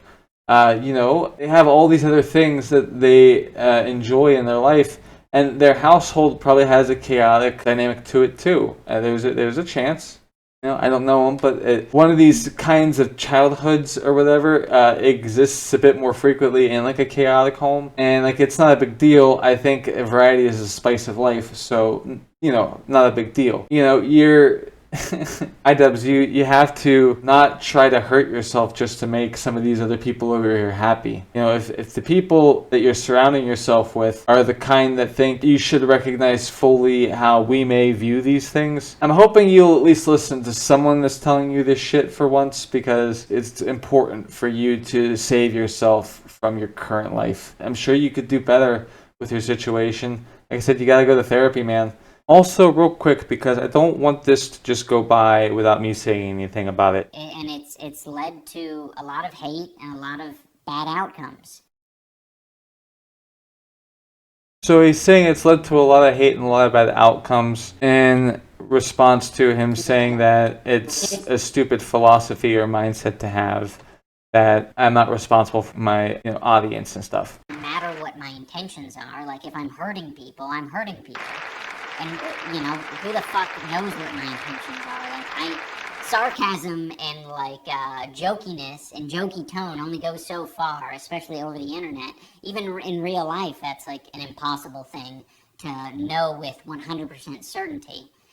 I've just always had this dumb philosophy that I'm not responsible for, you know, my audience and how they behave beyond what content I put out. And that's stupid. And it's led to a lot of hate and a lot of bad outcomes. So he's saying it's led to a lot of hate and a lot of bad outcomes, that he's not taking responsibility for his audience. I'm just going to play that back for you real quick.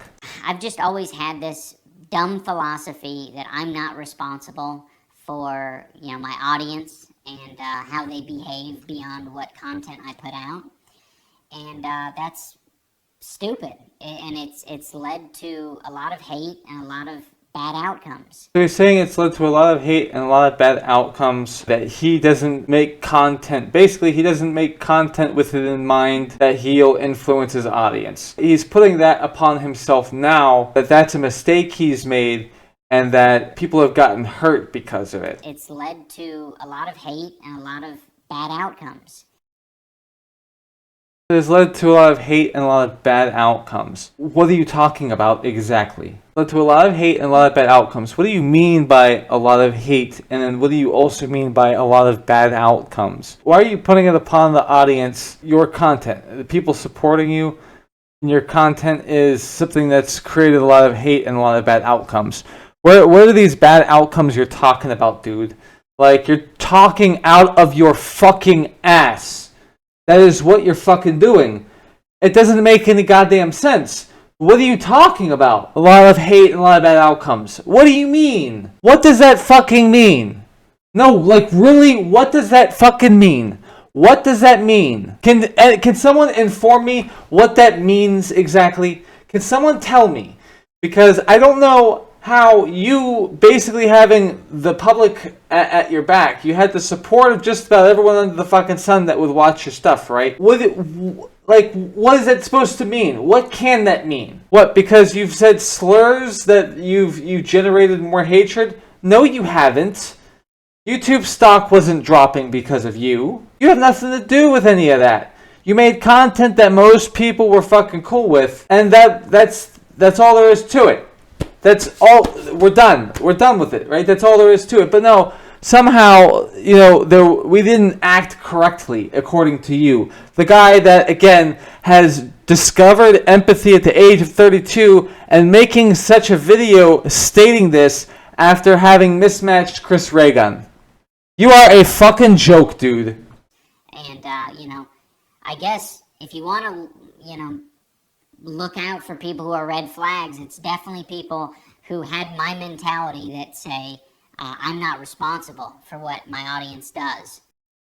I really love how Mr. Empathy at 32 is trying to tell everyone that, to wrap up this segment on why you're absolutely responsible for your audience all the time, Mr. 32 at Empathy is trying to also say, and also people who don't agree with me on this, they're bad people. That's what you've done. Like, I understand, like, advisory can go a long way, but, like, Mr. Empathy at 32, Ian, you, that doesn't make any sense for you to try to assume any kind of authority over people. Again, your career was built upon trolling people and saying, like, silly, goofy, sarcastic things that are ironic, not really taking your YouTube shit all that seriously in terms of how you conducted yourself. You did that, and now you have to be worried because it would harm your cash flow. You're not really in any position to go, yeah, I can tell you who is and isn't the bad person. You've never been, like, really serious until, like, the boxing stuff, and then you got serious about stuff, but then acted completely unacceptable with a good number of things to do with all that boxing shit and everything else that you were doing. And then to also make a video about why you hate influencer boxing, and then basically, like, do things that would fall under the kind of shit that you dislike about influencer boxing. You hate, like, the fake beef. You hate that. So you end up with real beef on your hands. and then you go, "This is awful. I'm in danger. My entire life is under threat. People are saying bad things, blah, blah, blah." Like, everything that's happened to you makes sense to have happened to you because of decisions you and this have made. Yeah, like, you're getting what you deserve, dude. And you think you can tell people that we should act more like you? You're a fucking moron. I know that this apology isn't enough. I've clearly done a lot of damage. You know, these videos have been up for a long time and have accumulated millions of views. I shouldn't be able to just make an apology video and walk away from it. This is something that I should live the rest of my life with, and I expect to. I've profited off of this bigoted content for years, and I've made a successful career out of it, and that's not right. But I do have one question. When you get to your little place on Nantucket Island, I imagine you won't take off that handsome-looking SS uniform of yours, ain't you? That's what I thought. I think that this is only a step in the right direction, and I know that a lot more needs to be done to even approach a life that I would think would be like acceptable. And for anyone who liked those videos, I want this video to be an example and a lesson for you. You know, you can like content, but you can also think that it's irresponsible and it's hurting other people. So just tap into that part of your brain that's saying like, oh, okay, it's probably not that important that this video stays online, because truthfully, I've seen it, I've experienced the content, but it's done a lot of damage. We can just let it go.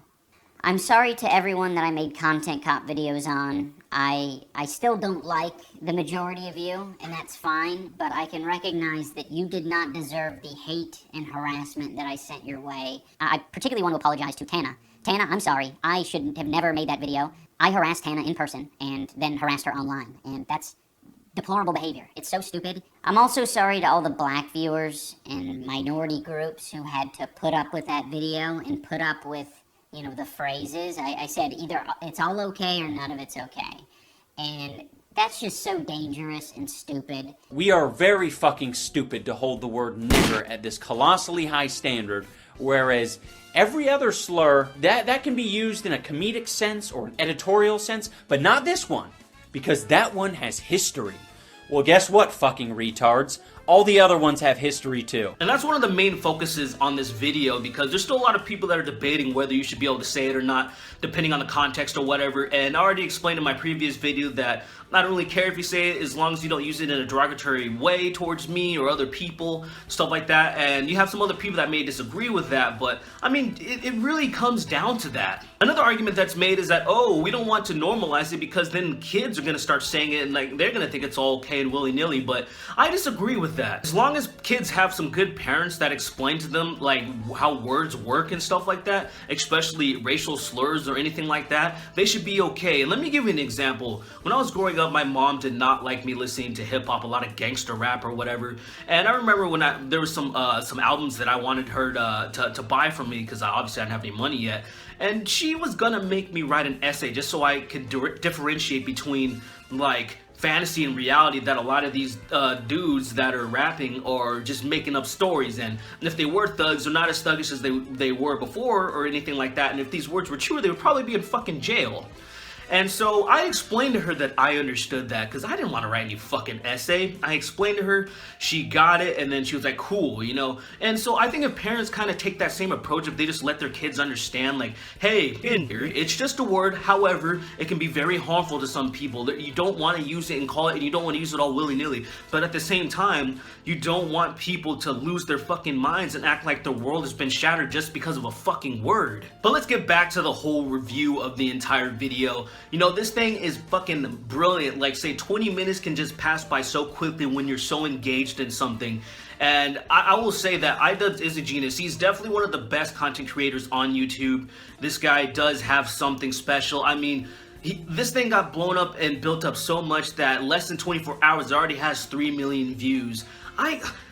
I would fucking love to have even a tiny fraction of something like that in 24 hours, because Jesus Christ, man, that just shows you how much people are just willing to watch your content and for good reasons. This isn't just like a shit show. This isn't some clickbaity bullshit. This isn't, oh, I was colorblind and now I can see, you know, type of clickbaity bullshit. This is just straight up content comp Tana Mojo, and people are flocking to it, and for a great reason. It's fucking brilliant. Now, I will say, in my opinion, this isn't his best content comp. Now, it is the best edited. I think this is his progression is definitely unchallenged. But the whole thing is that, like, there was people like Leafy, for example, that the takedown was so much more colder and so much more brutal, and I think it also had such a major impact on Leafy's life. It also inspired other people to really start, you know, bringing out other dirt that on Leafy, things that he's done before,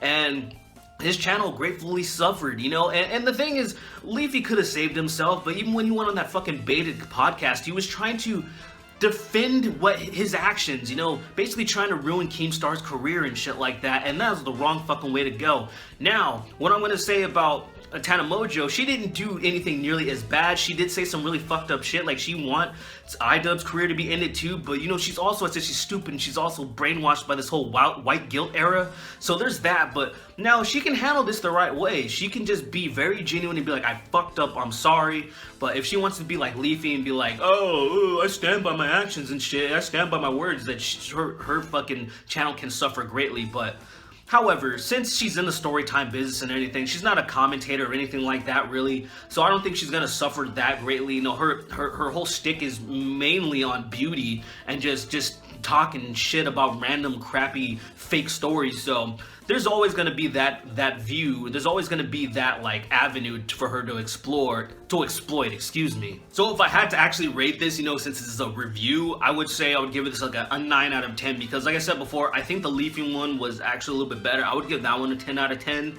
It's just and it's not, and it has nothing to do with just like, oh, since I actually know, I'm well more aware of Leafy than Tana. It's not that. It's just like reviewing, watching them back and forth too, things that I've done, going back to it, and I was just like, this is much more of a like a well-deserved takedown. And fuck, man, the ripples. And I just think that, you know, this one was fantastic. It was blown up very well, but at the same time, like, Tana, like, I think she will recover, because she still has this fucking massive audience that just, they're not very skeptical whatsoever. Like, she'll lose like a few thousands of subscribers, but I think that's where it's gonna stop, you know? Now I want to talk about events and situations that have happened over the past 5 years of my life that have led me to the place I'm at now. One year I was at a convention and a bunch of fans were, you know, wanting pictures, and this particular fan came up to me and said, I know you probably don't like transgender people, but can I, you know, get a picture? That smacked me in the face. I was like, oh, holy shit. Why would you think that? But I mean, it was fairly obvious. I was being cruel, hateful, bigoted, and being very uncaring about people's feelings. That is a very fair assessment to make. I was giving this person bad vibes, and I think I've given a lot of people extremely bad vibes. Okay, first thing for starters, it's kind of a small thing, but can you stop fucking saying vibes? It's ruining the vibes. The vibes were ruined. Oh, the vibes. Dude, if you had any care for the fucking vibes or whatever, right? Like, you would have known how to better manage your little event, your boxing events. You would have known how to act better before in the past if you ever gave a shit about vibes. Suddenly you care about the fucking vibes. If you care about the vibes, how about you keep from mismatching people like Chris Ray Gun? That'd be nice. If you care about the vibes, why don't you apologize to Chris Ray Gun? And why don't you apologize to Froggy Fresh? And why don't you apologize to Sam Hyde? It's almost like you have nowhere to go, because like all this self-flagellation, pity party, grovel at the feet bullshit that you're doing, like no one really is buying it unless like they have no sense themselves. You have to not understand any of this to be fooled so easily. Now, the other thing that's a little bit more important is this whole transgender thing. I think I went about this, talked about this a little bit ago. You say it's an important event or whatever, right, in your life, that you had a transgender person say to you, oh, I'm not sure if you're going to like me because I'm trans. That, for you to have that happen to you, that was the same fucking thing that happened for Tana. You were that trans person for Tana, saying slurs and shit. You were that person for her. And that transgender person that you value talking about and shit, right? They're occupying that space that you occupied with Tana. And you're saying that the Tana thing you regret. Like, you don't see the value in any of this shit. But you don't care. You don't care to follow up, really, it seems like, anymore. Which would explain why you don't see things for what they are. Right? You're not paying enough attention. For someone who used to wear glasses, who now has eye surgery because he was going to fight, at least he thought he was going to fight Rice Gum, I would like to think that your vision would have improved with getting the eye surgery. But I don't think that happened. I don't think that happened for you. So you should go get your money back. Another event that was very important for me to experience was I went on a boxing podcast.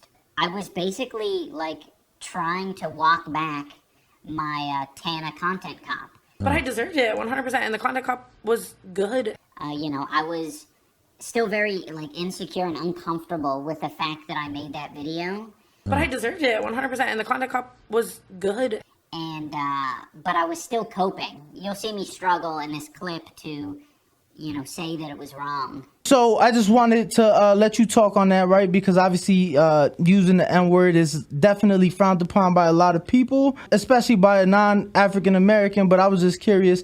That was a very weird video because I wanted to criticize her for her sort of flagrant use of it. I've been pretty flagrant about it too, not in the same way. Mm-hmm. I thought there was a message to be shared there. And I don't think it was particularly... It was okay in criticizing her, but I think I probably wasn't the person to deliver the message. There was a message that I was trying to put out there, and I'm not really the person to put out that message. I don't regret making the video. I think, there's bits and pieces to take from it that I think are valuable. But, I probably wouldn't make it these days. I'm very grateful to those guys and how they broached the subject because... it didn't put me on the defensive. It just made me realize, I'm stupid to, acknowledge these things. Like, what am I doing? I'm still trying to make excuses for myself and, why I made that video. It's it was a dumb idea. But I deserved it 100%, and the content cop was good. I harassed someone. I was saying slurs and I was trying to justify it all. You are such a dumb bitch. I'm gonna be honest, I don't give a fuck about the content cops. Everybody acts like they're so exciting when they come out. I don't watch them. I've watched them before. I don't care. He's really smart. He's really good at what he does. He's never and it took me a long time to realize that because for a long time I was just why me? And then I realized it's you because he never ever will make a content cop about somebody who doesn't come for him first. I mean, I didn't know that, and I was entitled. But in what way did you come for him? You called him out for saying the N-word? In a horrible way. In the meanest, You made a video? No. Yeah, I really don't think we should be calling up 13-year-olds for saying the N-word, to be honest. But I was stupid about it. I was really, and I tweeted him and was I can't believe you do that. Kill yourself. Mean as shit. You were 16? Probably 16 or 17. And you had a ton of 18, followers, and you're calling out iDubbbz. That is pretty fucking hilarious. Yeah, but I deserved it 100%, and the content cop was good. I feel like you've swallowed up this self guilt. At the end of the day, you were calling out a white dude for saying the N-word. That's pretty common, right? But where did I have the room to call him out? Yeah, I mean, you definitely didn't really have a reason to, but it still seems like a fairly legitimate concern. For someone maybe who didn't have dirty hands like me, Right, yeah. Kind of hypocritical, that's true. Yeah. Super hypocritical. Yeah, I don't know. I meet white guys all the time who say the N-word, and it's weird because I'm man, if people knew, geez. That's good. Makes sense. But no, that was the first time in life I felt like I got a lot of hate. So, but it was... did you lose a ton of subs and stuff? It was just a little temporary loss, right? I probably lost 100,000 subscribers though. That's pretty serious. And then more probably, honestly. And did it hurt? Were you sitting at home stressing out? Dude, that was the first time I ever felt any form of sadness or upset towards the hate at all in my life. doing YouTube. Like, I bawled my eyes out every day for like weeks. Like, I wanted to kill myself. I literally wanted to die. Like, because everything I love so much, everything I worked so hard for was like crumbling before me, and the only person I could blame was myself. But what was crumbling? The numbers, really? And people's credibility for me. Like, you know what I mean? I felt like my reputation would forever be like ruined, and it just broke my heart because I loved YouTube so much, and I felt like I made a big mistake that really like hurt my, you know what I mean? And it probably always will hurt me in certain ways, like the YouTube rewind. Like, they will probably never want to have me or whatever. Like, you know, like things like that, it probably will always fuck it up a little bit. You know, shout out iDubbbz and everything, but I'm kind of glad that my line of work doesn't involve like making 16-year-old girls cry for weeks at a time. I don't know, I deserved it. Yeah, but I feel weird about people who make exposed videos. Like, people Yeah, I always, think that's so I whack. think, like, how do you go to bed at night making an exposed video? I can answer that. Making an exposed video, right, where you talk about a person's dirty laundry, or you talk about how much a person's fucking up and like what's wrong with them. It's real simple. Okay, the world is full of shitty people. All right, and there are things people haven't heard about themselves that they just might need, just specifically that. When you point things out about people, those of us who see this, we see that someone is fucking up. First of all, not only can it provide good entertainment, but the person who is fucking up, they are basically put on watch. They can't act however they want when they have eyes on them. And that's mostly the case when the person has some sort of guilt attached to the things that they're doing that are being pointed out. This is very important for a lot of people to have to go through because they often learn about themselves from these other people. I don't think it's unrealistic to see making a video like that as something of a public service, community service, that kind of thing. We have people in the world that just need to be spoken to or about. And when that happens, things often change for the better. Usually, say for instance with politics, if a politician is fucking up and things about what they're doing, things about their life that come to light tend to either help someone reform themselves legitimately or engage people to take issue with something.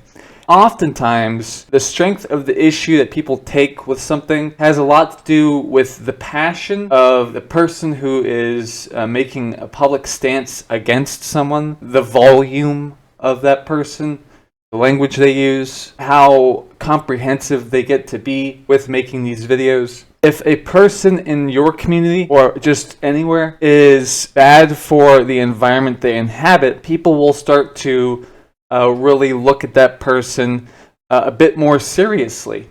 And as a result, things tend to course correct themselves by whatever way. However it happens, people tend to course correct themselves.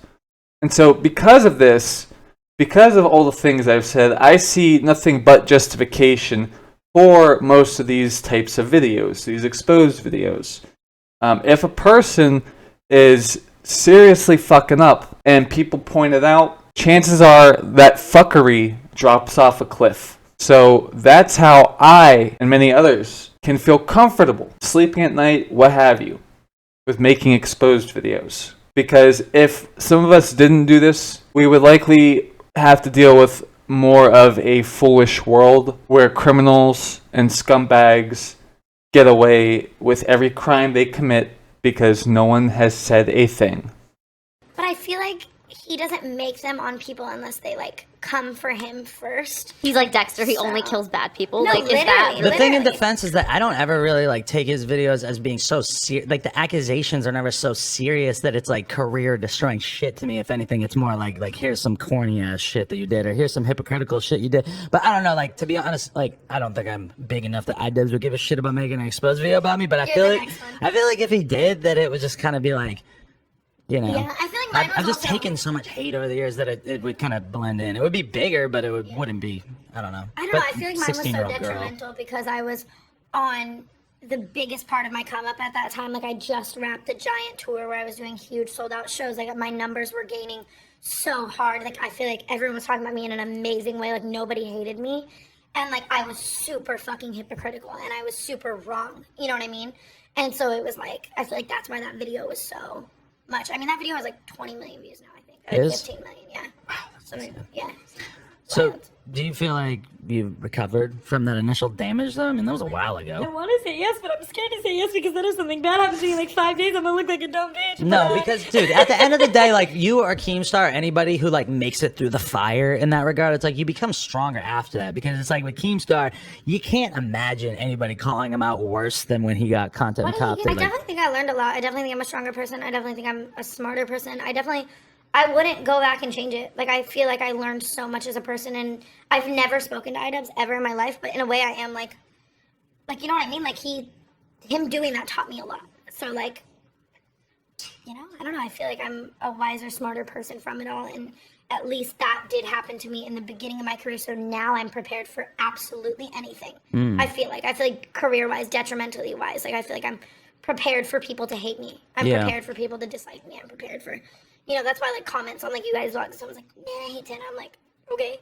I particularly want to apologize to Tana. Tana, I'm sorry. I should have never made that video. But I deserved it, 100%, and the content cop was good. Don't you feel silly?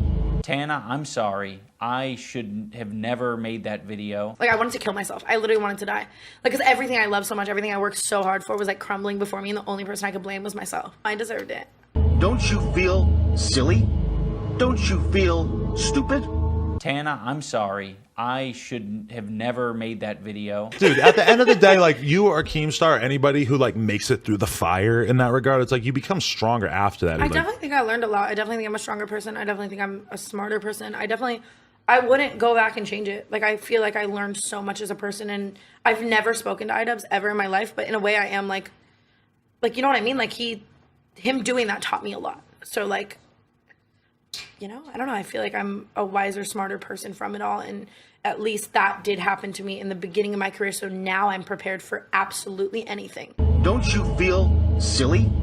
Don't you feel stupid? Don't you feel a little ashamed? Apology denied. A very big thing that has sort of altered my view on all of this is just the amount of hate and harassment my wife Anissa has received over the years.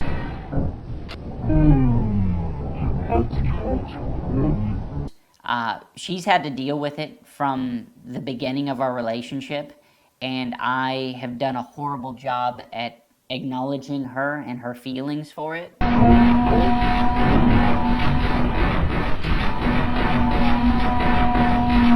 A lot of the time I just thought that was her problem, or that was, you know, other people's problem. Like, it's not my problem that you're getting hate and harassment. And it's like, no, it absolutely is. You know, that's the culture that I cultivated, and I, you know, didn't do anything to change that. You know, over the years it's changed a little bit, but, you know, I don't think I've still fully acknowledged how responsible I am for the amount of harassment that Anissa has had to deal with. You know, for you to say that is to prove to us all that you haven't been fucking paying attention at all to the shit that she does online. And the shit that she does to you during live streams and other things. She's got a bad personality on her own.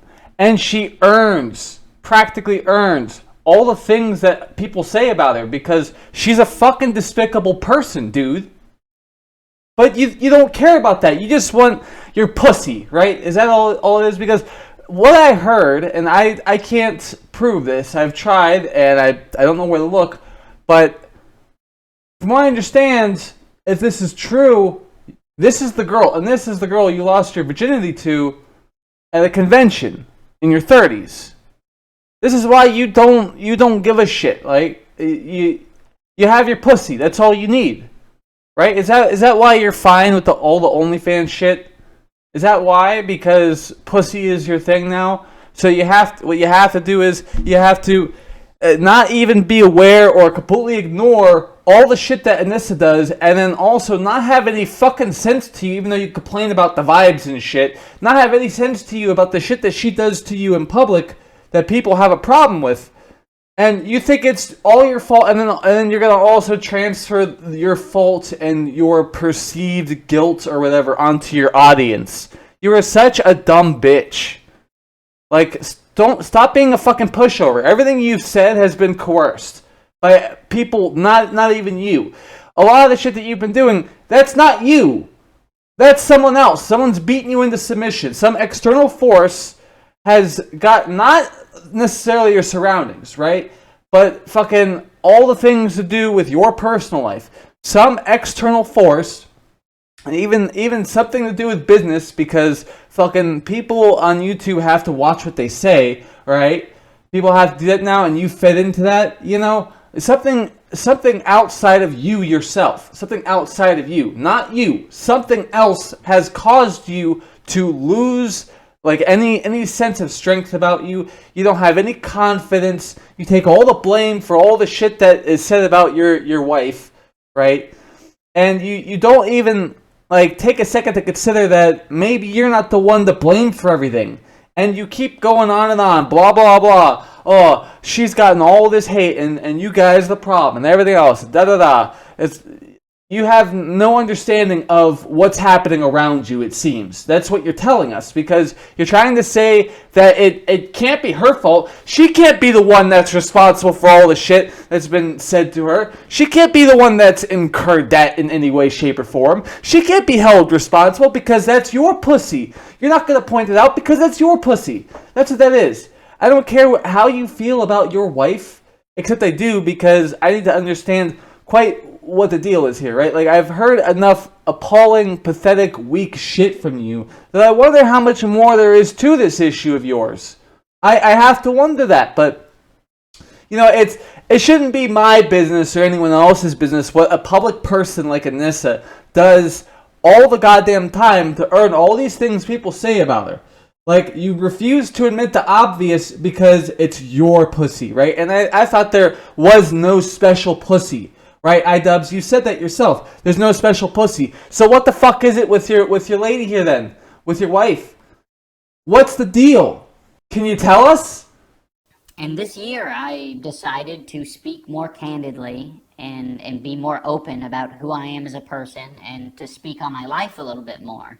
And I did that on Anthony Padilla's podcast. These are the people that I'm attracting. These are the people that I'm entertaining. Like, I need to reevaluate things. They're relating and enjoying this content for a reason, and that's not maybe the same reason that I'm trying to make. You know, the funny thing is, you have this perception to you that people like it because it's racy, it's edgy, it's inappropriate. What needs to be understood is that the primary reason people liked what you were doing, iDubbbz, is because it was funny. And comedy doesn't have to worry about any rules and stuff, as long as you're not being, like, harsh, you know, like masking, like, cruelty, like, real legitimate cruelty as, like, a joke. Like, you can joke about anything. Like, that's the beautiful thing about freedom of speech and humor, comedy. Expression, you know, you can joke about whatever you want, like, it's not a huge deal. But now, see, here's the issue, right? Because you have taken such a stance against, you know, your old videos, your old content material, and people looked at you as a comedian, right, as an entertaining person, a funny guy. You've made it impossible to operate within that sphere now, because you've decided to betray everything, betray everyone. You've decided to do that. You're saying that, you know, your comedy was a problem, but that's just it. You're saying that comedy in general, that is this loose, right? That is this fast and loose, like you had done, right? You're vilifying all of it, because if you're willing to say that your shit is bad, but other people's shit similar or exact to what you do, you know, it's like you couldn't keep from saying that stuff is bad also. You couldn't do that because you said that your stuff is bad. and you don't want to look any more hollow than you are. It turns out. So you would have to say that all of it's bad because my stuff is bad. If anyone else's stuff is kind of like my stuff or my stuff, then like those parts where it's basically like the iDubbbz brand of humor to like some people. So you're vilifying people's taste in comedy. You're vilifying comedy itself. You took such issue with ambiguity with Sam Hyde's comedy that you tried to, in part, regardless of if this is the case, you went with this idea, just like others had, that the fact that we can't tell what's a joke and what isn't, that's a reason to cancel a person's show and blacklist them from the industry. So you fed into that. You've betrayed everyone and everything, practically, to do with your sphere and to do with anyone that could come anywhere near your stuff or just comedy in general. The problem you've created for yourself, aside from not belonging to like the world of comedy anymore, is that you've made it so that you can't make like funny videos, right? Because you're gonna have to always think about like what could offend people. That's your life now. Like if you try to do comedy anymore, that's your life. You have to be aware all the time now because you've already judged stuff you've done in the past. So now you have to police everything you do. Now you have to censor yourself, like your ideas. You have to completely restrict yourself. And you did it to yourself. You did it to yourself completely. You don't know what you're talking about. You're trying to tell other people what the deal is when you have hardly any clue what the deal is with your situation, for starters. No, dude, like, you're fucked. This was such a bad idea for you to do all this dumb shit. You, like, petition the feelings of people. This is pathetic. You've become pathetic. No one that did respect you really respects you now, right? Like, there are people that, the camp that you now occupy, they were fans and friends of yours before. So you have those people, but there's a good chance those people are some shade of scumfuck like you and Anissa. So, good luck trying to fucking make comedy entertainment work for you anymore, because you have neutered yourself, you have butchered yourself. I mean, I know that you already got a vasectomy. I'm aware that Anissa's probably cheating on you. I'm aware that Anissa got with you the same day she dumped a guy she was with, without regards to for his feelings, it seems. Like, you've destroyed your life. It's not just Anissa. You have destroyed your life. Do you understand that? I had a very Wild West mentality when it came to online behavior. Like, people are going to do what they want to do. People are going to say what they want to say. And I can pretty much do the same because it's the internet. But I think you have to be a lot more responsible.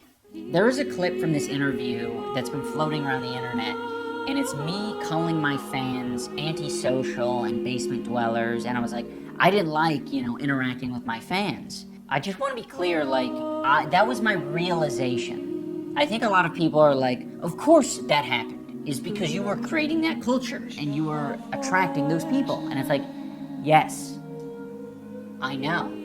I know now. I didn't know before. It was my realization upon, meeting more and more fans that I was like, oh shit, you guys are struggling. It was easy for me to identify them struggling when they were outside of my body. But the antisocial basement dwelling incel that was inside here, I couldn't acknowledge that. I couldn't recognize that. So I needed the mirror to be held up to me. Hey, iDubbbz. Next time you want to fucking spit on everyone, make sure you're doing it while their mouth is open so they could taste just what a piece of shit you've become. I have always thought that I was an empathetic person because I thought, well, I get angry, I get sad, of course I got empathy. Seems easy, right? Empathy? I definitely have that. There were moments where like a dog would die in a film and I'd cry. So it's like, of course I have empathy. But I never did. I think only in these past couple of years have I gained the ability empathy, and I'm very ashamed to admit that. It sounds really pathetic to say at the age of 32 I've acquired empathy, but I have, and I've realized it because I just can't help myself but like feel for other people's pain and suffering now. I'm still not perfect. I think that is, my empathy meter's only maybe like a quarter of the way filled up, potentially, but it's at least there. And I just want you guys to know that you can unlock ability empathy if you experience more life. It might take you getting hurt a little bit, but it's worth it. It is so worth it. Okay, coming from the guy that's done all this damage, has gotten people physically injured more than they really should have been, to the point that they could have come down with brain damage. You know I'm talking about Chris Reagan again. Ignored fatty, airsoft fatty. Oh, there's your message? Whoa, let me fucking... and just so you know, a good number, I'm gonna say a good number of psychologists would say that it's some lick of psychopathy to say that you've discovered empathy in your 30s. Go to therapy!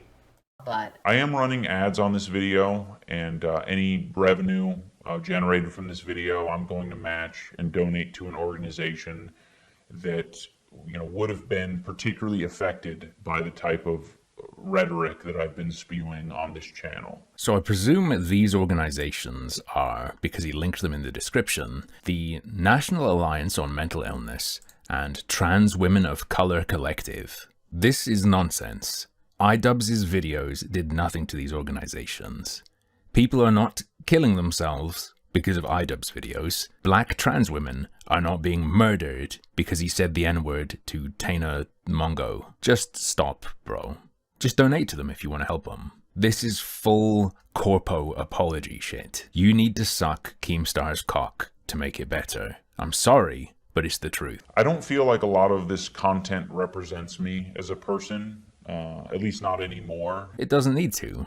It's a creative work. There was a time where it probably perfectly represented me because I was a nasty, apathetic, insecure person. Now that I don't feel like it represents me and I want to distance myself from it and keep it from, indoctrinating more people.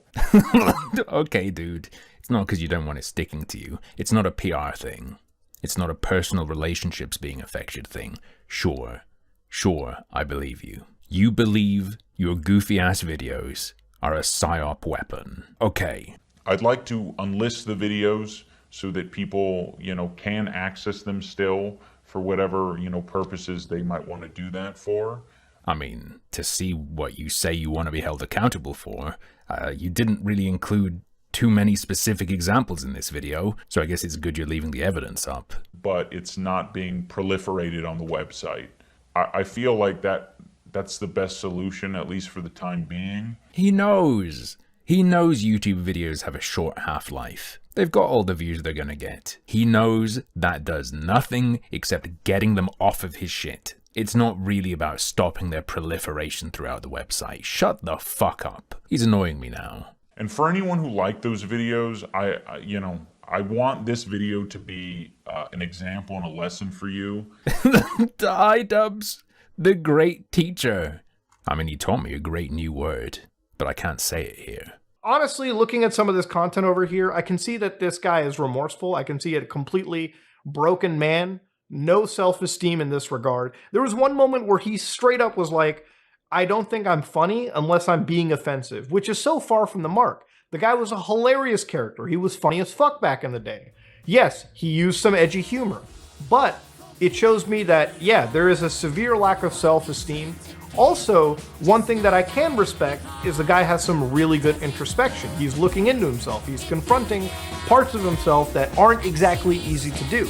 Yes, he's changed, all right? He's changed for what he thinks to be is the better person, all right? I don't think that it's a coincidence that everybody started to grow a conscience at the same time. I think the reason why you don't see really edgy content like the original iDubbbz content anymore is because it's not monetizable. And if it wasn't for that, you would still have people saying the N-word. You would still have people saying all kinds of crazy shit. So I think any sort of apology for this kind of stuff rings kind of hollow whenever you realize that everybody somehow became socially aware at the coincidental same time that brands and sponsorships came into the space. That's what a lot of the underpinning of people's resentment is that they were a fan base that were being pandered to through edgy content, for better or for worse. And now content creators are moving past that edgy content. But because there are so many people that have done that in my opinion, a disingenuous way, because they're really only doing it to be brand safe, these people feel like they effectively got sold out, which is pretty much what happened. You see what I'm saying? Most people change throughout their life. No, bro, but like, do you think that it's... I completely agree with you. But don't you find it to be a coincidence that everybody happened to change in the same way at the same time? And money just happened to be involved with that. I got to wondering, because Mudahar and Asmongold, they both are similar in their careers, in that they're observers of the landscape while basically being plugged into it. You know, Mudahar, he does primarily just YouTube stuff. Asmongold, he does primarily just Twitch stuff. So they're both involved and have been for years in, you know, content creation online. And I got to wondering, because they have their similarities, why is it that their opinion on this topic is, there's such a stark contrast between the two of them. Mudahar, he's coming across as dismissive of things and not wanting to pay attention to things. Like, I get that Mudahar may be friends with iDubbbz. That may be the thing. I don't know. But it's that Mudahar is coming across as very dismissive, whereas Asmongold is factoring in, hey, you know, YouTube, we update our guidelines, and, you know, some things, you know, you can't really make as much money off of anymore, and, you know, the way you make money changes every few years, it seems. I got to wondering why Asmongold has such a differing opinion. There's not really any, like, cynicism. It's more like, oh, hey, you know, he changed for what he thinks is the better idea or whatever, right?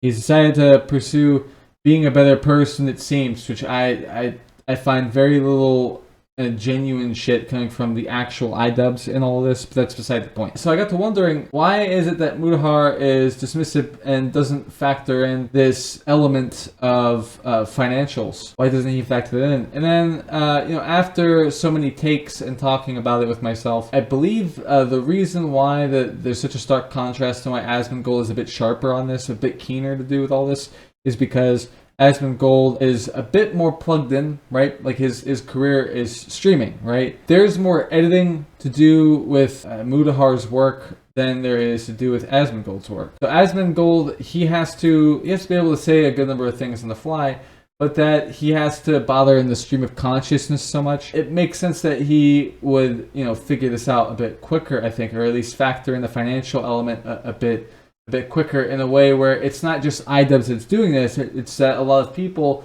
are turning their backs on themselves in pursuit of whatever it is, which I'm just going to come out and say I think is money. I think it's a matter of keeping your thing together that you have, which I guess it makes sense, you know, survival instincts kick in. I don't see it making sense to, while changing up your content and your footing, your style, that you also go out of your way to insult people. There's so many elements, factors to do with all this. I think the reason Asmongold is able to factor that in is because of how much he's plugged in and how much he is involved in the idea of like personalities online. And what I mean by that is he streams. Mudahar, he makes like a variety hour thing kind of, but with like a focus on entertainment online and video games in some markets, this, that, and the other thing. Asmongold has to deal in personality more because when he's at work, it's a continual thing. He has to deal in the stream of consciousness aspect to streaming and being turned on, plugged in when you know you're getting and going, right? You have to interact with things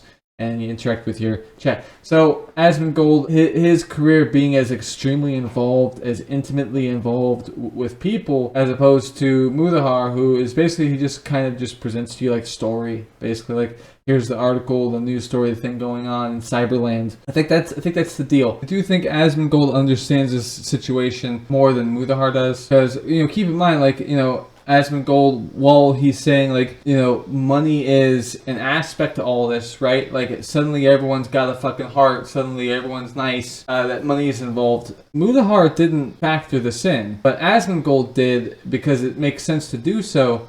And on top of that, he was saying, like, you know, I agree with you, Chatter, who's saying some of the same stuff that Mudahar is saying. Asmongold is not just saying, well, people are people at the end of the day because people are people at the end of the day. MOGGED is not leaving it at that. He's not dismissing shit. You know, I don't know on what terms, what the relationship is like between Muda and iDubbbz, and MOGGED and iDubbbz. I don't know anything to do with that. I can assume some things, but that's beside the point. I think that Mudahar is being way too dismissive of the situation. There's no cynicism because like you really should involve cynicism unless you're, you know, not trying to piss someone off to do with all this. And I think that if you're not irritating someone to do with this, then I don't know if you know what you're doing, because this entire situation is irritating. And if no one's irritated, then I don't think you guys are paying a lot of attention to what's going on around you. Now, at the end of the day, all right, ladies and gentlemen, at the end of the day, I think it's cool that he's grown up. I think it's cool that he's changed for what if he wants to go down this road, I think that's cool. I think that's awesome. He's kind of like fucking beating himself up a little bit too much, I would say. But it is what it is. One of the other things he brought up was the fact that people keep shitting on his wife, Anissa, which absolutely happens. I think a lot of it is due to the fact that, yes, she is like, you know, a woman on the internet who does OnlyFans. And there's people who look at that as like a moral failing on Ian's part, which I don't want to get into somebody's relationship too much because it doesn't hold any weight to this criticism. When you say this criticism, do you mean your criticism?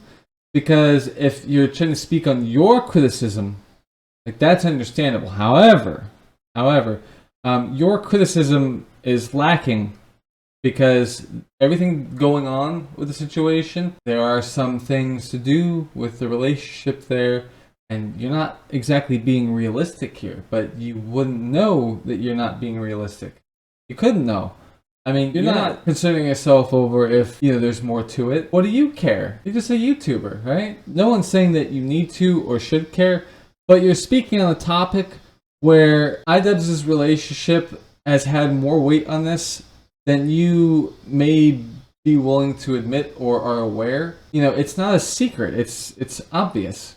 And this is treating iDubbbz like shit quite a lot. You don't have to have your focus over here, but you're trying to make definitive statements, and that doesn't work here because you just like with fucking Penguinzo, Moist Critical Charlie. That guy, he doesn't know shit either. And he's trying to talk about it. So, you know, I have to wonder, is it just, you know, this is how you do things? Regardless of how much information you have about something, you're just going to talk about it? It's almost like you don't want to call people out that are doing things for money because you're probably doing things for money too, right? I mean, more power to you, go ahead. However, being that you are someone who's always going on about how, oh, this is wild and that's wild, you know, look at this crazy thing happening over here. I have to talk about this because this is the thing I could talk about, right? Oh, there's an iDubbbz thing going on. Oh, I can make a video that's gonna try to focus on something to do with iDubbbz because he's popular right now. Let me just do that real quick while I have no information about the situation that's been playing out the way it has been. And meanwhile, you know, us over here, while we're pointing out things that are actually wrong with the situation, beyond a shadow of a doubt, wrong with the situation, you're over there, and you don't have to focus on this. It's totally cool, but you're making it a point to try to talk about something that you know next to nothing about, while making definitive statements and jokes as well. I mean, we're talking about people's lives here, man. Like, I don't know if you understand that. iDubbbz's apology, that was a public suicide video. I don't know if you realize that. If you pay attention to the language, which when you decide to talk about like contract stuff and things in terms of service to do with like a game or something or a platform or whatever, right? A service, potentially. You know, like you'll read the fine print there, but like you're not even concerned with the fine print with this. Either there's too much of it or you don't want to damage your opportunities in the future. So I don't know why you would approach something with next to no information on the topic to you know speak on. You don't have as much information to speak on this, and you're making definitive statements and then also making jokes. You're not even really sure how to think, and you know that this is what's the deal, right? Because you had to say something about the situation. Yeah. Like, you know, you got to make your money somehow, but it's almost like, you know, you shouldn't have made this video, Mudahar. You're talking about what? Do you even know what you're talking about? The fact that you couldn't even like put it out there, posit this little bit of information that Asmongold was able to put out there, that hey, like the timing of all this is really odd. It's almost like people just want to make money. If people really had just stuck to their guns, we may not have a platform that's changed, honestly, for the worst. But Mudahar, you could do a lot better than this, man. I'm gonna make definitive statements while not really knowing, you know, what's causing iDubbbz to make these decisions, not having any idea about like what's influencing him. We shouldn't say that the wife who has basically destroyed her relationship with her family, who dumped some guy the same day she got with iDubbbz, and it only took a few hours at a taco shop. You know, someone who, just after getting married, decides to, you know, post stuff to their OnlyFans. You know, like, I could keep going. Mudahar, you have no fucking clue what you're even talking about. This is one of the most damaging women I've seen, aside from Amber Heard, really fuck with a dude that people love. And, like, you don't know anything about it. So why are you fucking talking? Again, people call Ian a cuck. People call him tons of weird shit. Generally, that's their relationship. If they're cool with it, it doesn't really matter, okay? That's two people and their contract in life. It shouldn't even appeal to you whatsoever. You know, it's funny because there are a lot of people who have found a part of them that has helped them grow because of iDubbbz. iDubbbz has done a lot for people. He's done a lot for the world of comedy. Should we not give a shit about people we care about? I'm not related to them. I don't live next to them. I get that. I totally understand that. But you've basically argued that we shouldn't give a shit about other people. Again, you know nothing about this, really, Mudahar, because if you did, you totally different tone. You would not be saying the shit you're saying. You don't know anything about the situation, and you're saying to other people that they shouldn't care. That they shouldn't care about other people. And you think you should have subscribers. You know, I get that, you know, not my problem. It doesn't matter what happens over there. It doesn't matter that someone's being, you know, emotionally abused, mentally abused, maybe even physically abused. I know that iDubbbz has, you know, laid hands himself, but I don't think that if a person in a relationship is hitting the other person, I don't think that it should be a back and forth thing. And at this point, like at least a few years ago, iDubbbz hit a point where he wouldn't be capable of dealing it back as much because he's become such a softie, he's been beaten down. But you wouldn't know that. You wouldn't know anything about that. But you're saying that we shouldn't give a shit about other people. Because, you know, what's happening in their relationship, that's their business. Should I not lend him a hand? Should I not offer him a hug? Should I not tell him to go to therapy? What do you propose, buddy boy? Because it's really kind of funny that you try to put yourself out there as an understanding guy, but then you'll say, oh, their relationship, it shouldn't even matter to you. Sure, where the relationship is headed, that shouldn't matter. But it's the treatment of the people in that relationship that is appalling. And it has led to very disgusting moments from the two of them. She's abusive enough, but the fact that it's influenced iDubbbz to become negligent of a lot of things, and you're telling me that I shouldn't care even though that relationship is actively harming people in the real world. But you don't understand any of that. You're just an internet commentator. And like, what the fuck do you care anyway? Oh, right. You have to make comment on this, right? Because it's topical, right? Yeah, that's the word we use, topical.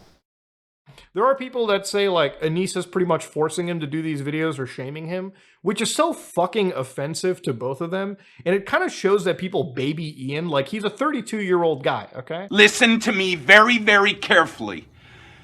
You have no idea what you're doing. Trust me. He has the autonomy to make these decisions himself, all right? If he feels truly remorseful, that's fine. That's cool. I think people are way too fucking invested in internet celebrities, and it's just genuine. Oh my god, another who cares take. I'm so done. I'm about to play Animal Crossing. I'm so done. I'm so tired of it. Exactly. Now, I don't agree with every point iDubbbz made in the video, and I don't think that's a big deal. I don't fucking hate him because I disagreed with a couple of points, and I think overall, this shouldn't have even been a controversy in the— Well, it's not just a couple points. His whole existence and career was basically conflicted by what he did, and he basically became a hypocrite. So it makes sense why people don't like him anymore, because they liked him as a person, and now they don't. It's his fucking relationship. If he's okay with his girlfriend having an OnlyFans account, This libertarian stance, I'm so tired of it. It's so played out. The I'm being agreeable stance. Give me like some of my video stance. I'm gonna listen. People can do what they want, guys. Everyone can do what they want. Everyone clap. Woo! Jesus Christ, dude, calm down. Fuck. Do that. How about that? That work? Woo! Everyone. That's better. But then you have these professional Redditors going in full Alex Jones meltdown, shaking their— You're a professional Redditor. Shut up. Critical's a professional Redditor. How much Reddit gold you think he has? This shit is goofy and out of control. That's what I'm passionate about. This unhealthy— Why do you care? He's passionate? Did he? Hold on, did Critical just say the word passionate? Why are you passionate? Two topics that I've recently become very passionate about. That is a section of my audience who thinks they know me, and my opinion on sex work. Why do you care? Who cares? Who cares? Why do you care? Just let him do what he wants in his relationship. Why do you care? Why are you adding your opinion? Why are you giving your commentary? Who cares? They feel like they know him inside and out and have some say in Why how does he he's care allowed about to people live his life. caring? I That know. He needs to Who ask their cares? permission to make decisions. I think that's fucked up and out of control. That's the only thing I'm really passionate about in this situation. I just think celebrity worship is a plague. I think that shit absolutely sucks, and there's never anything good that comes from it, and this iDubbbz situation, this controversy, is born from that very idea. Now, I'll talk about the entire situation while I'm here and give my whole perspective. I don't know if I agree with that. I don't know if I agree with celebrity worship having this as a result of celebrity worship. I think it's more for that people don't like that he's a hypocrite, and also the fact that he's lying and gaslighting everyone. I think people just don't like that, and when you betray your fan base, like you go against your interests. That's what I mean when I say betray. It's not like, oh, you're their dad. Like, guys, if I started to be a prostitute, as an example, a lot of my fans would, I'll use the word fans, viewers, supporters, whatever, would go in against me and make videos about me. They would block me. They would maybe blocking would be the best of it. Most people probably just like shit talk me on Twitter, call me a whore, call me a hypocrite. You know how many people would go against me? And my own friends. You know how many of my own friends would like never talk to me again if I turned to sex work? Like just out of just doing it because I'm desperate for attention. Like I didn't have a gun to my head and I did that. I would lose like all my friends. I would be disowned by so many people close to me, and I would also be disowned by the people who support me in my stream. So it's kind of the same thing where they have this viewpoint of how he presents himself, which clearly he does, because that's how it was conveyed to everyone. You can't just say everyone's fucking crazy, right? And they're disappointed in him, and that's the reaction. I think it's a poor example to do celebrity worship. This doesn't support why celebrity worship is bad. You can use plenty of other things to support that, and I don't think this is one of them. Now, first of all, I don't know shit about iDubbbz's girlfriend. I've talked to Ian a handful of times, and I've enjoyed our conversations. He came on the podcast, and we had a lot of fun there, but I don't know anything about his girlfriend. From what I've seen— Then why are you talking about it? Why do you care? If you don't know anything about his girlfriend, then why do you care? He didn't even educate himself on the topic before speaking about it. He could say, I don't care. He could have made a video and said, everyone's asking about it, please stop asking, I don't care. I don't want to talk about it. That would have been fine. But he's just doing the who cares thing. But then he's not even informed on the topic. And then giving his commentary on it from a place of ignorance. So, yeah. On a surface level with comments and shit, she's been involved in controversies on the internet, but I haven't looked into it, so I don't have any personal opinion of her or her character or anything like that. You have no idea what you're doing! In my expert opinion, iDubbbz isn't a simp. And keep it between us, I'll whisper it. I know it's like saying Voldemort's name out loud, but I don't think iDubbbz is a simp. call me a white knight, but I just don't see it. iDubbbz's girlfriend is literally selling Instagram pictures for money. No, she isn't. This is a sugarcoat. This is a cope. This is a lie. It is not just Instagram photos. That's equating me to being a prostitute. Are you kidding me? Instagram, okay, let me get this straight. Posting pictures fully clothed is exactly the same as prostitution? Is exactly the same as prostituting yourself. It's exactly the same as your significant other financing your path to prostitution. He paid for her implants, and she used those implants to prostitute herself, doing implied nudes, as she likes to call it, which is just nudes with your nipples covered. It's nudes. Completely different. Absolutely completely different. Posting Instagram photos on OnlyFans. Okay, I can call anything an Instagram photo. You can take a photo of anything and call it an Instagram photo then. You can call someone beating a dog and taking a photo of it, an Instagram photo, and be like, guys, they're just making money off of beating dogs. It's just an Instagram photo. This is just another way to be dishonest about the entire topic. This is so dishonest. Everything you find on OnlyFans is shit that you would find on a public Instagram, but people are paying for it. It's genius. There's a lot of things that are public, including sex trafficking, which is very common in pornography, and sex trafficking victims and their abuse being uploaded for your pleasure, including people's like getting raped and they find out about it later that it's on Pornhub. That's happened. And Pornhub does nothing about it. They take it down. They don't really implement anything to prevent it, because anyone can upload on there, just as a prime example, because they're most popular. So you could say that about anything. Yeah, her content would not be allowed on Instagram. She does imply nudity. Instagram doesn't allow nudity. He's just all around wrong. He's just, period. He's wrong. He's incorrect. People are paying for it. It's genius. It's not made genius. $40,000 It's stupid, because you hurt yourself and everyone around you in the long run. You ruin your relationships. No nudity And your on child's OnlyFans. future. When they It's find, fucking when they get bullied in class, like, mommy, your mommy had an OnlyFans, your mommy was a prostitute. That'll be fun, She I'm made sure. $40,000 selling no nudity on OnlyFans. It's fucking Instagram pictures. That's genius. It's free money. You fucking degenerate! No, it's not free. I wouldn't call it that when it costs her her dignity and her relationships around her and romance and intimacy.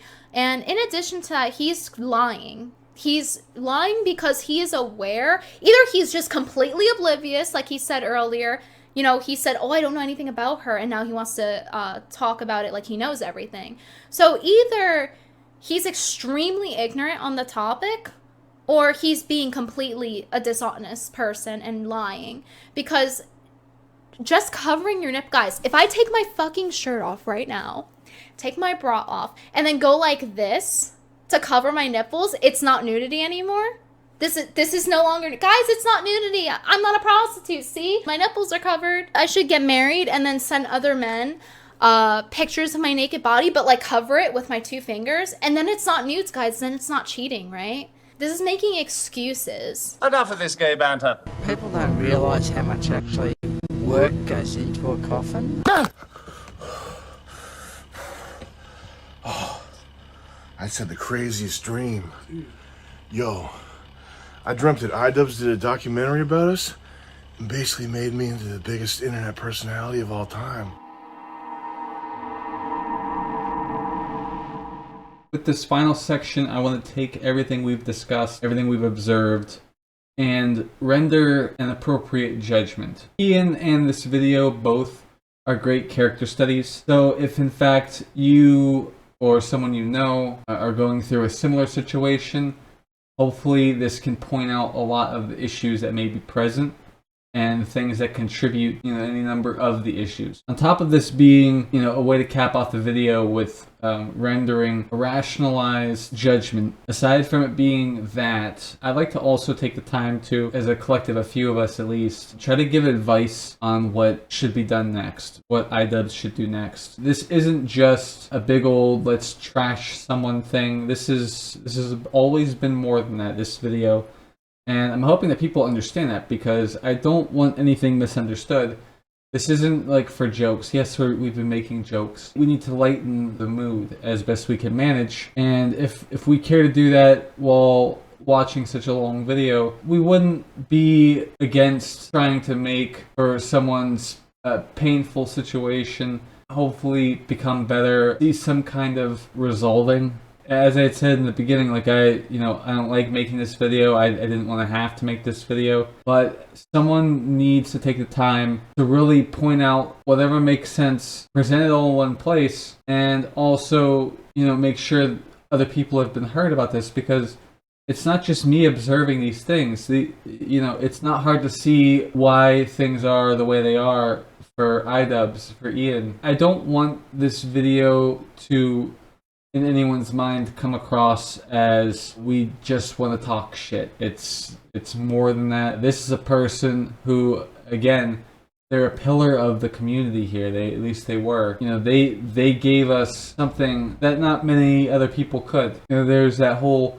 being brutal thing and being very forward, and iDubbbz, he did that. He was that guy, and we need people like that. I don't care about his guilt, his self-flagellation. I don't care about all of that. He should recognize that he was important for a reason. We need people like that. We need people like iDubbbz, people who are, at a drop of a hat, embodying the spirit of freedom. This is someone who showed us that there are different ways of approaching a situation. He's shown us that, and again, like he's shown people, like, it doesn't matter how much self-esteem you have, there's a way for you to still put yourself out there. Like, even being as grungy as iDubbbz was, completely, even as grungy as that character is, that spirit is itself is grungy. It's that someone went to those depths, someone went that far to try to get across an opinion, an idea, and he made it work. So if someone who looks like they were picked on a lot in school, if he is going above and beyond and putting his health on the line, and he's able to get his point across and not be looked over because he looks like a dweeb, that right there, at least for the time, that right there had shown people that there's no reason to be shy. There's no reason to feel like, your self-esteem should be in a bad place, So he was helpful. He doesn't understand because he's only just letting people tell him, like, oh, these things, this, that, the other thing, and just like piling it on, and whatever else people have said. iDubbbz doesn't deserve what's happening to him, but he did will it upon himself. I lay equal blame at Anissa and Ian's feet to do with all this, but in the end, iDubbbz did will this all upon himself. I feel like these people who are manipulative, wherever they are, they took to looking at a controversial figure for what he is. If you were to approach him with perceived crimes and you were to put him in a corner, he may crack.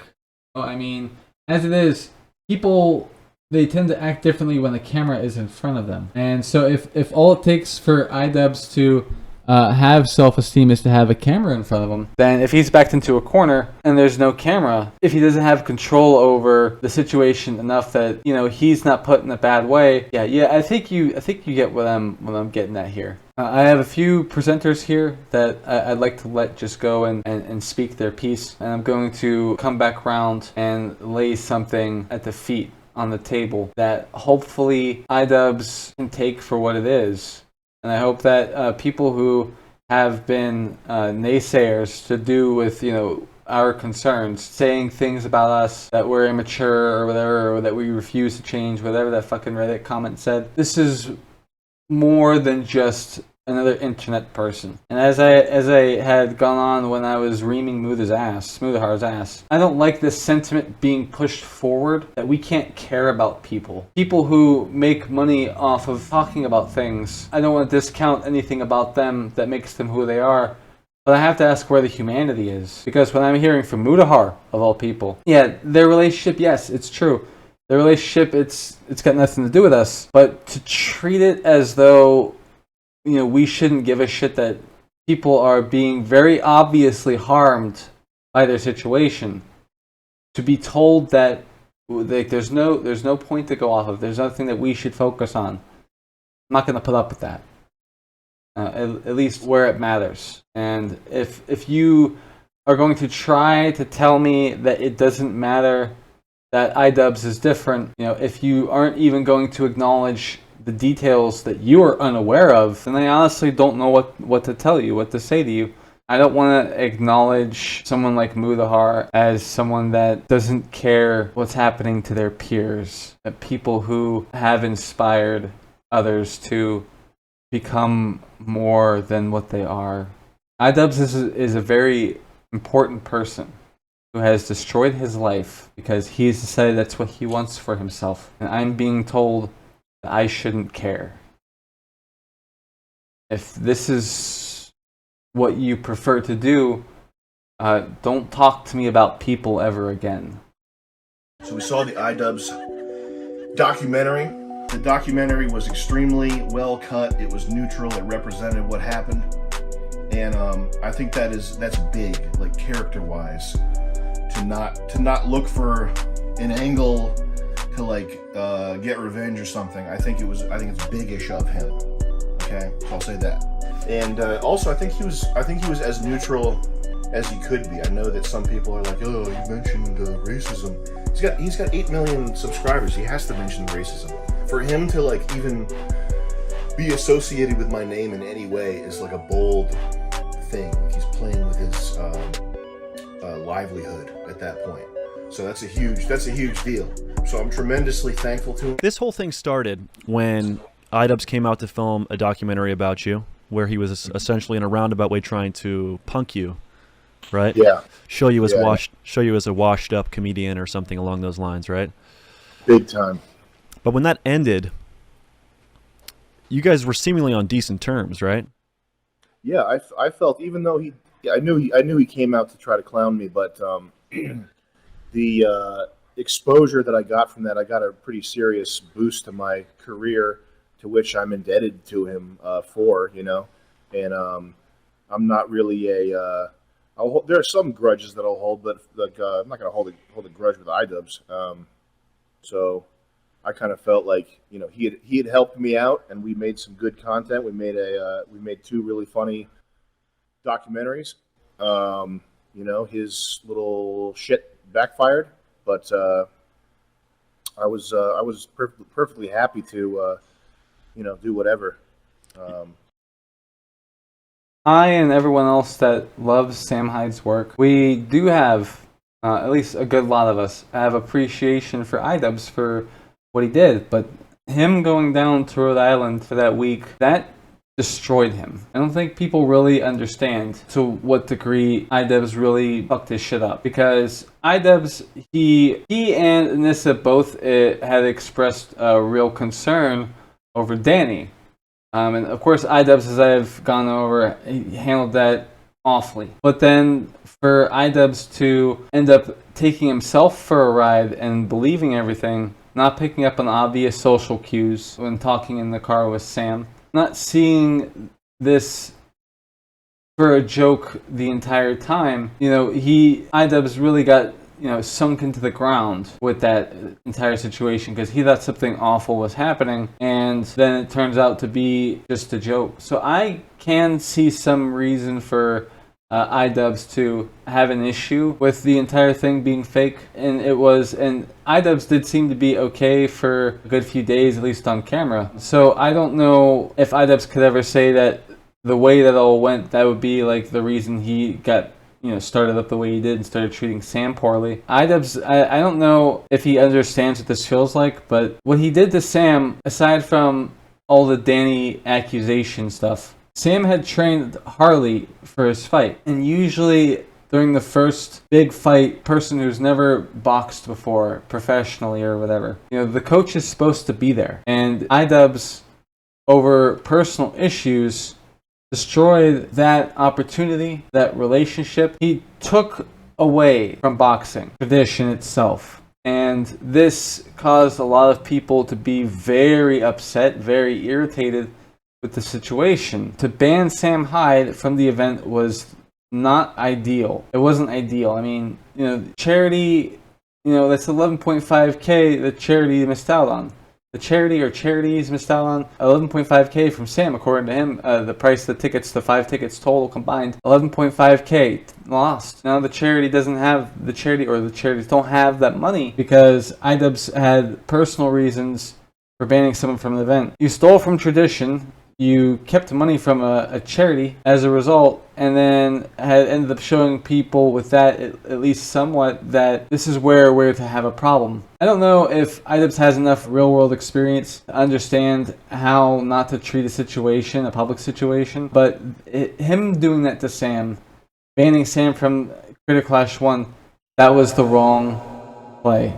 Something about it at least had to be different. You know, imagine how much different things would have gone. Just about all of Sam Hyde's fans would have found interest in the event. It would have been more entertaining. Yeah, there would have been controversial shit, so maybe you have to worry about the sponsors, but there was only just the porn website as the sponsor. You have to really seriously look at that situation. Look at it away from any ideas about what iDubbbz would think of what you think about the situation, okay? You know, banning Sam Hyde from the event from Critter Clash 1, tradition was broken. And that's, first of all, not okay when you're new to the world of boxing. You shouldn't be banning people's coaches like that over what is a personal reason. I mean, a porn sponsor isn't going to give a shit, man. I mean, fucking you got like porn talents and stuff like Anissa at the event. You know, so I don't understand why you're thinking that Sam is too much of a risk. It actually doesn't make any sense. You know, I don't think of him as a risky guy.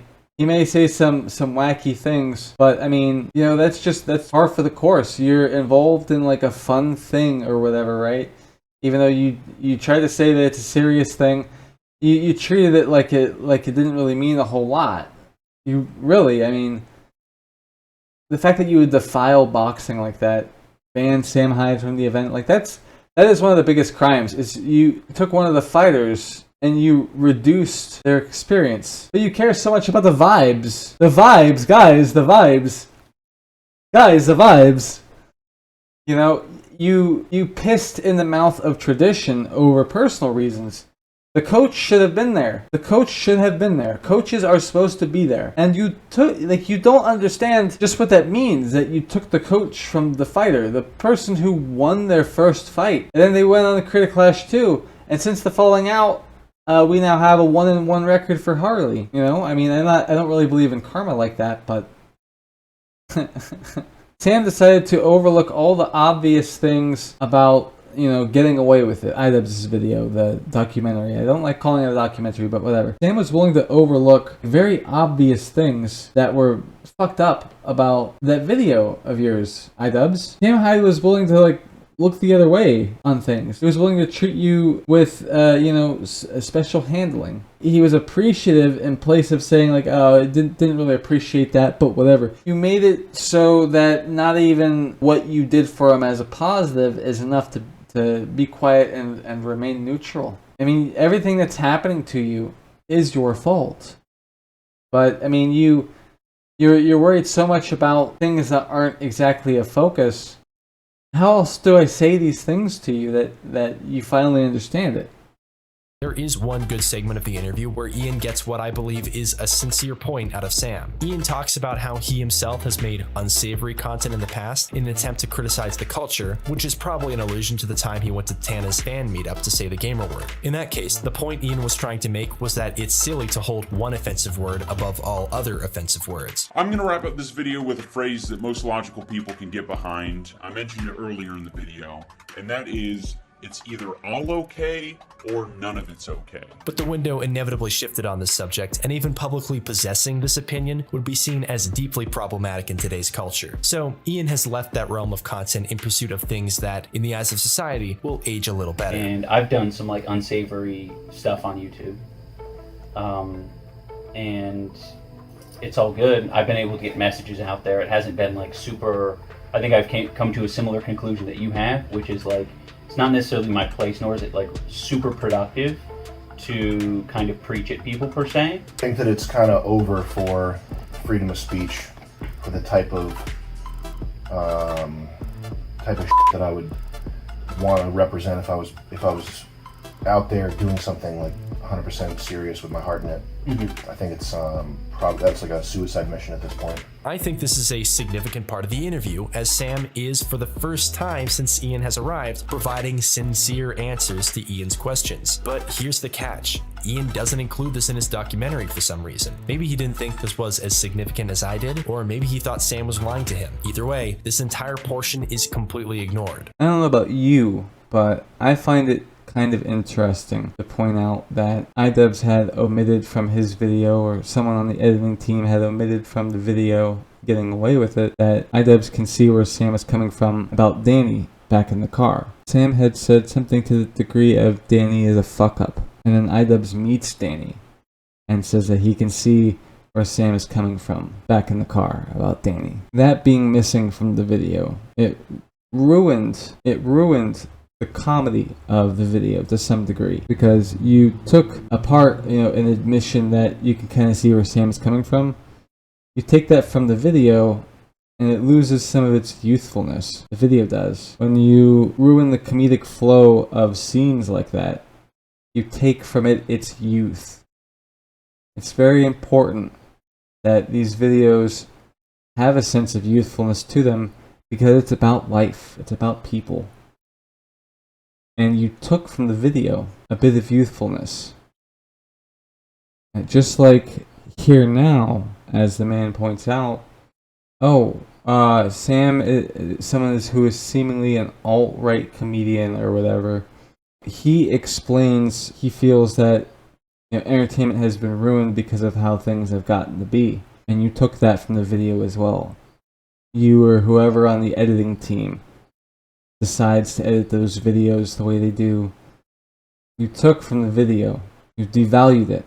The fact that you would do that, I don't think you should be making videos anymore. So this is Ian back in the day making his old videos. Yeah, he was a nerdy looking white boy wearing his glasses, looking pretty goofy. Now, when I saw this photo of him with the mullet and these fucking god awful tattoos, I thought it was ironic. I thought this was a joke. I thought it was kind of like a costume he was putting on. And then I found out those tattoos are real. That fucking big ass eagle tattoo on his chest is real. The rest of his tattoos are real. And who has similar looking tattoos? Yeah, she does. She has very similar tattoos, so he kind of got the same tattoos. He took her last name. Do you guys know anybody who took their wife's last name? Yeah, I don't know about that, brother. And just the way he's acting overall, and with the fucking mullet, it's pretty obvious that she has changed you and helped aid in whatever kind of transformation you have had, where you really are supporting sex workers and you're getting fucking horrible tattoos. And I mean, was part of the contract in your marriage to have your fucking nuts removed, bro? It's obvious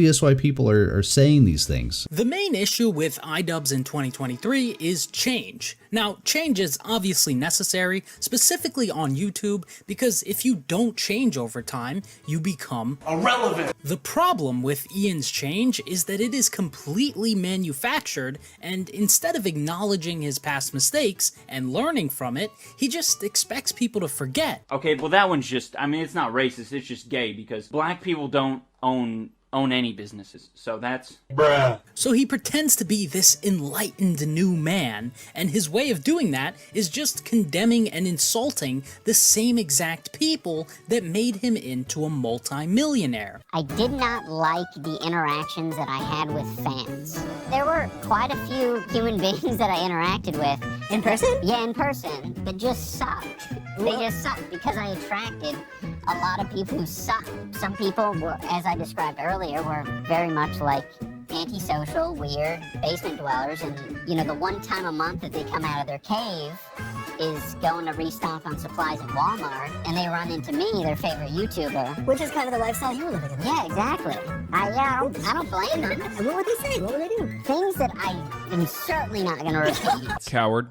It's calculated business decisions. It has nothing to do with being cringe or any of that. It's strictly business. I'm spent from trying to actually participate in thinking that the stuff that people are saying is real and not strictly for business decisions and pivoting and posturing. I was really struggling there for a second. I can't think of anything real that's unreal to say about it. Only the reality of it. Strictly business. That's all it is.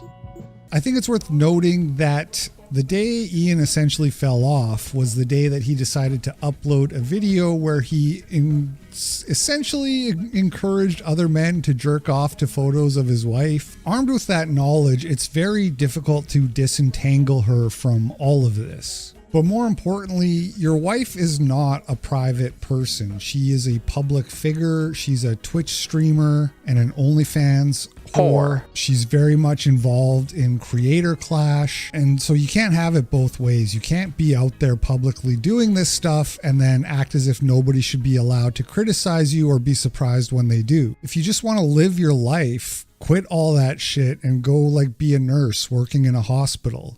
And no one will talk shit about you anymore. I would never in a million years expect someone to just stagnate and be the exact same 4, 5, 6 years later. I think that's irrational. But what I do expect is for someone to not change for the worse when they're being told in every possible metric that the current path is doing nothing but hurting their career. Now, I will say though, I do think iDubbbz is definitely a great documentary filmmaker. I've watched all the documentaries he's made, and I think they're excellent in terms of quality. But the problem is, he's a full-time YouTuber who does not upload YouTube videos. And then when he does, it's like a Thanos zit-popping video. He's uploaded around 20 videos in the last 3 years, which sucks. It would be hard to even be a fan of iDubbbz in 2023 because he doesn't even make videos. In all seriousness, I don't know what you can do at this point. I'm usually pretty good at giving people advice.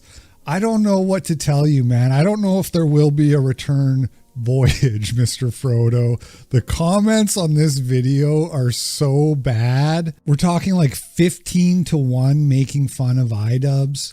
You've attacked people who are just generally liked and who just don't really deserve to be attacked in the way that you're doing. So I don't even know what to tell you at this point, but good luck. Good luck with everything, man. I hope you figure it out. The best thing iDubbbz could do right now is just move on. Just do what makes you happy. And it seems like he enjoys Creator Clash, like genuinely likes it. His current YouTube content shit, but you know, at least his Creator Clash. I personally really like Creator Clash. I think it's a great idea. I find it entertaining. People gave Ian shit for losing and crying, but all I see is a dude who's clearly passionate about what he does. I don't know what's so wrong about that. Stop being a silly Billy and get on your redemption arc ASAP. People like seeing you lose because you suck, but it's getting tiresome, it's getting worn out, so now it's time to win, but you have to get all the tattoos lasered off and you have to ditch Yoko Ono. Before I end the video, here in a moment we're going to have Sam and I speak on how to deal with anxiety and being in public a bit more, and self-esteem issues, things like that. I believe he does give pretty good advice here. That aside, I like to try to, aside from all the things I've already said, try to give a little bit of advice to Ian or someone that's in Ian's situation. If you are in a situation like this, or this specific situation that Ian is in, you do need to go to therapy. I mean, I could say, you know, try to figure yourself out, but especially in someone in a position like iDubbbz, someone in iDubbbz's position, you know, it's just as crucial for him as it would any other average person.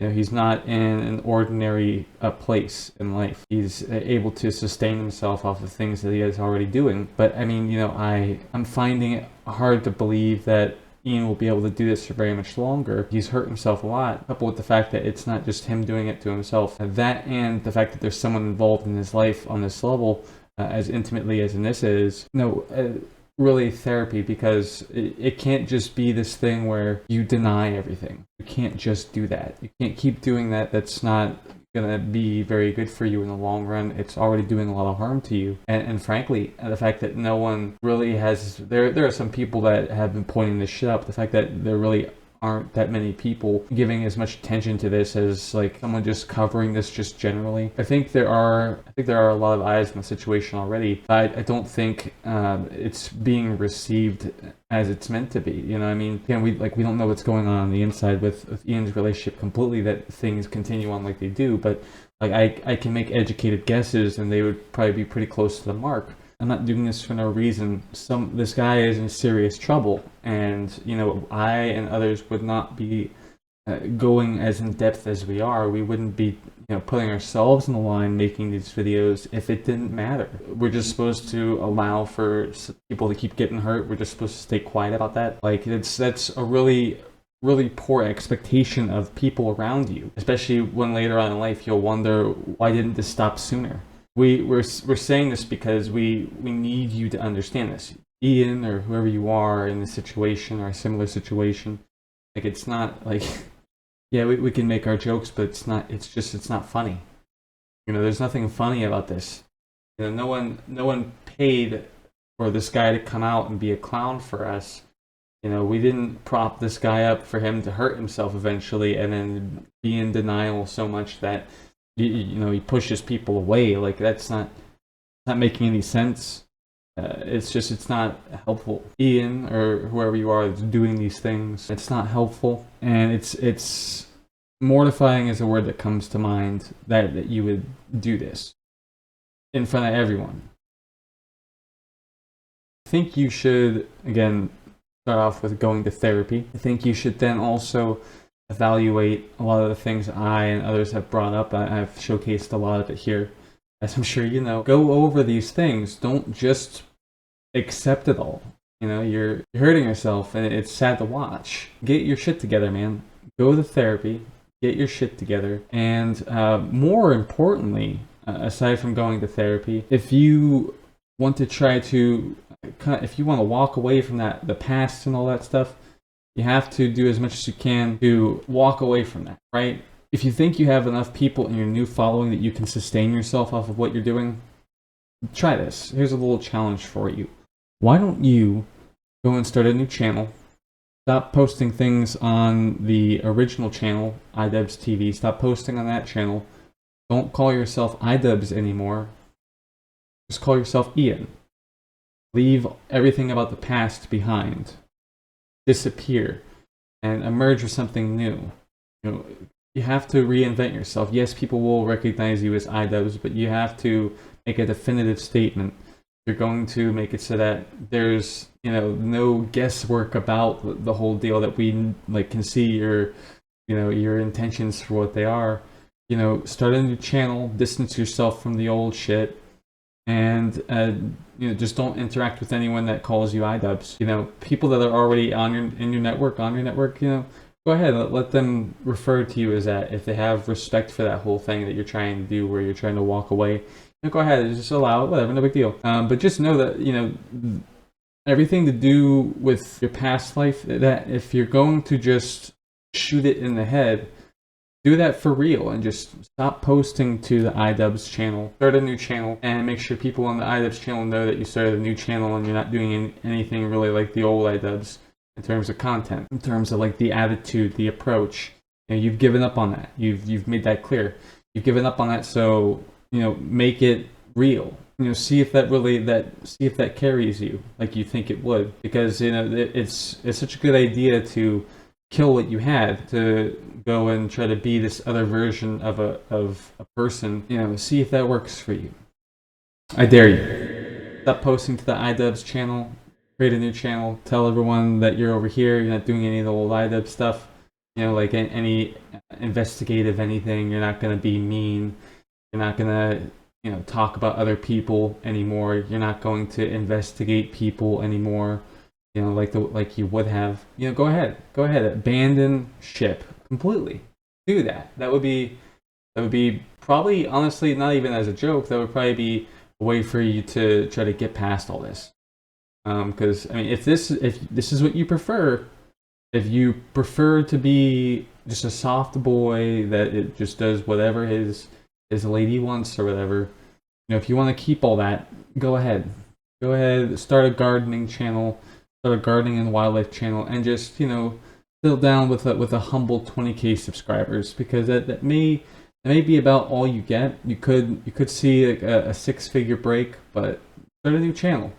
Distance yourself, seriously. Like, again, not as a joke. Do that. Go to therapy. Start a new channel. Stop posting on the iDubbbz channel. Distance yourself from everything, and make sure that people know that you're doing stuff over at the new channel. And stop, you know, all of the iDubbbz stuff.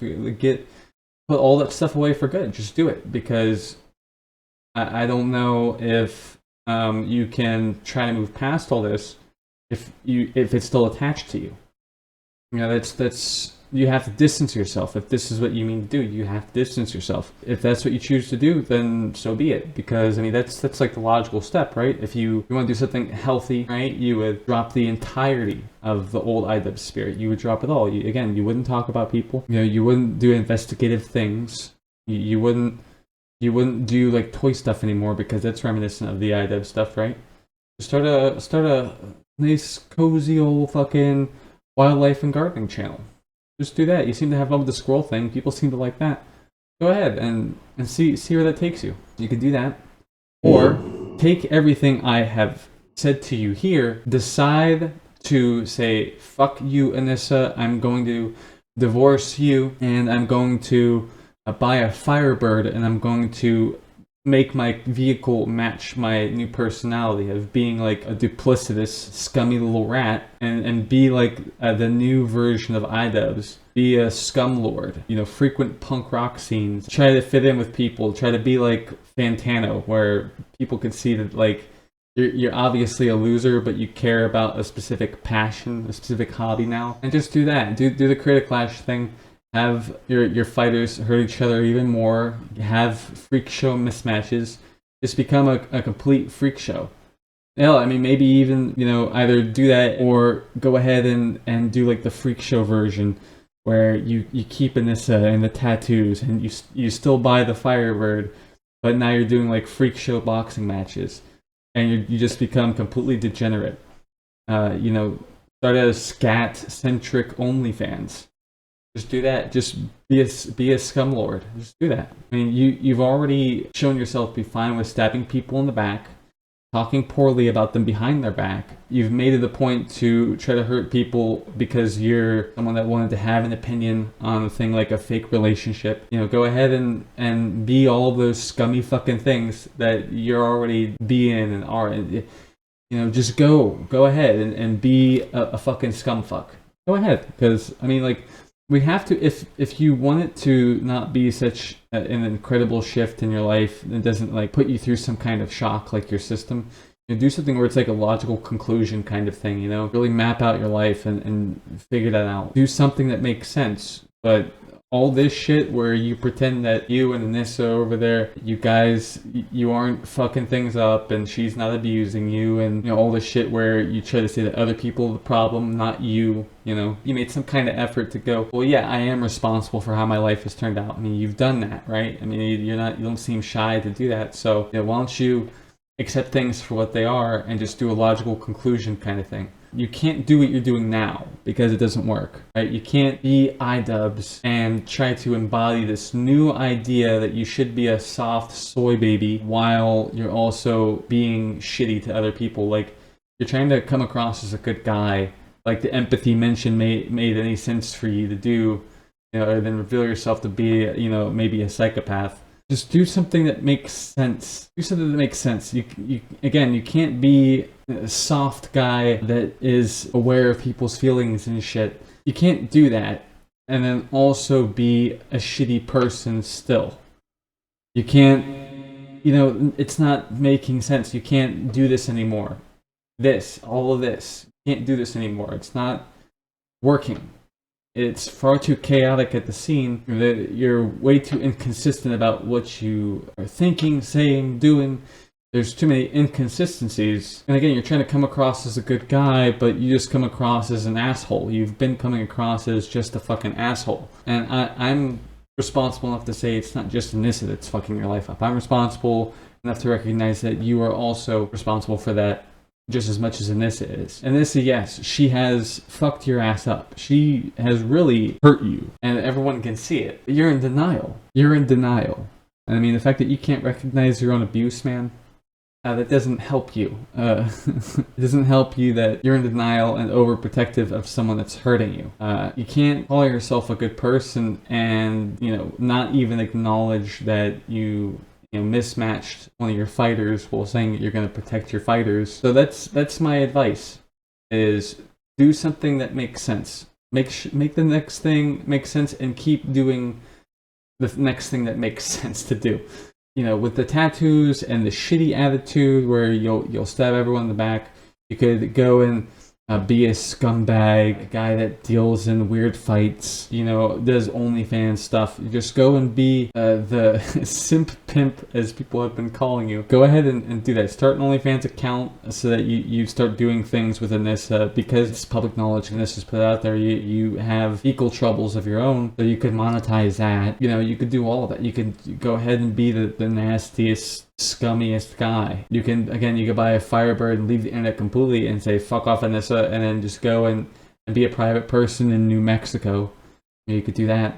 And then also there's the path of, well, that's not me anymore. I'm starting a new channel. I'm telling everyone, you know, about this new channel, and I'm going over there and I'm not going to talk about other people, make commentary on other people. I'm not going to do much of anything like the old iDubbbz. I'm gonna call myself something different from now on, and I'm only gonna do gardening and wildlife stuff. Like, seriously, dude, like, if you honestly care more about animals and nature, then you should pursue that. And I'm gonna put it like that you honestly care more about animals and nature because you've been treating humans like shit. And whenever you start up some kind of event, there's something involved that is fucked up, and so clearly you don't care about people. You couldn't. You look at your past life's work as like not good, right? All the content cops you're doing, you actually were out here changing lives. I don't know if you understand that, even after I show you the Tana stuff. You inspired people to not be so reclusive because they're scared of how they do in public. The work you've done has been good work, but I mean, now you've shifted to, if I feel like it, I'm just going to talk about you however I want, with little regard to, you know, how that's going to sound or look, or how people will end up coming out of that whole thing. So that's my advice for you. Best of luck, dude. I'm pretty sure, because you're one of those TikTok people, that you didn't make it through this video, but I mean, if you did, hey, cool. I hope you take my advice to heart. You'll probably never watch this video, but if you do and you're at this point, how you doing? And take my advice, and take Sam's advice, and take the advice of the other people who have spoken before me, and just listen. Don't just put it out there like, you know, nothing's wrong with what you're doing, because you don't have enough awareness to you to properly account for, you know, what people are going through. You don't really care enough about how your actions affect other people. So leave humans behind and just go be a nature and animal YouTube guy. Just go do that. Start a new channel, leave all the iDubbbz stuff behind, or become that scumfuck guy that I talked to you about. Do one or the other. Make sense of the tattoos. And yeah, definitely go to therapy, because that's where you and this need to be going. If you guys are going to be staying together, you guys need to be going to therapy. No excuses. I haven't seen many people needing therapy more than you, where it's enough for me to want to say something about it. I'm gonna go and just, if you've got a moment here, listen to Sam's advice, because it may help you. I used to have really bad social anxiety. Like, I wouldn't go into stores by myself and shit. That's cool. And because I felt like people would look at me and think I was awkward. Yeah. Have you ever been socially awkward, Sam? Yeah. Really? I feel like I could picture you being like an extroverted person through your whole life. No, I'm absolutely not an extrovert. I'm a total introvert. Well, I know you are now. Being extroverted takes I can do it, but it's like totally zaps my energy. Yeah. Like makes me feel like I feel like you're pretty good at, like, you're a pretty sociable guy though. Yeah, but when I do that shit, it makes me feel like I've been running a marathon or something. That's interesting. Like, it takes it out of me if I have to do that for more than like 20 minutes. I know. Anytime you come through somewhere, like when you came through to my house on my birthday, you like sat by the door the whole time. I thought that was really funny. Like, you were just lingering by the door, waiting for a moment where you'd be like, I'm gonna head out. I would say if you're socially awkward, you first of all shouldn't care about this too much. You shouldn't let it worry you, because this type of thing will fade away, or it won't, or it'll become a lifelong debilitating issue, in which case you really are going to have to do something about it, and do something about it now. I don't know which one it's going to be, man. Embracing the awkwardness, that's what I did anyway, and like over time I stopped like feeling awkward, and that like made me more confident in just like being myself. Okay, well, my advice is better. I would say you have to get some self-respect. I would say to lift weights. I would say to lift weights and turn yourself into a person that you like, because if you're not making eye contact with people and you're talking in a low voice and using like all the time, that might be because you feel like you're not worthy of these other people. So I would say fix yourself up. Get yourself a nice suit, like Report of the Week, and start listening to 40s music. Now, fix yourself up and start doing shit that turns you into someone that you like.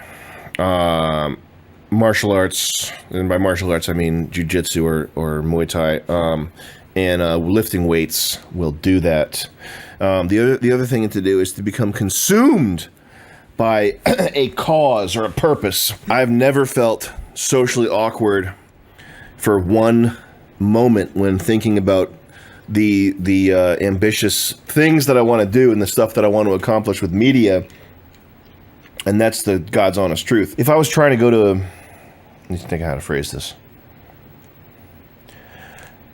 I just know that the stuff that I want to do / achieve, it just trumps everything else.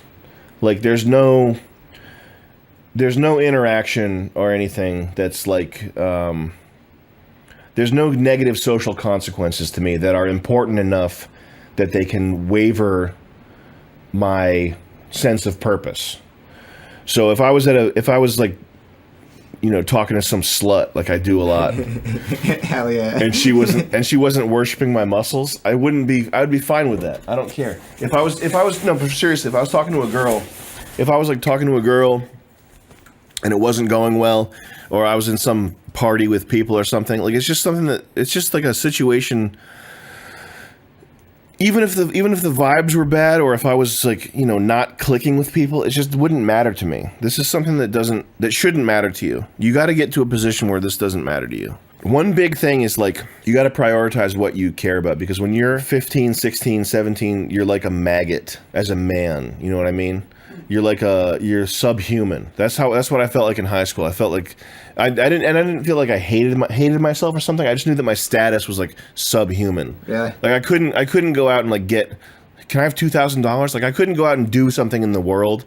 You know what I meant? You know what I mean? You know what I meant? I liked that. It felt safe. I liked it, and I felt you know, I didn't feel bad about myself. I felt good about myself, and I had like a good time and everything. But I knew that my like rank was like slave. Yeah, no ability. Like those apps. Physically, I was a level 1 thug. Yeah. Physical bitch, all that shit, and I was aware of that. I don't mean like sense of self. I just mean like knowing the stuff that I'm actually was capable of. Yeah. And when you're in that state and you're like, you know, you can't get girls, you can't make anything cool, you can't X, Y, and Z. You have to, it feels like a problem that'll never be fixed. It feels like you have like a million problems that'll never go away. And what you have to do, you just have to focus on the problems that matter long term. Developing your, figuring out what it is that you want to do, and then working towards that, like career wise. Bon voyage, toodles.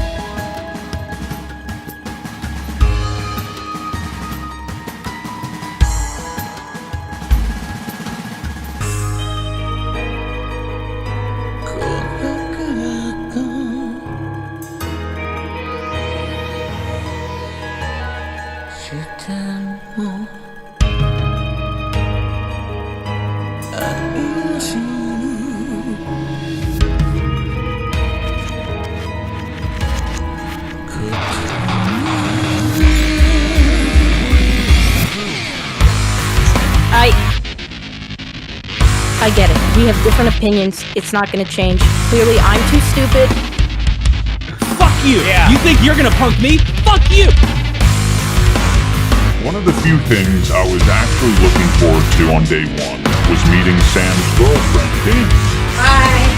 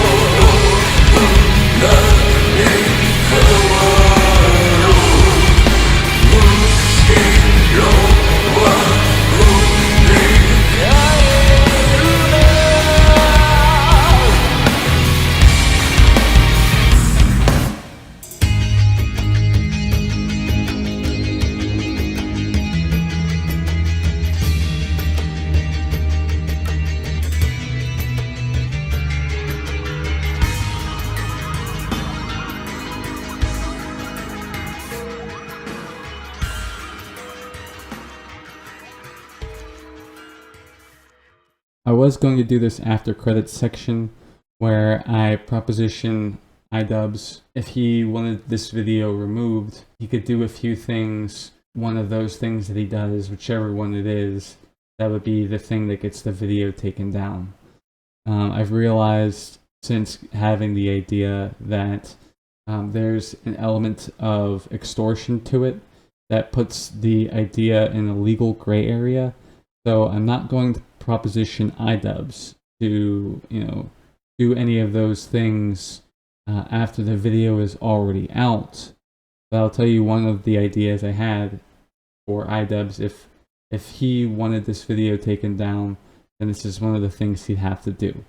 I was going to give iDubbbz the option that if he wanted this video taken down, that I would want a continuous video of someone removing all of iDubbbz's teeth, and then he has to start an OnlyFans account called Gummy McCummy Bum, I think was what I had called it, the channel, the OnlyFans account that he would start, Gummy McCummy Bum, and it would be a scat-centric channel because, it doesn't really matter what happens to him anymore. He's already ruined his life. So he should start a fucking account where all of his teeth are removed, and so because he has no teeth, it would make, if he were talking, it would make it very funny sounding. And then because he's already lowered himself enough that I'm making this video, that he would do stuff with shit, because to be such a shitty person, why wouldn't you play with shit for fun? Why wouldn't you spread it on your face as like a subscriber special item? So, but obviously I can't make this proposition. So we're just going to let it just be just a mention.